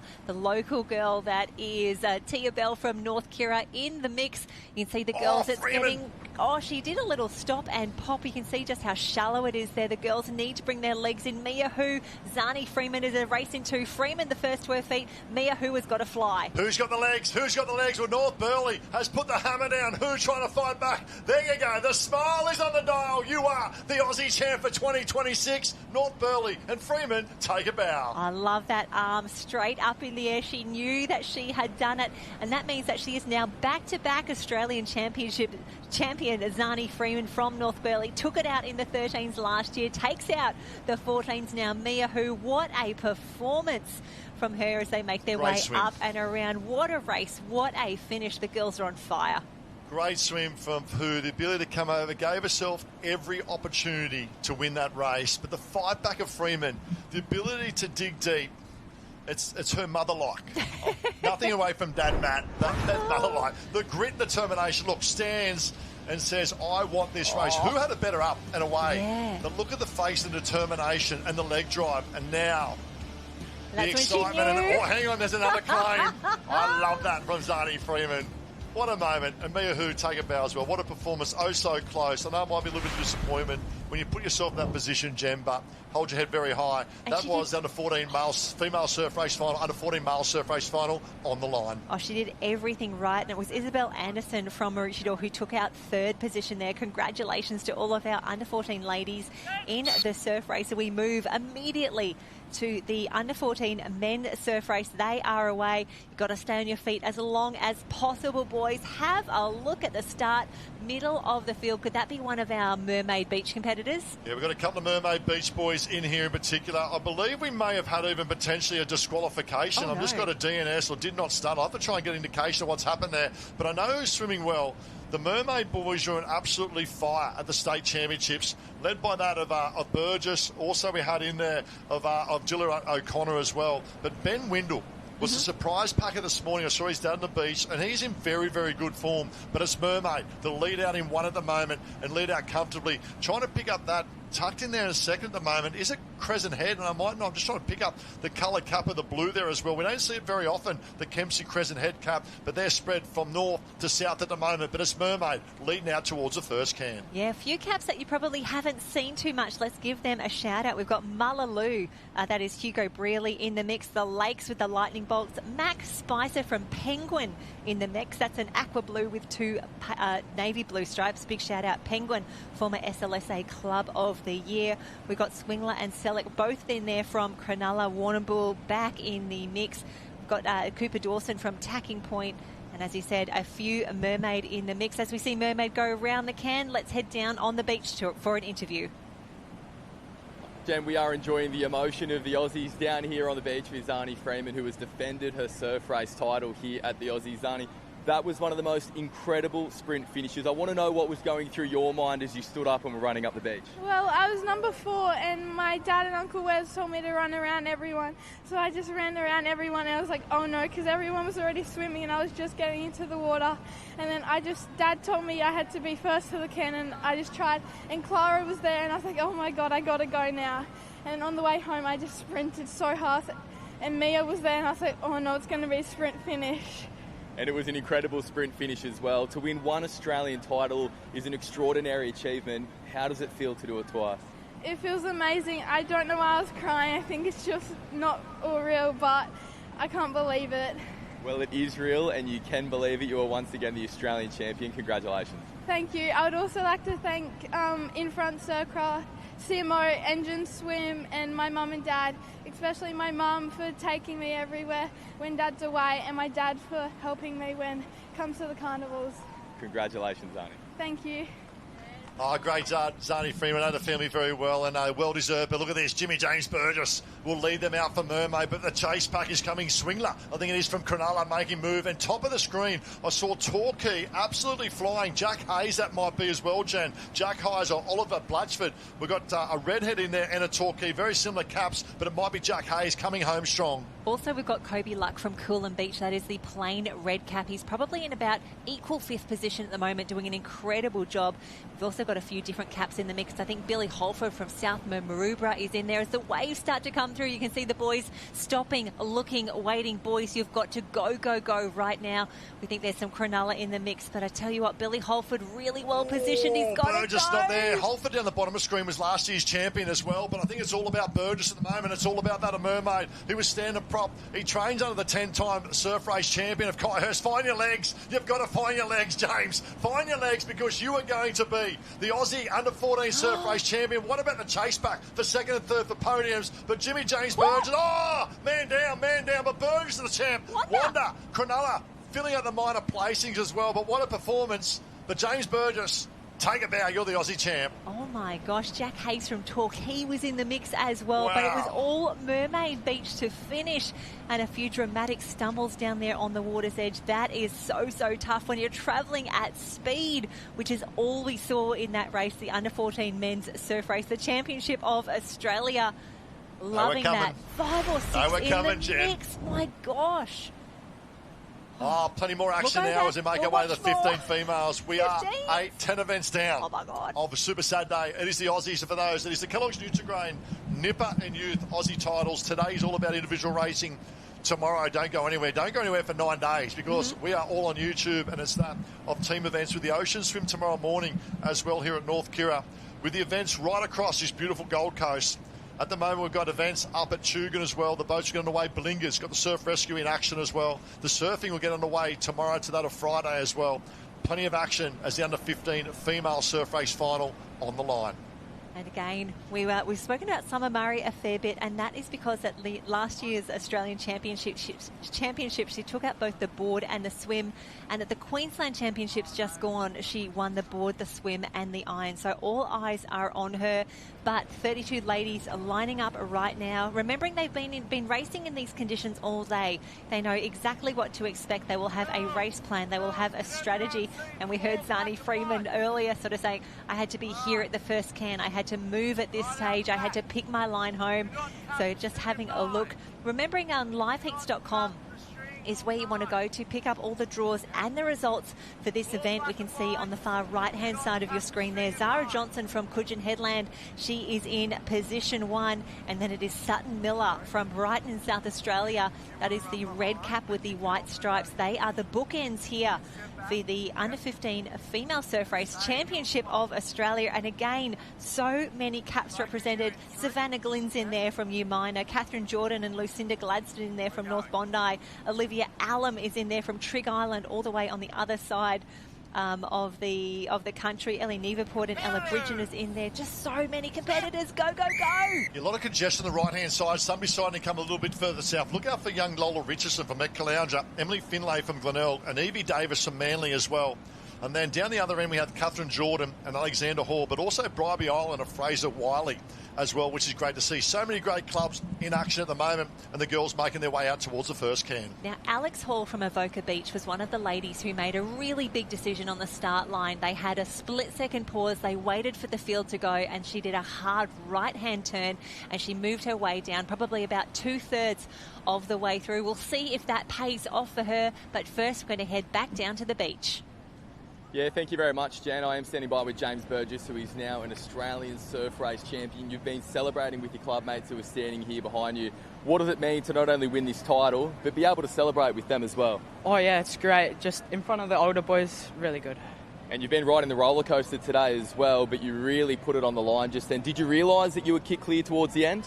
Yeah, I think so. I had to look back, just realised Geordie was there just behind me and knew I had to kick. We absolutely nailed it, and we look forward to seeing you the Ironman this afternoon. But for now, enjoy this one. Australian champion in the swim. Thanks, Sam.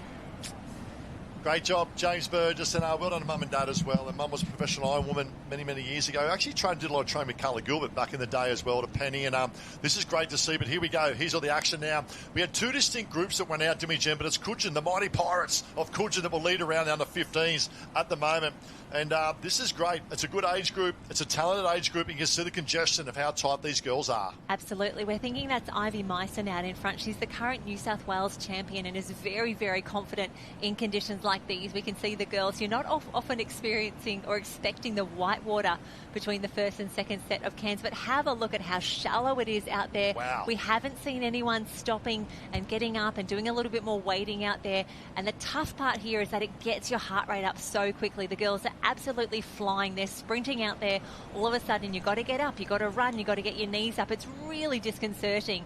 Georgia Miller would be loving this right now, but for the under-15 girls, they're really putting on a show. And the hardest thing is getting on that bank, Jen. That's the hardest thing at the moment. But I should say Meissen will lead out from Coogin. She's in a very, very good position at the moment, but also will bring along the confidence of being the New South Wales. We know the strength of swimming in the state of New South Wales. I know the Queenslanders are aware of that as well, but it's Meissen who will lead out in one. Then it looks like a move, probably North Bondi. She had a very good semi-final coming through as well in semi-final number 2, and that's Catherine Jordan. She won semi-final number 2.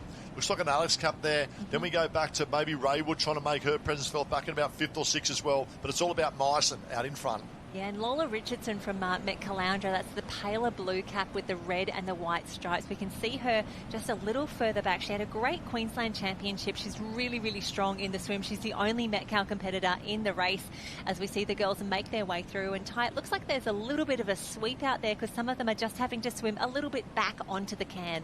Yeah, just pushing them a little bit to the north, and that's probably why we saw Avoca. But out in front, what about this? It's the Coogin Pirates that will lead out in position 1. Back to Alex now. I'm not sure. We've got a mixture of Lucy Smith had a very good board race earlier today as well, but also Alex Oliphant in there. Probably say Lucy Smith potentially could be there in second. Then we go back to that of Catherine Jordan of North Bondi in third. Lola Richardson, you spoke about, is close now. We saw Elka Raywood there tucked in behind her as well. Then we go back to another, what we got back there, another Alex Cap, then into other chase packs as well. But it's all about Myson in front, making every post a winner. Absolutely. That's Alex Oliphant and Lucy Smith, both in the mix for Alexandra Headlands. I think both of them finished in the top 5 for their semi-final as well. So again, if they brought a few friends along for the ride, they're going to have an absolutely phenomenal surf teams tomorrow when we come back just for the team events. But have a look at this. Ivy Myson out in front, continuing her dominance, just trying to break away from the rest of the field. But little for wave. those, go, Little this wave. is it. Well, we got 2 in there from Coogin. We got Ivy Myson we spoke about, but also Zara Johnson as well. But here comes Alex.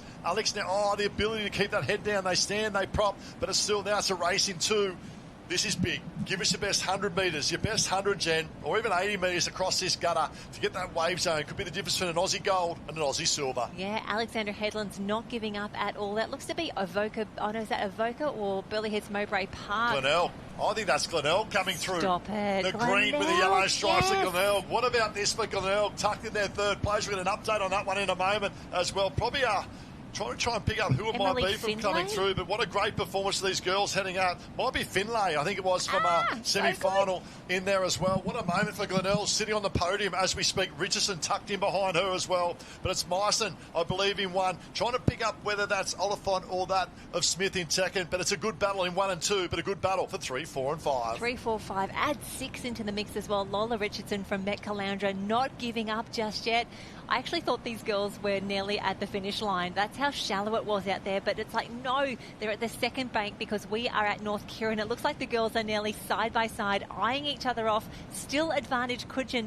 But as we've seen, you've got to get to your feet really, really early, and you've got to stay on your feet for that run up the beach. Jen, the finish line is not coming close enough for these girls. They're looking every 4 or 5 strokes. But every time you do that, you're dropping your hips. Keep your head down. Little crocodile eyes now and then after 10 or 20 strokes. It's Coogin in 1, Alex in 2. But Lola Richardson is the big mover down the southern end from that of the Met Caloundra. There she is there with Glenelg, of Finlay as well. Alex tried to stand too early. Alexander Headlands, over the top they come. Coogin, we talk about moments. There's a moment right there, and that's an Aussie goal for Coogin. Oh, Coogin. She led start to finish. What an incredible performance. That is phenomenal. That is an Australian Championship going to Coogin. Yes, arms in the air. That's what we need to see.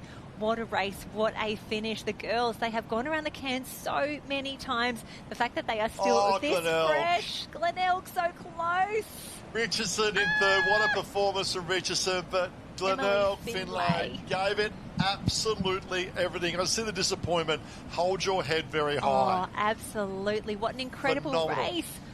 North Bondi in the mix. That looks to be Raywood from Burleigh Heads Mowbray Park. We can see as well. Oh, how good's this?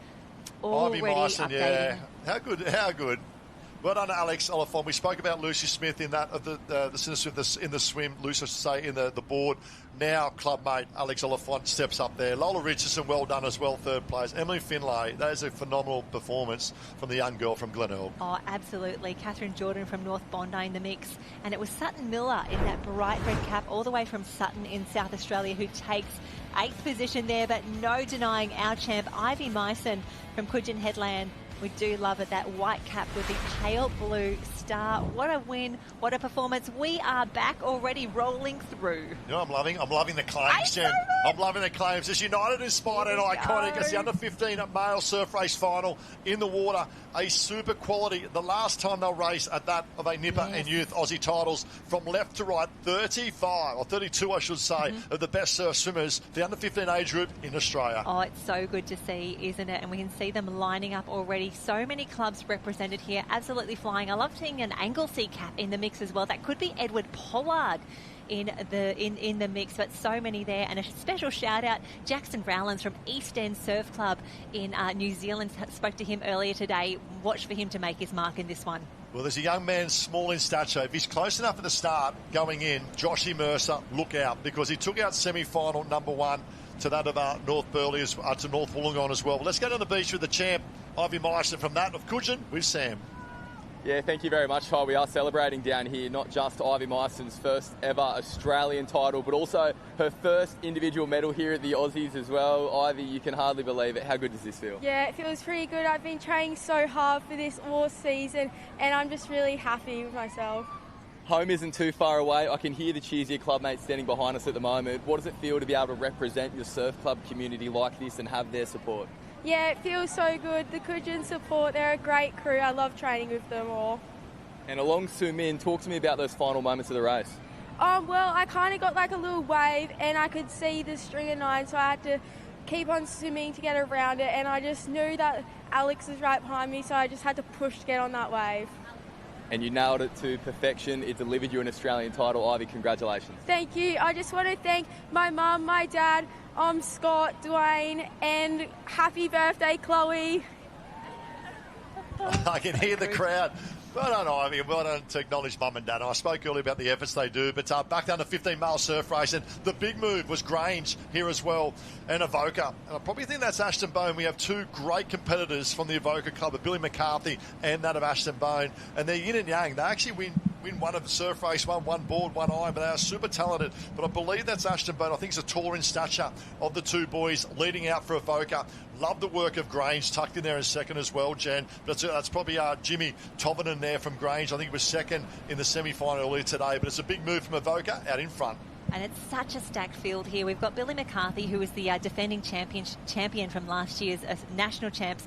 But you've also got in the mix the Queensland champ, Finn Borman from Alex, Darcy Stepanowski from Wollongong City. He's the New South Wales champ. Edward Pollard from Anglesey, the Victorian champ. Jimmy Tovinen from Grange, and Matt Kirachok from Scarborough, the WA champ. All the state champs are here. Everybody wants to have a part of this. Everybody wants an Australian final. Have a look at this. Now remember, this is where it gets shallow. This is where they'll probably see some waves start to come through from the second set of cans back through to the string of 9. Well, Jen, there's a breakaway of 3 here, and to me that's your podium, because I think it's Bone from Avoca. Avoca will lead. There's waves coming out the back, but Mead is the big mover. Kobe Mead from Wanda, and there's swell building. Well, hang on. I might have been given the commentator's curse, because there's a swell building at the back here, and here comes a little left. He'll get first opportunity, not this first wave, but look at the wave tucking behind. There's Mead. He stands. He should milk this way as well. Trovinen's got to go as well from Grange, but it's a wave at the back. Look at this one. And there's the New South Wales champ now just pulling over the top of it. Oh, how good is that? A very, very welcome wave coming through to bring a few of our athletes in.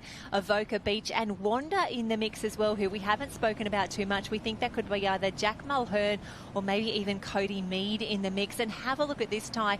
Some of these boys are going to have to swim back a little way just to make it around the green and gold can. Oh, no, the orange. Oh, yeah, the green and gold can. There it is. Look how far down they have been swept by that wave. They now have to swim a solid 15 or 20 metres back towards the southern end of the beach. And while they do that, out in front, Avoca just gets further and further ahead. Super strong, doing a great job at almost there. But Mead is coming, the boy from Wanda. And we talk about Nathan Smith, his coach, has won a number of surf race titles as well. But Mead, I just love the cadence of Mead tucked in second, sitting a little bit higher in the water as well. There he is, sits on top of that one. Now trying to fight back. Alexander Headler made a big move as well, but it is that of Avoca that still leads. I think that's Ashton Bone that may lead that surf race in front. Mead tucked in there in second. We spoke of that at 1-2. Where's Grange? He's still close enough, if good enough, but it's all about Avoca out in front. All about Avoca out in front, and from this angle you can really see the distance that they have on the rest of the field. But every time we get a little bit of a move, 1, 2, 3, 4, 5, quite the distance as we head back. That could be, I think that is, little Raf Short from Maroochydore. I can pick those arms anywhere. They're making their way through. The waves are going to come into play in just a moment. The boys need to move. They need something special if anyone is going to catch Avoca. Oh, Avoca's pulled away. He's got 5, maybe 7 more metres in lead at the moment. Wanda coming, but no waves on often. Ashton Bone will stand. He's a big lumbering lad as well. What about this? A big moment and a big stage. Billy McCarthy took out that, but it's Ashton Bone who'll come in and take out. Clubmate won it last year. I can match as well this year. Take a bow for that of the Avoca Club. Oh, fantastic work. Wonderful to see it. And that race was so tough. You could tell they had nothing left to give by the end. When you have to swim at that last 20 metres, it's absolutely brutal. Joshy Mercer, no. Oh, buddy. And great to see Talabadra in the mix as well. That is the maroon cap. That's Javier Norman, we think, as they make their way through. And a shout out, I did see Jackson Rowlands from East End. He was in the mix. Have a look at the size of some of these men. We can see Grange in the mix, the state champ, Jimmy Tovinen in the mix. What a race, what a finish. What I love about that, Jen, with Ashton Bone, he took it right from the start. Right from the start, he said, I want to own this race, and really took. He's a bit taller in stature than a few of the other boys as well, but the opportunity for him to really get after it in that first third of the race. Now we go to that. It's their 13 iron. I believe this is under 13. Oh my gosh. Ironwoman Championship of Australia. It is swim, run and board. Their last final of individual day here, Jen, as the blue ribbon event at the under 13 iron. These girls must be absolutely exhausted, but they are so good at what they do. And for for all of these ladies racing at their first ever Australian Championships to make the iron final is a huge, huge achievement. Millie Gaudry, Isabel Kozlowski, Luca Dukic, Billy Berg, Chloe Sharman, Elsie Harden, Sophie Rolls, Maya Whitehaven, Ariane Gunn, Willow Stevenson, Tiziana Porzi, Navia Cleary, Zara Wood, Lexi Bush, Asta McCall, Stella Webster, Annabelle Osborne and Hayley Avard. What a race. We're heading back down to the beach. Yeah, thank you very much, Dan. Standing by here with Ashton Bone from Avoca, who has just won the under-15 male surf race title of Australia. How does that sound? It's so good. I mean, best thing I've had this year. Unbelievable. Talk to me about the final stages of that race. You hit the green and yellow can in front. It was a long swim back in. What was going through your mind? Oh, just sprint, sprint, sprint. You got to get this wave, you know, all that. And you certainly did that. Now tell me, what does it mean to be pushed by your club mates as well? We've seen this Avoca Cup at the front of so many races in your age group. I imagine it makes a big difference. I mean, it's awesome. Like, you get to train with them every day, and it's just pushes you to go so much better. Well, it certainly paid off. Ashton, congratulations, you're the Australian champion. Thank you very much. He's tall in stature, isn't he? And the opportunity to train with a great squad, and that's a nucleus as well. Looks like Coogee, I think, we spoke about the surf race champion earlier today. It's under 13 Ironwoman champion of Australia. That's Sophie Rouse, I believe, that now leads out. And that's the confidence, Jen, of winning the surf race earlier, knowing you're the best swimmer in Australia. Absolutely. We always say if you want to have a good day, go and hang out with the winners. And right now, you'd be wanting to hang out with Coogee. And a shout out, we've got a few gals in the mix here. We've got Sophie Rolls and, of course, Hayley Avard in the mix. I do love those bright orange togs as well. That allows us to pick her from anywhere. Of North Burleigh looks to be in 2 at the moment. Chloe Sharman, Elsie Hardy. Sorry. It could be also young. Trying to pick up the come through there from the New South Wales girls as well. Sorry, got a little emotional. say Queensland come through there as well. So it's a great mix. Sophie also took out, we said that, the swim. But Zara Wood took out the Queensland Championships. That might be Zara Wood now making her move up from North Burleigh. Knowing she's the Queensland champion, comes in this race knowing that I can put a swim and a board together. Coogee will lead out in 1.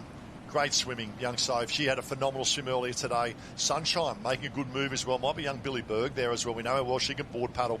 And Zara, the Queensland champ, Wood now moves up into 3rd place. Do love that for them. There's 2 Sunshine and 2 North Burleigh in that top 6 or so.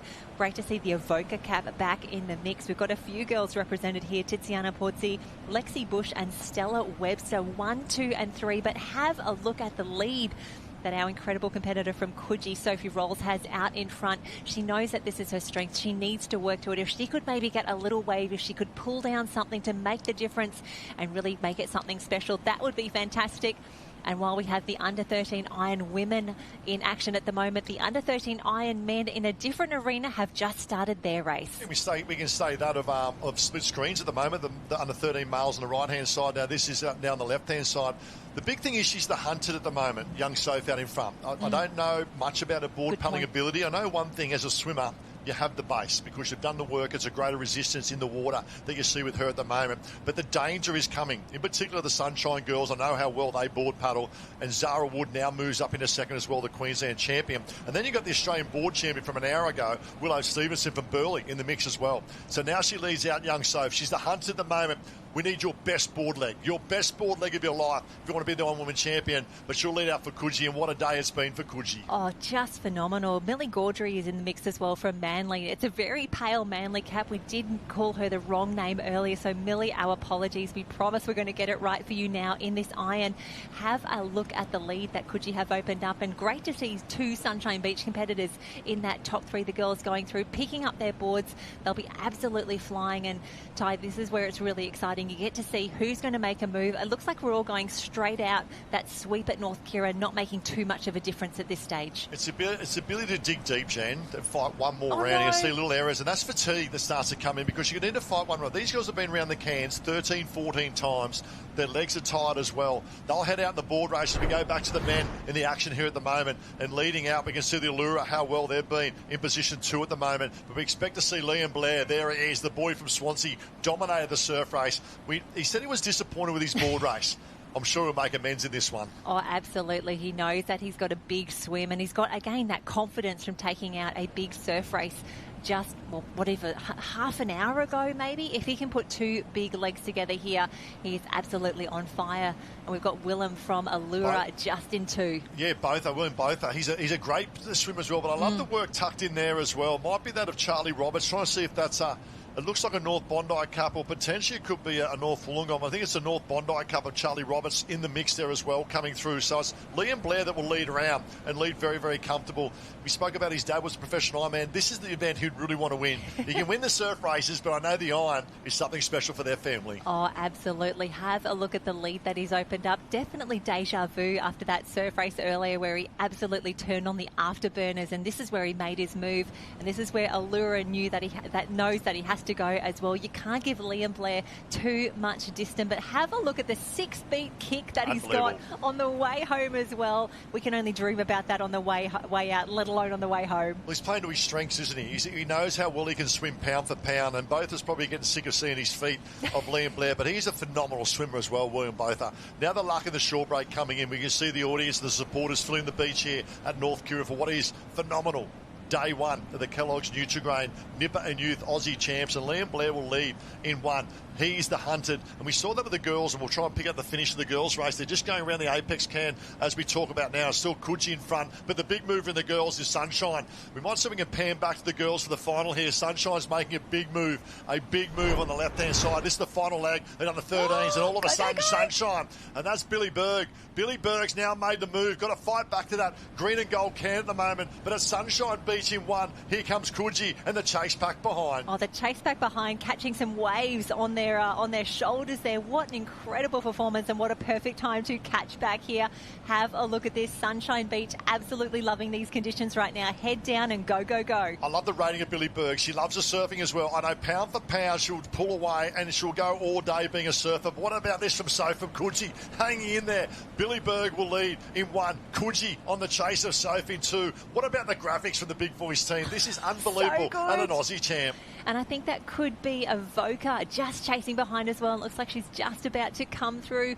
And we've got a few Sunshine Beach in the mix here. We'd love to see it. Have a look at how Billy long Berg this fighting. course Billy is. Berg fighting to pull over the top outing lead. That's Zara Wood we can see at the moment. But it's the leaders out in front.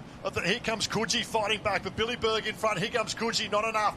Billy Berg pulls over the top of this one. What about this for Wes and Jade, mum and dad? Ex-professional Ironman and Ironwoman herself. Now their daughter becomes the Aussie champ. There's Dad the handler. Went for the high five. She said, no, I've got business to do. I'm very busy right now, Dad. I'm trying to win an Australian championship.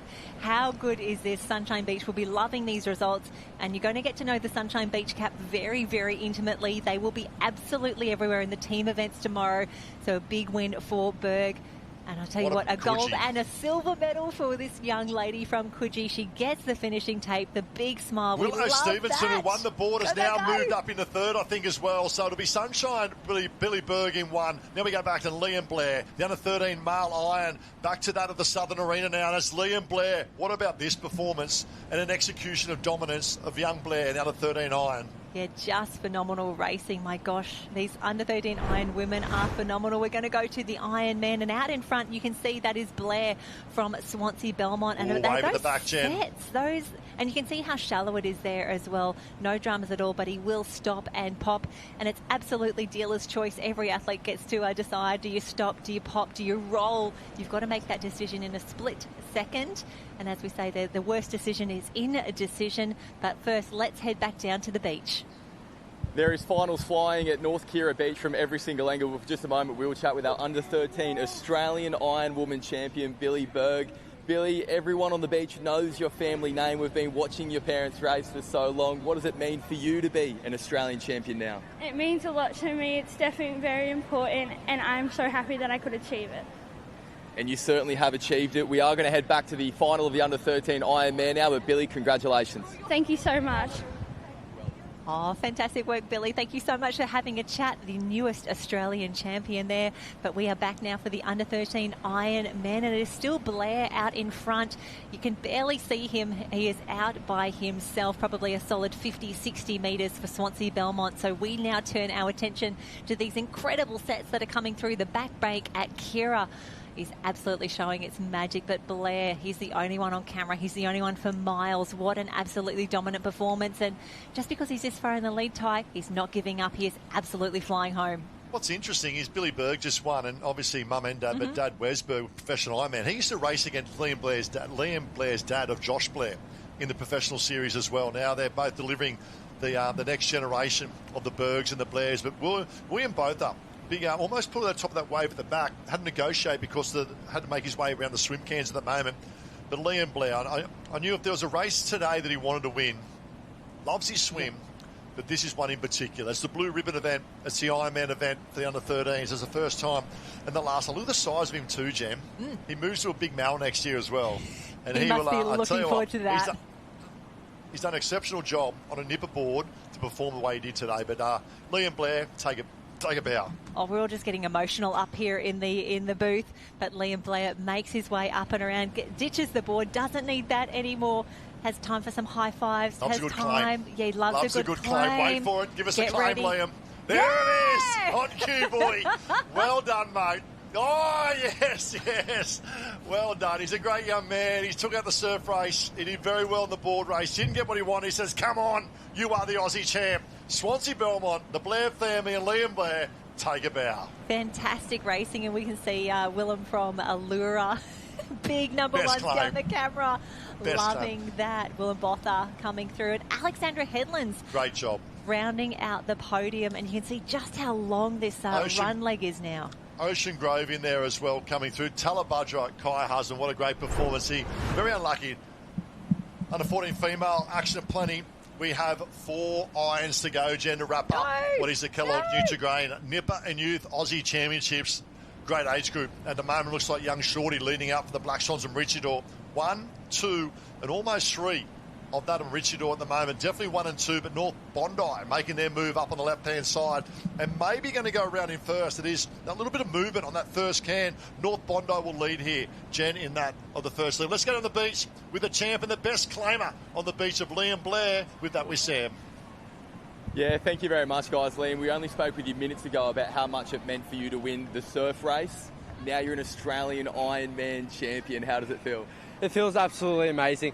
The Iron Race, I can say it's one of my favourite events. And I can't believe I've just taken it out. I'd like to thank my dad, and my mum, and my nan, and my pop. They've been by my side the whole time, and I can't thank them enough. I just love you so much. Liam, well-deserved support, and you have certainly done them proud this afternoon. Ironman champion, congratulations. Thank you. Well done, Liam. Well done, Sam, as well. And wrapped up the massive day for young Blair. As we now go back to under 14 female. And what about this? North Bondi really setting the standard nicely on this first swim leg. Yeah, Mia Hu, she was phenomenal in her individual surf race. She's really making a statement. She knows that she's got to work to her strengths. I'd say as well, she may have been just the tiniest bit disappointed after being so close in that surf race, and she is now turning this into something very, very special for the under 14 Ironwoman final of Australia. Great to see her in the mix. Lots of Maroochydore challenging there. We've got Havana, Greg, Olive Ray, Isla Latham all in the mix there. Isabel Anderson is there. This is such a tough age group. And if we look a little bit further back, I can see Warilla Barrick Point in the mix as well. Coco Balmain, another rock star name for our young athletes. Well, Mia Hu, she's used the fire. She's using the fire of coming second in the surf race. When she led, she actually saw on that back end speed she had in that last third of that race was phenomenal. Zani Freeman obviously won that. But now set herself up, has come and used that fire. This is an unbelievable performance, the first leg of an under-14 Ironwoman championship of Mia Hu. She'll lead out, little wave starting to build here for the back markers. She'll try and bring the legs in here, who will see there goes the legs now to try and pull over top. Gets a little bit of a lift as well. The 14 Ironman are in the water, running the water as well. Now split screen we can see with those of live heats at the moment. Mia Hu will lead in transition. Trying, working hard, legs come in. Oh, that's a great effort. That is a great effort to extend that lead of Mia Hu. You are the 100. One board leg, Mia. Give us your best board leg to be the Aussie champ. And this is really where that decision has absolutely the right one. She knew she needed to go. She's been paid there a little bit with a wave. She makes her way up and around. A little look under her shoulder there. Mia, I tell you what, just go, go, go. You're in a fantastic position. She's really working this run leg too. One thing we know about the Hu family, they are super fit. Whether it's a younger sister or Mia Hu, she picks up the board now. And I love the high-vis board too. Easy to pick. You mentioned earlier, Jen, with the families. But here she is. It is that now chasing of the Black Swans and Maroochydore. Now, we know how well these girls can paddle. We had 4 girls from the Black Swans and Maroochydore in the board final. Who is the hunt at the moment? But I should say the Black Swans and Maroochydore are the danger. Absolutely. And another shout-out, Mia Weston from Glenelg in the mix here, having an incredible race as the girls come through and collect their craft. We also see Sophie Marley from South Maroubra in there. A lot of Avoca, so a lot of green caps in the mix, but no doubting our current leader, Mia Hu, really, really went hard early. We've just got to hope that she has maintained enough energy to be able to bring it home now in the board leg. I know one very proud North Bondi on the beach is Jimmy Walker. I had a chat with him early today, and he'll be jumping up and down, probably giving as much energy. She's got to keep that cadence up, keep that rating. You can't afford to sit back on your heels, and that's a sign of fatigue, and it's an understandable sign of fatigue with a big day these athletes have had, Jen, in terms of going out. It's the last event. We're looking about 2 more minutes of effort for Mia Hu to be the Aussie champ, but the Black Swans are flying. The Black Swans have probably pulled back 3 or 4 board lengths. This is race on. Yeah, this is really, really exciting. And just thinking of Jimmy Walker, Mia Hu, and the incredible team of North Bondi. Charlie Verco earlier in the week shared a picture of the North Bondi team that won that incredible Australian Taplin relay just a few years ago back on Maroochydore Beach. It was an incredible race, and to see that throwback was something special. But Mia Hu, she needs to move. She needs to keep her head about her, and she needs to find a really great line to the can here. And I think that's actually maybe Zani Freeman from North Burleigh, just in 3. Doing an incredible job there. We know how determined she is. We know how good her stamina is and her strength. But it is all still Mia Hu out in front. And as we've got the 2 screens, the 2 arenas in action at the moment, that looks to be a Torquay cap out in front. How good is that to see? That'll be, I think, Jack Hayes out in front. It also looks like Harvey Bay if you're from Queensland, but right now that blue cap with the yellow stripe, that is Torquay. Jack Hayes out in front, probably 1, 2 and a bit body lengths on the rest of the field, and it is all Mermaid Beach behind him.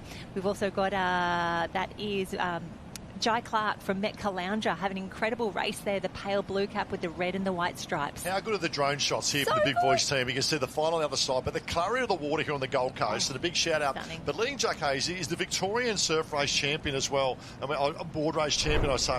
He was board, swim, and that of Ironman. Here's the racing too we spoke about. And the Black Swans and Maroochydore. Who's got some work to do? She's got to fight back to the green and gold can at the moment. I'd probably say advantage Maroochydore on the outside. She can use this and tactically manoeuvre around that last can to create an opportunity to hit the front and get 1 or 2 board lengths. And you can see the sweep just starting to come in there as well. The girls making a little bit of room for each other. They know that it's just the 2 of them out in front at the moment. If they can really hold on from here, if they can maintain their balance, because you can see the girls just trimming a little bit there, just trying to make sure they stay in on that perfect line home.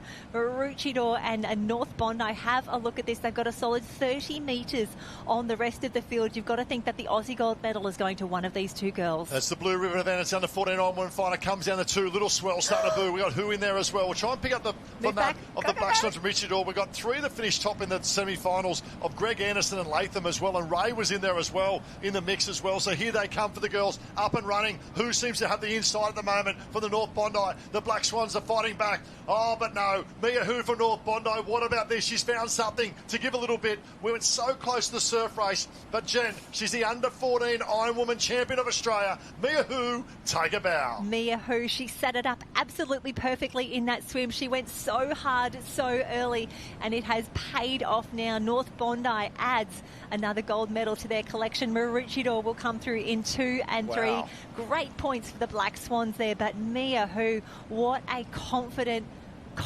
performance, and really brave to say, I'm going to make a move, I'm going to go early, and it pays off. Hard work pays off here. It's rewarded at Kirra Beach with Australian gold medals. There you got Mia Hu, the champ there as well. What a performance from the Maroochydore girls. That shows the depth and the quality. Back to the 14 males. Let's pick them up at the moment. Was Ashton, I think it was Torquay that led out. Jack. But now Ooh, the move. hello. James Burgess has made the big move up on the outside of that of Torquay at the moment. Wandered there as well. He won the surf race, looking to do the double now of Jimmy James Burgess. He's used the confidence of that surf race to now execute that of an iron, and he's making every post a winner. And how good is it to see, I think, 3 of our Wanda caps in that top 6 at the moment. We've got Deshelle Lonergan, we have got Max Jazarov and Jordan Prince, all in that top 6. Wanda, my gosh, they are phenomenal. But quickly, we're going to go back down to the beach.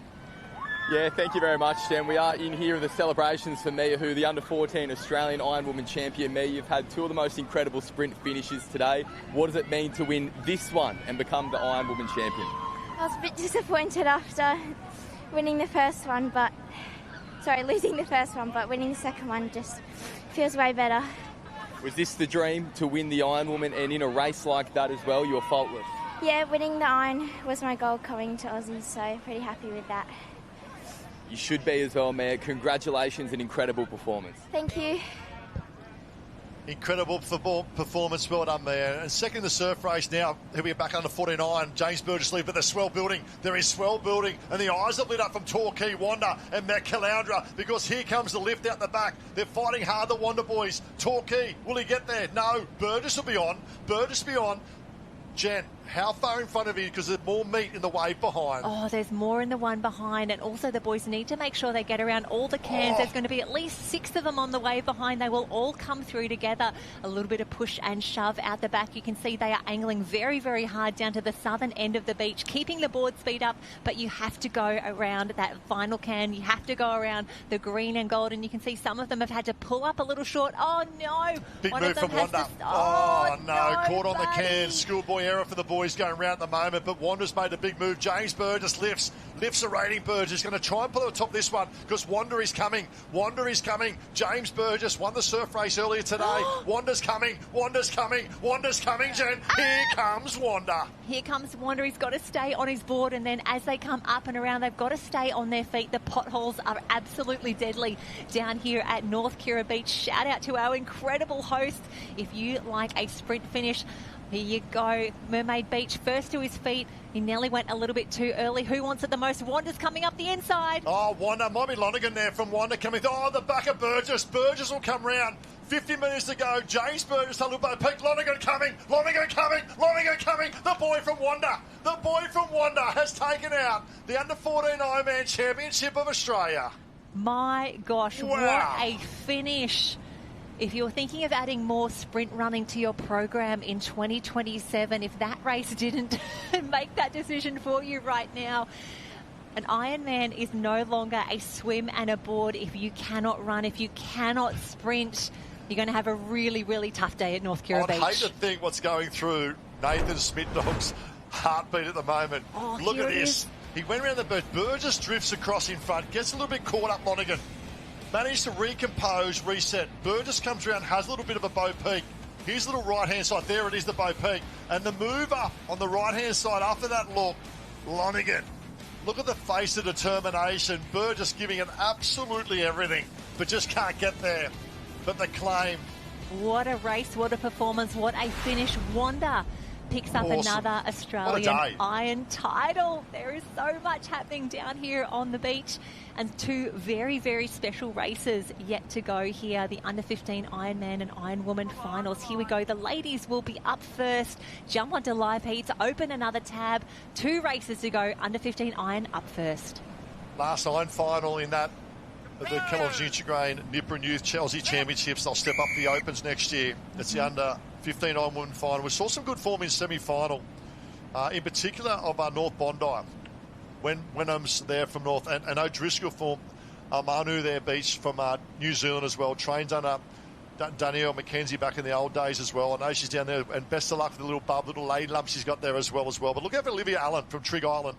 But Catherine Jordan, to me, and Ivy Meissen are the two big dangers in this one. North Bondi of Jordan and Meissen. We saw how well she swum earlier today. Meissen, big danger from that of the Coogin Club. Yeah, absolutely. They've been everywhere today. And remembering that we do have a special live stream running for the beach events, lots of Coogee competitors up there as well. And for these ladies who have been around the can so many times already today, now is the time to lift. Now is your last big race, your last big effort. We can see the girls making their way through, and really interesting to see that there's still 30 or 40 metres from south to north down there. We haven't really seen too much of that arrowhead start to form. Alexandra Headland's looking very, very good at the moment. Remembering we have Alex Oliphant and Lucy Smith both in here together. They were great in the board, great in the swim, but here we are for the iron. It's a combo, isn't it? And I want to have a shout out to all the athletes. It's been a massive day of racing, massive day of competition as well, but the ability to lift at the end of a finals package like this, and that shows why they're the fittest and fastest surf sports athletes of our youth and nippers in the world. And it's Alexander Headland, I believe, will go around in 1. Probably Alafont will go around in 1. Lucy Smith, that's the danger. You know, we saw how well she paddled aboard in the board race final earlier, but Alex are now 1-2. And you talk about the strong history of Alex competitors in iron person racing. The girls are delivering. Yeah, absolutely. If I think of Alex Iron Racing, it's not just, Emma Wood, who's doing incredible things at the moment, her sister in there as well. But I think back to Steve Pullen, I think back to Christy Munro. They've got such an incredible history. Kenny. Oh my gosh, of course. the number one, Parry. Come on. Back down to the beach now. Go, go, go. Yeah, it is go, go, go, Jen. Thankfully, Dash Lonergan from Wanderers had a chance to stop and take his breath as well, because that was the most incredible sprint finish that we have seen today to win the under-14 Ironman title. Dash, what was going through your head from the moment you stood up? Because it looked like there was a bit of a stumble in there as well. Yeah, just going around that first turning flag, I just clipped James's foot. So I just had to try and regather and reset. And then I just really went for it on that back straight. Where did you get the belief from? I just started looking at my dad. I saw him crying. So I was just like, I got to win this. That was one of the most special moments of the day, particularly celebrating with all of your club mates as well. What does it mean to you to be an Australian Ironman champion? It means a lot. Just all the work I've done swimming with Jay and then coaching with Smitty. It's just been really amazing. And it's all worth it, Dash. Congratulations, Australian Ironman champion. Thank you. How fitting. How fitting, Australian Ironman champion. You mentioned all those great names earlier as well. Back down to 15, Ironwoman Championship of Australia, and Alexander Headland have thrown one over the bow here, leading 1-2 at the moment. Looks like Ivy Meissen is that tucked in third, or it might be the Manly Cup. We're just trying to see from a distance as well. But it's all about Alex at the moment, 1 and 2, and we know how well they board paddle as well, Jen. No, they're incredible performers, and a bit of a special shout out here as well, just in the mix. The cap we haven't seen too much today, that is Savannah Glynn from Umina. That is the black cap with the pale blue and the white stripes in there. She's sitting in about equal 5th at the moment with North Bondi and Coogin Headland, but for now it is Alex 1 and 2 as the girls make their way up and around. Wanda, an incredible performance for them. That is Ivy.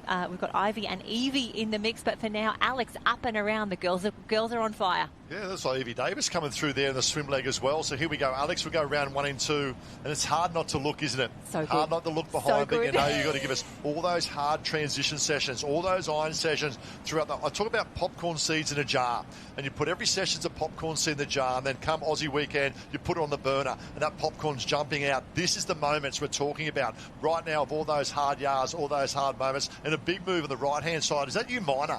That might be Savannah Glynn, who performed exceptionally well earlier today in the board rounds as well. Nice to see. We've got Coogin Headland in the mix. North Bondi as well. Lucy Gladstone, Lillian Wemhoff in there. Catherine Jordan. The girls are here to play from North Bondi. Cannot wait to see their team races tomorrow. But Savannah Glenn has bolted. That's her on the left-hand side. The line down. The ratings up as well. Alex will lead in 1. Alex in 2. But the big mover and the groover at the moment is from Yamina of the black cap with the little light blue and the white stripes as well, tucking up into equal second at the moment and making a big move. Making a big move, and she's also got that nice inside line, so you can see that no one is taking a beat. No one's saying, oh, I'm just going to sit back, I'm just going to get a little bit of wash. All the girls know that they are in the second and final leg of an Australian Iron Championship final. Now is not the time to sit back. Have a look at that. She goes past Alexandra Headlands. That is 1 down, another to go. I think that's Alex, the lead Oliphant, in front at the moment. And then we've got Glenn, and it's tough, Jen. It's the ability to deliver under fatigue. You talk about when you're fresh board paddling,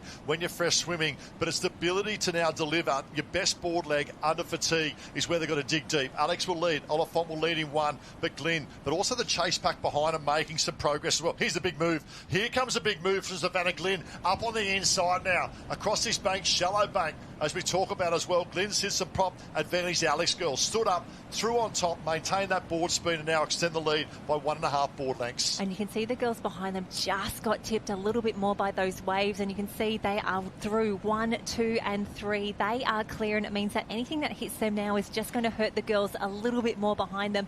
Alexandra Headland still in 1 and 2, Yamina in 3, and it's so bizarre to see how shallow it is on that second bank, remembering it is only just half an hour past low tide. Yeah, well, you spoke about that back bank, but it was the moves and decisions that were made by the Alex girls, the ability to stand up and throw their board on top.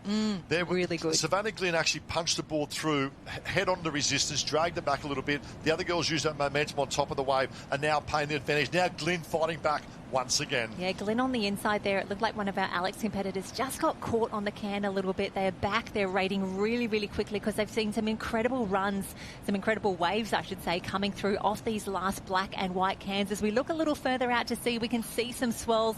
We can see something building as the girls take a little look back. We still have Coogin Headland in 4, Manly, North Bondi in 6 and 7, making a move. Smith is coming. The girls have got to go. Oliphant will pull over the top of this one. Alex in 1, but the bigger waves behind. Come on, bigger Savannah. waves behind, and they've got to angle left. They've got to angle hard left for the girls to the south to get around their swim can. Oliphant will lead on the first wave. Smith, a little bit of danger for Smith. She's a little bit north to that of Savannah Glenn as well. So advantage in mine on the second wave, but here's the move now, and the back markers coming through. Have a look at that as we get those shots of the sunshine coming across our midfield there. Some wonderful waves starting to come through. This is why we love coming to North Kirra here. Have a look at Savannah Glenn. She is down and she is flying. The wriggler. And what I love is the rating. The rating and the cadence, but it's all about Oliphant out in moment. She's up on the knee, the strongest stroke at the moment. 50 metres to go. And coming. Lucy Smith pulls over 1 as well and joins, fights back. Look at Lucy Smith here in 3rd. Now moves up in a second. She's coming. Lucy Smith is coming. Lucy Smith is coming. Lucy Smith has gone straight past. What a performance under fatigue from the Alex girl, Jen. Unbelievable. Oh my gosh, we were thinking might have been an Alex one too, but maybe not the order that we originally thought. The girls have got to go. She's had an incredible performance. She's already got a gold medal. This could make it 2. It's Alex will come round in 1. Where's the battle for 2 and 3 at the moment? Could be a Quinella of Alex. Alex come round in 1. Where's the battle for 2? Where's the battle for 2? Alex in 2. It's the Quinella. Gwen fighting back as well, Savannah. Will she get there? No. But it's all about the stage of Alex. Yes, Yamina will get in 2nd. Back to Alex in 3rd. But what a moment. What a stage for Alex. What an incredible result. Alexandra Headlands and Yamina, the top 3 on the podium there. Their last opportunity to race here in the Youth Championship. Saw the face, sorry. It looked like Lucy Smith coming through. I think it was Lucy Smith. We caught the lead was early from that of Oliphant, but it was Lucy Smith that come through. Oliphant was there as well, but Lucy Smith, what a performance. Coming over the top. The way she picked up that runner. So good. Across that of the gutter and the momentum of the board to run, pass second, pass first to victory. Take a bow, Lucy Smith. You're the Aussie champ, under 15 Ironwoman. And doesn't that just show that it is not over until it is over? Those last final moments. That's, I think, Amelia from Trig just going, I am so pleased that race is over as we see the shadows start to descend down here at North Kirra Beach. It's been a huge, huge day of racing. And we can see the girls. So good. So replay. And credit to credit due. The Alex girls, the way they picked up and come out super strong early was very, very good. And they let out from 1 and 2. Savannah Glynn, but to me, the moment was on the back bank. The ability to stand and throw over the top gave them that extra ball length. But here she goes. Look at this. Lucy Smith from third, equal second and third, made the move. Come out of the water probably second or third after the swim leg. But what a performance, Luce. You are the Aussie champ. What an incredible performance. What an afternoon for Alexandra Headland's 1 and 3 on the podium there. As we now head down to the final event of the championships, it is the under 15 Ironman. What an incredible day. What an incredible day of racing we have had. 1 to go. We'll just see the boys making their way through. And again, a very... Under 15 Ironwoman coming up, Jan. This is the grand finale. What a day it's been at the Kelloggs Nutri-Grain Nipper and Youth Championship. We'll have an interview in a moment with Lucy Smith. We'll see the start of this race. Under 15s are up and about. Up and about. We can see the boys making their way through. A huge congratulations. Tyler Johnson, Charlie Legg, Kai Goldie, Grayson Hyde, Javier Norman, Ashton Bone, Levi Sinclair, William Miller, Kobe Mead, Fletcher Dutton, Henry Miles, Jimmy Tovinen, Benji Little from Dickey Beach, Calamar Dieter, Josh Mercer, Harper Skelton, Felix Fords and Billy McCarthy.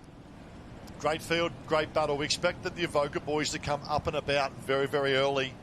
And then we expect to see some move from Harper Skelton, but also look out for Mead for Wanda. He just saw his younger clubmate win that of an iron as well, looking to back up as well. This is a great battle at the under-15 Ironman final. But let's go down now with our under-15 Ironwoman champion, Lucy Smith, with Sam. Yeah, thank you very much, Tom. Glad we've had actually a moment to reflect on the race and Lucy can catch her breath as well. She's just said to me that she should become a board paddler after that Ironwoman race. That was one of the most extraordinary runs I've seen someone chase all the way into the beach. Talk me through it, because it took you from third to the Ironwoman title of Australia. I just knew from my board race that my strength is catching runners, so I just digged in as hard as I could because I knew I've got legs up the beach. What did you feel when you started getting that momentum on that run? It must have been an incredible thought. I just thought I need to keep this to give me a chance, and I'm so glad I kept going. It has delivered you the Ironwoman Championship of Australia as well. You've had a little minute to reflect on it. Can you believe it? Not really, but it's a great carnival. I've just won the board. It just made me so emotional to win my first Aussie gold. What made me so grateful. And I'm just glad my mum, my dad, all my coaches, Jack, and my coach, Deacon, to be able to watch me with this special moment for myself and my family from being from Tasmania. Well, Lucy, it's a moment they are never going to forget. Congratulations. Thank you so much. Well done, Luce. What a massive day it's been, and what a great job you've done down there, Sam, as well. The interviews. Last event is in the water, and we can see the movers and groovers at the moment. We talk about Avoca coming to potentially lead this one, coming around at the moment out in front, but also another big move. Just trying to see, that looks like the Wanda Cup of Mead. He had a very good semi-final, swum very, very well. Come home super strong in the surf race final as well. But I'll probably say leading at the moment is Ashton Bone will lead out.